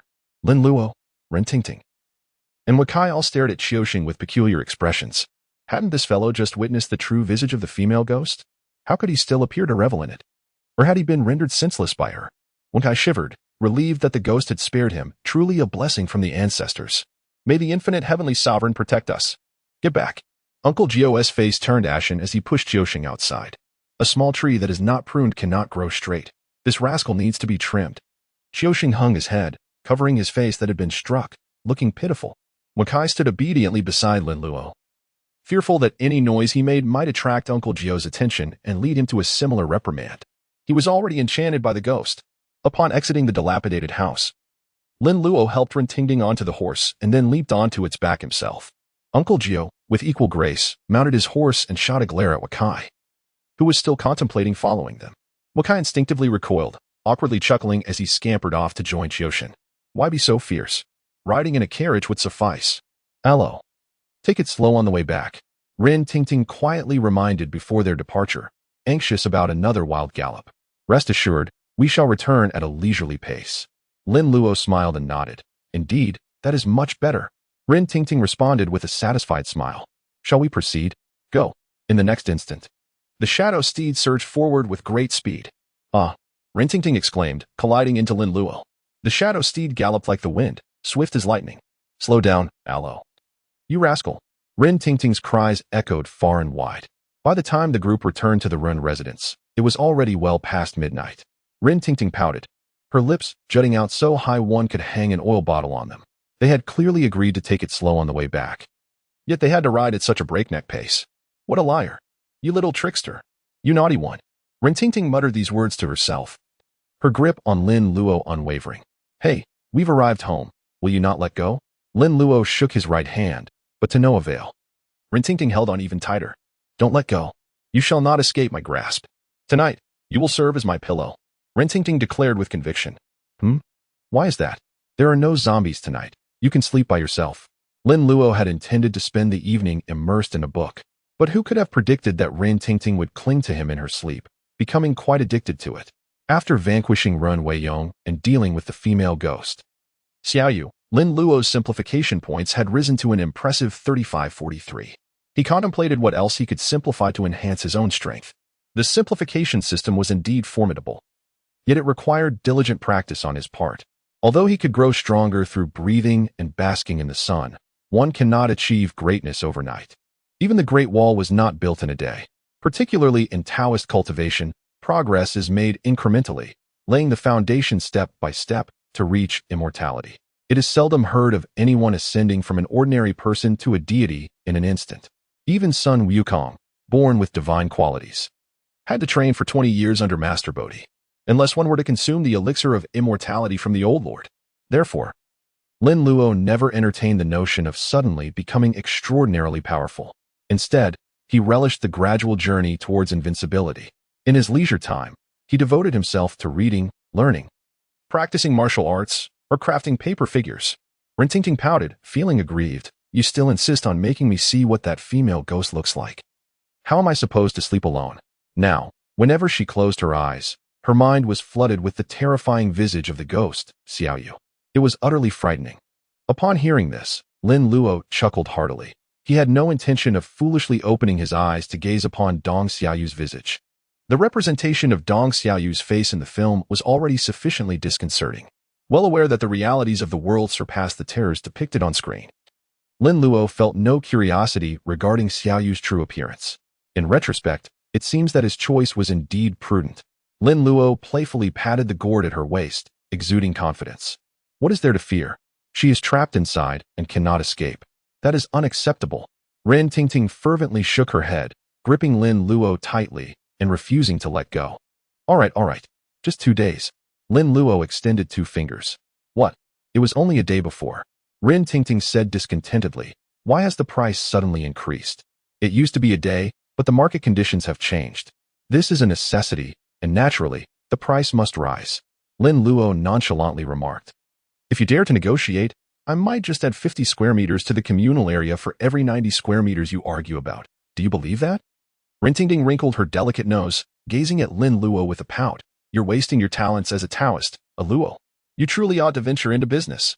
The phrase no trade without deceit was clearly coined for you. Lin Luo shrugged and smiled lightly, saying, well, now it's been 2 days. I'll count to 3. And it will be 3 days. The little rascal, I promised you 2 days. Rin Tingting hurriedly interjected, her small face scrunched up in distress. Earlier, she had been curious about what the female ghost looked like and insisted on dragging Lin Luo along to follow Qiushan, offering 3 days of servitude as the price. As a result, she was so frightened by the ghost's appearance that she couldn't bear to sleep alone at night. Now she had to add another 2 days, dragging Lin Luo to sleep with her at night. Truly, it was a case of curiosity causing harm, a self-inflicted predicament. Rin Fa happened to come down from the study on the 2nd floor. Hearing the commotion downstairs and seeing that Uncle Jiu and the others had returned, he promptly descended.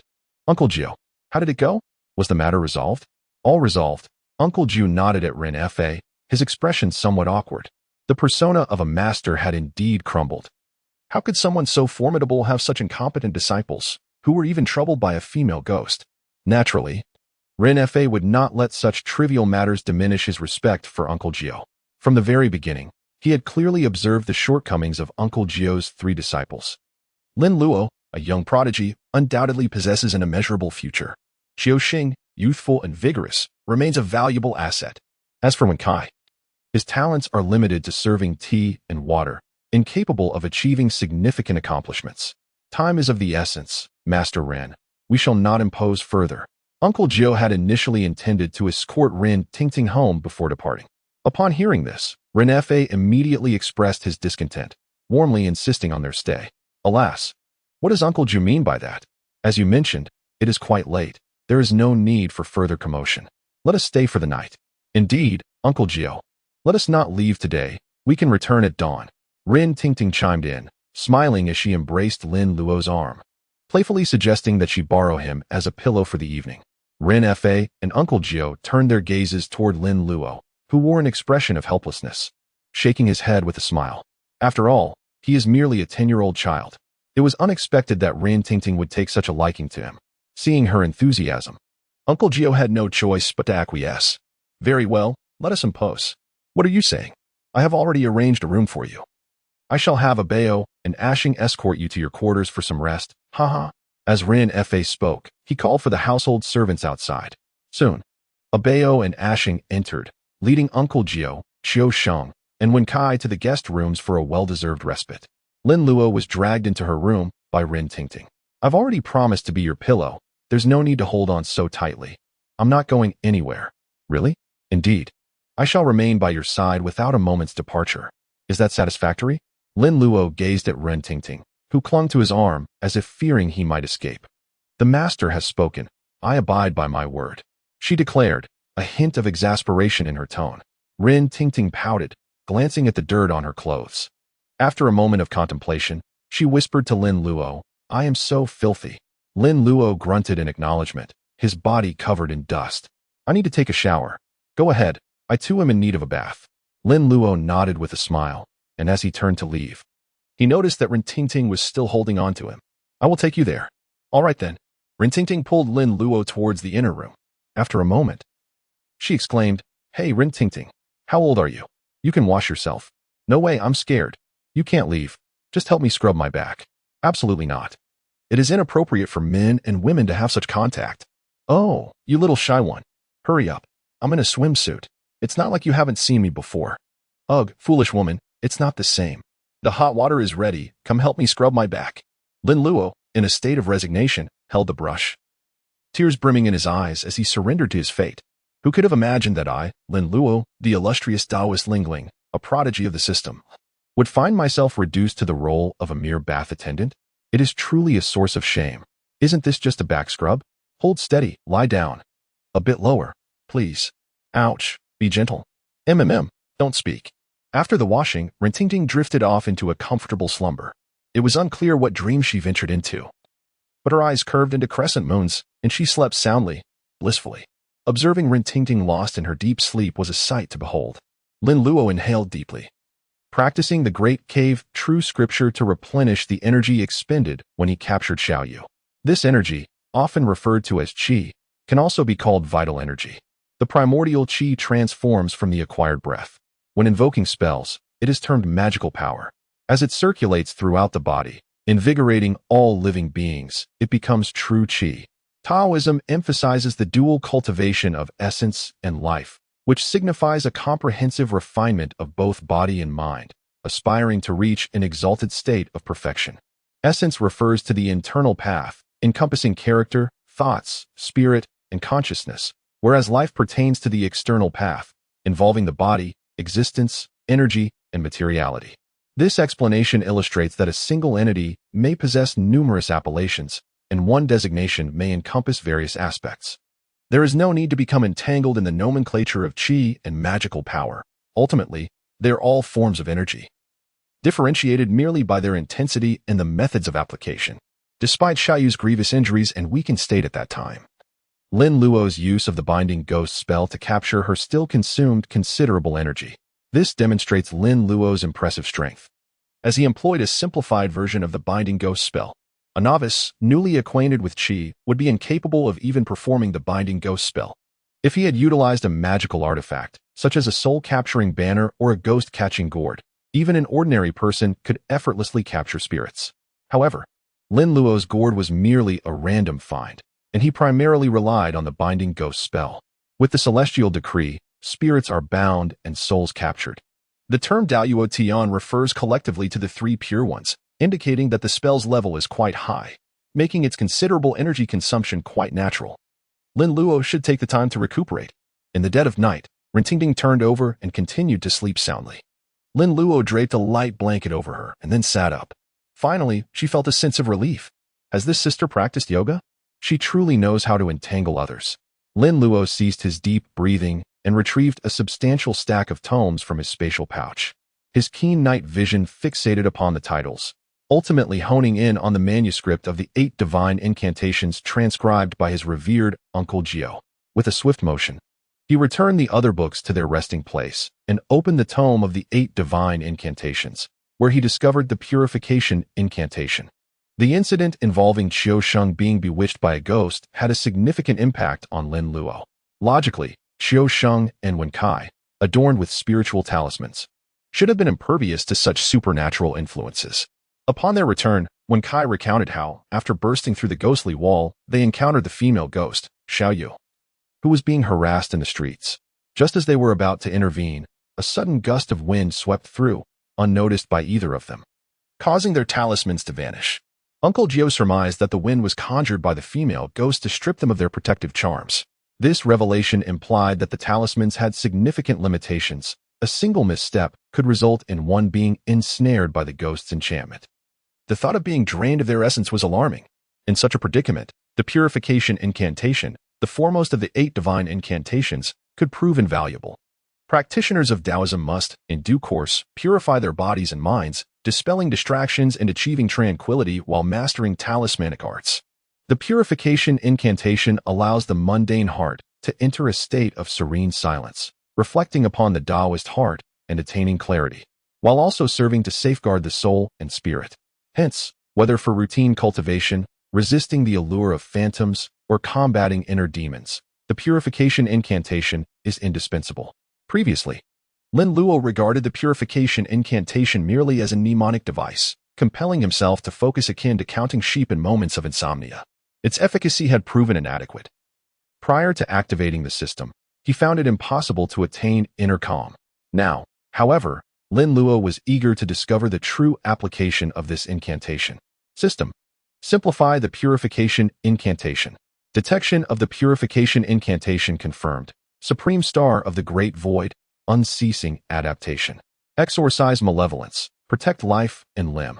Wisdom clear, mind at peace. 3 souls eternal, essence unlost. Simplification requires 20,000 simplification points. Insufficient simplification points. Drat. How careless. Gazing at his meager 543 points. Lin Luo sighed and closed his eyes, leaning back in resignation. To his dismay, upon preparing to expend resources, he discovered merely a single coin in his wallet. If there's anything to worry about, it's not the illness, but the lack of funds. Lin Luo once again felt the sting of his poverty. However, it was merely 20,000 points. Fortunately, he already possessed 3,500 points. Upon returning, he would gather with his dear friends in the small house. This could easily be arranged. They remained quite generous. Alas, time to sleep. The crowing of roosters in the town grew increasingly absurd. One rooster called, and soon, every household followed suit, crowing incessantly. The great rooster vocal competition in Rinjia town had officially commenced. Lin Luo awoke from a deep slumber, still somewhat dazed. Something was amiss. This is not my room. Lin Luo suddenly became alert and realized the situation. Indeed, he had spent an entire night serving as a guard for Rintingting. He had been meditating in a cross-legged position yesterday and had unknowingly fallen asleep at some point, glancing at the still slumbering Rintingting. Lin Luo couldn't help but shake his head. She sleeps so soundly. She would be well suited for watching over a cemetery. Lin Luo glanced out of the window. Although the day had brightened, it was still early. He gently tucked the quilt around Rintingting before stealthily making his way outside. In the grand living room of the Rin family residence, Uncle Jiu was seated with Rin Fa, both enjoying a cup of tea. It seemed the two were engaged in pleasant conversation, laughing and chatting merrily, so early in the morning. Upon seeing Rin Fa, Lin Luo felt a twinge of embarrassment. "Good morning, Master Uncle Rin." Lin Luo greeted the two with a charming demeanor.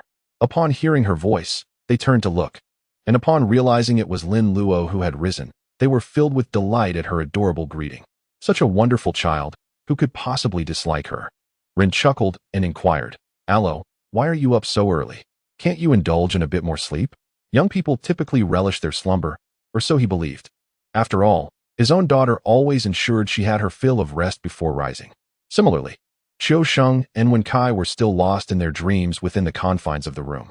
Lin Luo adjusted his sleeves and stepped out of the courtyard, exclaiming, "I can't sleep any longer. I shall rise and stretch a bit. Please continue enjoying your tea without concern for me." Observing Lin Luo's hurried steps and eagerness for exercise, Ren Fa felt an increasing admiration for him. This young talent exhibited no trace of arrogance or pride. Through diligent study and practice, he made no waste of his gifts, and with proper cultivation, his future prospects would undoubtedly be boundless. Haha. Uncle Jiu is truly fortunate to have such an intelligent and eager disciple like a Luo, who rises with the dawn. Ren Fa sincerely praised, giving a thumbs up to Uncle Jiu. Uncle Jiu chuckled humbly, replying, "You flatter me, Master Ren. A Luo still has many shortcomings, such as the nature of the people of Xinzhou, humble and courteous. By the way, Uncle Jiu, what do you think of my earlier suggestion?" Ren Fa continued the conversation cheerfully. Not dwelling on the previous topic, Uncle Jiu pondered seriously for a moment before shaking his head. "Master Ren, I worry about Xiuxing's capabilities. He has never held a position before, and matters of investigation cannot be taken lightly. I believe you should reconsider." Ren Fa shook his head, saying, "No need, Uncle Jiu. I have thought it over quite thoroughly. Among the young individuals in Rinjia town, aside from a Luo, Xiuxing is the only standout." As he spoke, Ren Fa wore a look of regret, shaking his head with a sigh, lamenting that a Luo was still a bit too young. Uncle Jiu, observing his expression and tone, sensed that he was not merely lamenting a Luo's youthfulness as a barrier to taking on responsibilities. Could it be that Ren Fa has taken a liking to my precious disciple? Uncle Jiu astutely discerned the underlying truth of the matter. Though Lin Luo is merely 10 years old, he possesses an insight that belies his age, exhibiting wisdom akin to that of an elder at 7. At this tender age, one can discern many admirable qualities within him. As long as he does not stray from the right path, he is destined for greatness. The pivotal aspect is that Ren Tingting is only 16, just a mere 2 years older than him. Her affection for Lin Luo is quite evident. This is precisely what Ren Fa thought. Nevertheless, it is of little concern. In a few years, Ren Tingting will have just reached adulthood, being merely 6 years apart. In due course, the two children may indeed unite in matrimony. This was the conclusion Ren Fa arrived at in his mind. Uncle Jiu, with a calm demeanor, remarked with a smile, "Indeed, a Luo is still quite young, not yet of age. Since you, old Master Ren, are so certain about Xiuxing, I shall take it upon myself to grant him the position of security team leader." Haha. Ren Fa, being an astute individual, recognized the double entendre in Uncle Jiu's words and chuckled in response. "Youth is not a hindrance. He will grow." Uncle Jiu reassured him, "Rest assured. I shall arrange for assistance for Xiuxing." Uncle Jiu nodded, feeling a profound sense of nostalgia. He never anticipated that this impudent child, at merely 10 years, would already attract the attention of others. It left him with a peculiar sensation, akin to raising a pig for 10 years, only to have it lured away by a cabbage. After all, gold will inevitably shine. However, Ren Fa, if you wish to claim my household, perhaps you should wait a few more years. Uncle Jiu had already made up his mind. Lin Luo is still quite young. It is impossible for him to be released. In this era, the town lacks tall buildings, predominantly featuring 1- or 2-story houses. The Ren family's courtyard is rather spacious, which results in excellent lighting for their small yard. Early in the morning, the sun shines brilliantly, casting a warm and pleasant glow. Lin Luo practiced his punches in the courtyard, inhaling deeply. The sunlight cascaded upon him, gradually absorbed by his being. His breaths intensified, resonating with the essence of the supreme clarity Great Cave Scripture. The sun's rays fortified him, amplifying the effects of the golden light incantation. Together, these practices yielded remarkable results, far surpassing the cultivation speed of his peers by several folds. First, he engaged in the 8 extremes, moving with the swiftness of a startled hare, dynamic and expansive. Then, he transitioned into Tai Chi, flowing like a gentle, persistent rain, alternating between stillness and movement. Gradually, Lin Luo sensed a subtle transformation within his body. It felt as though every pore was inhaling, with threads of light converting into energy, seeping through his skin and diffusing throughout his form. The harmonious interplay of vitality surged within him, as the impure energies generated by his internal organs intertwined with the milky white essence and golden light, coursing through his meridians and acupoints. Remarkably, this energy navigated an extraordinary path autonomously, without any deliberate guidance from Lin Luo. This was his first experience practicing under the sun since simplifying the golden light incantation, and the results were astonishingly effective. Time slipped away as he breathed, and eventually, Lin Luo gradually concluded his practice. He had successfully broken through the second stage of qi circulation. Typically, a disciple would require at least 3 months to progress from the first to the second stage under their master's tutelage, with only a rare few exceptionally gifted individuals achieving this feat in a month. However, Lin Luo accomplished it in merely 5 days. Should this cultivation speed become known, it would not be surprising if the venerable masters of Longhu Mountain came to claim him as their disciple. Lin Luo exhaled a deep breath, gradually raising his hand. With a flicker of thought, his right hand was enveloped in a radiant golden glow. This was the golden light mantra, with the essence of gold coursing through his being. It illuminated his form. A cultivator must harbor the golden light within, for only then can it manifest outwardly. When a cultivator's heart aligns with the path is never far. Thus, the body embodies the path, and the path embodies the body. At this moment, Lin Luo had truly begun his journey with the golden light mantra, enabling him henceforth to manipulate the golden light within at will. As for the effects of the golden light mantra, they were quite commendable. It effectively eradicated all ailments, tempered the heart's fire, elevated the kidney's essence, cleared the mind, invigorated the eyes, cooled the 5 viscera, harmonized the 6 bowels, and bestowed an overall sense of well-being and abundant vitality. After all, this was merely the genuine art of harmonizing water and fire, an embodiment of the vital energies of heaven and earth, and the refined essence of the sun and moon within the golden light mantra. "Hey, Luo, stop daydreaming and wash your hands for dinner," came the sweet and melodious voice of Rin Tingting. Lin Luo turned his head and beheld Rin Tingting, who was adorned in a pristine white qipao, resembling a pure white camellia flower, sweetly beckoning to him from the entrance of the restaurant. After a night of restorative sleep with the pillow, Rin Tingting seemed to have forgotten the nightmarish visage of Xiaoyu, now radiating with brilliance. Perhaps due to her ample rest, her complexion had significantly improved, shimmering under the sunlight and appearing even more fair and delicate. Though Rin Tingting was merely a young maiden in her prime, slightly inexperienced, her sweet and tangy charm was undeniably captivating. Lin Luo smiled faintly, dissipating the golden light spell from her hands. "Here she comes, little fairy sister. Hee. At least you can speak." Rin Tingting's eyes sparkled with joy, resembling a crescent moon. Regardless of the occasion, girls have always cherished sweet words from others. Indeed, Rin Tingting was beaming with delight. A triumphant smile graced Lin Luo's face. The little fairy served as his maid, pouring tea, offering massages, and providing the warmth of her presence. Upon reflection, this was quite exhilarating. If one were a goddess, a saintess, or an empress, it would be even more enticing. However, for the treacherous Chow, there would always be but a singular criterion for merit. Lin Luo was led to the pool by Rin Tingting. After washing and drying off, the two of them took their seats at the dining table. At that moment, Jiu Shu, Rin Fa, Qiu Sheng, and Wen Kai were already seated. Upon noticing Lin Luo and Rin Tingting's arrival, they all turned their attention towards them. Qiu Sheng, filled with curiosity, inquired, "Senior brother, what happened out there?" "You stood there in a daze for quite some time, ignoring everyone." "Indeed, Master forbade us from disturbing you." Wen Kai added, equally intrigued. Jiu Shu remained silent, yet his eyes sparkled with excitement as he gazed at Lin Luo, desperately suppressing the exhilaration bubbling within him. Even his eyebrows and beard twitched with anticipation. It was evident that Jiu Shu's heart was in turmoil, yet there was a hint of amusement in his demeanor. This mischievous lad has truly made a breakthrough. His aura has grown deep, and his internal energy has become even more potent and substantial. Indeed, he has passed the second threshold of qi cultivation. Lin Luo smiled, just about to speak when Uncle Jiu suddenly interrupted him. "Ahem. All right, let us eat. We shouldn't delay others' meals." After saying this, Uncle Jiu shot a glare at Xiuxing and Wen Kai. The two disciples immediately fell silent, obediently bowing their heads in preparation for the meal. Haha, Lin Luo. My apologies for delaying your meal, Lin Fa said with a warm smile. Not at all, Uncle Jiu, please don't stand on ceremony. Feel like you're at home. Come, let us dine. Let us dig in. With Lin Fa's invitation, Uncle Jiu picked up his chopsticks and began to eat.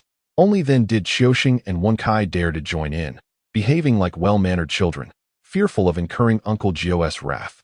The breakfast at the Lin residence was far more exquisite than that at the ancestral hall. Although made from ordinary ingredients, the variety and flavor surpassed expectations. Rin Tingting occasionally served Lin Luo, at times even feeding him directly. She seemingly treated Lin Luo as a cherished treasure, which caused Qiusheng and Wenkai to feel envious of her attentive care. Our senior brother truly lives up to his title. One word, extraordinary. Even Lin Fa looked on with a tinge of jealousy. Does this girl like a Luo so much? I, her father, have never received such treatment. Or perhaps Tingting has always wanted a younger brother and is treating a Luo as one. Should I consider giving her another brother? One could only wonder how Lin Fa would react if he knew his daughter was destined to serve Lin Luo for 5 days. The meal left Lin Luo feeling quite awkward. While the experience of being a pampered young master was delightful, being fed and attended to by a beautiful girl, having both his master and the beautiful girl's father watching him made it difficult to enjoy the meal. It seemed prudent to be more mindful of the occasion in the future. After the meal, Uncle Jiu expressed his intention to take his leave. The matters at the Lin residence had concluded, and they should return to the ancestral hall. Lin Fa did not insist on their staying. Smiling as he escorted Uncle Jiu and his disciples to the door. Luo, your sister Tingting adores you so much. Do come and visit often. Lin Fa extended the invitation to Lin Luo with a smile. Hearing her father's words, Lin Tingting, who had felt a bit reluctant to part, instantly beamed with joy, exclaiming, "That's right, little guy. You must come and find me often." Lin Luo waved his hand at the two. Understood, Uncle Ren. Even if you don't say it. I will often come to enjoy a meal. Lin Luo finished speaking and turned to Lin Tingting, saying, Sister Tingting, do not forget our agreement. Lin Luo raised her right hand, forming a gesture of 5. Unforgettable. You should leave quickly. Lin Tingting's delicate face flushed with embarrassment as she playfully stamped her foot. What is it to be a maid for 5 days, serving tea and water? Am I truly so untrustworthy? Such a narrow-minded perspective. Though young in age, her heart is equally small. Humph. Lin Fa and Uncle Jiu stared blankly at Lin Luo's small hand. 5. What could it signify? Could it mean 5 years? This girl, Tingting, is so bashful. Could it be that they have pledged their lives to each other, intending to marry after 5 years? Lin Fa cast a suspicious glance at Lin Luo, then at Lin Tingting. These two children harbor secrets. Uncle Jiu similarly pondered these thoughts, inwardly exclaiming, what a clever lad. A prodigious talent indeed. In the art of finding a wife, the master must concede that you surpass him. Qiusheng and Wenkai hung their heads even lower. Their expressions a portrait of despondency. Is there any justice in this world? The eldest disciple, so young, already has a girl enamored with him. Qiusheng, having finally found a girlfriend, discovers she is a ghost. Wenkai's heart ached with despair. At least Qiusheng has the affection of a ghost. What about him? Not a single ghost even glances his way. Truly a failure. A failure among failures. The creaking door of the mortuary swung open, shattering the suffocating silence that lingered within. Qiusheng and Wenkai entered with their heads bowed, followed closely by Uncle Jiu and Lin Luo. Luo, shut the door. Uncle Jiu's voice was laden with foreboding, causing Qiusheng and Wenkai to feel a sudden chill run down their spines. It was over. Their master was about to erupt. Oh. Lin Luo responded affirmatively, closing the gate of the ancestral hall once more, thoughtfully securing it with the latch. Master, I shall return to my room to read. Go ahead. Uncle Jiu replied, hands clasped behind his back. Lin Luo broke into a grin, casting a look of self-preservation towards Qiusheng and Wenkai, before dashing back to the morgue with a rhythmic patter of his feet. Master, I am in the wrong. Please, have mercy. Stop right there, you two rascals. No running.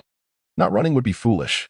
The courtyard erupted into chaos, with the clamor of chickens and dogs accompanying the pitiful cries and pleas for mercy from Qiusheng and Wenkai, forming a harmonious yet comical symphony. Such is the bond of master and disciple. Lin Luo entered the small room with a cheerful smile. Seizing the moment while Jiu was outside attending to Qiusheng and Wenkai, Lin Luo eagerly anticipated a joyful reunion with his dear friends. Haha, my friends. How I've missed you all. Suddenly, a mischievous little devil reappeared. Oh, wretched creature. Spare me. Who will come to my rescue? Jiu, please manage your disciple. I wish to escape this life. Who will end my misery? The ringing of cheerful voices filled the air, and Lin Luo relished the enthusiasm. He then produced his newly acquired Sanqing bell. Come on, baby, let's create magic. Ding ding, ding ding. Let us draw a dragon on the left and a rainbow on the right. With the new Sanqing bell and Lin Luo's whimsical singing, he successfully amassed an impressive 10,566 simplified points in just 1 hour. Simplified points, 14,109. Quite remarkable. Lin Luo contentedly extracted the cotton ball and paper wad from his ear. Thank you, everyone, for your diligent efforts today. The crowd exclaimed. You are quite the character. Hey, I'm not stingy. Lin Luo paid no heed, smiling as she retrieved a stick of incense from her personal space. Do not rush, take your time. As the incense was lit, its delicate fragrance wafted through the air, instantly calming the jars surrounding her. That's more like it. I'm not here to take advantage of you. Lin Luo spoke as he inserted incense sticks before each wine jar, and after placing the last stick, he brushed off the ash from his hands. I shall return this evening. With a flourish, he exclaimed. Lin Luo lifted the curtain and stepped outside. The crowd murmured discontentedly. An hour is not a specific duration, yet Lin Luo worried that too much time had passed. The spirits within the jars might not endure. He understood well the folly of depleting resources without care. Sustainability is indeed the cornerstone of enduring progress. Moreover, these spirits were captured by Uncle Jiu, who awaited the passage of time to temper their wrathful essence, so that upon the completion of their earthly lives, they might be guided toward reincarnation. Such actions accumulate merit. In the future, when Uncle Jiu completes his century of life, he shall possess this merit to ease his journey to the afterlife, with nary a problem in assuming a minor official position. With the support of his elders from the sect, though his earthly existence may have been fraught with hardship, his afterlife will undoubtedly be serene and untroubled. If Lin Luo manages to eliminate these spirits, he will certainly feel the sting of Uncle Jiu's bamboo rod upon his backside.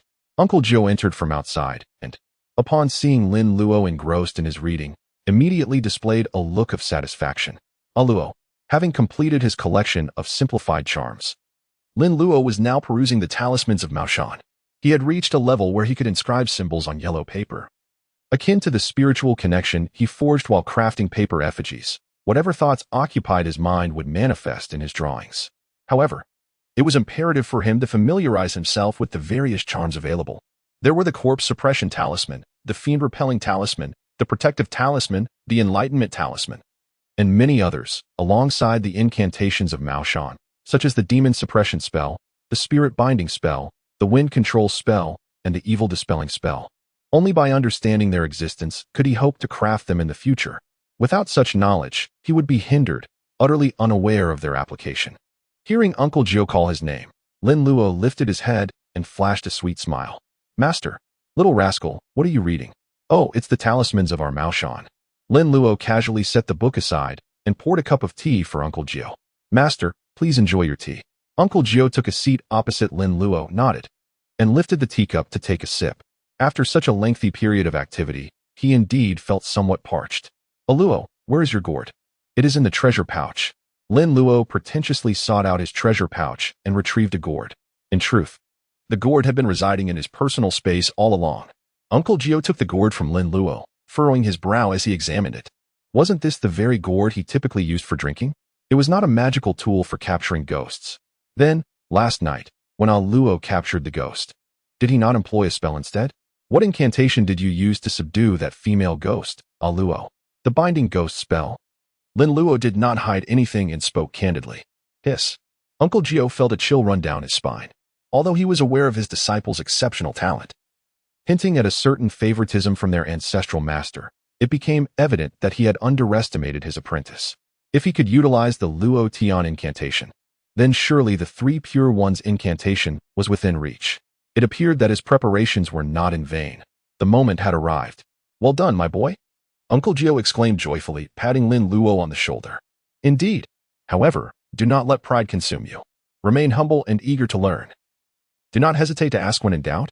As he spoke, Uncle Jiu took out a small booklet from his robes. Here, this is a reward from your master. Lin Luo's eyes sparkled as he took the booklet into his hands. The booklet bore no inscriptions, yet upon opening it, Lin Luo's expression transformed into one of sheer delight. "Master, I adore you," he exclaimed, laughter bubbling forth. "Haha, don't emulate your Uncle C. That would be rather cheesy." Despite the jest, Jiu smile radiated genuine happiness. "Master, I shall dedicate myself to my studies, so as not to disappoint your lofty expectations." "Ah, with your assurance, I can rest easy," replied the master. "Now, I will teach you one by one. Given your current level of cultivation, mastering these incantations may prove somewhat challenging. However, with diligent study, you shall surely achieve remarkable progress within 3 to 5 years. Jiu imparted his wisdom to Lin Luo. "I understand, master." "Very well. Let us commence with the first one, the Tai Bazu Zhan Yaohushan spell." Lin Luo's gaze was intense as he listened earnestly. The small booklet bestowed upon him by his uncle Jiu contained records of 7 formidable spells, encompassing those from Mao Shan, Longhushan, Gazation, and even the Chuanjin sect. It remained a mystery from where Uncle Jiu had acquired these spells, as they were considered secret transmissions within their respective sections. The spells included the Tai Exorcism and Protective Charm, the Jingjin Sword spell, the Lingjin spell, the Huling Weiguang spell, the Killing Ghost spell, the Tian Gang Zhengqi spell, and the Wei Tian Divine spell. The name Tai Exorcism and Protective Charm might sound unfamiliar, yet the incantation itself was quite recognizable. Heaven and earth are boundless. The universe lends its power. In the film A Chinese Ghost Story, Yin Qixia relied on this very incantation to uphold nearly an entire movie. In the sequel, he harnessed the borrowed power from this spell to unleash a palm thunder that obliterated mountains. The palm thunder was wielded like an RPG rocket launcher, a veritable mobile artillery. This spell allows one to borrow power from the universe, alleviating any concerns about insufficient magical energy. After imparting his knowledge, Uncle Jiu remarked calmly that he had observed his precious apprentice's exhausting endeavors of ghost hunting the previous night, which prompted him to prepare this booklet overnight. Lin Luo's eyes sparkled with excitement, his heart brimming with joy. Truly, his master was remarkable. Uncle Jiu was indeed exceptional, a timely savior. This spell was an absolute lifesaver. "Thank you, master. What is there to thank? You are my disciple. Who else could I teach?" Uncle Jiu replied, raising his chin with a hint of pride. System: detecting the Tai Exorcism spell for protection. Detection complete. Tai Exorcism spell activated. Manipulating the heavenly principles, transforming the dualities, giving birth to yin and yang, altering the universe. Responding to the decree of mercy. Simplification requires 40,000 simplification points, yet the points are insufficient. Hiss, such an exorbitant cost.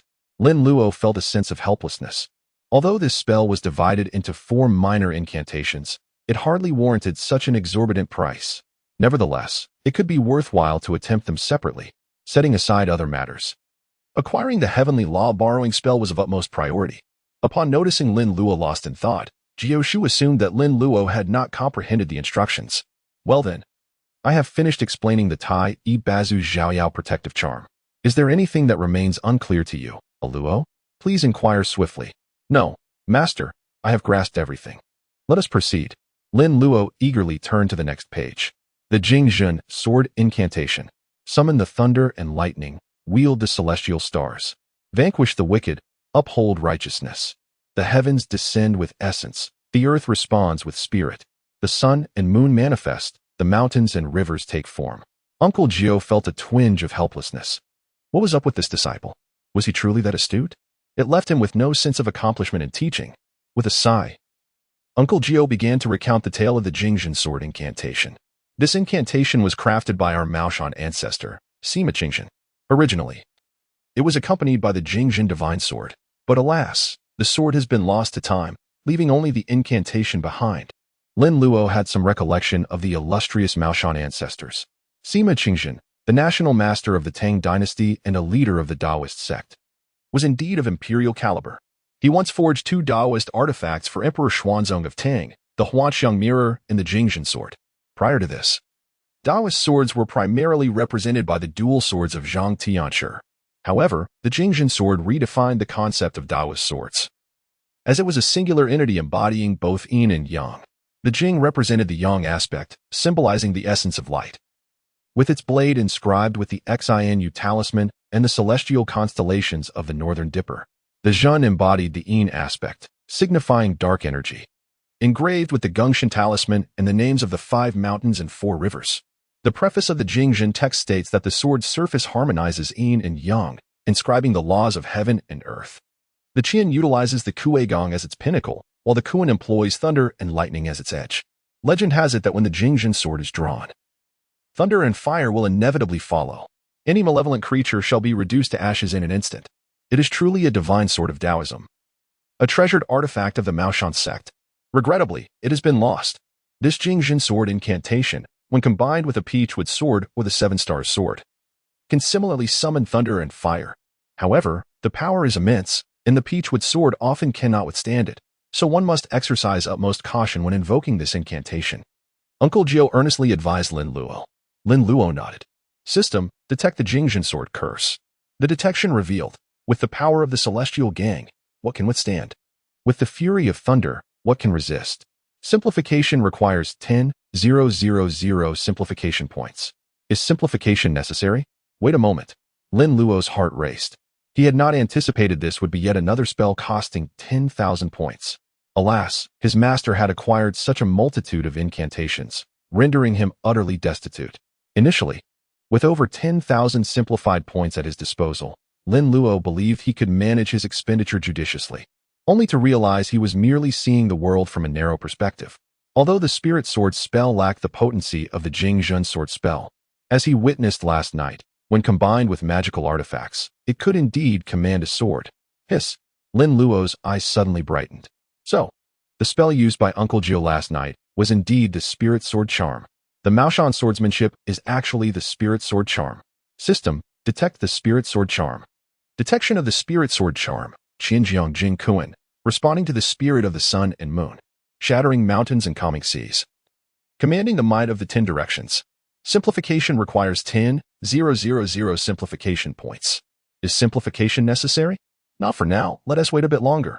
10,000 points, after all, is not a steep price. This Firebell's Radiance Charm was specially prepared for you by the Master. Uncle Jiu turned to the next page, chuckling softly as he spoke. Lin Luo's eyes sparkled with excitement, and a smile involuntarily graced his lips. The Firebell is a Taoist talisman, also regarded as a 3 pure bells. Uncle Jiu observed that Lin Luo carried an abundance of these 3 pure bells, yet struggled to wield them effectively, clumsily trailing behind zombies and ghosts with a cacophony of clanging bells. A truly poignant sight. What genuine Taoist would venture forth with such a multitude of 3 pure bells? The embarrassment aside, the sheer weight of them is considerable. Initiating the detection of the Firebell's Radiance incantation.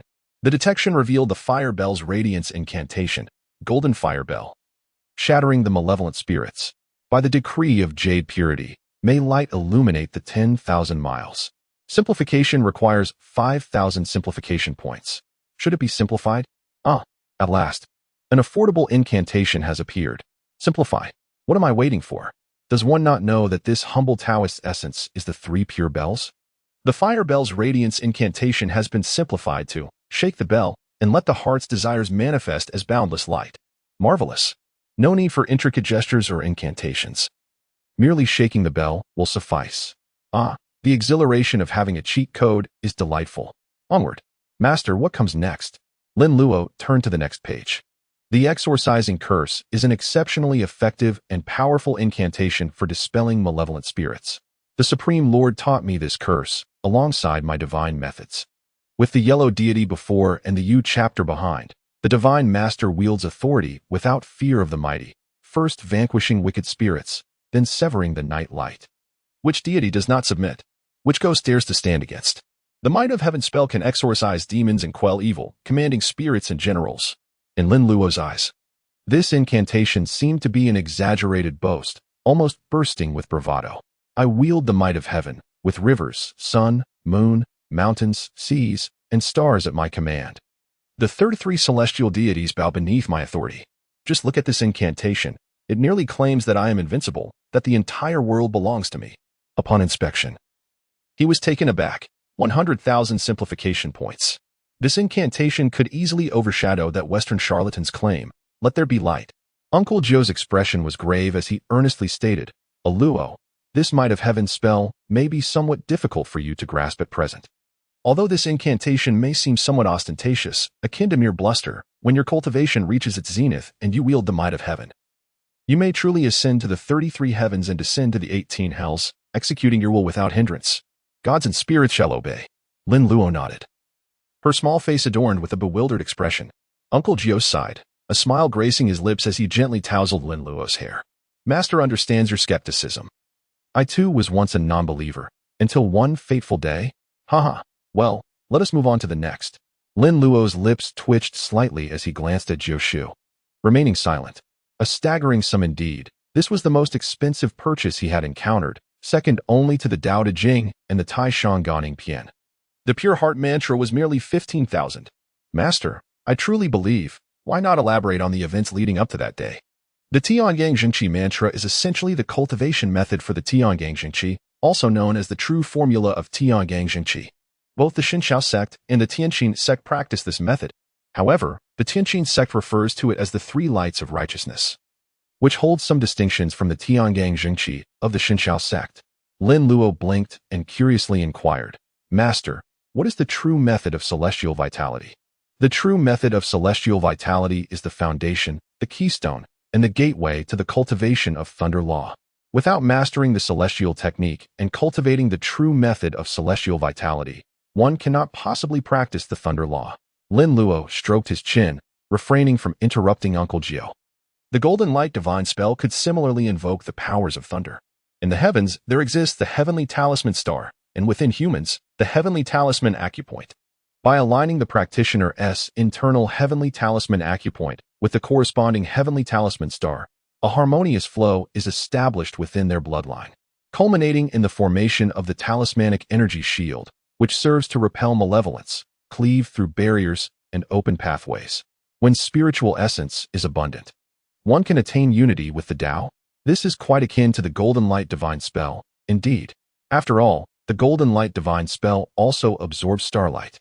As Uncle Jiu spoke, he began to elucidate the heavenly talisman technique and the heavenly talisman righteous chi spell. The system then detected the heavenly talisman righteous chi spell. The heavenly emperor's decree reads, adorned with the heavenly talisman, the 5 malevolent spirits shall cease to exist. As the light is drawn in, myriad ghosts shall be concealed. Simplification requires 10,000 points. Insufficient simplification points. TSK, once again in a state of poverty. Having concluded his explanation, he inquired, so, what do you think? Is there anything you do not comprehend?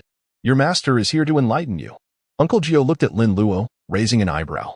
Thank you for your hard work, master. I believe I have grasped the essence of it all. I shall delve into my studies now. You may rest. Oh, have you truly understood it all? It is unseemly for one so young to boast. Uncle Jiu continued with a serious expression directed at Lin Luo. Since that is the case, I shall assign you some homework. Your Shu, the fourth eye, should be arriving soon. If you cannot master the Firebell Radiant spell, you shall not accompany him. Lin Luo chuckled, thinking to himself, what could it possibly be? Shall I ring the bell for you now? Very well, master. Such a prompt agreement. Jiu Shu raised an eyebrow, amused by his disciple's confidence. This clever lad, if he fails to deliver later, he must not hold it against his master for being unyielding. How could that be? Master is the finest in the world. You are my favorite. Sweet words cost nothing. Though Jiu Shu maintained a stoic expression, his heart danced with joy. This mischievous boy knows how to flatter and bring joy to others. No wonder he is so popular with the ladies. All right then. Focus on your studies, and I shall not disturb you. Jiu Shu gently patted Lin Luo's shoulder before rising and quietly approached the door to peek outside. Lin Luo, master. What is the situation? Why does it feel like we're sneaking around? With a loud bang, the door was abruptly thrown open by Uncle Jiu, who then strode out with great determination. Oh ho! Lin Luo's eyes brightened as he hurried to the door to observe. A spectacle was about to unfold. In the yard of the charity hall, Qiu Sheng and Wen Kai were slumped in a disheveled manner, indulging in idleness. They never anticipated that Uncle Jiu would suddenly appear, catching them off guard and prompting an immediate adjustment of their postures. However, it was too late. You two rascals, slacking off. Add another incense stick. No, master. We won't dare again. Please spare us. The courtyard echoed with the lamentations of Qiu Sheng and Wen Kai, not to mention an additional incense stick. Even an extra cup of tea would be beyond their endurance. Humph. If you don't learn your lesson, You want to even know the purpose of your training. With his hands clasped behind his back, Uncle Jiu turned and walked toward the lounge chair in the yard. Qiu Sheng and Wen Kai assumed a horse stance.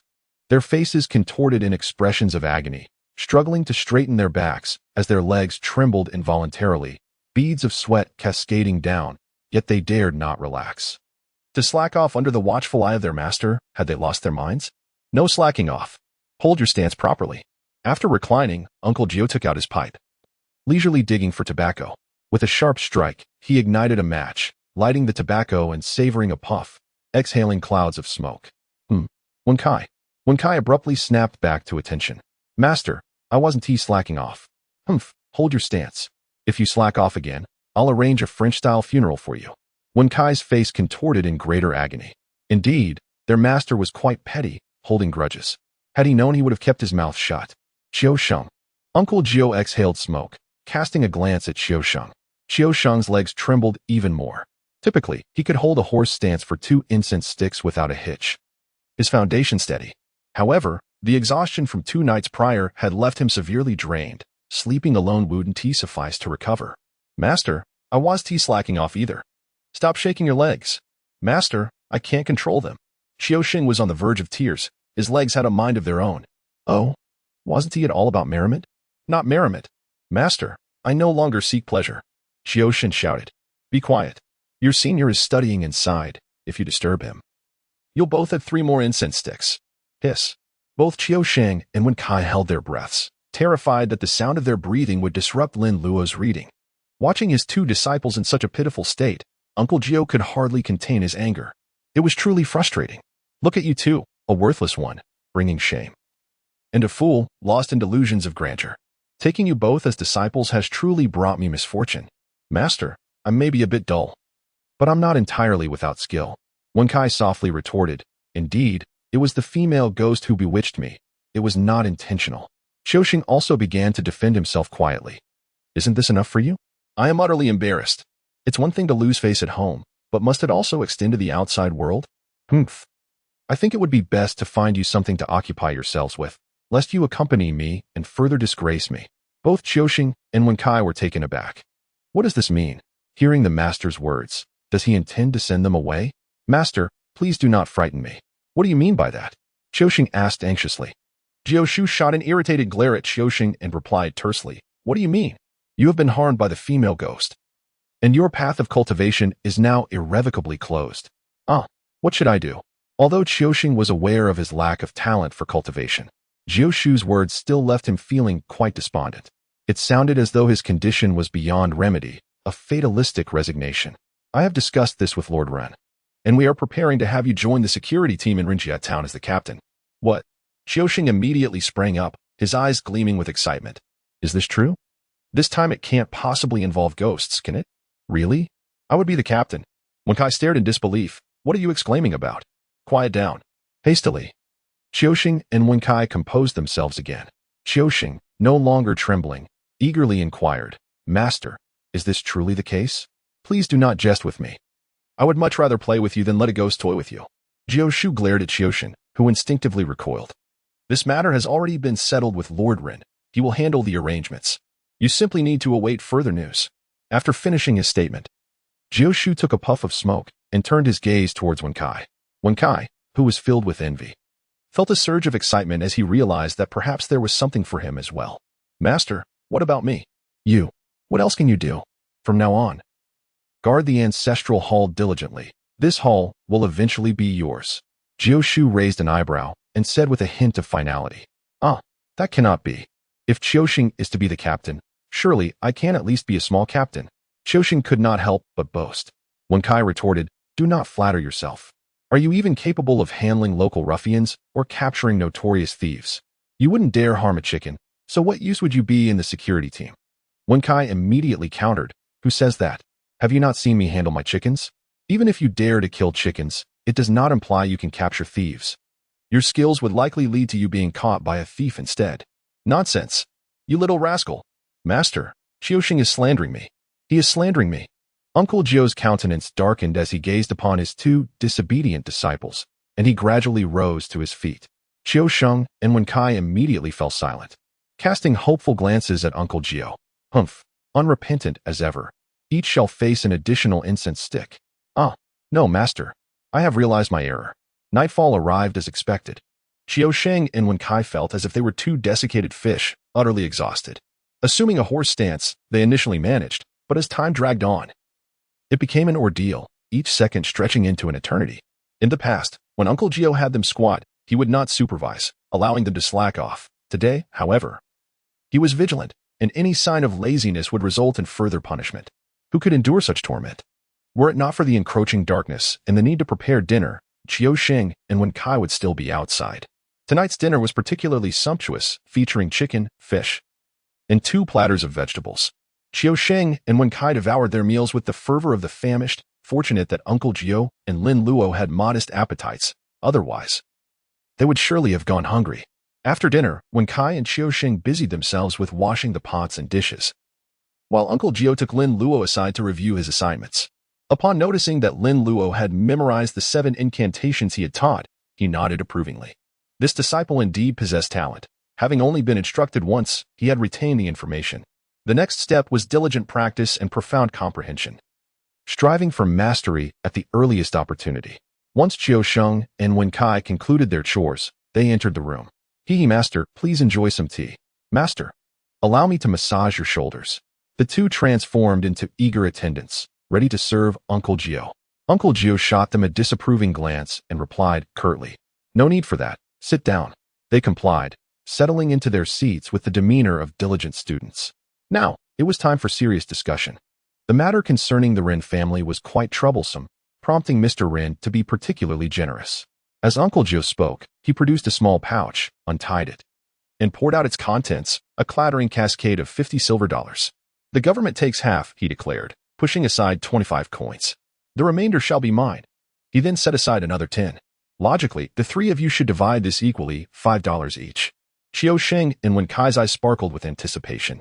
5 silver dollars could afford them a lengthy period of indulgence in Ren family town. However, Uncle Jiu continued, "But you both know well what you have done. I am a fair man. You two abandoned your post for an entire night, nearly jeopardizing a significant matter, and attracted the attention of a female ghost. Thankfully, Luo stepped up to shoulder the burden alone. Thus, each of you shall receive but 1 silver dollar, while this remaining $13 belongs to Luo." Uncle Jiu allocated the funds. Qiu Sheng and Wen Kai stared at the pile of silver dollars on the table, then at the solitary coin in front of them, falling into deep contemplation. "What? Do you not wish to accept it?" With a raised eyebrow, Uncle Jiu observed as Qiu Sheng swiftly tucked the money into his bosom. How could one possibly refuse? "Thank you, master." It was no joke. To say no would mean losing that hefty silver dollar. Qiu Sheng couldn't help but envy his senior brother, who was fortunate enough to receive 13 silver dollars. He cast a covetous glance at Lin Luo. Lin Luo perceived the envy reflected in the eyes of Qiu Sheng and Wen Kai. You were envious far too soon." Lin Luo smiled sweetly at Uncle Jiu and obediently pushed the money in front of him. "Master, my money is yours. After all, what use does a child like me have for such a large sum? This money is a token of filial piety from your disciple." Uncle Jiu gazed at the money on the table, his heart swelling with emotion, nearly moved to tears. Truly, this beloved disciple, raised from a young age, embodies such filial devotion. He even mentioned that he would help Lin Luo safeguard this money for future use, perhaps to assist him in finding a bride, suggesting that the child could keep just a single dollar for pocket money. Before he could voice his thoughts, Lin Luo willingly offered it all. What a good child. Indeed, a wonderful child. Unlike those 2 rascals who never take the initiative. Luo, I shall keep this money safe for you, to assist you in marrying in the future. These $2 are yours to keep for pocket money. Spend it on whatever your heart desires." Lin Luo tucked away 2 silver coins and obediently said, "Thank you, master. What are you thanking me for? Your true gratitude will manifest through diligent practice in the future." "I understand, master." He chuckled, as if money in the hands of Ninth Uncle would ever find its way out. Have I not seen the films? With merely a few coins, one might allow oneself just a fraction. Yet here I am, handing it over with a few sweet words. And look, I've secured 2 coins. In this moment, I feel as if I am soaring through the atmosphere. My fellow disciples, you have much to learn. At this time, the atmosphere in the room became considerably more pleasant. Qiu Sheng and Wen Kai received their share of the money, their faces adorned with smiles, feeling invigorated and free from pain. Although their portions were modest, even the eldest brother only received 2 coins. Truly, the master is remarkably fair. Ninth uncle felt immensely pleased by Lin Luo's filial piety, and he found the 2 mischievous boys, Qiuxing and Wenkai, less bothersome than before. Master, let us ensure that the ghost in this gourd is confined within the jar. Lin Luo retrieved the gourd that contained the female ghost, Xiaoyu, and addressed Uncle Jiu. Uncle Jiu nodded in agreement. Indeed, while the gourd can capture spirits, it lacks the durability of a wine jar when not fashioned into a true magical artifact. Over time, there is a significant risk that the ghost may escape. Qiusheng. Qiusheng, save me. Qiusheng. The voice of Xiaoyu echoed from within the gourd, her lament resonating with a poignant sorrow, akin to a mournful melody, stirring a softness in Qiusheng's heart. After all, she was his first love, and despite her ghostly nature, he found it difficult to harden his heart against her. One could only ponder how Qiusheng would react upon recalling Xiaoyu's true visage. Uncle Jiu glared fiercely, admonishing, "Silence. Should you dare to make another sound, I shall ensure your soul is scattered, leaving you eternally trapped in the void." Instantly, Xiaoyu fell silent within the gourd. Qiusheng's heart trembled, a pang of sympathy overwhelming him, and he could not help but plead with Uncle Jiu, "Master, please. Though she is a ghost, she has never harmed anyone." "Are you out of your mind, Qiusheng?" Wenkai exclaimed, his eyes wide with disbelief as he regarded Qiusheng. Had this lad not been punished enough today? May the ancestors protect me. Master, punish this insolent boy, but do not let it affect me. Lin Luo gazed at Qiusheng with a sense of astonishment. Could it be that this fellow had developed feelings? While it is true that men often harbor a unique sentiment for their first woman, in this case, she was a ghost. Master Jiu furrowed his brows and cast a cold glare at Qiusheng. "What? Are you still feeling restrained? Do you wish to loosen up a bit?" "Not at all, master." Qiusheng recoiled slightly, timidly explaining in a hushed tone. "I merely feel that it is quite tragic for someone so young to have met with death. If we were to deny her the chance of rebirth, it would be exceedingly unkind. Instead, we should help her transcend and allow her to be reincarnated. That would indeed be a virtuous deed." Let's hope it comes to that." Master Jiu's expression remained stern as he turned his attention to the gourd, frowning as he addressed the spirit within. "Humans and ghosts cannot coexist. Your attachment to him will only bring him harm. If your fate is truly intertwined, you will meet again after your reincarnation." From within the gourd, the sound of weeping could be heard. "Master, I understand. Thank you. That is all I wish to hear." Master Jiu replied, then turned to Lin Luo. "Luo, go fetch a jar of wine." "All right." Lin Luo retrieved the wine jar and the talisman. Uncle Jiu opened the gourd and released the spirit of Little Yu, sealing her within the wine jar. Do not be deceived by Uncle Jiu's seemingly simple actions. Controlling the female ghost within the gourd is no feat for an ordinary person. He placed the jar carefully in the room, awaiting the next opening of the ghost gate to send her to reincarnation. As Uncle Jiu spoke, he handed the wine jar to Lin Luo. Qiusheng sighed in relief, knowing that Little Yu would be able to reincarnate. After all, to be human is far better than to be a ghost. Upon hearing the words of his master, Lin Luo felt a weight settle upon his heart. Just after the 15th of July, the gates of the underworld had closed, and the next opening would not occur until the 8th day of the first lunar month. "Master, will the spirits contained within those jars in the small house be sent for reincarnation? They are dear friends of mine. If they all pass on, how will I earn my living? Or rather, how will we find joy together?" His master, Jiu Shu, shook his head with a sense of resignation. "Certainly not. Some spirits have yet to exhaust their time in the mortal realm and cannot be reborn. Thus, they must remain here. He too longed to send these spirits to their next life, as they represented his moral virtue. The teachings of Buddhism proclaim that saving a single life surpasses the merit of constructing a grand pagoda. To release even one wandering spirit is a noble deed, let alone an entire room filled with them." Upon hearing Jiu Shu's reassurances, Lin Luo felt a sense of relief and cheerfully proceeded to release the wine jars. The melodious chime of the Three Pure Ones bell rang out, its crisp tones carrying far into the stillness of the night in the desolate wilderness. Lin Luo had just emerged from his humble abode when he heard the ringing sound, initially suspecting it to be a figment of his imagination. Could there truly be a bell ringing? Was it possible that his earlier exuberance had led to auditory hallucinations, given that a new member had joined his circle of friends? Lin Luo's earnings for the hour had once again surpassed 10,000. "Xiaoyu, let me express my gratitude to you. A simplified total of 10, 975 points. In simpler terms, 20,084 combined with previous earnings amounted to a grand total of 20,000 simplified points. Lin Luo was on the verge of simplifying the heart-calming spell when the sound of the three purities bell drew ever closer. Lin Luo also realized it. It must be that Master Jiu has returned. In the film Mr. Zombie, Master Jiu plays a significant supporting role alongside his clients. Bang! Lin Luo unlatched the door and immediately beheld a faint glimmer of light amid the distant darkness outside the ancestral hall. The rhythmic chimes of the three pure ones bell resonated with a series of crisp sounds as a procession of shadowy figures advanced in unison. Leading the way was an individual clad in a bright yellow Taoist robe, bearing a command flag from which hung an oil lamp, rendering their features indistinguishable in the dim light. Yet, such an attire would surely terrify any unsuspecting passerby encountered along the road. "Hello, is that you?" "Indeed, it is I. Master Uncle, I have returned."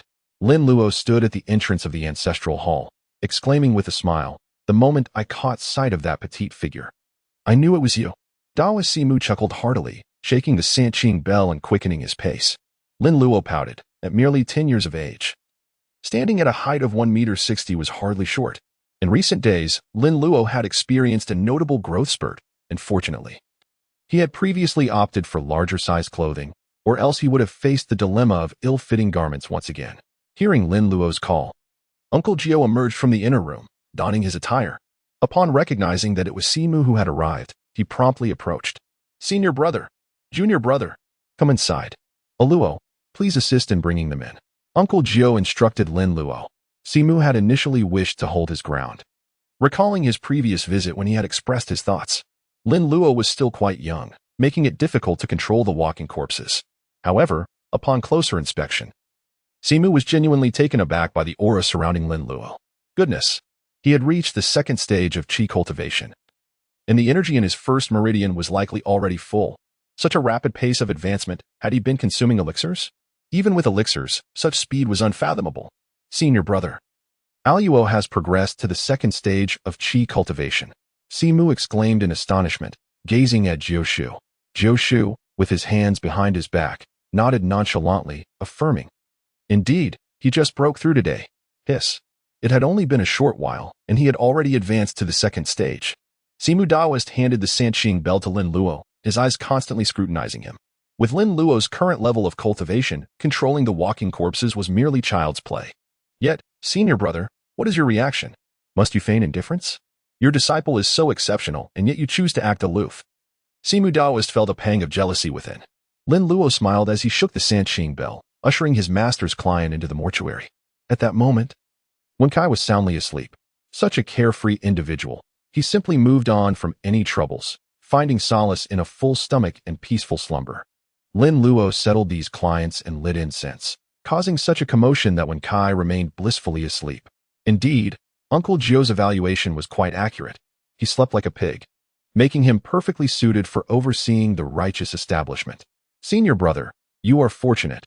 Luo has demonstrated remarkable talent, swiftly breaking through to the second level of Qi communication." Uncle Jiu sat on a stool, humbly smiling. "Thanks to the blessings of our revered ancestor." "What do you mean by luck?" "It is clearly due to my adept teaching." He added, "By the way, Luo has successfully crafted a puppet." "What?" Taoist Simu's eyes widened in astonishment, unable to contain his exclamation. Uncle Jiu poured him some tea, secretly reveling in his pride. He had anticipated such a reaction from Simu. "Surprised, are you? My disciple is indeed exceptional." "Senior brother, you cannot be jesting. Has Luo truly mastered the art of paper crafting and created a puppet?" Simu's eyes were wide, his ruddy nose adding a comical touch to his astonishment. The art of paper crafting is notoriously difficult to achieve, primarily due to the scarcity of materials. Acquiring materials these days is quite a challenge. One must scurry about, and even then, the quantities are often insufficient. Sometimes, it takes years to gather all the necessary components. Additionally, the intricate drawing of the symbols is no small feat. Simu had gifted this art to Lin Luo with no expectation of immediate success, but at the very least, it served as a trump card. Lin Luo gradually grew up, and in the future, he would collect materials little by little, ensuring he could eventually create something extraordinary. When the time comes, the shadow puppet would serve as a valuable ally, a trump card. As he ventured through the world and faced trials, this paper puppet would provide significant support, guarding against both men and spirits, and could also assist with labor. Who would have thought that after just a few days of his journey, Lin Luo, without uttering a word, had accomplished it? Senior brother, did you lend him a hand? Daoist Simu suspiciously inquired of Uncle Jiu. To save face, he attributed his own accomplishments to his disciple, boasting to incite envy, wasn't he? Uncle Jiu raised an eyebrow, disdainfully curling his lip. What? Do you really think of me as that kind of person? Simu remained silent, yet his gaze seemed to convey an answer to Uncle Jiu. Indeed, that was precisely the impression he had. Humph, I'll have a Luo demonstrate a shadow puppet for you shortly. Haha, in a Luo's words. It will be a delightful surprise. Daoist Simu smirked, though a hint of skepticism lingered. Is it true?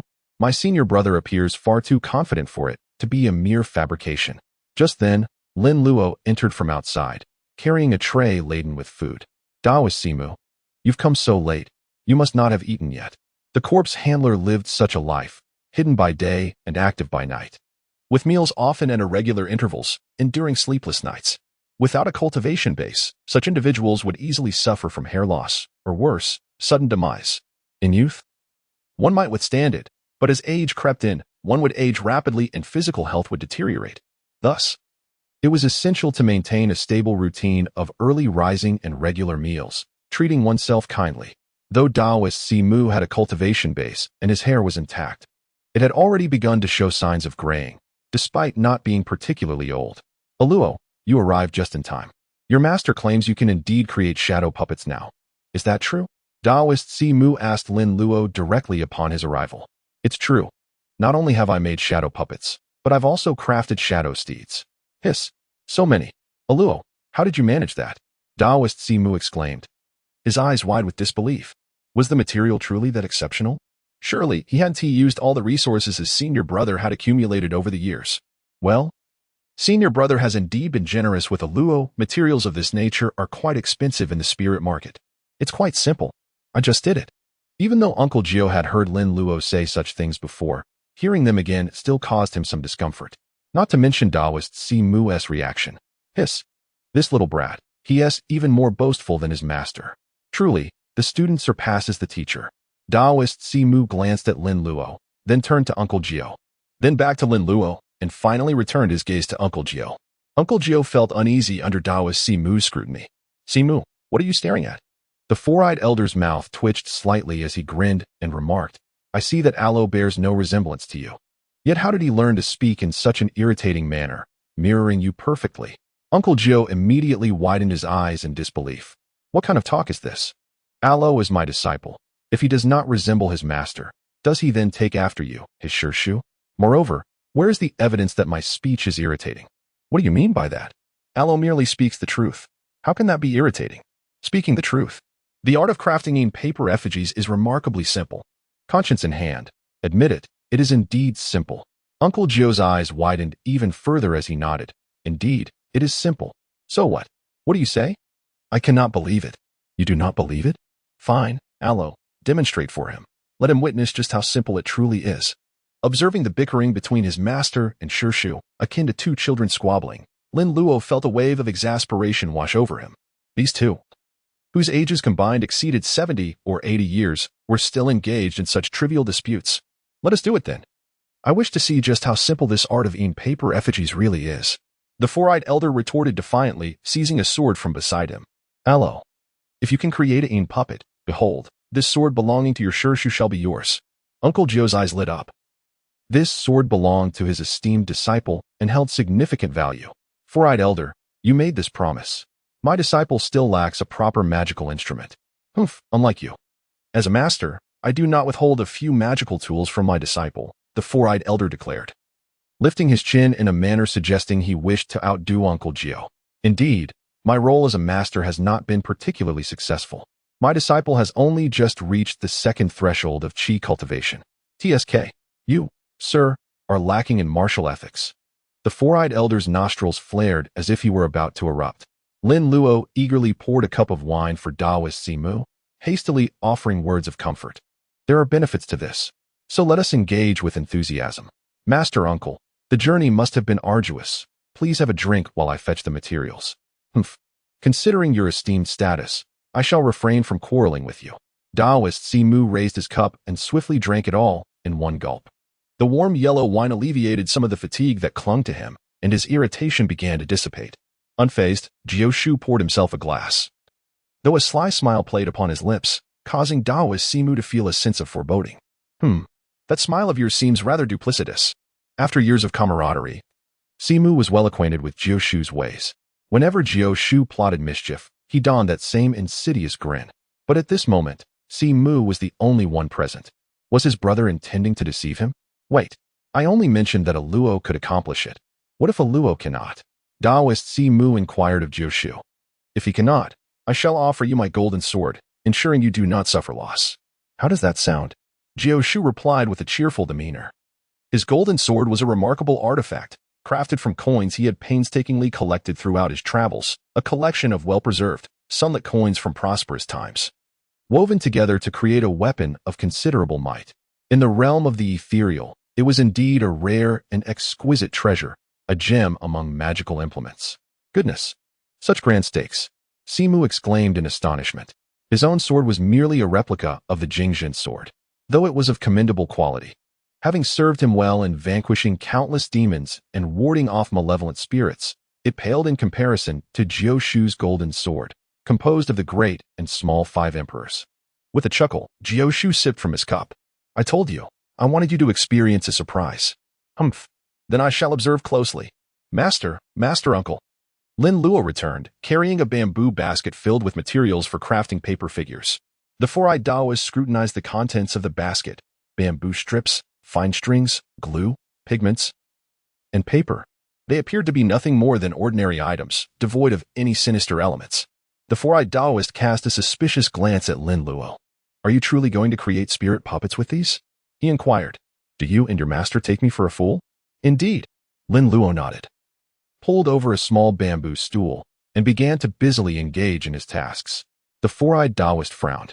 If these materials could be fashioned into a shadow puppet, I would indeed write my name backward. Uncle Jiu's ears were remarkably sharp. He caught the four-eyed Taoist's murmurs with a slight twitch. Ha, four-eyed, your name is certainly set. Lin Luo moved swiftly, effortlessly constructing the framework of the paper figure before commencing with the application of paper. Simu Daozhang watched intently, fearful of missing a single motion. Jiu, meanwhile, held a pair of chopsticks, intermittently popping peanuts into his mouth, savoring each bite with a contented sip of wine, appearing quite leisurely. Junior brother. Do not merely observe, partake in some food. Enjoy a drink, Jiu cheerfully urged. He worried that if Simu did not eat now, he would later find himself unable to do so. Simu waved his hand dismissively, frowning. You eat your fill. Do not disturb me. You, my friend, failed to recognize goodwill. Simu shot Jiu a glare. What goodwill? You compare yourself to El Zhu and me to Go Yao. Have you no shame? All right. That should suffice. Lin Luo rose to his feet, a broad smile adorning his face. It is complete. The Taoist priest, Simu, abruptly stood up, scrutinizing the paper effigy that Lin Luo had crafted. Its appearance was rather crude. If presented to a paper crafting shop, even the apprentices would furrow their brows in disapproval. Is this all? Not yet finished. Lin Luo chuckled as he pricked his middle finger, allowing a drop of blood to escape, which he then doted upon the eyes of the paper effigy. Paper effigy, heed my will. Grant your master swift manifestation. With a theatrical incantation, Lin Luo invoked the spell, and a faint white luminescence began to emanate from his body, flowing along his fingertip into the paper figure.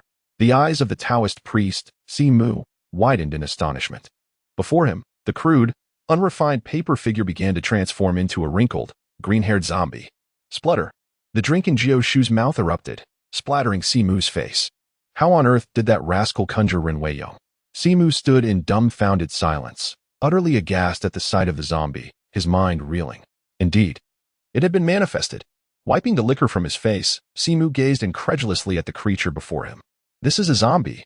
The grotesque visage of the undead puppet, adorned with green hair and possessing vacant eyes and protruding fangs, presented an undeniably fierce countenance. No, this is the undead puppet I created.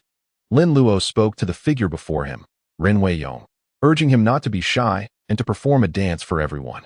The paper figure zombie began to move with a fluid grace. This fellow, joining the axe gang, was undoubtedly of lead dancer caliber. Uncle Jiu wore an oddly peculiar expression, and upon observing the trembling demeanor of the four-eyed Taoist, he nearly burst into laughter. Four-eyed, quickly, write your name in reverse. Renefe exclaimed, I truly thank you. I had no idea my father could dance. Indeed, this was an eerie puppet. The four-eyed Taoist, questioning his very existence, stood up and took large strides toward the paper figure zombie for inspection. This was crafted right before his eyes. Its sharp fangs and claws unmistakably indicated it was a zombie, were it not for the absence of corpse energy and the mere presence of a fainting aura. Four-eyed would genuinely struggle to discern if this was a zombie or an eerie puppet. Master Uncle, you witnessed me create this. You can't possibly deny it.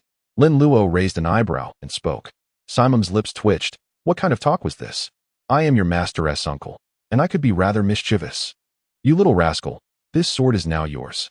With that, Simon Taoist handed over his sword to Lin Luo. He appeared nonchalant and carefree, but inside, Simon was on the verge of tears. My Jingzhen sword. Lin Luo received the sword with both hands, weighing it thoughtfully. It felt quite fitting. He then examined it closely.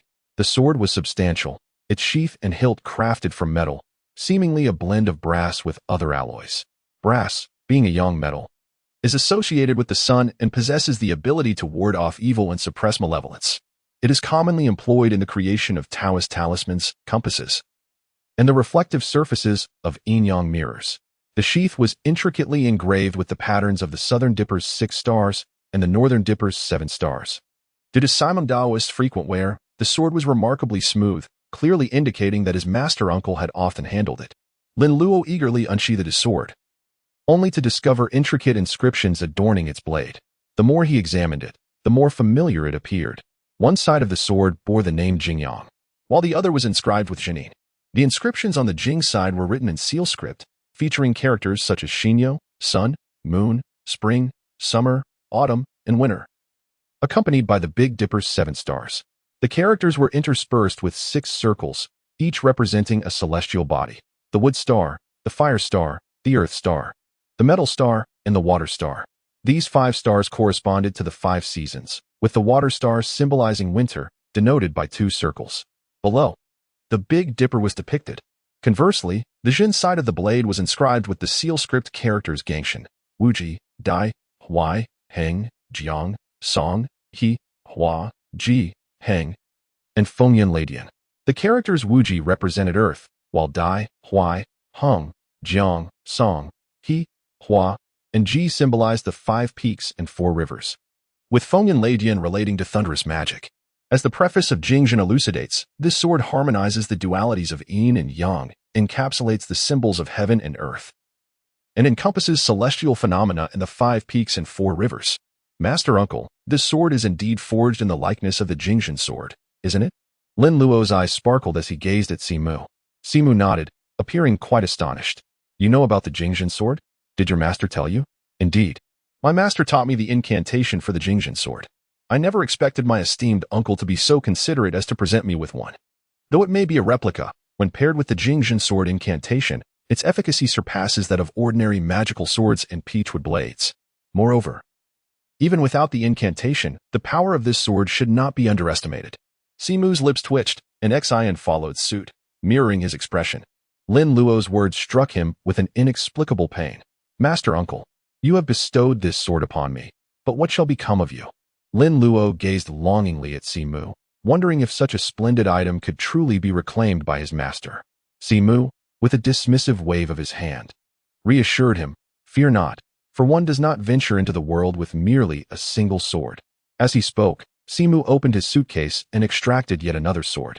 Upon closer inspection, the materials of both swords appeared nearly identical. However, Simu's sword was devoid of any embellishments, its simplicity rendering it rather unremarkable. Was this not the very sword wielded by Simu in the film featuring Uncle Zombie? Lin Luo Gang was still perplexed. When Master Simu confronted the royal zombie, he effortlessly severed it with his sword. Although the Jingzhen sword was merely a replica, it shouldn't be so ineffectual. The reason became clear. Master Simu had gifted the Jingzhen sword to himself. When he struck down the zombie, he was wielding a secondary sword. Thus its power was undeniably diminished. I extend my gratitude to my esteemed uncle, he exclaimed. Please, Take a seat while I fetch a fine wine from the altar." After Lin Luo finished speaking, he did not wait for the Taoist to respond and swiftly ran off with the sword in hand. The first orange equipment was finally obtained. If only Lin Luo had a game attribute panel. It might look something like this: Jingjun sword, imitation, orange, skill, treading fire, and quelling thunder background, forged from the legendary Jingjun, sword of the Maoshan sect. This magical sword is a replica created by Taoist Simu. Ah, me. Taoist Simu gazed at Lin Luo's retreating figure, then glanced at the ordinary magic sword in his hand, his expression growing increasingly conflicted. "Ah, junior brother, enough of this and that. You've already given it away. Why hesitate now?" Uncle Jiu remained seated, appearing calm and collected, but inwardly, he was already reveling in delight. "Look at yourself. Why must you be so stubborn? When has your senior brother ever deceived you? Now what do you have? The sword is gone, isn't it?" With a huff, Taoist Simu placed the sword back into his luggage, sat down again, and drained his cup in one go. He now suspected that Uncle Jiu was setting a trap for him, yet he had no evidence to support his suspicion. All right. I won't let you suffer any loss." Uncle Jiu chuckled, pulling a string of copper coins from his pocket. These 5 emperor coins were originally meant for Alo. But since you, as the senior uncle, are being so generous, having given him an exceptional magical artifact, these coins are of little use now. You may keep them. Taoist Simu was fuming. What are the 5 emperor coins worth? What about your 5 emperor golden sword? Seeing Taoist Simu's disdain for his 5 emperor coins, Uncle Jiu raised an eyebrow and remarked nonchalantly, "But these are the great 5 emperor coins." With a swift motion, Taoist Simu snatched them up, his speed leaving an afterimage. "Why didn't you say so earlier, senior brother? Were you deliberately teasing the junior brother? That is too much." Taoist Simu's face lit up with joy as he admired the great 5 emperor coins in his hand. Qin Banliang coins, Han Wuzhu coins, Tang Kaiyuan Tongbao, Song Yuan Tongbao, Ming Yonla Tongbao, coins minted during the peak prosperity of the 5 most powerful dynasties. The 5 emperors refer to the heavenly emperors of the East, South, West, North, and Center, distributing the 5 colors and 5 elements: metal, wood, water, fire, and earth, white, blue, black, red, yellow. Not only do they gather the essence of the 5 directions and 5 elements, but these coins, having passed through countless hands, also accumulate the lingering national fortunes of these 5 dynasties. Their power is far superior to that of the lesser 5 emperor coins. Moreover, due to their ancient origins, collecting the great 5 emperor coins is exceedingly difficult. Uncle Jiu observed Taoist Simu's gleeful demeanor and smirked. If it weren't for Taoist Simu's Jingjun sword, Uncle Jiu would have intended to give this great 5 emperor coin to Lin Luo as a mentor. How could one not cherish their disciple? Taoist Simu had only this Jingjun sword as his magical artifact, having given it to Lin Luo. What would happen to his own disciple, Jiala? Rather than jeopardizing their brotherly bond over a mere sword, bestowing the great 5 emperor coins upon Taoist Simu was the wisest choice. How about it? Are you no longer pained about your sword? What kind of talk is that? I promised to give it to Alo. What do I have to be pained about? Brother, you truly underestimate me, Simu exclaimed, a hint of dissatisfaction in his voice, as he carefully tucked the large 5 emperor coins into his robe. Come, brother, let us share a drink. Jiu chuckled awkwardly, glancing at his empty cup. Simu grinned mischievously, lifting the wine jar to refill their cups. Brother, allow me to pour for you. Ah, splendid. Simu, you certainly know how to handle matters. What do you mean, Simu? I am simply called Simu. Isn't it true that you said if a Luo could create a puppet, your name would be read backward? You misheard me. What I said was, if a Luo manages to craft a puppet, I shall have my name read vertically. And reading it vertically still results in Simu, does it not? Simu replied, his complexion unruffled and breath steady. Haha, after all these years, you remain unchanged. Of course. And brother, you are no different. We are quite alike. The 2 brothers exchanged knowing glances and shared hearty laughter, lifting their cups to toast one another. Inside the room, Jiu and Simu savored their drinks, reminiscing about the past, creating a lively and cheerful atmosphere. Lin Luo returned with a small jar of wine, accompanied by 2 plates of stir-fried dishes. Master Uncle, I have prepared 2 dishes for you. Please indulge. The Taoist priest, Simu, smiled broadly as he gazed at the stir-fried cured meat and scrambled eggs on the table. Nodding in approval, he was pleasantly surprised that despite Lin Luo's youth, he possessed such culinary skills. Master Uncle is in for a treat today, Jiu added with a smile, casting a teasing glance at Lin Luo. You rascal, I rarely see you cooking for Master. I learned to cook by watching Wen Kai, so I'm not sure how good it is. Since Master and Master Uncle are having wine today, I thought I'd give it a try and ensure there are some hot dishes. Lin Luo chuckled softly as he poured a cup of wine for Master Jiu, saying, Master, allow me to serve you. Master Jiu raised an eyebrow and smiled, replying, Luo, your thoughtfulness is appreciated. To which Lin Luo responded, Of course. I hold my master in the highest regard. Lin Luo finished speaking and commanded the paper zombie that stood in the empty space of the room. Come forth. From this moment on, serve Master and Uncle as they drink, and heed their words. The paper zombie approached, standing blankly beside Master Jiu and Daoist Simu. Master Uncle, allow this fellow to attend to your drinking needs. Serving tea and pouring wine will pose no issue. Lin Luo smiled as he relinquished control of the paper figure. Uncle Jiu and Simu glanced at the grotesque and fearsome visage of the paper man, then turned their attention to the innocent and bewildered expression of Lin Luo. The thought of having such an abominable creature attend their gathering was indeed a testament to his training as a disciple of Mao Shan. All right, enough of this. It's getting late. You should return and rest, Uncle Jiu gestured to Lin Luo. Hiki, then I shall retire for the night. Master and Uncle, please drink slowly. Lin Luo walked away with a cheerful smile. Ninth Uncle exchanged a glance with Four-Eyed, both shaking their heads with a smile. You, go face the wall. Ninth Uncle pointed toward the wall, addressing Ren Weiyong. The paper zombie obediently turned and faced the wall. Such an ugly appearance would indeed diminish the appetite, even for a disciple of Mao Shan. Lin Luo returned to the mortuary, where Wen Kai was sleeping soundly in the compartment. Lin Luo, still devoid of drowsiness, gathered a plethora of materials to craft paper figurines once more.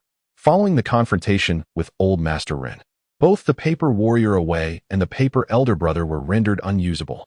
The imposing figure of Galen remains in the Ren family warehouse, which Lin Luo intends to retrieve. While the paper figurine Zhong Koei has been earnestly requested by Ren Fa to remain in the household, now enshrined with reverence. Daoist Simu is unlikely to stay for more than 2 days and may depart as soon as tomorrow evening. Lin Luo was determined to accompany Simu on his journey. As he embarked on this path, the duration remained uncertain. It could extend for 10 days, half a month, or even 2 to 3 months. To alleviate Rentingding's solitude, Lin Luo decided to craft a small paper figure as a gift for her. This paper figure was exquisitely designed, with a petite body, smooth paper, and vibrant, neatly arranged colors. Once completed, Lin Luo pricked his finger and touched the figure's eyes, uttering, Awaken. In the next moment, he felt a slight drain of energy within him, and the little paper figure began to shimmer with a faint golden light. After a brief pause, the figure transformed into an adorable little girl with white hair, adorned with a peculiar crown, a cherubic round face, and sparkling large eyes. She wore a uniquely styled little white dress paired with white stockings and tiny white boots. The little girl tilted her head, gazing at Lin Luo with eager eyes. Hello there, Paimon. Lin Luo's eyes sparkled with excitement. It was his inaugural endeavor in creating characters from the realm of 2 dimensions. Previously, he had devoted himself tirelessly to the 3-dimensional mentors, but he never anticipated that a beloved figure from the 2-dimensional world could also be materialized. If that is the case, could not Nurse Nanase, the Akazuki sisters, and the housewife Misako also be brought to life? Lin Luo chuckled mischievously to himself, while the paper figure Paimon continued to tilt its head, adorably gazing at Lin Luo. Lin Luo regained his composure, feeling somewhat embarrassed under the adorable and pure gaze of the petite Paimon. It was indeed a bit shameful to entertain such thoughts in the presence of such a charming little mascot. Ahem, what a pity that you cannot speak. Lin Luo gently tousled Paimon's hair before placing her into his personal space. Tomorrow, he would meet Ren Tingting and show her what a surprise truly is. For now, it was time to sleep. The morning sun in July was exceedingly pleasant. A gentle breeze caressed his skin, warm yet refreshing, perfectly temperate. In the courtyard, Lin Luo engaged in a flurry of punches for an hour, working up quite a sweat. After taking a refreshing shower, Wen Kai had also prepared breakfast. Master, Uncle, good morning. Good morning, Wen Kai. Both Jiu and Simu smiled approvingly at the spirited Lin Luo. Jiu remarked, Hurry and eat. Once you've finished, accompany your uncle to the town to purchase some supplies. Certainly. I also need to visit Renjia town to see Dingting. Then let's eat quickly. After finishing breakfast and tidying up, Lin Luo and Daoist Simu set off on their spectral steeds.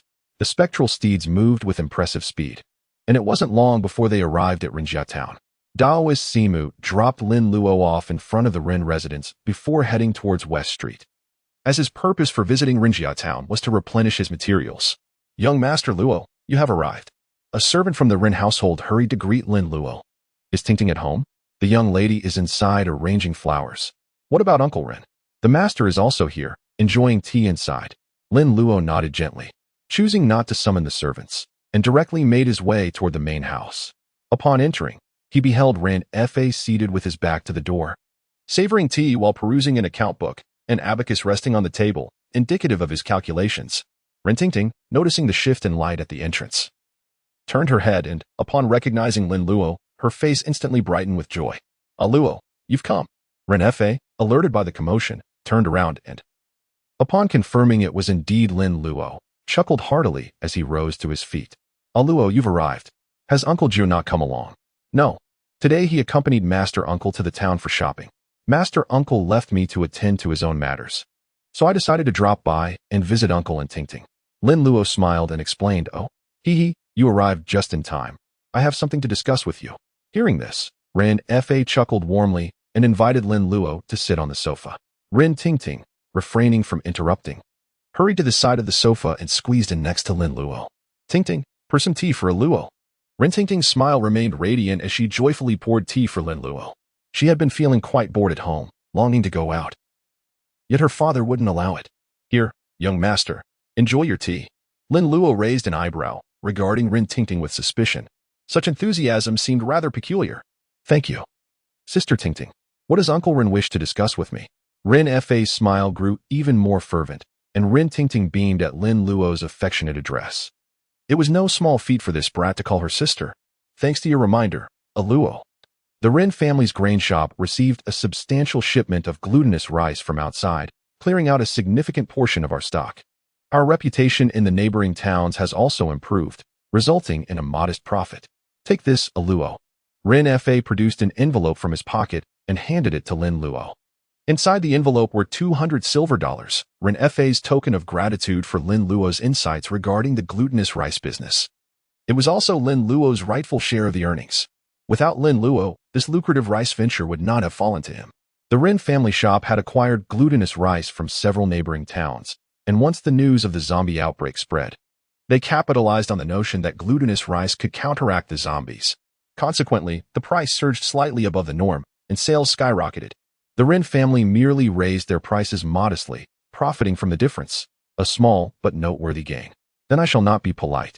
Thank you, Uncle Rin." Lin Luo did not decline and, smiling, accepted the offering without inspecting the amount inside, promptly stowing it away in his personal space. Previously, when Lin Luo had discussed the matter of the zombie with Rin Fa, he had not expected to gain any benefits from him. He had no intention of profiting from glutinous rice. After all, he lacked both the capital and the channels to do so. The meager transactions yielded little profit. While larger endeavors were unattainable, selling at exorbitant prices would tarnish his reputation and violate the family's regulations. Most crucially, he had no time. Moreover, his everyday expenses were already covered by Rin Tingting. So what was the point of toiling for earnings? The more money the Rin family made, the more his own wealth would increase. To his surprise, Rin Fa proved to be a man of conscience, sharing a portion of his profits. His effort to save Rin Fa's life was not in vain after all. Rin Fa observed Lin Luo's reaction and could not help but raise his opinion of him further. He possessed talent and foresight, placing little value on wealth, and was loyal and compassionate. Such a remarkable child, when grown, would undoubtedly become a dragon among men. Who knows? The future prosperity of the Rin family might hinge upon this young boy. "Uncle Rin, Sister Tingting, I actually came here to bid you farewell." "Farewell? What do you mean? Where are you going?" Rin Tingting was taken aback, her reaction intense as she grasped Lin Luo's hand tightly. Rin Fa raised an eyebrow, speculating. "Are you planning to accompany Uncle Jiu?" Uncle Jiu was a highly esteemed Taoist priest in the vicinity, known for his reasonable fees, frequently attracting visitors from afar seeking his services. Rin Fa, having inquired about Uncle Jiu's situation, quickly deduced Lin Luo's intentions upon hearing of his farewell. Lin Luo smiled and shook his head, saying, "It is not my master, but my master's uncle who intends to take me out to broaden my horizons and gain experience. I might be away for a month or two. Oh, I see. Rin Fa chuckled and nodded. This is a good thing. After all, Rinjia Town is a small place. Prolonged stay here can narrow one's perspective. It is indeed essential to explore the world beyond. A young man should aspire to venture far. Remaining confined to a small locale will yield little promise for the future. Rin Fa was quite supportive of the idea. Rin Tingting pouted, clinging to Lin Luo's arm, and whispered, "Are you really going to be gone for so long? Who will play with me while you're away? It's so dull being alone in the town."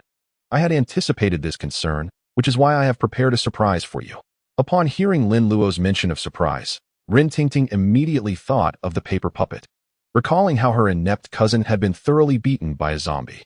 "Allo, have you been crafting paper figures again?" Lin Luo nodded and gently patted Rin Tingting's leg. In the next moment, a little girl with white hair appeared on her lap. It was none other than the adorable Paimon. The moment Rin Tingting laid eyes on the cherubic Paimon, she instantly lost her composure. She released Lin Luo and swiftly embraced Paimon, overwhelmed by the sheer cuteness of the little girl. Rin Tingting's eyes sparkled with excitement as she held Paimon tightly, fearing that she might vanish at any moment. The once charmingly cute Lin Luo suddenly seemed to pale in comparison. Rin Fa observed Rin Tingting's reaction and couldn't help but burst into hearty laughter. He had only witnessed such exuberance from his daughter when she was much younger. However, this little girl indeed possessed an undeniable charm that endeared her to everyone. "Her name is Paimon. I brought her to entertain you. Remember, keep her away from fire. If she gets dirty, just wipe her with a towel." Lin Luo earnestly advised Rin Tingting. Rin Tingting nodded her head eagerly, akin to a little chick pecking at grains. Her eyes fixated on Paimon as if she had just received a delightful new toy. Which little girl could ever resist such an adorable doll? Moreover, this doll was alive. From now on, she would heed her sister's words. Lin Luo entrusted the control of the Paimon puppet to Rin Tingting. Paimon, with its large, expressive eyes, turned away from Lin Luo and gazed at Rin Tingting, whose adorableness nearly melted hearts. "Oh dear, oh dear." Rin Fa looked on with concern, urging, "Tingting, take it easy. Don't break it." Could it be? Rin Tingting's movements froze, her gaze nervously shifting to Lin Luo. "Haha, take your time. There's nothing to worry about. A shadow puppet is not so fragile as to render it incapable of being recognized as the best fighter and reliable steed. Then I shall be at ease, hee." "Oh dear." Lin Luo smiled as he produced a stack of yellow talismans. "Here, take these talismans. Whenever you notice Paimon looking a bit listless, simply affix one to her." Rin Tingting accepted the talismans, her eyes catching sight of the intricate designs on them, her brows arching in curiosity. Among the talismans was a rectangular box-like object, adorned with a wire and inscribed with the characters for charging. Though she could not discern its exact purpose, it was evident to any modern individual. Was this not a power bank? This was indeed a charging talisman. One should apply it every 10 to 15 days, just as they would with the Zhong Kuei idol enshrined at home. Both Rin Fa and Rin Tingting nodded in unison, placing immense significance on this stack of talismans. The charging talismans were hastily drawn by Lin Luo earlier that day before his visit to Rinjia Town. Noticing the family's horse looking rather lethargic, Lin Luo sensed something amiss and decided to channel a bit of his internal energy. As the energy flowed into the creature, the horse immediately perked up. Subsequently, Lin Luo crafted these charging talismans to test their efficacy on the horse, yielding remarkably positive results. Lin Luo then realized that the shadow puppets also required energy replenishment. Contemplating the multitude of teachers stored within his spatial realm, he suddenly felt a wave of anxiety wash over him. He needed to devise a solution for the energy issue. Otherwise, drawing several hundred talismans at once would be quite the hassle. Perhaps he could experiment with solar charging talismans. As dusk approached, Lin Luo and Taoist Si Mu returned to the ancestral hall. The towering figure of Galen, wielding a great sword, stood out prominently in the courtyard. Numerous packages lay upon the table, suggesting a substantial shopping haul. "Junior brother, why not stay a few more days? What is the rush to return?" Uncle Jiu remarked. Observing the industrious Si Mu, engrossed in his tasks, replied, "Jala is still waiting at home. I can't leave him alone. It makes me uneasy." Uncle Jiu nodded, choosing not to press further, and exited the room. In the kitchen, Lin Luo engaged in light-hearted banter with Wakai, who was preparing dinner while exchanging jovial remarks. "Luo," Uncle Jiu called, hands clasped behind his back as he looked at Lin Luo. Your master uncle will be leaving shortly after dinner. Luo, have you mastered the Fire Bell Radiance charm? Oh, I learned it long ago. Lin Luo proudly lifted his chin, exuding an air of triumph. I've mastered it. Uncle Jiu widened his eyes in astonishment. It had been less than 2 days since he had imparted the incantation to Lin Luo. And yet Lin Luo claimed to have mastered it. Indeed, it was mastered. It was quite simple, after all. Lin Luo spoke as he retrieved a Sanqing bell from his treasured pouch. Master, is it not thus? The golden fire bell, severing malevolent spirits. With the decree of the jade pure, a brilliance spans the miles. Lin Luo held the Sanqing bell and gently shook it. The melodious chime of the bell resonated, releasing a faint blue glow. In the next moment, a sphere of blue flame enveloped the Sanqing bell. With Lin Luo's focused intent, the blue flame morphed into various shapes. Obedient to his command, at times it transformed into a whip, at others into blades. Wen Kai stood in awe. His senior brother, despite his tender age, was already capable of casting spells, while he himself had yet to learn anything. The disparity was overwhelming. Shouldn't I also start dedicating time to my studies? Uncle Jiu's eyes grew wider with each passing moment, leaving him completely astounded. Lin Luo's innate talent for cultivation once again astonished Jiu. This is a spell of the Sanqing level. The spells include the Luo Tian spell, the Sanqing spell, comprising Shangqing, Yuqing, and Taiqing, and ordinary spells.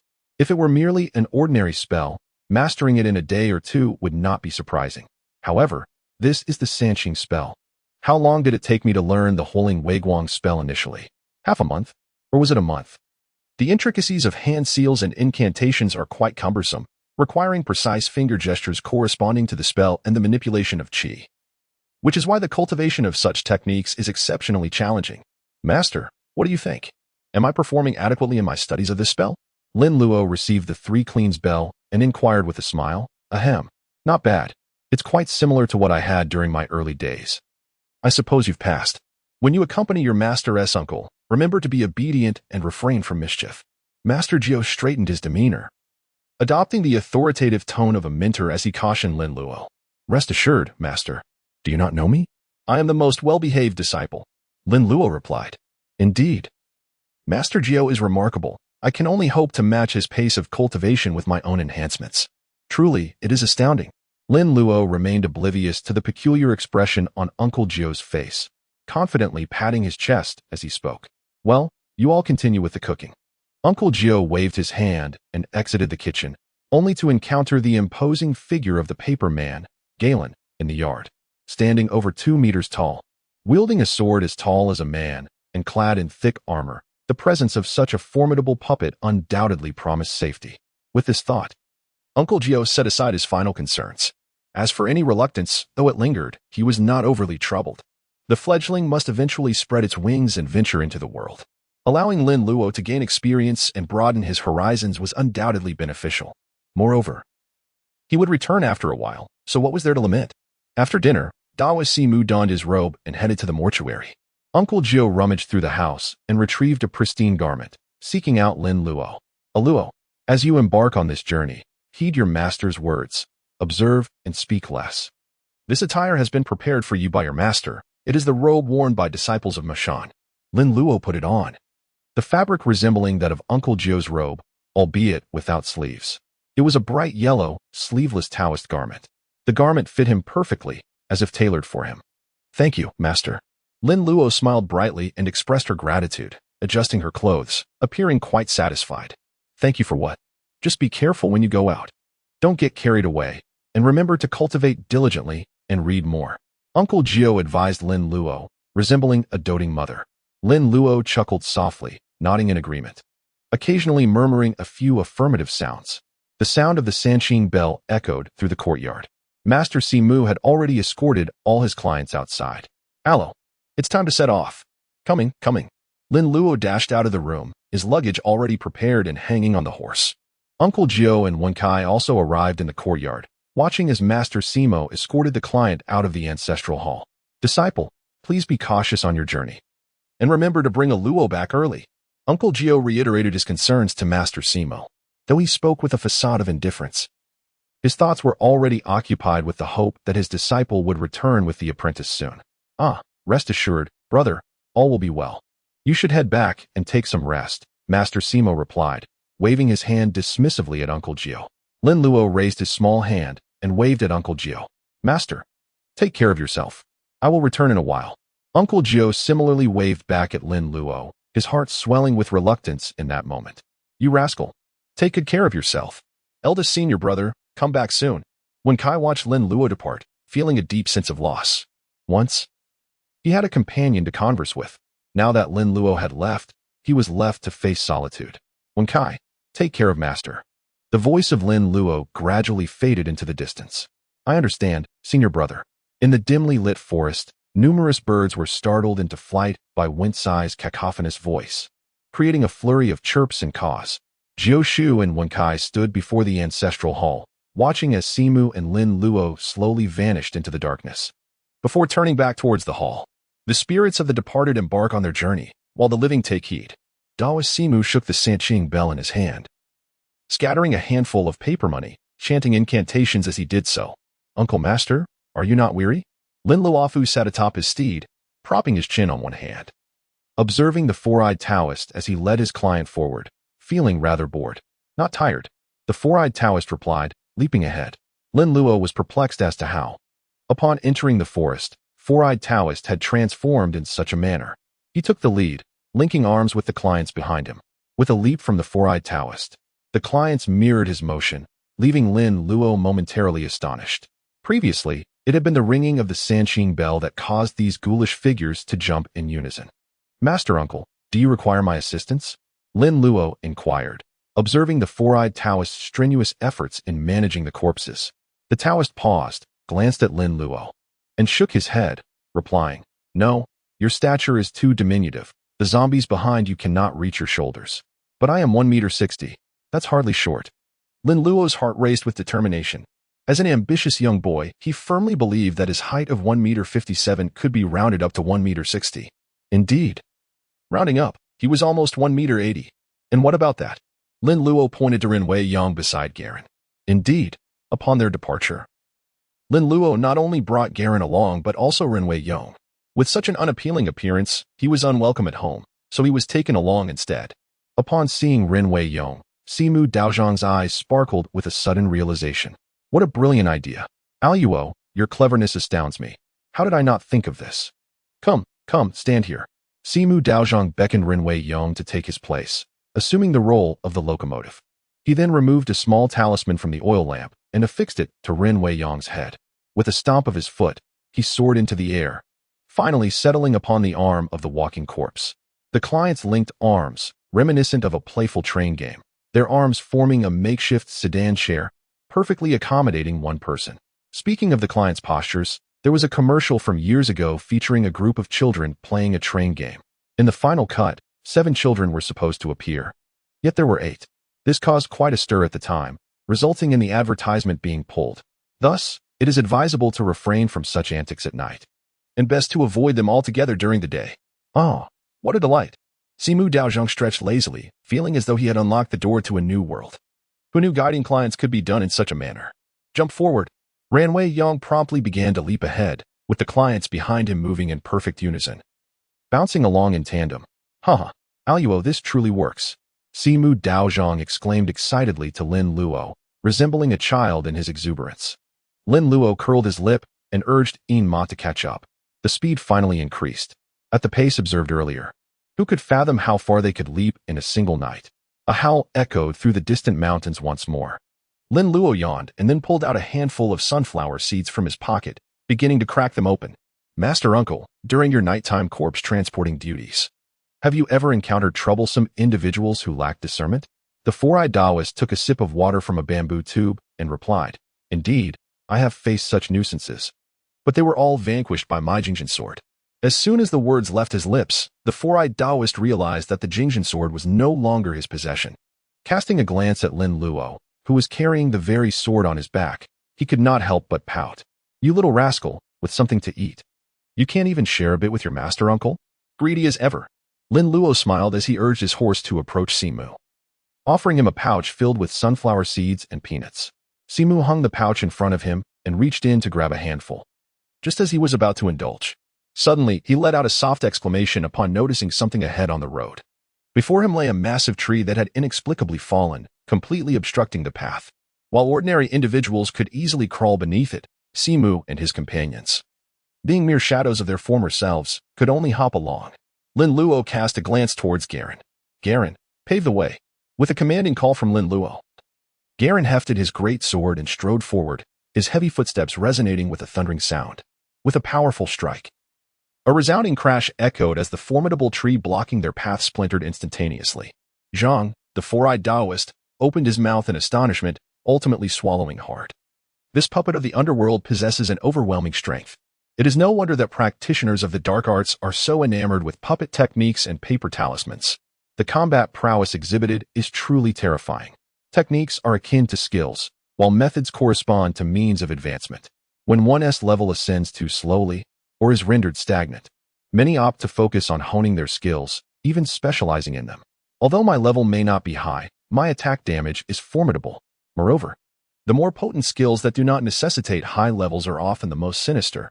Techniques such as corpse refinement, ghost manipulation, soul harvesting, incantations, and witchcraft, among others, can even animate the remains of the deceased, using them to forge corpses or vengeful spirits. Such inhumanity. Thus, they are branded as malevolent fiends. These wicked practitioners spare no effort in seeking any means to augment their power. When the opportunity to grow stronger arises, what value is placed on human life?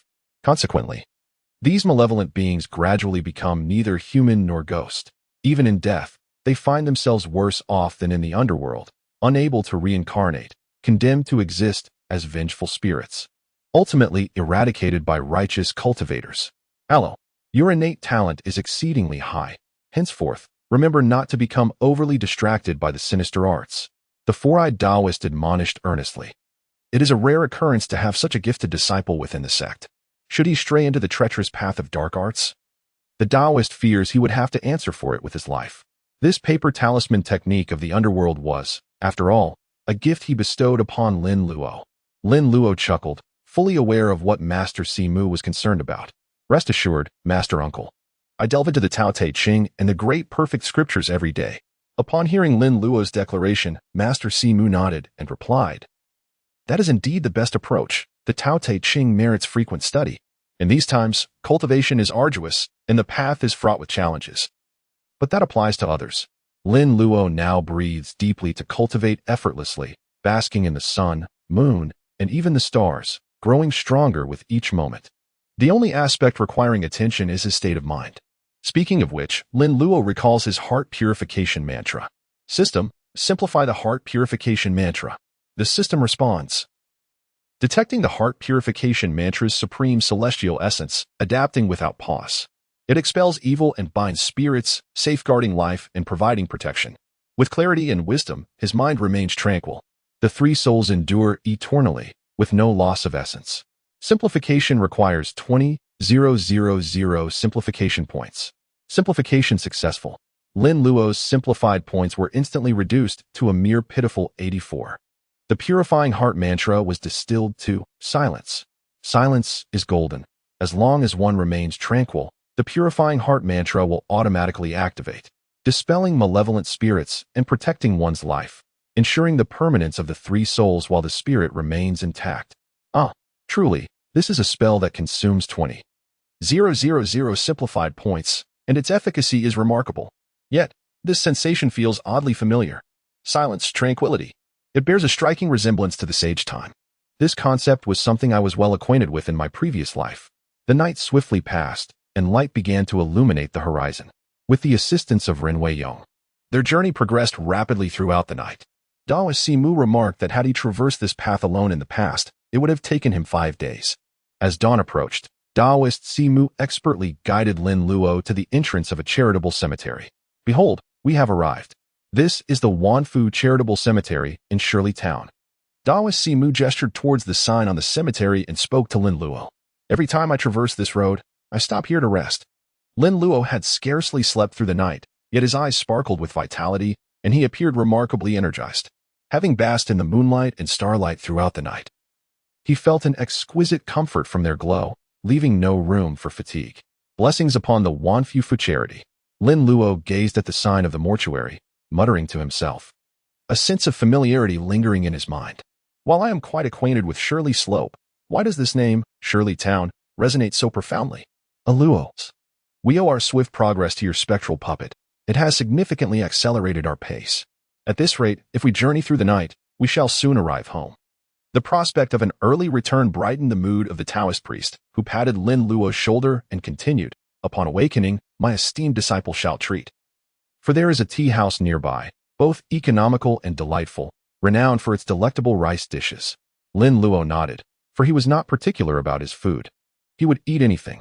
This indifference towards culinary choices had been cultivated during his years of wandering the world in the embrace of his uncle, Jiu. Having endured hardships to the extent of consuming meager meals from various sources, how could he afford to be finicky? The pangs of hunger were a most unpleasant experience. If his master uncle proclaimed a dish to be delectable, it must undoubtedly be exquisite. With a cheerful demeanor, he approached the door to knock. It is often said that the night before dawn is the darkest. Lin Luo has now truly witnessed it.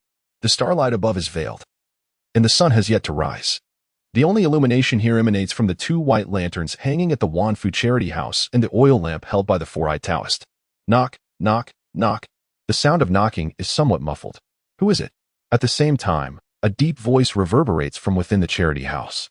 It is I, 4 Eyes. Coming. Upon hearing 4 Eyes, a response comes from inside as footsteps hurriedly approach the door. The heavy door of the charity house creaks open. The one who opens the door is a slender man with a sparse mustache. He appears relatively young, in his 30s, holding a water pipe. Dressed in a disheveled blue Taoist robe, with visible holes in some places. The other person looks at 4 Eyes with a hint of surprise. "Senior brother. How come you have arrived so soon? I thought it would take you a while longer." "Haha, this time I owe it to my junior disciple. We made much better time." The 4-eyed Taoist pats Lin Luo on the shoulder, smiling with pride. The other person's gaze shifts to Lin Luo, meeting his eyes perfectly. Lin Luo finally discerned the visage of the individual before him. Astonishingly, it bore a striking resemblance, perhaps 7 or 8 parts alike, to that of Taoist Qianhe. "Junior brother. You may not recognize him. This young lad is my esteemed senior brother's eldest disciple, Lin Luo." "Senior brother? Is that you, Uncle Jiu?" "Haha, indeed." Taoist Simu chuckled warmly as he introduced Lin Luo. "Allo, this is your Uncle Feihe." Disciple Lin Luo pays his respects to Uncle Feihe. Lin Lu performed a respectful gesture, pondering whether this individual might be a brother of Taoist Qianhe, as he bore a striking resemblance and their names were quite similar. It seemed likely. "Come in, come in." Taoist Feihe smiled at Lin Lu before opening the doors of the mortuary to allow Sumu and his clients to enter. "Jump in." Sumu turned and commanded Ren Weiyong. Subsequently, Ren Weiyong and his team bounced into the mortuary, leaving Taoist Feihe momentarily astonished. The leader of the group appeared to be a zombie? What a peculiar notion, to lead a procession of corpses with a genuine zombie. Was he not concerned about potential contagion, the transformation of a living corpse into a true zombie? However, upon closer inspection, Taoist Feihe discerned something amiss. This zombie lacked the typical aura of death and malevolence, possessing only a faint trace of yin energy. "Senior brother. What is this?" Feihe inquired hesitantly, pointing at Ren Weiyong. "Haha, this is a yin puppet crafted by a Luo. Quite lifelike, isn't it?" Sumu chuckled, reveling in his creation. "Galen, lead the horse inside." The paper puppet Galen guided the spectral horse into the mortuary as well. The doors gradually closed, and Feihe led them into the mortuary chamber. This Wanfu mortuary was somewhat smaller than the one in Rinjia town, containing only a single mortuary room without any partitions. Even Taoist Feihe had to sleep beside the coffin, which appeared rather rudimentary. Nevertheless, Taoist Sumu did not mind. At least there was a roof and walls to shield them from the elements. For a corpse chaser, having shelter was a considerable advantage over sleeping out in the wilderness. Feihe continued to observe Galen and Ren Weiyong, realizing that both were yin puppets. Was the material for creating such puppets now so easily obtainable? To produce 2 yin puppets with such ease was remarkable. If crafting yin puppets were that simple, those malevolent practitioners would not risk everything to steal corpses, refine zombies, and summon spirits. "Aluo, if you feel tired, you can rest for a while. I will converse with your master uncle," Suma said to Lin Luo. "Understood, master uncle." Lin Luo replied softly, casually finding a wooden plank to use as a pillow for his bundle, then lay down upon it. Having traveled extensively with his uncle since childhood, and later residing in a mortuary for many years, he found no discomfort in resting on a coffin board. The Taoist priest Simu and Taoist priest Fei He sat together, smoking their pipes as they engaged in conversation. After listening for a while, Lin Luo realized that Fei He actually belonged to the Maoshan school of the tattered robes. Although they were from different branches, they shared the same lineage, making them brothers in the art alongside Jiu and Simu. Lin Luo had no interest whatsoever in the Taoist techniques possessed by Taoist Fei He.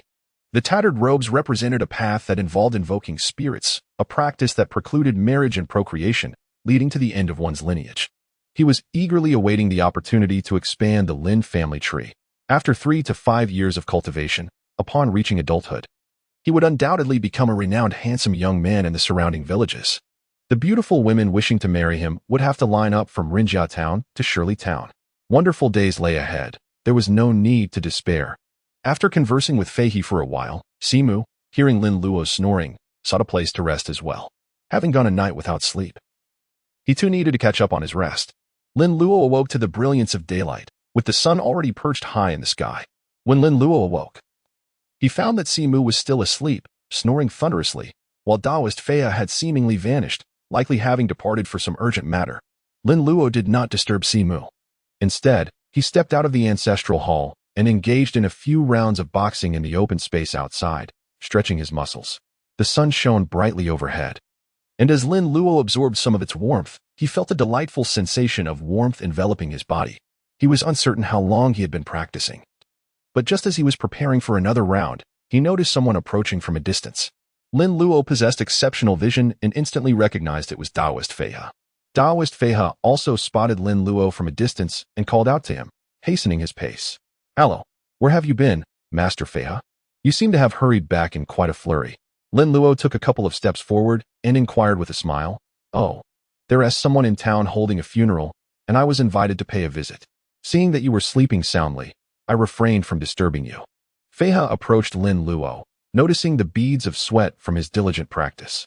His impression of his disciple grew even fonder. In these times, it is indeed rare to find a student who possesses both talent and a strong work ethic. Fei He chuckled and asked, "So, how do you feel? Are you hungry?" Lin Luo rubbed his stomach, feeling a pang of hunger, and nodded in acknowledgement. Indeed, he was a bit peckish. By the way, Master Simu mentioned treating everyone to claypot rice, although he was currently still asleep. Taoist Fei He's eyes sparkled at the prospect. Master Simu was actually treating. This old miser was finally loosening his purse strings. Without further ado, let us rouse him from his slumber. It is quite unacceptable for a disciple to be awake while his master remains in bed. With that, and without waiting for Lin Luo's response, Fei He eagerly dashed into Wanfu Yishuang. Before long, Master Simu, yawning profusely, was dragged out by Fei He. "Hey, I mentioned treating a Luo to a meal." "Not you. Why are you being so overzealous, Fei He?" Master Simu protested. Yet, Fei He was relentless, firmly holding on to Master Simu. "And what of it? You've passed by my place countless times without ever treating me to a meal. I've treated you to claypot rice several times already. If today you're treating a Luo, you must also treat me." All right, I yield. Who can resist a senior brother?" Master Simu acquiesced, albeit begrudgingly. Let us go. I'm quite hungry." He then casually wiped the corner of his eye, indifferent to his appearance. If he could return home a few days earlier, the payment from this client would be substantial, allowing him a couple of extra days of rest. Treating his junior brother to a meal was something he could certainly afford. Now that's the spirit. "A Luo, let us be off. Remember to eat heartily." "Sure." The three of them chatted and laughed as they made their way to a tea house not far from Shirley Town. The establishment was quite rudimentary, consisting of a few thatched huts with a sign hanging above, "Shirley Petit House." Lin Luo's expression was particularly vivid. Here lies Shirley Slope, the very birthplace of the legendary sword and fairy dream. Alas, this is not Yuhang County, nor is there a Xingyu village nearby. Otherwise, I would have made it my mission to seek out the elusive Xianling Island. As the group entered the tea house, they were promptly approached. "Esteemed guests, what tea would you like to drink?" "A pot of pu'er tea, please, and 3 bowls of rib rice." Formu skillfully placed the order. "Certainly, please wait a moment. It shall be served shortly." The trio took their seats, and the tea was soon brought forth. Surrounding them were travelers passing through and laborers working in Shirley Town, all enjoying their tea and bowls of rice. As Forma sipped his tea, he began to enlighten Lin Luo about the circumstances in Shirley Town. In the future, as Lin Luo traverses the martial world, it is only natural that he expand his sphere of influence bit by bit, necessitating an understanding of the neighboring villages and towns. Wherever there are disciples of Mao Shan, there lies a supply station, a safe haven. Listening attentively to the tales recounted by Taoist Formu and Taoist Feiha, Lin Luo nodded in agreement, as if indulging in a captivating story. Before long, the bowls of rib rice arrived, their enticing aroma wafting through the air. The three, having grown quite hungry, immediately began to feast. One cannot deny the delightful taste. The ribs were crispy, fragrant, yet not greasy. And the rice soaked in the meat's essence was truly delectable. Each grain of rice stood distinct, yielding a delightful springiness upon biting, rich and smooth, simply exquisite. After savoring a bowl of rib rice and sipping a couple of cups of pu'er tea, Lin Luo felt satiated. No wonder this place attracted so many patrons. The food was both delicious and affordable, making the bustling crowd a common sight. Lin Luo resolved that upon his return to Rinjia town, he would certainly pack some delicacies to take back and share with his master and fellow disciples. After satisfying their appetites, Taoist Simu settled the bill and took Lin Luo for a stroll around Shirley Town. In stark contrast to the bustling Rinjia town, Shirley Town, being distant from the docks, evidently lacked its wealth. The townsfolk appeared to lack the spirited demeanor characteristic of the people from Rinjia town. Finding nothing particularly intriguing after a while, Lin Luo called out to Taoist Simu to return to the Wanfui Iswang for some rest. As dusk approached, Lin Luo bid farewell to Taoist Feiha and set off once more. Initially, he anticipated a smooth journey home. However, unforeseen circumstances arose. The bright moon cast its glow, and restless spirits wandered in the chilling winds of the night. Amidst the deepening darkness and increasing cold, wandering souls traversed the desolate path, seeking replacements. As the cold winds rustled under the moonlight, his gaze, seemed to shimmer like the stars in the night sky. Lin Luo sat atop his steed, indulging in snacks while singing merrily, taking a bite, and then a few notes, much like a carefree wanderer on a spring outing. The four-eyed Taoist perched upon the client's arm, feeling the discomfort in his rear as he shifted positions. Hearing Lin Luo continue his song, he felt a pang of exasperation. How could this brat be so much like that insufferable monk?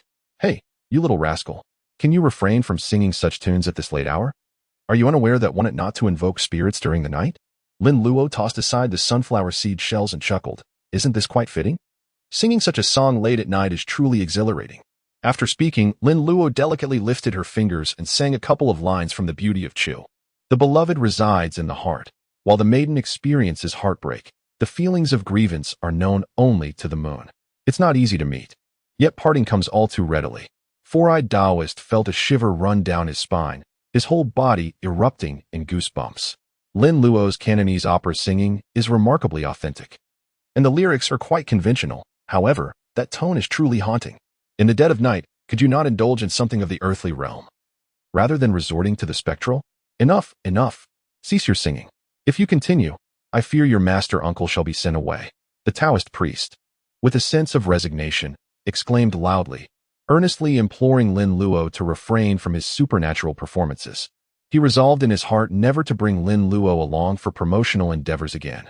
Lin Luo, that fellow, is undoubtedly a master of the dark arts of streaming. Lin Luo chuckled as he took out his water pouch, opened it, and quenched his thirst to soothe his throat. Master uncle, I have other songs as well. If this one doesn't suit, we can switch to another. The four-eyed Taoist's eyes widened in exasperation. You rascal, stop it. Ah. The night is quiet and deep. The bright moon shines clear, wandering far away from home. You truly are persistent. The four-eyed Taoist exclaimed. Be quiet, be quiet. He was on the brink of despair. The melody was indeed pleasant, yet it sent shivers down his spine, making him feel as though any trivial matter would betray the tune's essence. Ha! Seeing his master's frustration only brought Lin Luo greater joy. On a late-night journey, with no phone to entertain him, he found it quite amusing to tease the four-eyed Taoist. At that moment, an unexpected rustling sound erupted from the woods, as if something was swiftly passing through. In the stillness of the night, aside from Lin Luo's unabashed laughter, only the chirping of insects and the calls of birds could be heard. The sound was clear amidst the tranquility. The four-eyed Taoist immediately sensed the unusual situation and turned his keen gaze towards the source. Luo, be cautious, something is amiss, he warned in a serious tone. The languor that enveloped Lin Luo vanished in an instant. His smile remained, albeit transformed into something sinister. A glimmer of exhilarating coldness ignited in his eyes. He had been teetering on the brink of boredom, and at last, it seemed that amusement was about to arrive. After simplifying Lin Luo's Qi observation technique, he utilizes his left eye to perceive the yang energy and his right eye to discern the yin energy. At this moment, Lin Luo closes his left eye and surveys his surroundings with his right eye, but sees nothing. He then opens his left eye and scans the area once more. This time, he discovers some lingering malevolent energy in the woods on either side. The yang eye reveals living entities, while the yin eye unveils the deceased. He fails to detect any corpse energy or sinister magical auras described in the texts.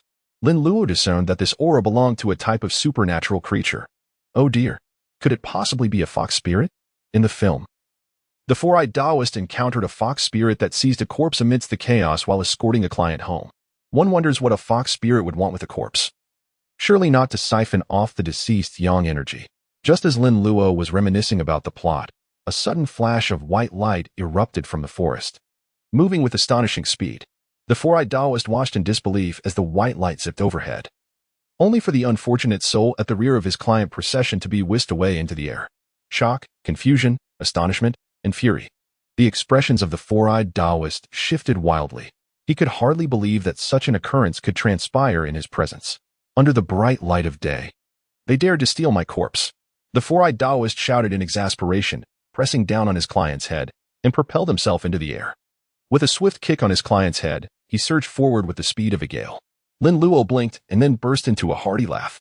The expression of the four-eyed Taoist was simply too amusing, transforming in a heartbeat.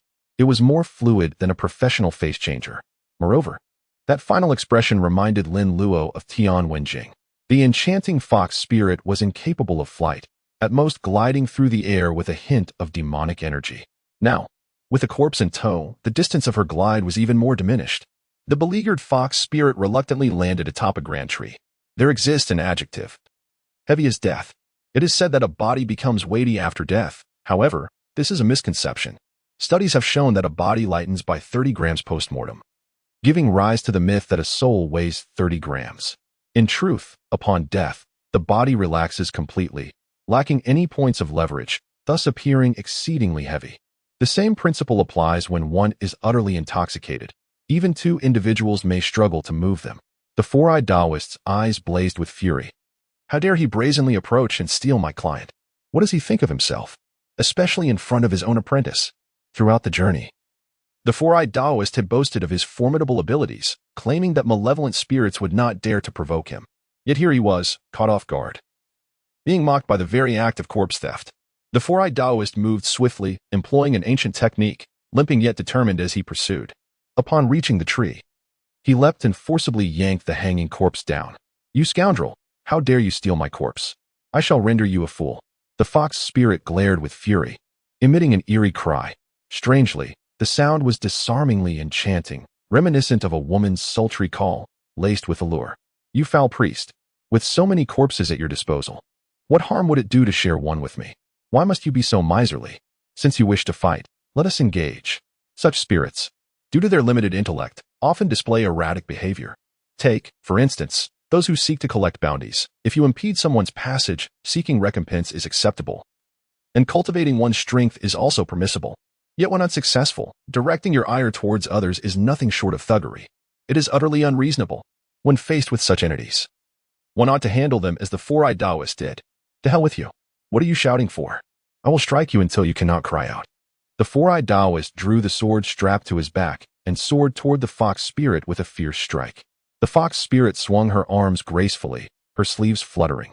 Yet the soft fabric effortlessly diverted the blade's trajectory. Their forms intertwined in a dance of conflict. As one individual and a fox landed, they collided once more.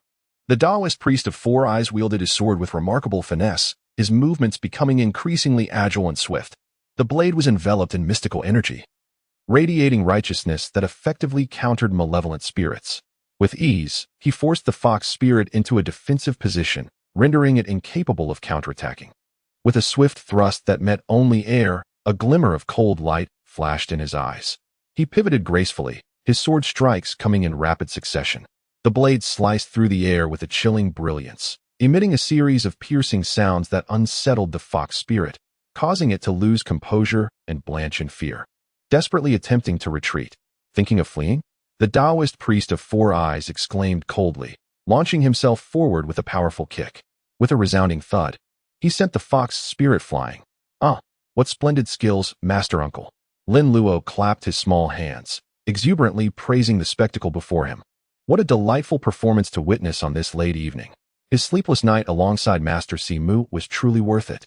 After such a lengthy wait, he finally beheld the vixen receiving her comeuppance.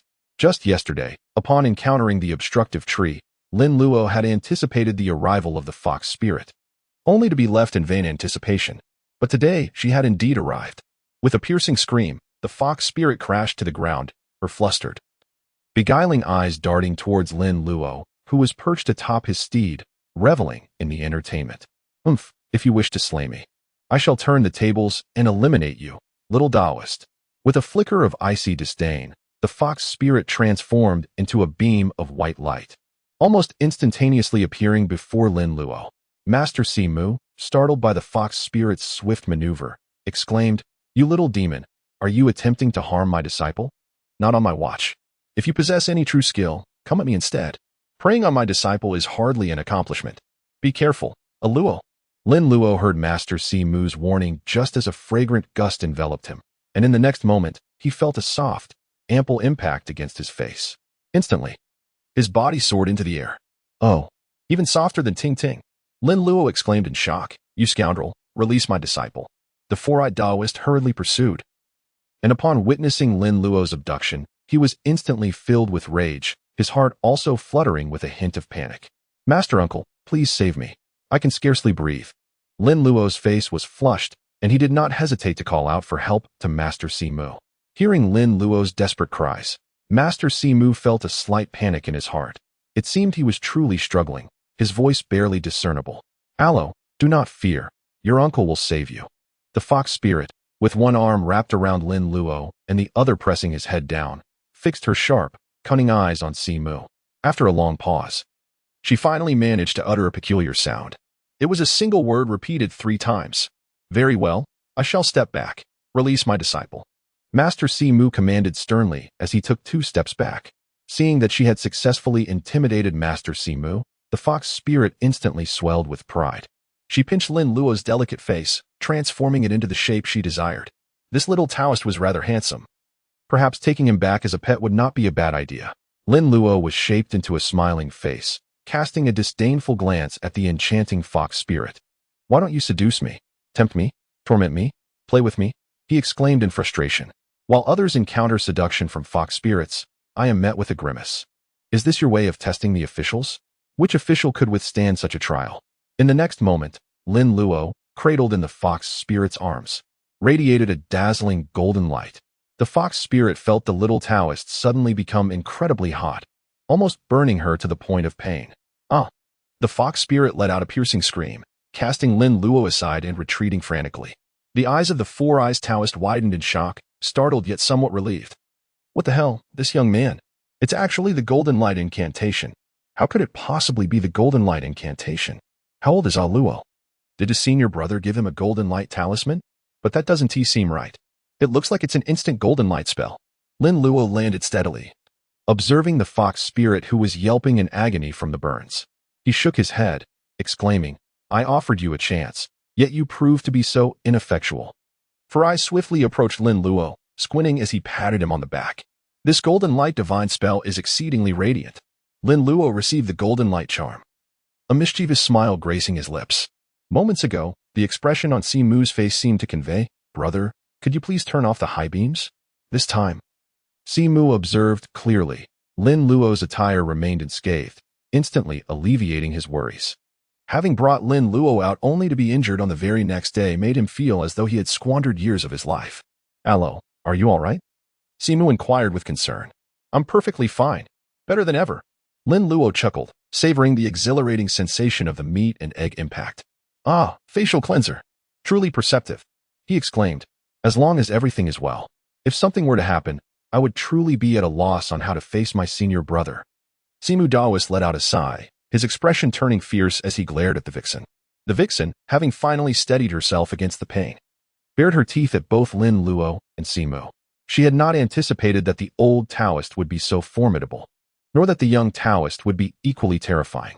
The sudden eruption of scorching golden light felt like raging fire, searing to her very core, and she certainly wished to avoid experiencing that again. At that moment, the vixen began to contemplate retreat. Stealing a corpse could be done any time, but to risk her life for one now was simply not worth it. With her enchanting eyes subtly shifting, she fixated on Lin Luo and Simu, resolutely deciding to flee. Just then, a powerful gust of wind unexpectedly appeared behind her, and a shadow collided heavily with her. The vixen let out a piercing scream as she was hurled away. The world spun. She felt as though her body had crashed against a massive boulder. And then she found herself trapped. Straining to open her eyes, she sought to comprehend the unfolding events. Before her stood a towering figure, a man clad in heavy armor.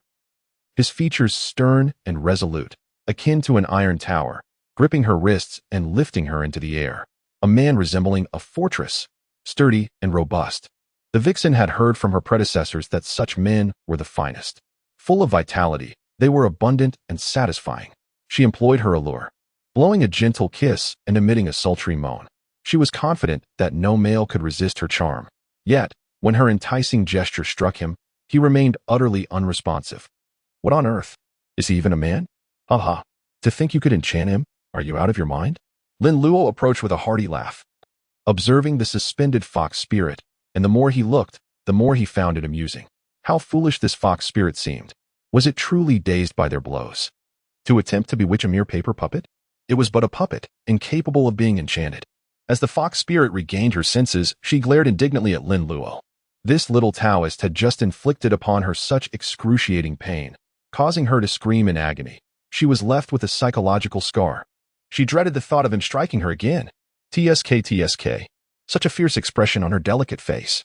Lin Luo emitted a series of clicking sounds from his mouth, his tone resembling that of a mischievous scion teasing a respectable family, exuding an air of insolence. The four-eyed Taoist felt a rising urge to reprimand him. Shaking his head, he turned away to search for the client who had been abducted by the enchanting fox spirit. This was a matter of utmost importance. Substantial wealth was at stake.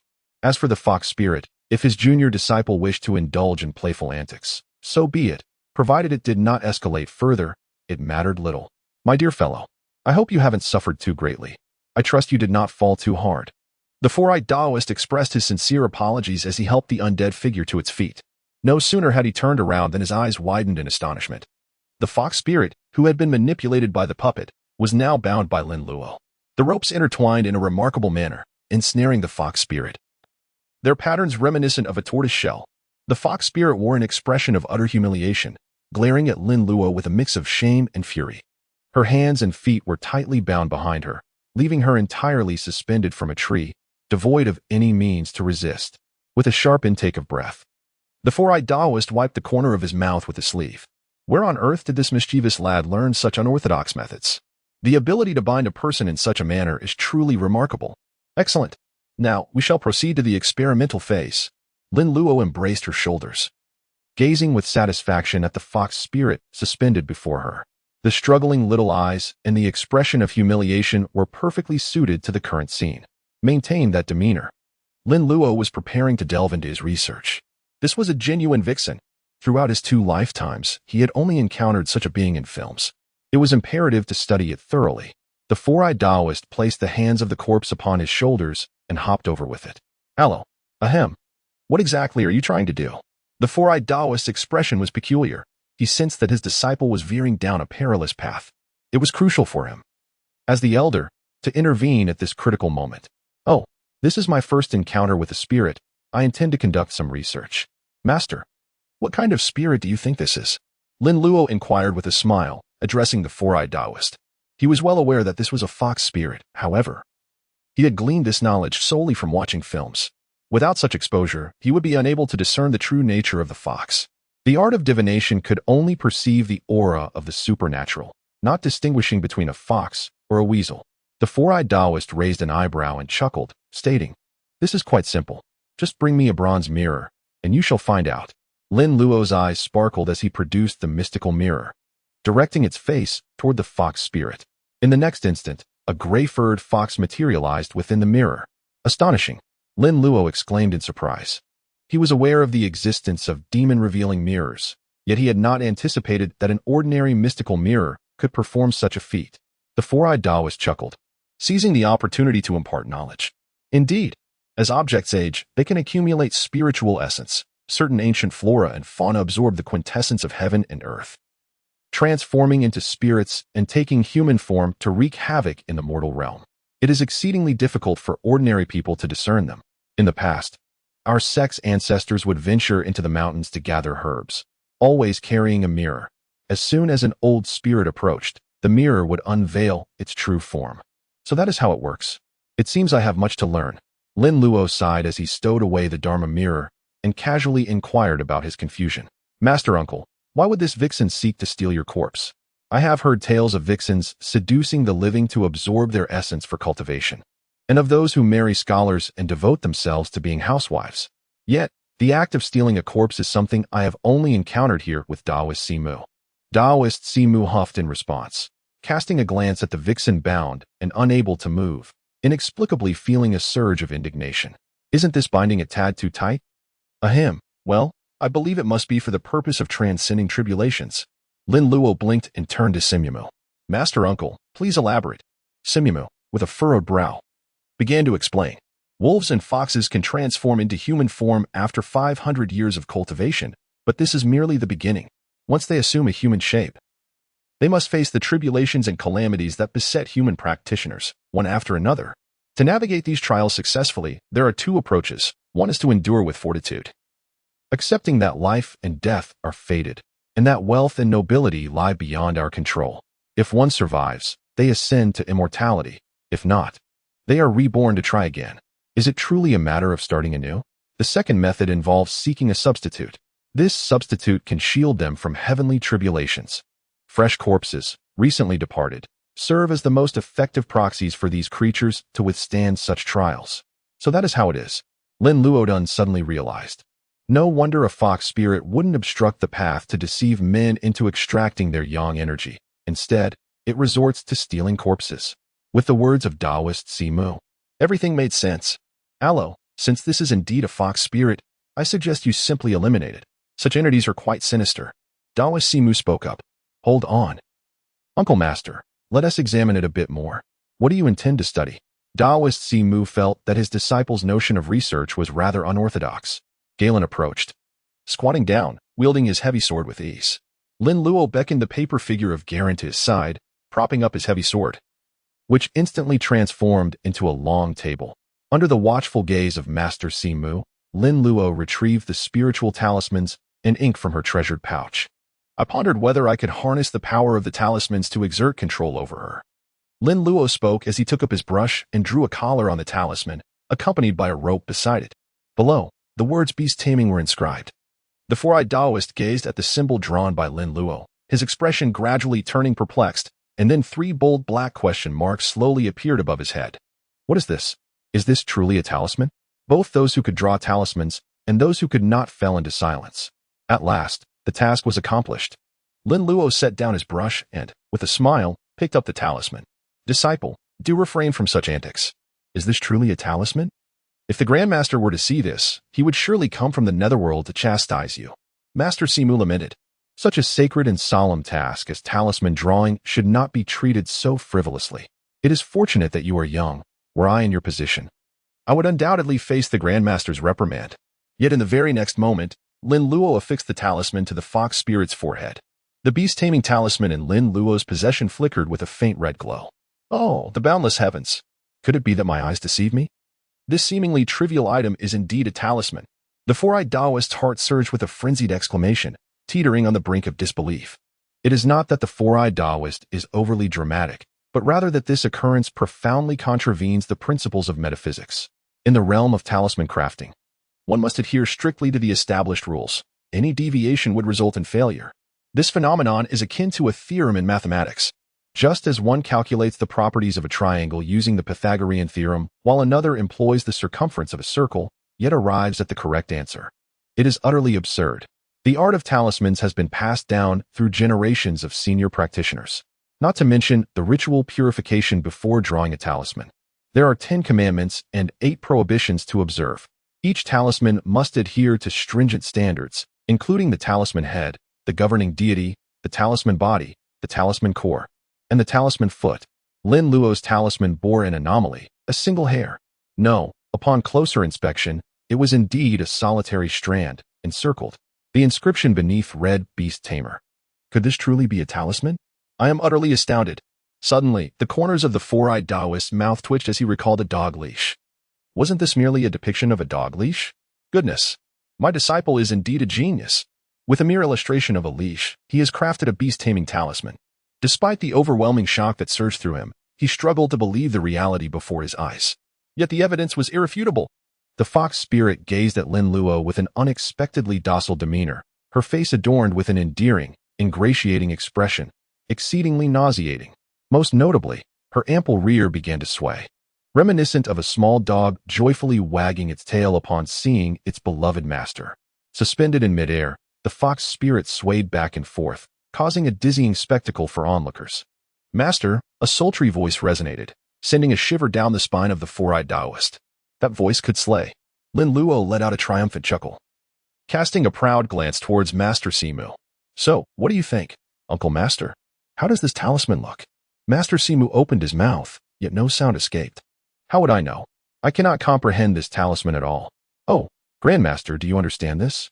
After a lengthy pause, Master Simu finally regained his composure, gazing at Lin Luo with a perplexed expression.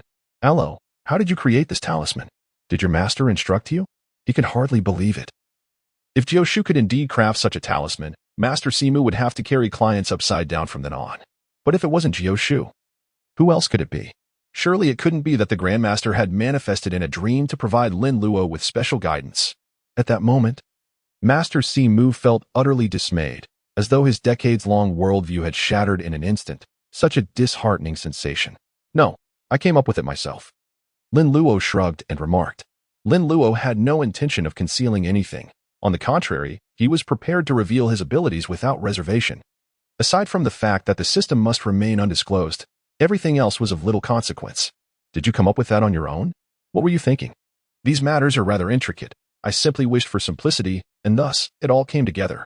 Lin Luo gazed earnestly with her large, sincere eyes at the four-eyed Taoist, exclaiming, You insist on probing for the truth. This is the truth. The four-eyed Taoist was rendered speechless by Lin Luo's seemingly natural demeanor and her genuine gaze. Is it truly so simple? Grandmaster, open your eyes and behold. What manner of demon is this disciple of yours? The four-eyed Taoist silently lamented within, then turned his attention to the talisman paper and brush atop the formidable sword wielded by the paper figure, Garen. Perhaps I should also give it a try? This thought surged forth, and the four-eyed Taoist could no longer restrain himself.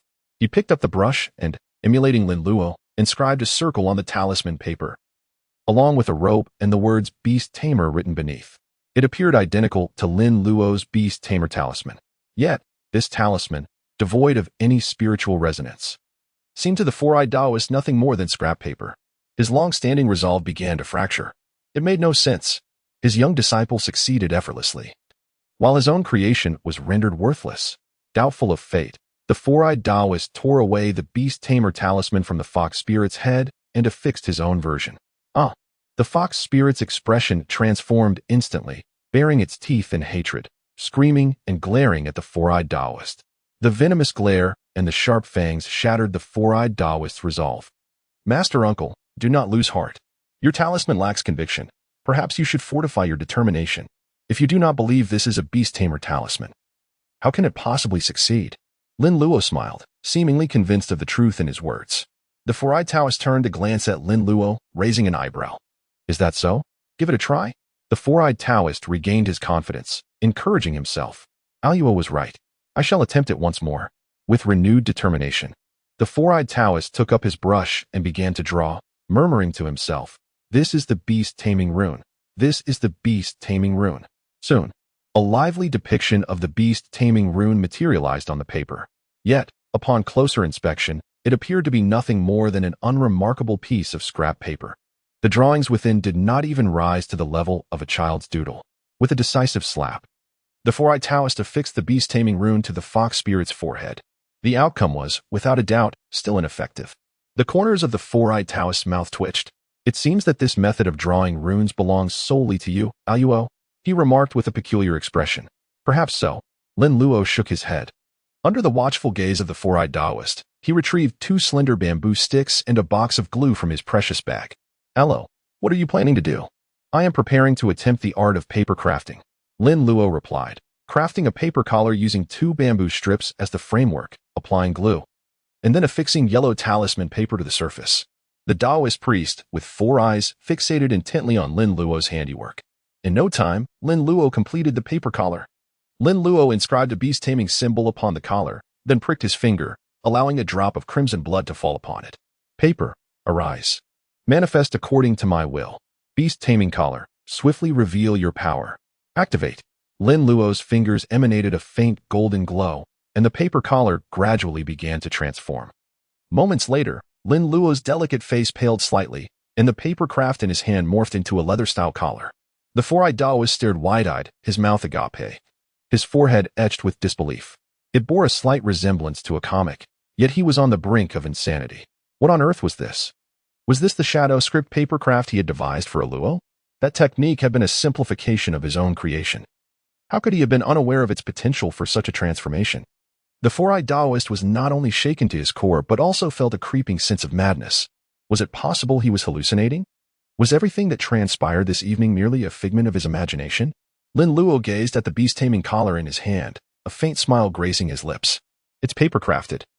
Of course, this encompasses, but is not limited to, paper figures, paper houses, paper cars, paper horses, and more. This is precisely how he comprehended it. Now, he could put it to the test. Lin Luo instructed Garen to immobilize the fox spirit's head, subsequently fastening the beast-controlling collar around her neck. The moment the collar encircled the fox spirit's throat, it emitted a soft crimson glow before abruptly constricting, adhering closely to her skin. In the next instant, the fox spirit gazed at Lin Luo with a gentle demeanor, reverting to her prior state of wagging her tail. Ah, this display of the dragon's tail is far more vigorous than what the female streamers exhibit. Master Uncle, what has befallen you? Lin Luo turned his head to gaze at the dazed Simyamu Taoist, giving him a gentle poke. The Simyamu Taoist suddenly regained his senses, his expression remarkably peculiar. Hello, I have come to realize that you, my dear fellow, are truly a genius, exclaimed Simyamu Yunlong, raising his thumb in loud admiration. Lin Luo chuckled softly and quickly waved his hand. Master Uncle, you flatter me too much. I merely possess a modicum of talent. Thanks to the benevolence of our revered ancestor. The Taoist with 4 eyes twitched at the corner of his mouth. This is not merely a gift from our ancestor. It is as if the ancestor fears you might not eat well and has prepared it specifically to be fed to you. Those talismans and paper crafting techniques, are they something an ordinary person could achieve? The Taoist silently recited the purifying heart mantra, striving to stabilize his resolve. He must not falter. All right, since you have subdued this fox spirit, what are your plans now? The four-eyed Taoist inquired of Lin Luo. Let's keep it for now. If it becomes disobedient, we can sever its tail and release it, Lin Luo replied. Lin Luo spoke calmly. The tail of a fox demon is of paramount importance, as it serves as the focal point of the demon's entire mystical power. It is said that for every period of cultivation, a fox demon will condense a new tail. The greater the number of tails, the longer the time required for their formation, with a maximum of 9 tails attainable. However, each time a fox demon meets its demise, it loses 1 tail, equating to a life forfeited for its cultivation. The fox demon before us possesses but a single tail, should it be severed. It would signify the obliteration of its power. In such a case, it would revert to its original form, losing centuries of cultivation in an instant.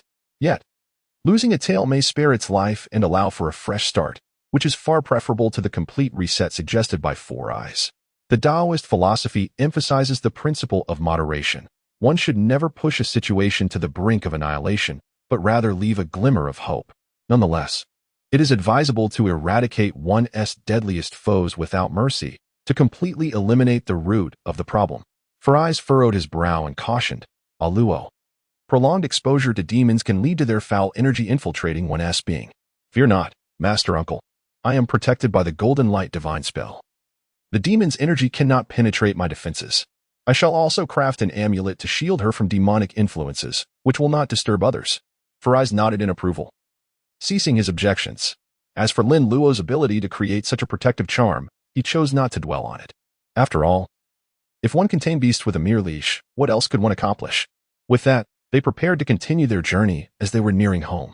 Ah, very well.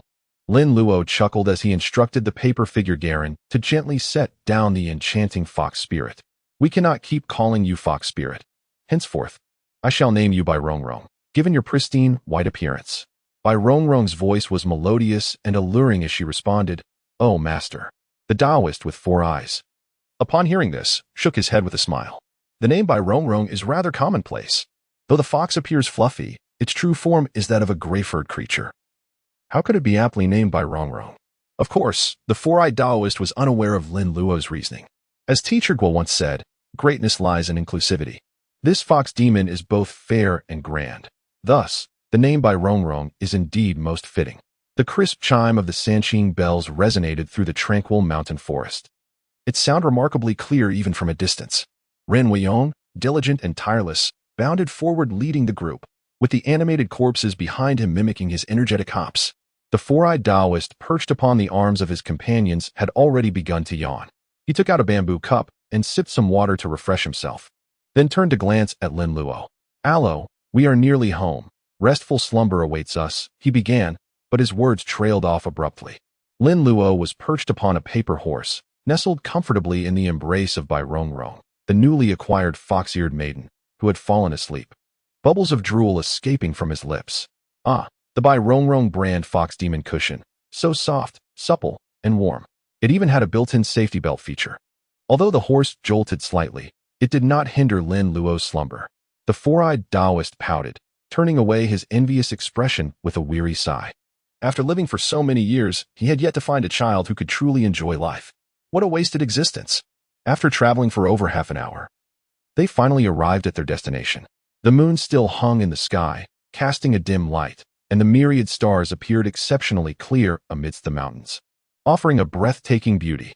However, even the most splendid scenery can lead to aesthetic fatigue after prolonged gazing. The 4-eyed Taoist, now lacking the inclination to admire the stars, commanded Ren Weiyong to halt before dismounting the undead steed. At long last, they had arrived. Thanks to Aluo's shadow puppetry, what would have taken at least half a month was accomplished in just 2 nights. The 4-eyed Taoist mused, casting a glance at the peacefully slumbering Lin Luo.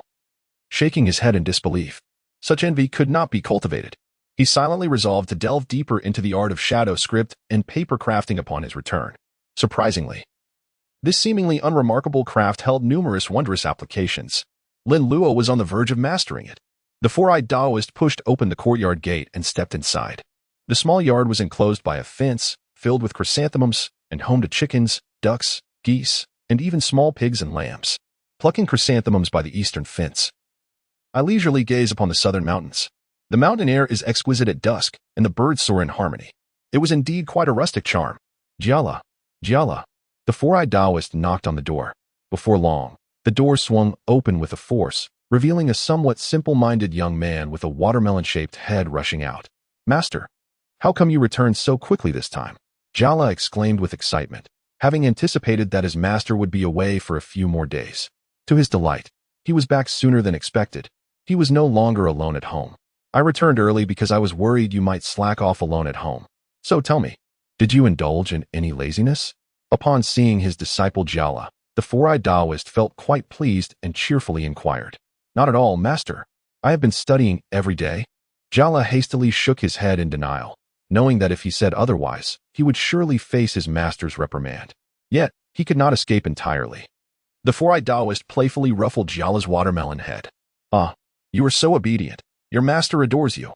Rubbing Jiala's head was one of the 4-eyed Taoist's great delights. "Go and bring my clients inside. This time, I have also brought your senior brother along." "Oh, senior brother? Which senior brother is it? Where is he?" Jia Lu curiously peered outside, observing a towering steed, led by a robust and tall figure whose expression bore an air of indifference, suggesting he was not one to engage easily. On the horse sat 2 individuals, a strikingly beautiful woman and a delicate, handsome child cradled in her arms. "Master, is that imposing figure my senior brother? He appears rather formidable and aloof." Jia Lu whispered to see Mu Daozhong, inching closer. A ripe watermelon presented at the door surely deserves a thorough squeeze. Simu Daozhang raised his hand and playfully ruffled Jia Li's hair. What kind of eyes do you possess? The one leading the horse is not a human. That is a puppet of the underworld. The child atop the horse is your true senior brother. My senior brother Lin Shurb was eldest disciple, Lin Luo. Ah, surely, master, he is so young. How can I refer to him as senior brother? Jia Li gazed at the slumbering Lin Luo, struggling to come to terms with the notion. To call a child 8 years his junior senior brother felt as absurd as addressing a peer of his own age.